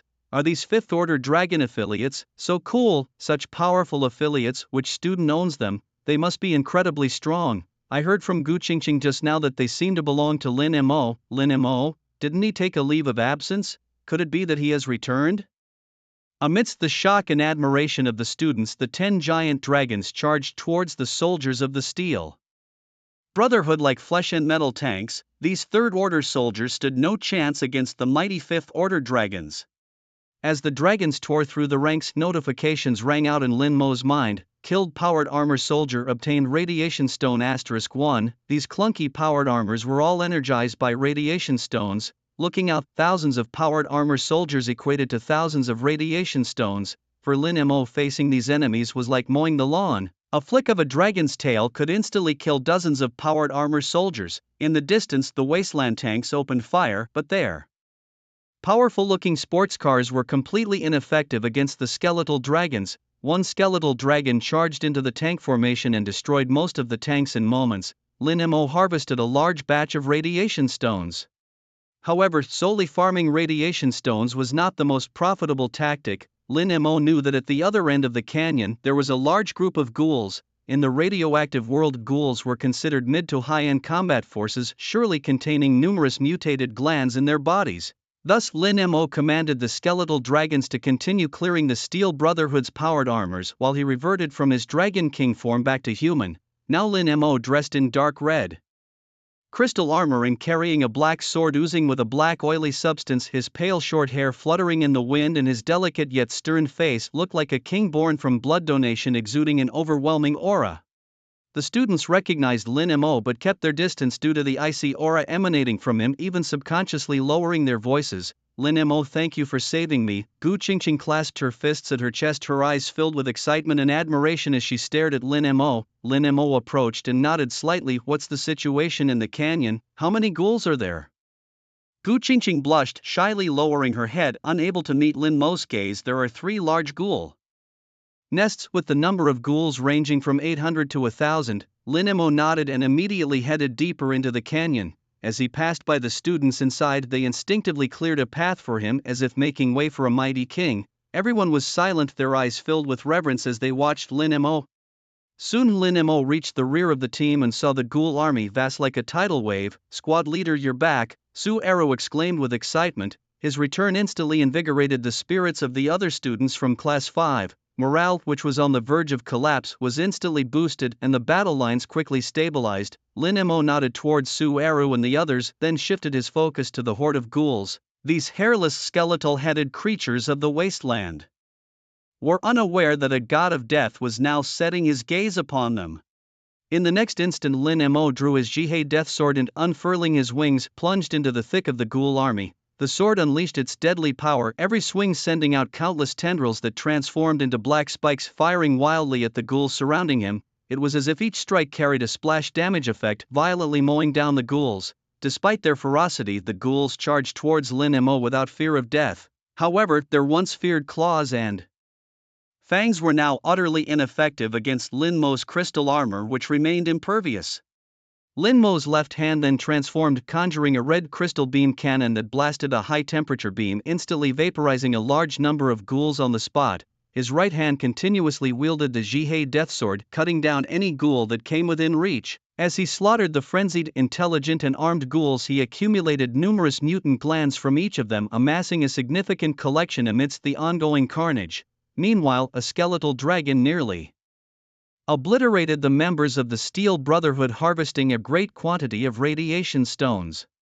2 hours later, the valley was a gruesome sight filled with corpses scattered everywhere. Members of the Steel Brotherhood, ghouls, students and various creatures alike. Lin Mo had not taken particular measures to protect the students, and in the chaos that ensued after the battle erupted, a fierce fight broke out. From over 100 students, only 30-some remained, along with less than 200 of their creatures. The battle had been devastating, yet all the surviving students couldn't help but look towards the white-haired young man in crystal armor with awe and gratitude. It was his intervention that likely saved them from complete annihilation.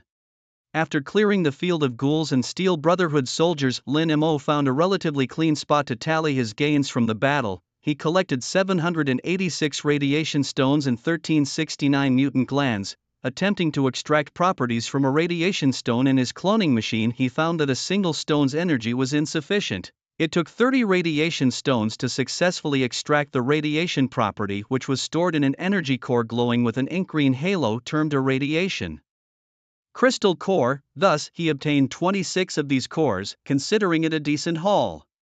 Just then Lin Mo sensed someone approaching. Looking up, he saw Gu Qingqing, the most beautiful student from his college. Having grown familiar with each other, Lin Mo smiled and asked, "What's up, beautiful Gu? Need something?" Gu Qingqing bit her lip lightly, whispering, "Thank you for saving me earlier. I came to ask on behalf of other students, those powered armor soldiers you defeated, what do you plan to do with their bodies?" Lin Mo, whose plague couldn't infect either ghouls or mechanical units, replied with a smile, "They're of no use to me. Many students want to salvage these mechanical armors to forge equipment in their own territories. But since you defeated them, they wanted to ask how much you would sell them for." After some thought, Lin Mo said 100 mutant glands or 10 radiation stones for each armor body. The price he offered was reasonable, as mutant glands were materials commonly obtained from minor creatures. After selling all the steel soldier armors, Lin Mo gained another 6,000 mutant glands and over 300 radiation stones. He then processed the radiation stones in his cloning machine, ultimately obtaining 40 radiation crystal cores and 7,500 mutant glands, a truly bountiful harvest indeed. After a night of intense battle, the students were utterly exhausted. Many leaned on each other and succumbed to fatigue, sleeping wherever they could. Gu Qingqing also sat down near some rocks not far from Lin Mo to rest. However, the tranquility lasted less than half an hour.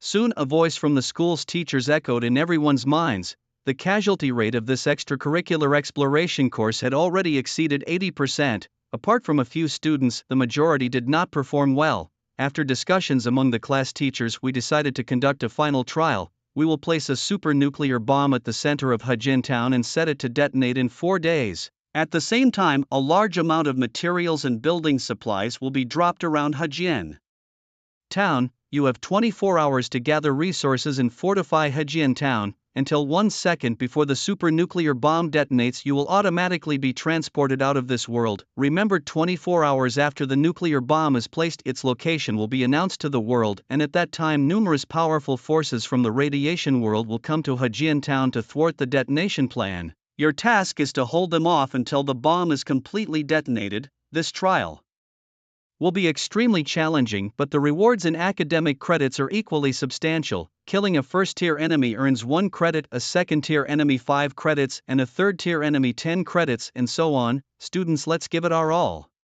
A series of beeps woke all the students present, then wails of despair followed. No way, are we really doing this? A super nuclear bomb. Defend Hejin Town.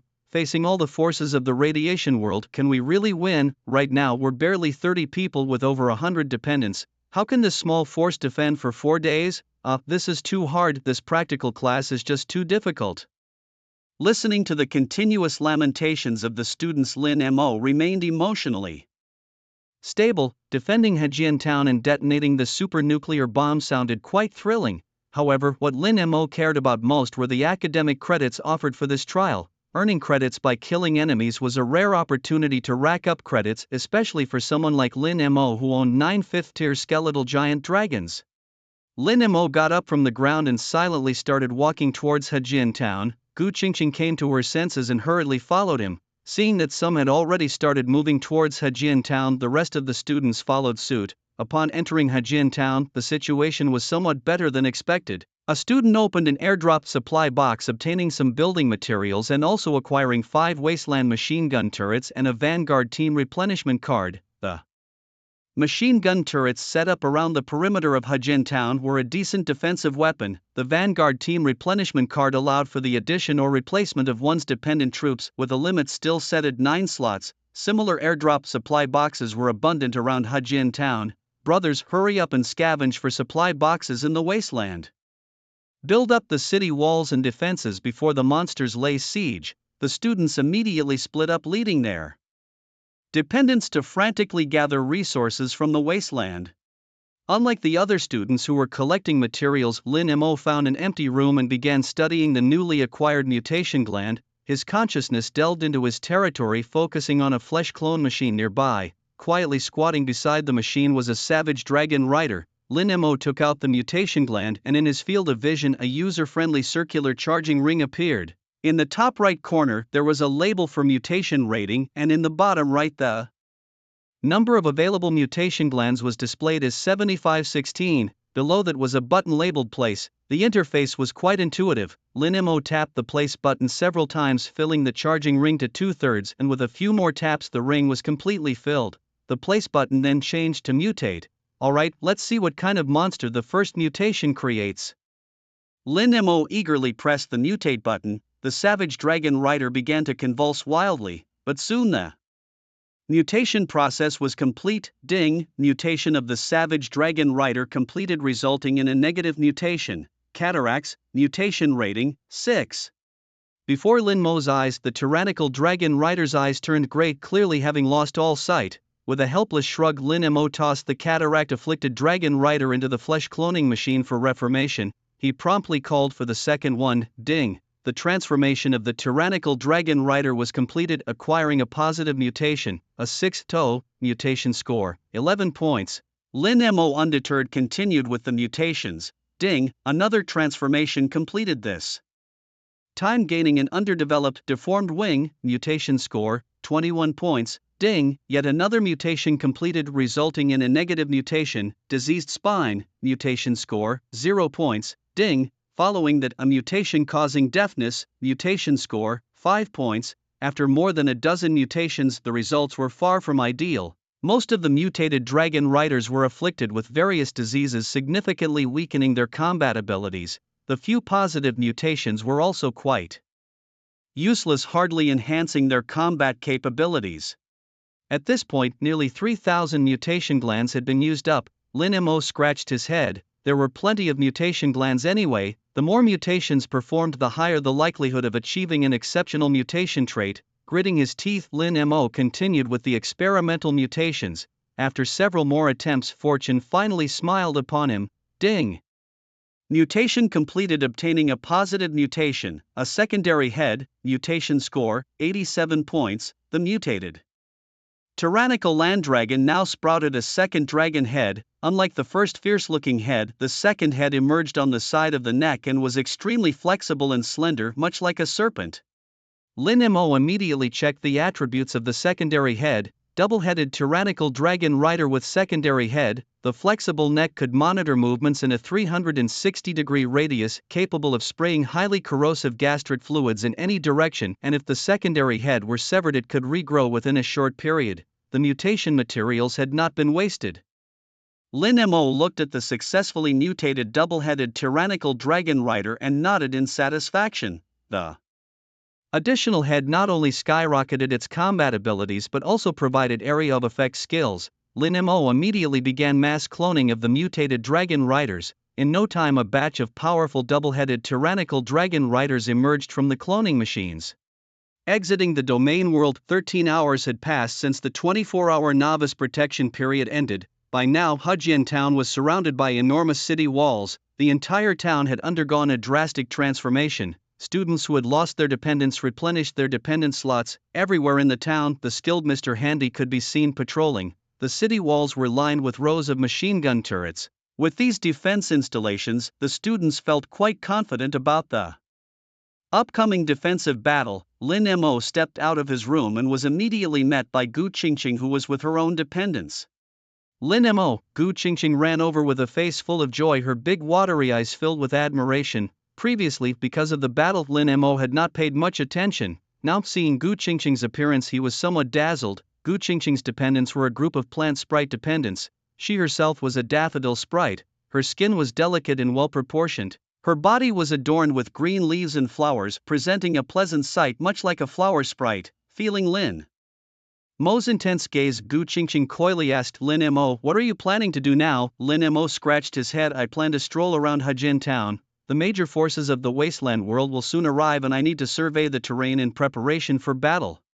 "By the way, Gu Qingqing, do you have any spare completion cards?" Lin Mo inquired. "Oh, yes." Gu Qingqing fumbled for a moment in her slender waist pocket, then handed over 3 cards. "That's all I have left." "Are you planning to change your dependents?" Lin Mo nodded. "I'll convert these cards using my academic points as payment." "I don't want your academic points," Gu Qingqing said earnestly. "You saved me yesterday. These are just a token of thanks." Seeing Lin Mo hesitate, Gu Qingqing forcefully stuffed the cards into his hand. "Lin Mo, I'm free now. Let's wander around together." Faced with Gu Qingqing's expectant little eyes, Lin Mo found it hard to refuse. He nodded and agreed. "All right then." As they wandered aimlessly through the town of Hejin, Lin Mo received 6 completion cards from other students during their stroll. These cards were one-time use only, designed to replace a family member once, and would expire before the battle began. Considering the insufficient killing power of the skeletal dragon, Lin Mo swapped them all for twin-headed tyrant dragon riders. As night fell and the moon hung high with the arrival of darkness, vast armies of wasteland forces emerged on the plains outside Hejin town. The wasteland armies included the fully armored Iron Brotherhood with their tanks and cannons, a horde of intelligent ghouls controlled by a ghoul master, and followers of the nuclear cult, super mutants, and biosynthetic beings. These factions, once at odds with each other in the wasteland, were now gathered here with a clear goal: to utterly annihilate the otherworldly foes of Hejin town. An announcement for all students was made. The wasteland inhabitants would attack Hejin town in 5 minutes, urging all students to proceed with caution. The failure of the super nuclear bomb detonation led to a deduction of 500 academic points for all students involved in this trial, as announced by the instructor's voice echoing in their minds.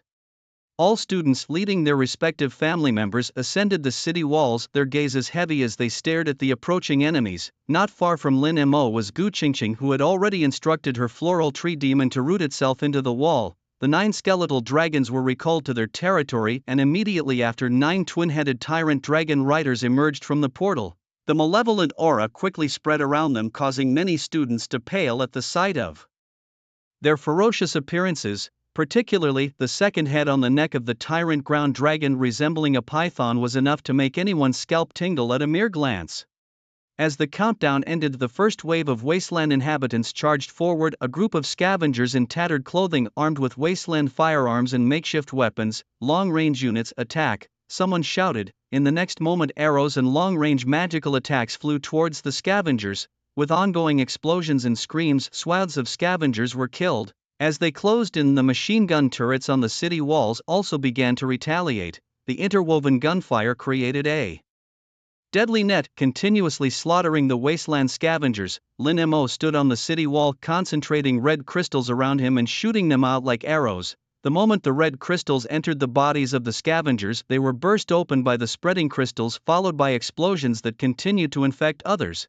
Each shot Lin Mo fired caused massive explosions, and his academic points began to soar rapidly. Before long, the onrushing army of scavengers was completely massacred.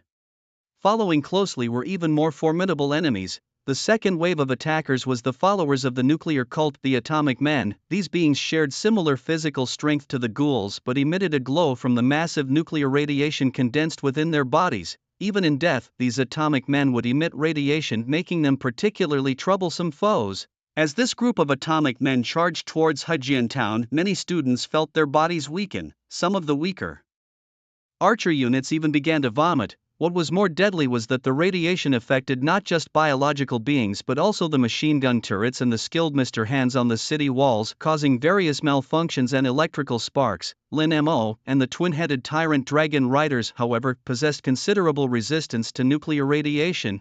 Faced with such daunting foes, he immediately spread his wings without hesitation. Tyrant Dragon Riders leaped from the wall and stopped the Atomic Men from approaching Hejian town. At Lin Mo's command, he drew the Black Death Sword from his back and dove down the city wall. The two-headed Tyrant Dragon Riders closely followed behind. A line of followers stood ready to counter the assault from the Atomic Men. The deputy of the Tyrant Dragon Riders raised his head, spewing a stream of corrosive acid over a large area in front of him. The Atomic Men who were drenched in the acid dissolved into puddles of blood in the blink of an eye. Each killed member of the nuke cult provided a shard of radiation stone *1 and an additional academic credit. Surprisingly, these Atomic Men could also explode into radiation stones. Lin Mo licked his lips, initiating a frenzied massacre mode. Throughout the day, scavengers, Atomic Men, and a vast army of ghouls continuously launched ferocious attacks on Hejian town. However, the defenses of Hejian town were no mere decorations, and the over 300 followers of the 30-plus students were not to be underestimated. They quickly annihilated these enemies. As another night fell, the enemy halted their assault, seemingly gathering a more formidable force. After the battle ended, Lin Mo did not return to the city wall but instead stood silently at a corner to restore his strength. As the night deepened and only the sinister wind remained in the wilderness, Lin Mo quietly activated his Lord's skill, War Fog. A vast mist enveloped the outskirts of Hejian town, concealing the corpses of the day underneath it. Lin Mo stood up, slowly raising his right hand. The next second, a pale green glow gathered in his hand, then spread forward like ripples on water. Low growls emerged from the mist. Following this, numerous bodies began to rise from the ground. Shrouded by the mist, only their silhouettes were visible, each one hunched and twisted, limping as they walked. Positioned above the city walls, the 30 students watched the dense shadows in the mist, their scalps tingling with numbness. Is this Lin Mo's ability? It's terrifying, like something out of a horror movie, they thought. In the dead of night, seeing so many bodies rise was utterly chilling. These bodies were now their allies. Lin Mo's army of infected zombies numbered around 800, mostly scavengers. Under the cover of the mist, this zombie army marched imposingly toward the hillside. Under Lin Mo's command, the zombie troops first reached the encampment of the scavenger army. The scavengers were merely a ragtag army forcibly gathered by their leaders. By the time the zombie troops had taken over half of their camp, these guys finally realized what was happening, but it was already too late. 2 hours later, the zombie troops had taken over the scavenger camp, and their numbers had grown from the original 800 to 5,200. The sight of such a vast and dense army of zombies would make anyone's skin crawl. The war fog continued to spread. Lin Mo, clad in crystal armor, walked into the scavenger camp. At the center of the camp, a mountain of materials and weapons lay piled up: black iron breastplates, wasteland prosthetics, pipe rifles, manhole cover, shields. Lin Mo waved his hand, sending all of it into his own territory. Although these items were of little use to him personally, they could be traded with other students for mutant glands or radiation stones, both high-consumption materials, the more the better. Lin Mo's gaze pierced through the fog, looking down at the encampment of the Brotherhood of Steel stationed on the hillside. During this truce period, aside from a few hundred duty-bound steel soldiers, most had stripped off their heavy armor to sleep. This presented an excellent opportunity for Lin Mo's zombie army to launch a surprise attack. The range of the war fog soon spread over the Brotherhood of Steel's camp. The camp seemed to realize the eerie nature of the fog as many of the Brotherhood's members woke up, trying to don their power armor. However, equipping power armor took time, and Lin Mo's zombie army was already stealthily approaching. The next second, bloodshed ensued. The zombies in the fog emitted a crimson glow as they shifted from a jog to a sprint. In the vision of the steel soldiers, dense, bizarre shadows rushed towards them from the fog. Instinctively raising their guns to attack these shadows, they were met the next second by a massive two-headed dragon emerging from the fog, crushing their armor with a single bite. Leading the charge with the ferocious two-headed dragon mounts, the zombies quickly overpowered the camp's guards at an astonishing speed. Following this initial assault, a massive army of zombies surged into the Steel Brotherhood's headquarters. A brutal massacre ensued.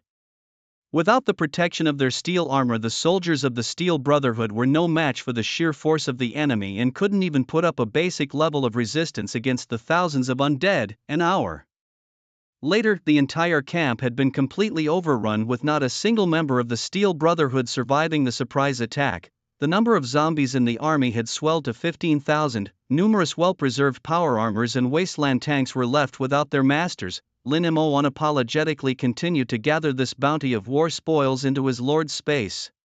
After the battles of the day and night, Lin Mo had amassed a total of 4,300 radiation stones, with 10 fragments making up one stone, which equated to 143 radiation cores, bringing his total radiation cores to 183. His credits had accumulated to 3,200 and were still increasing, along with 15,000 mutation glands. The 15,000 mutation glands, although a significant number, were not considered excessive. After all, Lin Mo had used 3,000 mutation glands the first time he attempted to mutate his kin. He wished there was a way to steadily acquire more mutation glands. Unfortunately, it was just a fleeting thought, as it seemed that no other world besides the radiation-infested one could provide a stable supply of these materials. This meant that once he left the radiation world, Lin Mo would no longer be able to enhance his kin through mutation. Despite the frustration, the battles had to continue. After annihilating 2 besieging forces, Lin Mo's zombie army had grown to 15,000. It was time to challenge a more formidable enemy. Lin Mo set his sights on a synth camp located not far from the Steel Brotherhood site. Synths born in the Wasteland laboratories were clones created by Wasteland scientists with exceptionally high physical strength and very short lifespans. Each synth lived only about 5 years, tasked with capturing Wasteland humans and various specimens for the labs. With the combat strength of a third order, their numbers were around 3,000. Lin Mo eyed the synth camp through the mist where lights were brightly shining, a clear sign that they had noticed the fall of the Steel Brotherhood. However, Lin Mo wasn't daunted by this. He drove his zombie army straight toward the territory of the synths. Leading again with the ferocious 2-headed dragon mounts, they tore through the camp's defenses in an instant. Following closely, waves of zombies flooded into the camp like a tide. This battle was notably more challenging than the previous ones.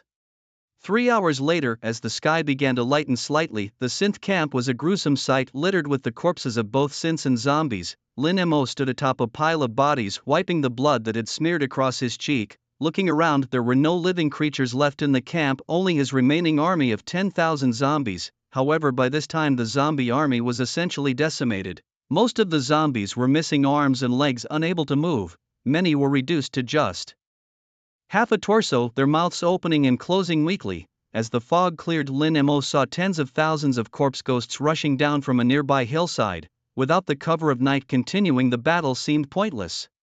Lin Mo snapped his fingers lightly, and the next second white flames ignited on the bodies of the tens of thousands of zombies within the camp. He activated the sacrifice skill, offering up all the remnants of his forces. Following this, he returned to River Town with his ferocious dragon mounts. Ding! The sacrifice was successful, and he obtained the blueprint for a defensive structure, the radiation circle. Initially, Lin Mo thought it was just an ordinary defense tower, but upon returning to River Town, Lin Mo realized the exceptional nature of this structure, the radiation circle. It releases radiation within a certain range, slowing down and disrupting the thoughts of enemies. This radiation induces negative mutations in the human body. Lin Mo glanced at the introduction of the radiation coils, reading it over 2 or 3 times before suddenly slapping his forehead in realization. His consciousness sank into his domain. There, Lin Mo chose a location far from the core area of the domain lords. He used materials to build the first radiation coil on the leveled ground. The moment the radiation coil was erected, a faint green halo began to emanate within a few dozen meters. These halos were the physical manifestations of nuclear radiation.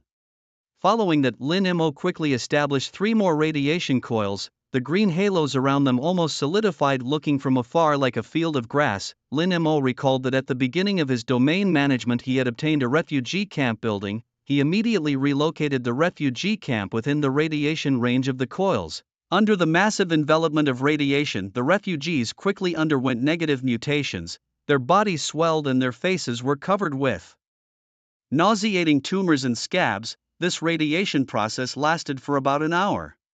Afterwards, Lin Mo directed the refugees to step out of the radiation range and then dissected them. He obtained immature mutation glands, capable of inducing minimal mutations in organisms, but of very low value. It really worked. Lin Mo revealed an excited expression. Inducing mutations in organisms through radiation coils was a feasible idea. It was similar to breeding poultry, except what he harvested were mutation glands, not meat. Lin Mo then invested substantial resources to build walls around the radiation coils, enclosing them completely. He rummaged through the inventory and found several blueprints for first-tier barracks. He then built 10 barracks within the range of nuclear radiation. Each barracks could produce 300 first-tier soldiers every 24 blue star hours. Thus 10 barracks could consistently produce 3,000 first-tier soldiers daily, to maximize the efficiency of the mutation gland. Collection Field Lin Mo simply built high tower-like structures around the radiation coils. Each level of the towers housed 2 to 3 barracks. After being produced, the soldiers from these barracks would receive radiation treatment on various levels. Mature mutated individuals were then herded by second-tier black armor zombies towards the slaughterhouse. Lin Mo planned a simple factory next to the mutation gland collection field for slaughtering the mutated bodies. The factory was staffed with a large number of second-tier black armor zombies who, like assembly line workers, began slaughtering and extracting mutation glands as soon as the mutants entered the factory. With this process, Lin Mo's domain could stably produce mutation glands. He built 3 such factories in one go. Based on the current rate of gland mutation, each could complete a harvest every 24 blue star hours. Lin Mo could thus stably obtain 9,000 mutation glands daily. This was already a considerable scale. The students quickly noticed the items that Lin Mo considered worthless, their eyes widening in astonishment.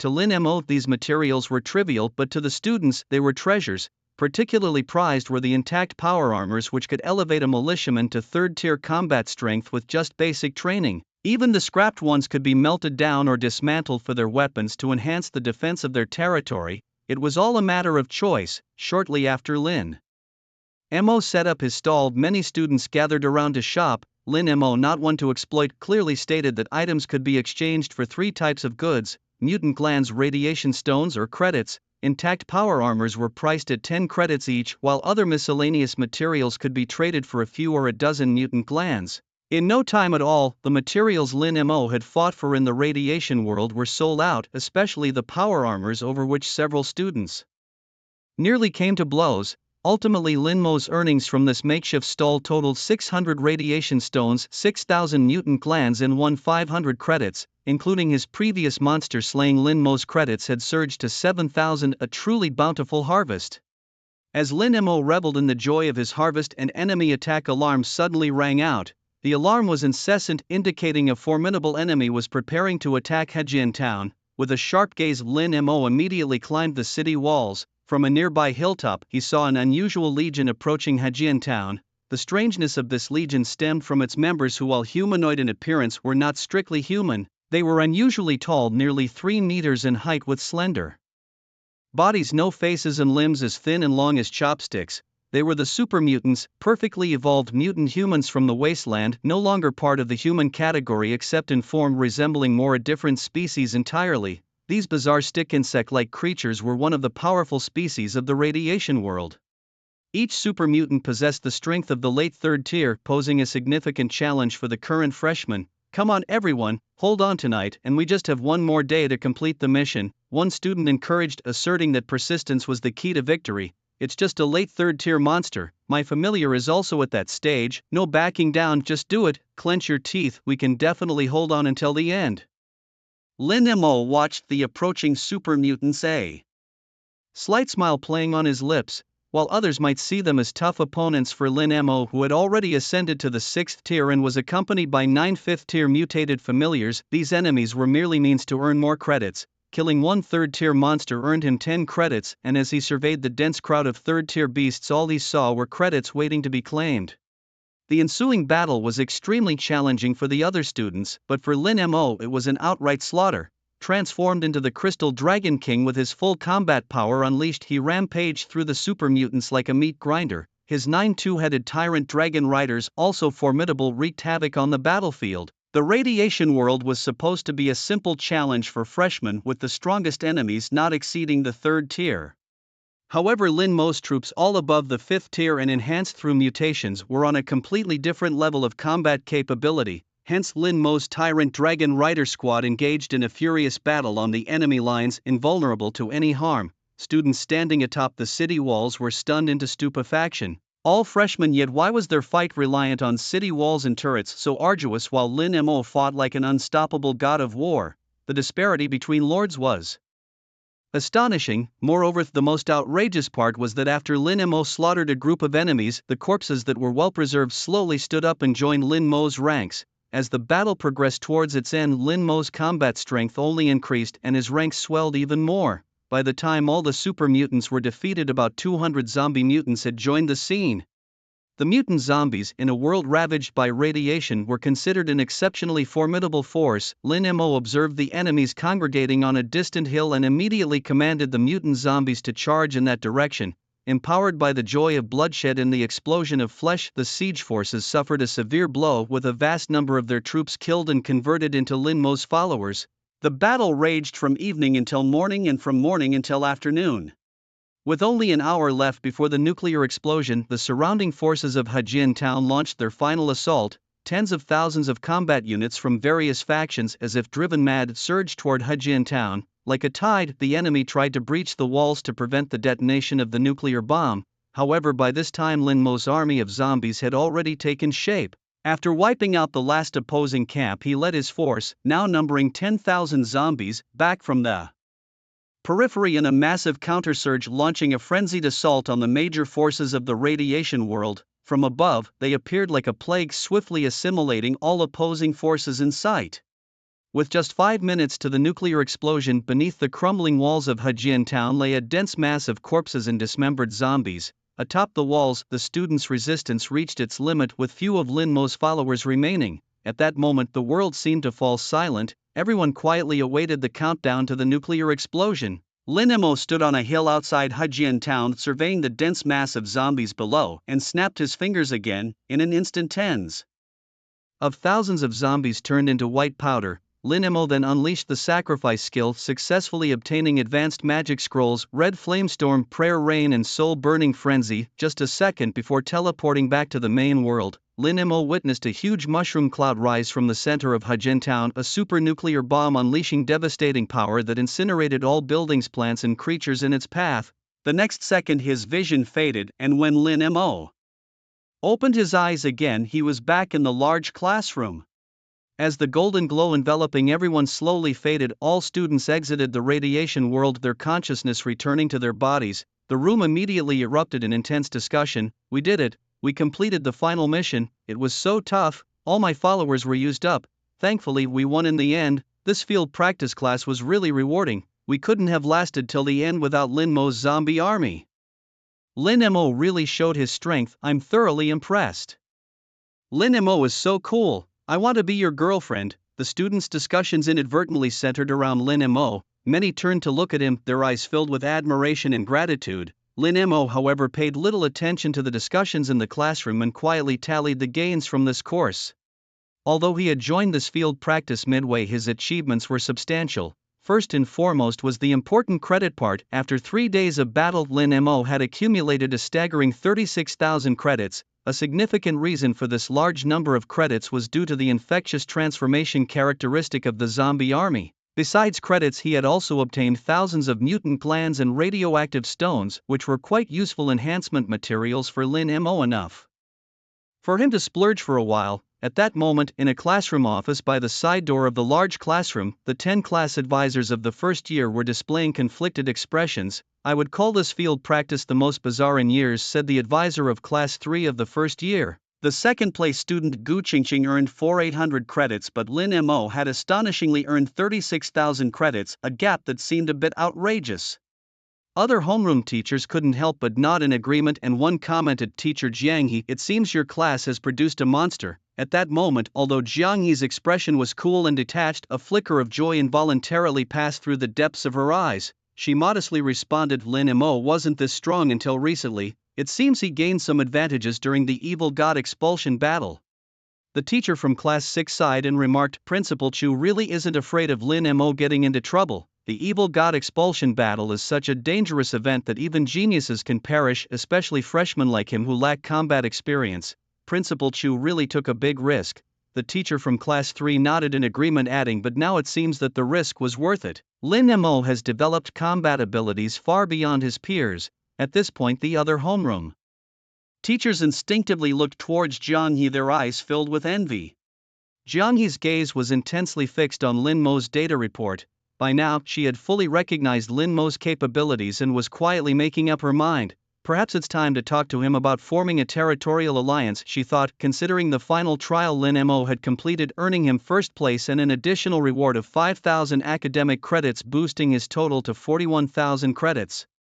Just as Lin Mo was happily accepting his credits and preparing to leave the classroom, Jiang He approached him. Lin Mo, come with me, I have something to discuss with you, she said. Lin Mo scratched his head and instinctively followed her, but instead of heading to the office, Jiang He led him to the residential building of the classroom apartments. This is a private matter, unrelated to studies, she explained. Let's talk at my house. Once they were home, Jiang He, along with Lu Wanwan, who had been picked up from a specialized class, closed the door and got straight to the point. About forming a territorial alliance with Wanwan, what do you think? Lin Mo knew quite a bit about territorial alliances from Zhang Min, who was allied with Zhang Xiaoxiao. Summarizing it, Zhang Min described the alliance as mutually beneficial, gaining access to rare resources and fostering dependence in return for providing security in Zhang Xiaoxiao's territory. Interrupting his thoughts, Lin Mo slowly nodded. I'm willing if Wanwan has no objections. Jiang He then looked at Wanwan, who also nodded, her trust in Lin Mo seemingly strong despite their few interactions. Seeing both parties agree, Jiang He's gaze intensified. Before we form the alliance, I must test you, she declared. Lin Mo was taken aback. A test? What kind of test? I will launch an invasion on your territory, Jiang He explained. If you can withstand it, I'll trust you with Wanwan. I'll send 200 Tier 6 dependents, don't worry, I won't record your territory's coordinates, just fend them off and you can ally with Wanwan. Lin Mo felt anxious. Facing an invasion by a 7th tier Grand Lord was no small feat for a novice lord like himself. Lin Mo gave a bitter smile. 206th tier followers. Currently in his domain, only the Evil Eye Crystal Dragon King was of the 6th tier. The 6th tier corpses he had collected in the battlefield of the evil gods were merely stored as cloning materials and did not constitute any combat power. Of course, you can choose to give up if you find it too difficult, Jiang He said in a cool voice, but you should know many great lords strive without the chance to ally with a resource support. Lord, this is a great opportunity for you. Lin Mo understood what Jiang He meant, nodded and said, then I can only try my hardest. Lin Mo agreed and Jiang He wasted no time. They began to sign the combat contract immediately. The contract clearly stipulated that the coordinates of both domains were to remain unseen and that the destruction of the domain crystals was prohibited. In the next second, a golden light enveloped the area. Lin Mo's consciousness appeared within his own domain. Shortly after, an invasion alarm sounded. From the portal, 100 medusas with human faces and snake tails crawled through. The heterochromatic medusa, 6th tier, a high-tier troop with powerful charm abilities. Its agile tail grants it formidable close combat capabilities. Its purple pupils can cast a charm spell to enchant enemies, and its white pupils can emit a petrifying light to turn enemies into stone. A staggering 199 heterochromatic medusas poured into Lin Mo's domain, and at the rear of these medusas appeared a particularly gigantic one, over 6 meters long, the Medusa Queen. Looking at the face of this queen, it was none other than the lordly incarnation of teacher Jiang He, wearing a crown made of purple crystal. The incarnation of Jiang He as Medusa Queen was cold yet alluring, possessing a goddess-like aura, especially her slender serpentine waist. Every twist sparked endless imaginations. Lin Mo was briefly distracted, then suddenly snapped awake. Medusa's charm was not an active skill but a passive one. He had almost been caught in her spell. To fully counter the attack of the heterochromatic medusas, Lin Mo also activated his lordly incarnation and stood atop his iron walls. He watched the 6th tier enemy slowly approach his domain, his brow furrowed as he continuously rallied the forces within his domain. Nearly 10,000 black flame titans surged onto the walls, bows drawn. 500 weeping angels were poised in the sky, and 300 twin-headed tyrant dragons lay hidden in the Rocky Mountains near the camp. Lin Mo, clad in red crystal armor, stood on the wall with the crawling Evil Eye Crystal Dragon King to his left and the Dark Ranger Sylvanas to his right. Up to this point, the only good news was that his followers were immune to charm interference. After all, they were zombie units and charm had little effect on them. But despite this, the pressure from the 206th tier medusas still made Lin Mo feel an immense invisible pressure. Jiang He, in her incarnation as the Medusa Queen, looked at Lin Mo on the walls with interest. Not bad waking up from the charm so quickly. It seems you're not as susceptible as I thought. Lin Mo rolled his eyes dramatically. You are my mentor, teacher Jiang He. I definitely shouldn't harbor improper thoughts about you. Oh, Is that so, Jiang? He revealed a meaningful smile and then raised her white arm, casting the A-tier Lord skill Wild Charm. Ding! You are affected by Wild. Your desire burns fiercely and your rationality decreases significantly. Maintain your heart and do not let desire control you. Lin Mo felt his mind instantly become a mess, losing all ability to think except for that one desire. As he struggled to control his body and resist the desires within him, the next moment a white light ring appeared above his head.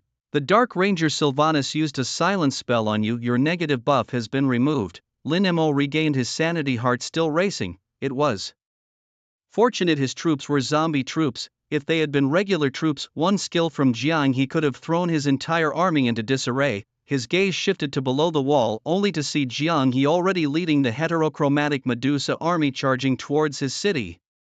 Jiang Yi watched Lin Mo, who had resumed command of the battle atop the city walls, a trace of admiration flickering in her eyes. Her charm spell was potent enough to control even high-ranking lords for a short period. It was surprising that Lin Mo had managed to recover so quickly. Moreover, the power of the followers in Lin Mo's territory was much stronger than she had anticipated. There were over 10,000 third-tier soldiers and more than 2,000 fourth-tier ones. She even noticed a special 6th-tier dragon variant on the city wall. Furthermore, it seemed that all of Lin Mo's followers were mutant species, meaning they were significantly more powerful than other followers of the same tier. Soon Zhang Yi's attention shifted to the female elf standing beside Lin Mo. This dark elf was clearly Lin Mo's territorial spirit. Zhang Yi knew that this female elf must be an epic-level spirit, continuously boosting the attack power of the territory's followers. The scale of Lin Mo's territory was also part of what shocked Zhang Yi. Not only was the area vast, but many of the structures on it were unlike anything she had ever seen. There were structures resembling the moon wells of the elves. But the water glowed green and bubbled. There were rows of graveyards from which followers continuously crawled out and then back in. There was also an enormous blood-red steampunk-style building resembling a giant pressure cooker, seemingly stirring something made of flesh. Lin Mo's entire territory exuded an aura of malevolence. Any ordinary person witnessing this environment would probably be terrified on the spot. So this is a territory cultivated on land tainted by the blood of a malevolent god. Jiang He mused, her lips curling slightly. It is indeed quite unique. Soon Zhang Yi's followers reached the outskirts of Lin Mo's city, and the battle commenced. On the city walls, numerous black flame titans drew their bows while dragon hunting ballistae launched a dense mass of enormous arrows, but as these arrows flew, the pupils of the Medusa shot out rays of gray-white light. The moment the arrows touched the rays, they seemed to lose all their power and rapidly petrified, crashing to the ground in heaps. Despite the barrage, it caused no damage to the Medusa. It was then Medusa's turn to counterattack. Countless purple orbs of light gathered in their palms, and in the next second, like shooting stars, they flew towards the city walls. These orbs had no physical form and thus could not be intercepted by the arrow towers. As a result, the orbs exploded upon hitting the city walls, covering all affected followers with a weakening buff. Even Lin Mo felt an unusual heaviness in his body, as if weighed down by several kilograms of sandbags. Lin Mo's brow furrowed, and he immediately commanded his Dark Rangers to use a silencing spell to dispel the effects. The Dark Rangers, now enhanced to the 4th tier, had the ability to remove negative states. However, faced with Medusa's relentless assault of purple orbs, the Dark Rangers struggled to clear all the negative effects quickly. Lin Mo knew he had to stop Medusa's curse attack. If they got close, the consequences would be unimaginable. He immediately ordered the twin-headed tyrant dragon riders hidden not far away to charge. At the same time, the wailing angels dove from the sky, targeting the Medusa troops. The twin-headed tyrant dragon riders, serving as ground cavalry units, exhibited their mobility to the fullest. They charged furiously, quickly engaging the Medusa troops face to face. Concurrently, the wailing angels poured down spear rains on the Medusa troops. The battle quickly escalated to a fever pitch. 200 pupils of Medusa clashed with Lin Mo's 3,000 followers. The numbers did not give Lin Mo much of an advantage. Instead, the 200 pupils of Medusa proved terrifyingly strong. Even the twin-headed tyrant dragon riders needed 3 to 6 to merely hold off one pupil of Medusa. The wailing angels required dozens to confront a single Medusa. The most troublesome part for Lin Mo was that even if he commanded the tyrant dragon riders to self-destruct, the damage to the Medusa was pitifully low. The pupils of Medusa, also mutant followers, after receiving various combat enhancements from a 7th-tier Grand Lord, were far beyond what a minor lord Like Lin Mo could withstand, the situation was extremely unfavorable for Lin Mo, but not without a chance for a turnaround.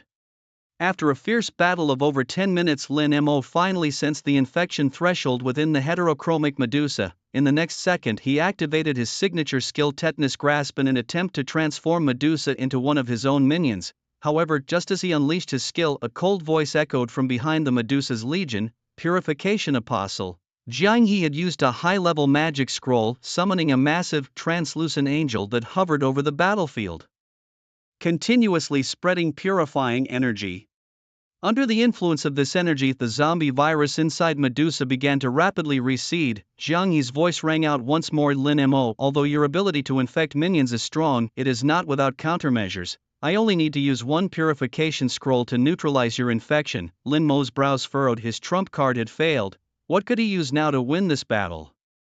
As he saw the tyrant dragon rider and weeping angel suffering heavy damage, Lin Mo's scalp tingled, his brain racing with thoughts. Just as he was caught in a deep dilemma, Sylvanas, the Dark Ranger at his side, suddenly spoke. My lord, please let me and the dragon beside you enter the battlefield. We will fight for you until the last moment. The Sinite Crystal Dragon King let out an exuberant roar, thrilled for the battle. Lin Mo immediately nodded in agreement and commanded the remaining 9 skeletal dragons to join the fray. With their participation, the tide of the battle improved significantly. However, to truly defeat this Medusa legion, these actions were still far from enough. It seemed time for some desperate measures. Lin Mo dispatched nearly 1,000 plague wolf riders as well. These second-tier troops could only serve as cannon fodder at the moment, but in certain situations even cannon fodder could play a crucial role. War fog. In the next second, a dense fog enveloped the battlefield. Although the Purification Apostle's power continued, the fog only covered the periphery of the battlefield, while the area where fierce fighting was happening remained clear. But for Lin Mo, this was enough. All plague wolf riders attacked the Medusa Queen. Under the cover of the fog, nearly 1,000 wolf riders detoured to the back and charged toward the Medusa Queen. Jiang Yi, seeing only second-tier minions rushing towards her, slightly raised her eyebrows. Dealing with second-tier troops was like slicing through melons for her, but before she could react, a wolf rider leapt high in the air and a familiar figure emerged from the belly of the giant wolf. It was Lin Mo, who had used the plague wolf riders to conceal his presence. As Jiang Yi looked on in astonishment, Lin Mo fiercely unleashed the Dragon King transformation. In the next second, a massive crystal Dragon King appeared before her. Its huge claws swiftly reached for her abdomen. Jiang Yi had not anticipated that Lin Mo would emerge from the city in his lordly avatar to confront the enemy. However, she reacted swiftly, casting a curse spell in an attempt to weaken Lin Mo's combat abilities. Yet Lin Mo, transformed into the Crystal Dragon King, was well prepared. He directed the plague wolf riders to continuously charge towards the gigantic Medusa Queen. In the next second, he triggered a series of self-destructs among them. Although these explosions did not harm Jiang Yi, they significantly obscured her vision. A blood mist filled the air, and for a moment Jiang Yi could not pinpoint Lin Mo's location. During this moment of confusion, Lin Mo, in his Sinite Crystal Dragon King form, bore a resemblance to the Medusa Queen, appearing almost giant-like. Breaking through the blood fog, Lin Mo's claw accurately grasped the shoulders of the Medusa Queen. Following this, he unfurled his massive wings and violently flapped them, astonishingly lifting the Medusa Queen entirely off the ground. While Lin Mo held the Medusa Queen aloft, Jiang Yi struggled to regain her composure and clarity of sight. The battlefield was chaotic, with the effects of the blood mist beginning to dissipate slowly. Lin Mo, still in the form of the Crystal Dragon King, tightened his grip on the Medusa Queen, preparing for his next move. Jiang Yi finally cleared the blood mist from her vision, only to see the towering form of Lin Mo and his dragon avatar dominating the battlefield. Realizing the severity of the situation, she began to chant, preparing a powerful spell that could potentially turn the tide of the battle. As the chant neared completion, Lin Mo, sensing the imminent danger, decided it was time to end the battle. With a powerful roar that echoed across the battlefield, he exerted additional force, aiming to incapacitate the Medusa Queen permanently. The outcome of this confrontation would decide the fate of both their forces. From a distance, it looked like an eagle struggling with a python. Queen Medusa swung her serpentine tail, rapidly wrapping it around the Crystal Dragon King in an attempt to strangle him by tightening around his waist. At this moment, Lin Mo was experiencing a strong sense of suffocation. The red crystals that made up his body began to crack and splinter densely. However, Lin Mo clenched his teeth tightly, grabbing Queen Medusa and flying away into the distance. His goal was simple: to take Queen Medusa to the mutation gland ranch and use the excessive radiation there to kill her. But Jiang Yi would not sit idly by. The next second, a tremendous force surged from her snake tail. Lin Mo, who had been stable in flight until then, suddenly felt as if his entire body was going to be crushed. The strength of that snake tail was so immense that it even affected his flight, causing him and Jiang Yi to crash towards the ground. Blood joy, a new strength burst forth from Lin Mo's body. He raised his wings and quickly gathered a ball of light between them. This orb contained immense energy and was ready to shoot out at any moment. However, Queen Medusa suddenly loosened her tail and whipped it like a steel whip onto the orb. The two were instantly engulfed by a massive explosion of flames and then fell together to the ground. Lin Mo's lordly incarnation now had tattered wings and his body, composed of red crystals, was full of cracks. Jiang Yi, transformed into Queen Medusa, was also seriously injured, with a section of her snake tail blown off and several scales damaged. Lin Mo lifted his massive dragon head, seeing that Queen Medusa was still trying to use her curse skills on him. Lin Mo immediately deployed the war fog and charged his entire body towards her. The next second, Lin Mo's massive dragon body was pressing down hard on Queen Medusa. He opened his huge dragon mouth, pretending to bite down. But Lin Mo didn't really bite. Instead, he said with a taunting tone, "Ha ha ha, teacher Jiang Yi, do you give up? If you admit defeat now, I'll let you go." Originally, Jiang Yi had planned to end the contest, but upon hearing Lin Mo's arrogant tone, her anger flared up. "A mighty 7th-tier Grand Lord should be threatened by a brat like you. It's not yet decided who will lose." Jiang Yi snorted coldly and immediately released her A-grade Lord skill, Wild Charm. Her plan was simple. First, use the charm skill to disrupt Lin Mo's consciousness, then break free and counterattack with other spells. However, when the charm skill was cast on Lin Mo, who was in his Dragon King transformation, the situation suddenly began to spiral out of control. Ding, you are influenced by Wild Charm, losing your sanity. Under the influence of blood joy, you begin to crave your enemy's blood fervently. The blood of the ancient dragon boils in your body, significantly reducing your sanity while greatly increasing your strength attribute. A series of notifications sounded in Lin Mo's mind. Before he could recover, a massive primal impulse surged through him like a flash flood, almost instantly crushing his sanity and enveloping him in desire. At this moment, Lin Mo did not loosen his grip on Queen Medusa due to the interference of Wild Charm. Instead, due to the increase in strength, he pressed Queen Medusa firmly to the ground. Feeling Lin Mo seemingly completely lose his senses and his strength become incredibly massive, Jiang He panicked, thrashing wildly on the ground with her snake tail. "Lin Mo, what are you doing? I admit defeat, let go of me." What are you going to do to me? Let go." However, no matter how Jiang Yi yelled, Lin Mo had no response. As a dragon by nature, especially one of ancient dragon lineage, under the dual influence of the ancient dragon and Wild Charm, Lin Mo uncontrollably began to behave savagely. At this moment, he had transformed into a beast dominated by desire, with his mind only focused on unleashing flames on the enemy before him. Jiang Yi's face was stricken with misery, and her mind went blank as if all her strength had been drained. She could never have dreamed that one day she would be betrayed by her own student. With the last shred of rationality, she tore the only magic scroll that could preserve her chastity. Time rewind. Along with a white halo, both Lin Mo and Jiang Yi were enveloped. Their bodies began to shrink rapidly. Lin Mo's dragon form was undone and his crystal armor automatically disengaged, revealing his true appearance. Jiang Yi also shed her enormous form, returning to a normal human size. However, she still retained a long tail due to her lord form. Once Lin Mo reverted to his original form, he closed his eyes and remained motionless as if he had fallen into a coma. "You bad boy, are you pretending to be unconscious?" Jiang Yi pushed Lin Mo and realized he was genuinely unconscious. Then she complexly got up from the ground. The war fog continued to obscure their figures. Jiang Yi looked around at the chaos on the ground and then at Lin Mo, who was now bare-chested, her face flushed with shame and indignation, wishing she could personally slaughter this scoundrel. She had preserved her purity for so many years and she almost lost it to this youngster. Most crucially, after stopping everything, she felt an intense sense of loss deep inside her. Although it was just the Lord form and not her true body, it was enough to make Jiang Yi wish she could hide in a crevice from embarrassment. Jiang Yi knew that what had happened was not deliberately caused by Lin Mo. Lin Mo's lord form had the bloodline of an ancient dragon, and her own Medusa queen form also contained the bloodline of an ancient magical beast. Whether dragon or python, their bloodlines carried a part of primitive wildness that could affect their rationality. Her own wild charm ability undoubtedly intensified this blood interaction, nearly leading her to be taken advantage of. Jiang Yi didn't realize that she no longer had her previous aloof goddess demeanor but was instead full of womanly curses at Lin Mo, venting her inner unrest and rippling emotions.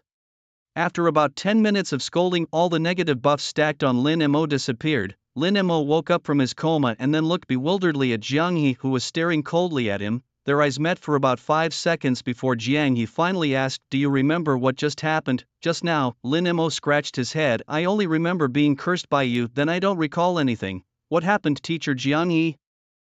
Jiang Yi outwardly sighed in relief, but deep inside she felt somewhat disappointed. Then with an even colder voice she said, "I knocked you out." "You lost?" "I lost." Lin Mo scratched his head. "All right then. But you also passed my test." Jiang He said aloofly, "You have 10 minutes to clean up this battlefield, then we need to talk about forming an alliance." Lin Mo quickly asked, "Those heterochromatic medusas, they are yours now?" Jiang He replied, "Consider it a small compensation for invading your territory." With that, Jiang He disappeared from Lin Mo's territory. Once Jiang He left, Lin Mo, who had been looking quite innocent, suddenly revealed a mischievous expression that was close almost to misfire. Lin Mo actually remembered what had happened before. He pretended to forget to spare Jiang He the embarrassment, but to be honest, that wild charm ability was indeed powerful. After it was cast on him, he felt as if he had taken 7 or 8 Viagra pills. It was like being possessed by a god. Fortunately, no irreparable accident occurred, or he really wouldn't know how to face teacher Jiang Yi in the future. After exiting his lord form, Lin Mo returned to the battlefield from a bird's eye view. Due to the destruction caused by 200 Tier 6 heterochromatic medusas, Lin Mo's territory was now in ruins. Nearly 50% of his followers were dead or injured, and even the steel walls were smashed in half. However, these losses were almost negligible compared to the nearly free Tier 6 troops that Jiang Yi had given. At this moment, within the battle circle, there lay the bodies of 206th rank medusas. Unless under special circumstances, lords usually cannot gift their followers to each other. If you dismiss a follower, another lord who wishes to obtain them must tame and recruit them again. Generally, recruiting second-hand followers becomes more challenging and their potential for growth significantly diminishes. However, Lin Mo is an exception, as he can turn corpses into his followers through infection. Theoretically speaking, these bodies become a different kind of creature altogether, so there is no need to worry about a decrease in potential. The bodies of 200 heterochromatic medusas were for Lin Mo at that time undoubtedly a massive fortune. It's worth noting that his territory only boasts a 6th rank Evil Eye Crystal Dragon King as a follower, with his main combat forces lying in the 4th and 5th ranks. These 200 Medusa bodies could allow him to cultivate a strong batch of 6th rank followers. Meanwhile, in the outer world, inside Jiang He's boudoir, after exiting the Lord's world, Lu Wanyan eagerly approached. His brother Lin Mo passed the test. Jiang Yi nodded. He passed and he should still be cleaning up the battlefield in his territory right now. Lu Wanyan smiled happily, but then her brow furrowed slightly. "Auntie, your heart is beating very fast. Did something unpleasant happen with brother Lin Mo?" Jiang Yi stiffened, reminded of the moment Lin Mo had pinned her down in the territory. "It's nothing, Wanyan, I just got a bit carried away with the fight," she replied. Lu Wanyan, though blind in the real world, faced no such impairment in the Lord's space and was indistinguishable from other lords. Seeing Lu Wanyan's excitement, Jiang He couldn't help but ask, "Wanyan, why do you trust Lin Mo so much? What do you see in him?" Blushing, Lu Wanyan whispered, "He gives me a reliable feeling. My intuition tells me that brother Lin Mo is a good person." Jiang He patted Lu Wanyan's head, wanting to say more, but the golden halo that had enveloped Lin Mo had already disappeared. Lin Mo had exited his territory. Instantly, Jiang He resumed her aloof and authoritative demeanor, turning to Lin Mo with a cold tone. "Since you've passed the test, next you should sign an alliance treaty with Wanyan." With a slight wave of her hand, a long parchment scroll appeared on the table. The alliance stipulations were detailed. Article 1. Both parties must not destroy each other's lord. Core violators will be stripped of their lord status for life. Article 2. Both parties shall open a permanent teleportation gate in their main city areas and, except under special circumstances, shall not arbitrarily close the teleportation gate. Article 3. Should one party's territory be invaded, the other must provide full support, and if any party's lord crystal is destroyed, the teleportation gate will remain active for 24 hours. There were up to 1,000 such stipulations that overwhelmed Lin Mo, but Jiang Yi insisted that he read them all and even explained each one. After the explanations, she solemnly asked, "If you're sure there are no issues with the treaty and you're willing to be Wanyan's guardian, you may now sign the agreement." Lin Mo glanced at Lu Wanyan, who was fumbling to sign. He then picked up a pen and signed his name on the treaty. The next second, the treaty turned into a golden light and entered both Lin Mo and Lu Wanyan's foreheads. The treaty officially took effect. In the core areas of Lin Mo and Lu Wanyan's territories, a white teleportation gate appeared out of nowhere. The portal stood upright, much like a mirror, reflecting the scenes of their respective domains. "Alright, you can handle it from here. Set up your defenses." Jiang Yi is gone to cook, leaving Lin Mo and Lu Wanyan each to enter their own territories. Lin Mo, transformed into the Plague Lord, surveyed the portal before him, which mirrored the scene of a vibrant world filled with the chirping of birds and the fragrance of flowers. Just as he was about to step through the portal into Lu Wanyan's domain, the mirror's surface rippled. Suddenly, a beautiful young girl in a princess dress emerged from the mirror. Lin Mo, standing too close to the mirror, was immediately bumped into by her. "Ouch!" exclaimed the girl as she and Lin Mo locked eyes. Recognizing her as Lu Wanyan, Lin Mo noted that she appeared much livelier than her usual frail self in reality. "Brother Lin Mo, is this your domain?" asked Lu Wanyan curiously, looking around at the seemingly lifeless surroundings. Lin Mo could only offer a wry smile. His domain was indeed tainted by the blood of a dark god, making it less appealing. Despite this, Lin Mo still gave Lu Wanyan a brief tour of his domain. Naturally, she also invited Lin Mo to visit hers. True to her role as a resource support lord, Lu Wanyan's domain was not only vast but also rich in resources. It even boasted an ocean with a diverse array of biological communities resembling a miniature world. "Brother Lin Mo, these are gifts for you," Lu Wanyan said, presenting him with a sack of items. When Lin Mo opened the sack, he was stunned. It was filled with various rare materials, sacred crystals, fruits of the tree of wisdom, obsidian cores and forging stones, all crucial for nurturing a domain. Just as Lin Mo thought these precious materials were uniquely hers, Lu Wanyan took him to a farm of wisdom trees. Not only was there a farm, but also a sacred crystal mining center and an obsidian mine. Seeing such an abundance of resource extraction facilities left Lin Mo thoroughly astonished. If Lin Mo's domain could be likened to a warrior charging forward in battle, then Lu Wanyan's was like a supreme support soldier in the late game, producing various resources to ensure the smooth progress of frontline battles. Aligning with a resource support lord like Lu Wanyan brought many benefits, but it also came with the responsibility of securing her domain. Thus, Lin Mo deployed 100 two-headed tyrannical dragon riders and 300 weeping angels as station troops. These forces were unparalleled among their peers. After arranging the station troops, Lin Mo was about to leave the lord's space when Lu Wanyan approached him again. "Brother Lin Mo, I forgot to give you this," she said, handing him a white crystal like presenting a treasure. Inside the crystal faintly appeared a white building. It was the Well of Spiritual Energy, a unique structure for third-tier resource support lords, which could be placed in other lords' domains to supply them with spiritual energy, a type of natural force prevalent in the air of the lord's world. The higher the concentration of spiritual energy in a domain, the stronger the combat ability of its denizens. Reading the description of the Well of Spiritual Energy, Lin Mo gasped in surprise. "Wanyan, do you really intend for me to build the Well of Spiritual Energy to draw from your domain?" Lu Wanyan nodded seriously. "Since you'll be protecting me from now on, I'm very generous with my bodyguards."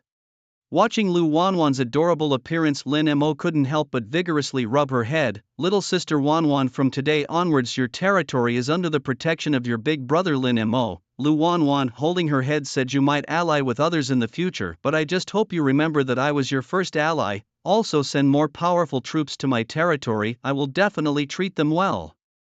"Don't worry Wanyan, I will take good care of you." He placed the spirit well next to the core of the lordship.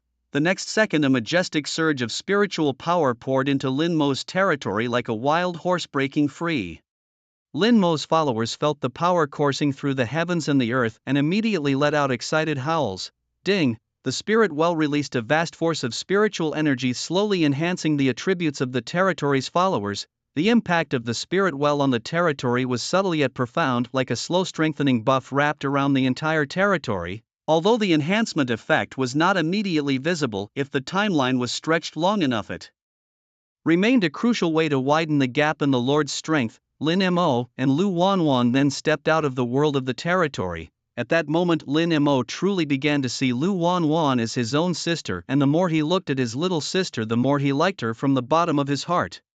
Later that day Jiang He personally cooked a table full of dishes. Lin Mo unreservedly ate while chatting. Unknowingly the relationship among the three of them grew much closer. After finishing the meal around 10 o'clock Lin Mo prepared to return to his dormitory. As he reached the door Jiang He suddenly chased after him. About today's test Jiang He hesitated before continuing. Do you really not remember what happened? Lin Mo scratched his head. Teacher Jiang He, I really can't remember at all. Oh, Jiang He's voice turned cold again. You can leave. With that he slammed the door shut. Confused Lin Mo muttered to himself and left the teacher's apartment area. It took Lin Mo 10 minutes to walk back to his own place. After washing his face and refreshing himself Lin Mo summarized the gains of this period. From the battlefield of the evil gods Lin Mo had collected a total of 20 corpses of 6th-tier demons belonging to 3 different species and all followers of the evil gods. The remaining 5th and 4th-tier bodies had already been transformed into angels and dragon riders by Lin Mo. After the battlefield in the radiation world Lin Mo obtained 300 radiation crystals and over 10,000 mutant glands. Both items were exceedingly valuable and would soon come in handy. Tonight, after fighting with Jiang He, he received a friendly sponsorship from teacher Jiang He of 200 6th-tier Cyclopean Medusas, corpses. The Cyclopean Medusas, being mutant troops, were highly valuable among their peers, and then the biggest gain of all was establishing a territorial alliance with Sister Wanwan, receiving a bag of precious materials and the spirit well from her. These were the main gains Lin Mo had recently, and now he was ready to transform these gains into a part of his strength. Although Lin Mo won the fight against Wu Liang, it made him realize that he was not invincible. This realization also inadvertently put a lot of pressure on him, which now became his motivation to keep getting stronger. So next, it was time to train his 6th-tier followers. In reality Lin Mo was covered by a golden halo. His consciousness at this moment sank into the world of the territory. After selecting a flesh cloning machine as the cultivation container, Lin Mo began to choose the materials for this cultivation session. Besides the Cyclopean Medusa, Lin Mo also had corpses of 3 other 6th-tier followers, the bloodthirsty Siren, the frost ape and the corrupted Treyant. All 4 materials were put into the flesh cloning machine. As the machine stirred, the flesh and blood of the 4 6th-tier demons were ground and kneaded together. Now it was time to input the materials. Based on Lin Mo's previous cloning experiences, the quality of the materials used directly affects the quality of the clone produced. Moreover, it is best if the materials are compatible with the attributes of the clone. For example, if Lin Mo were to use sacred gems now, unless there is a huge quantity of them, it would most likely result in a catastrophic failure. After pondering, Lin Mo first inserted a radiation crystal into the cloning machine. A prompt appeared: rejection detected between flesh material and radiation crystal. Choose to continue inserting crystals or abandon this cloning attempt. Without any hesitation Lin Mo began to pour in more radiation crystals. The crystals reacted violently like peanuts being dropped into hot oil. It wasn't until after 200 radiation crystals were consumed that the violent reactions began to subside.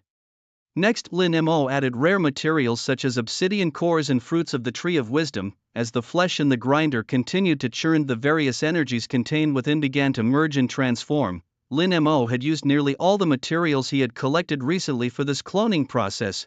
With such a quantity of materials, the cloning machine soon became unstable, billowing steam as if boiling over. To avoid an explosion, Lin Mo painfully used 2 evil god crystals as the energy from the evil god crystals infused into the machine. The boiling device stabilized. 3 hours passed in the blink of an eye, and the cloning machine finally stopped operating. A massive, bizarre creature slowly crawled out from the machine. The creature, a black armored shield guard, tier 6, was a robust shield warrior with unparalleled defensive and destructive capabilities. Its shield would provide the most reliable protection. The black armored shield guard, as tall as a 3-meter lover, had a massive bony shield on its left hand and a meteor hammer in its right. Clearly, this newly cloned creature was a close combat defensive being, primarily focused on defense. Opening the information panel for the black armored shield guard, Lin Mo reviewed its specifications. Tier 6 ground unit, talents: obsidian skin, mind deafness, blasphemer, radiation assault. Skills: War Roar, Shield Guard, Soul Chain. The Soul Chain skill allowed all black armored shield guards to distribute the damage received evenly among them. If a single unit was hit, it did not affect the other guards' ability to recover from injuries. Clearly, this Tier 6 soldier specialized in defense. With Lin Mo already possessing Tier 5 cavalry and Tier 4 aerial ranged units, the addition of a Tier 6 black armored shield guard greatly enhanced the defensive capabilities of his territory. Satisfied, Lin Mo nodded and began to mutate and strengthen the black armored shield guard. Compared to the Tier 5 Tyrant Dragon Riders, mutating the black armored shield guard required several times more mutation glands. Given Lin Mo's current stock of glands, he was only able to perform 7 mutations, with only one mutation being viable, growing sharp bone spurs on the shield of the black armored shield guard. Although scoring only 69 points, this mutation slightly increased the guard's ability to reflect damage, making it a worthwhile enhancement. With the black armored shield guard fully cultivated, 26 flesh cloning machines began to work overtime. By 8 o'clock the next morning, Lin Mo's territory had gained an additional 213 powerful Tier 6 creatures, significantly boosting its combat power.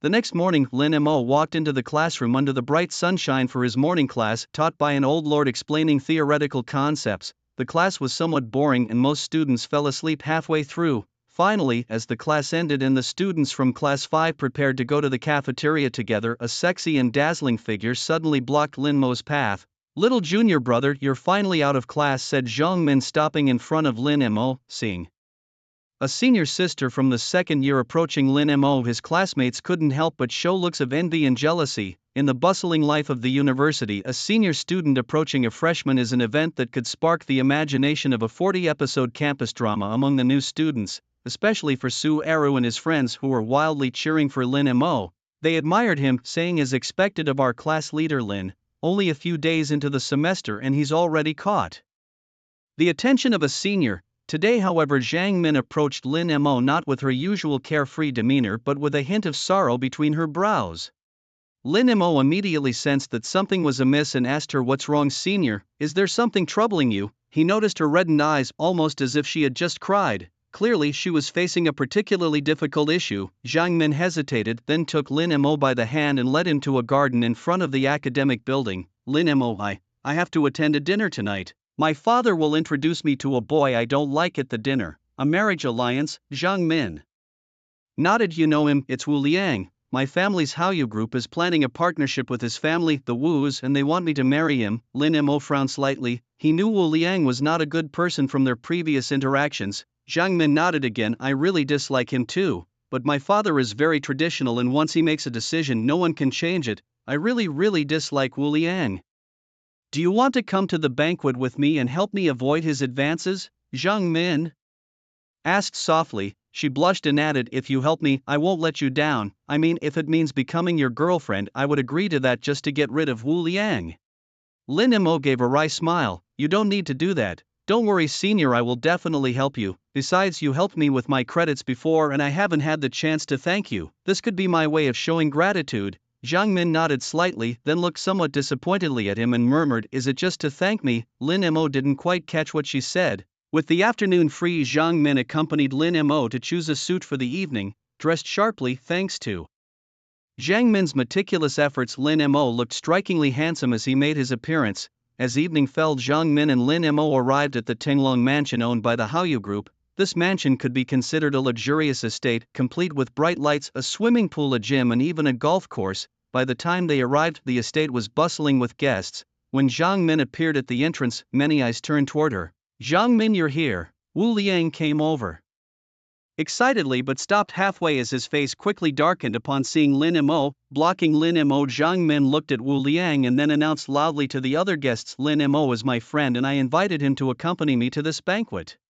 However, no sooner had Zhang Min finished speaking than a sharp voice rang out from the crowd, "Director Zhang, doesn't your daughter know that today's banquet is meant to set her up with Wu Liang? Why has she brought another man?" The remark came from the Wu family, who were present in large numbers along with several senior executives from the Haoyu group. "Exactly, our Wu family is a renowned family in the capital. It seems Haoyu group is taking us lightly. Zhang Min, it's your fortune to become a daughter-in-law of the Wu family, and yet you dare to flirt around." Hearing the Wu family's sharp words, Zhang Min trembled with anger and retorted, "I would rather die than have anything to do with your Wu family. I absolutely cannot be with Wu Liang. He's a despicable jerk that disgusts me." Wu Liang's face turned green with rage at her words, but he restrained himself from lashing out at her, instead turning his cold gaze towards Lin Mo. Lin Mo, do you only know how to hide behind a woman? Wu Liang was about to continue his provocation when suddenly a deep voice intervened. Minner, what's going on here?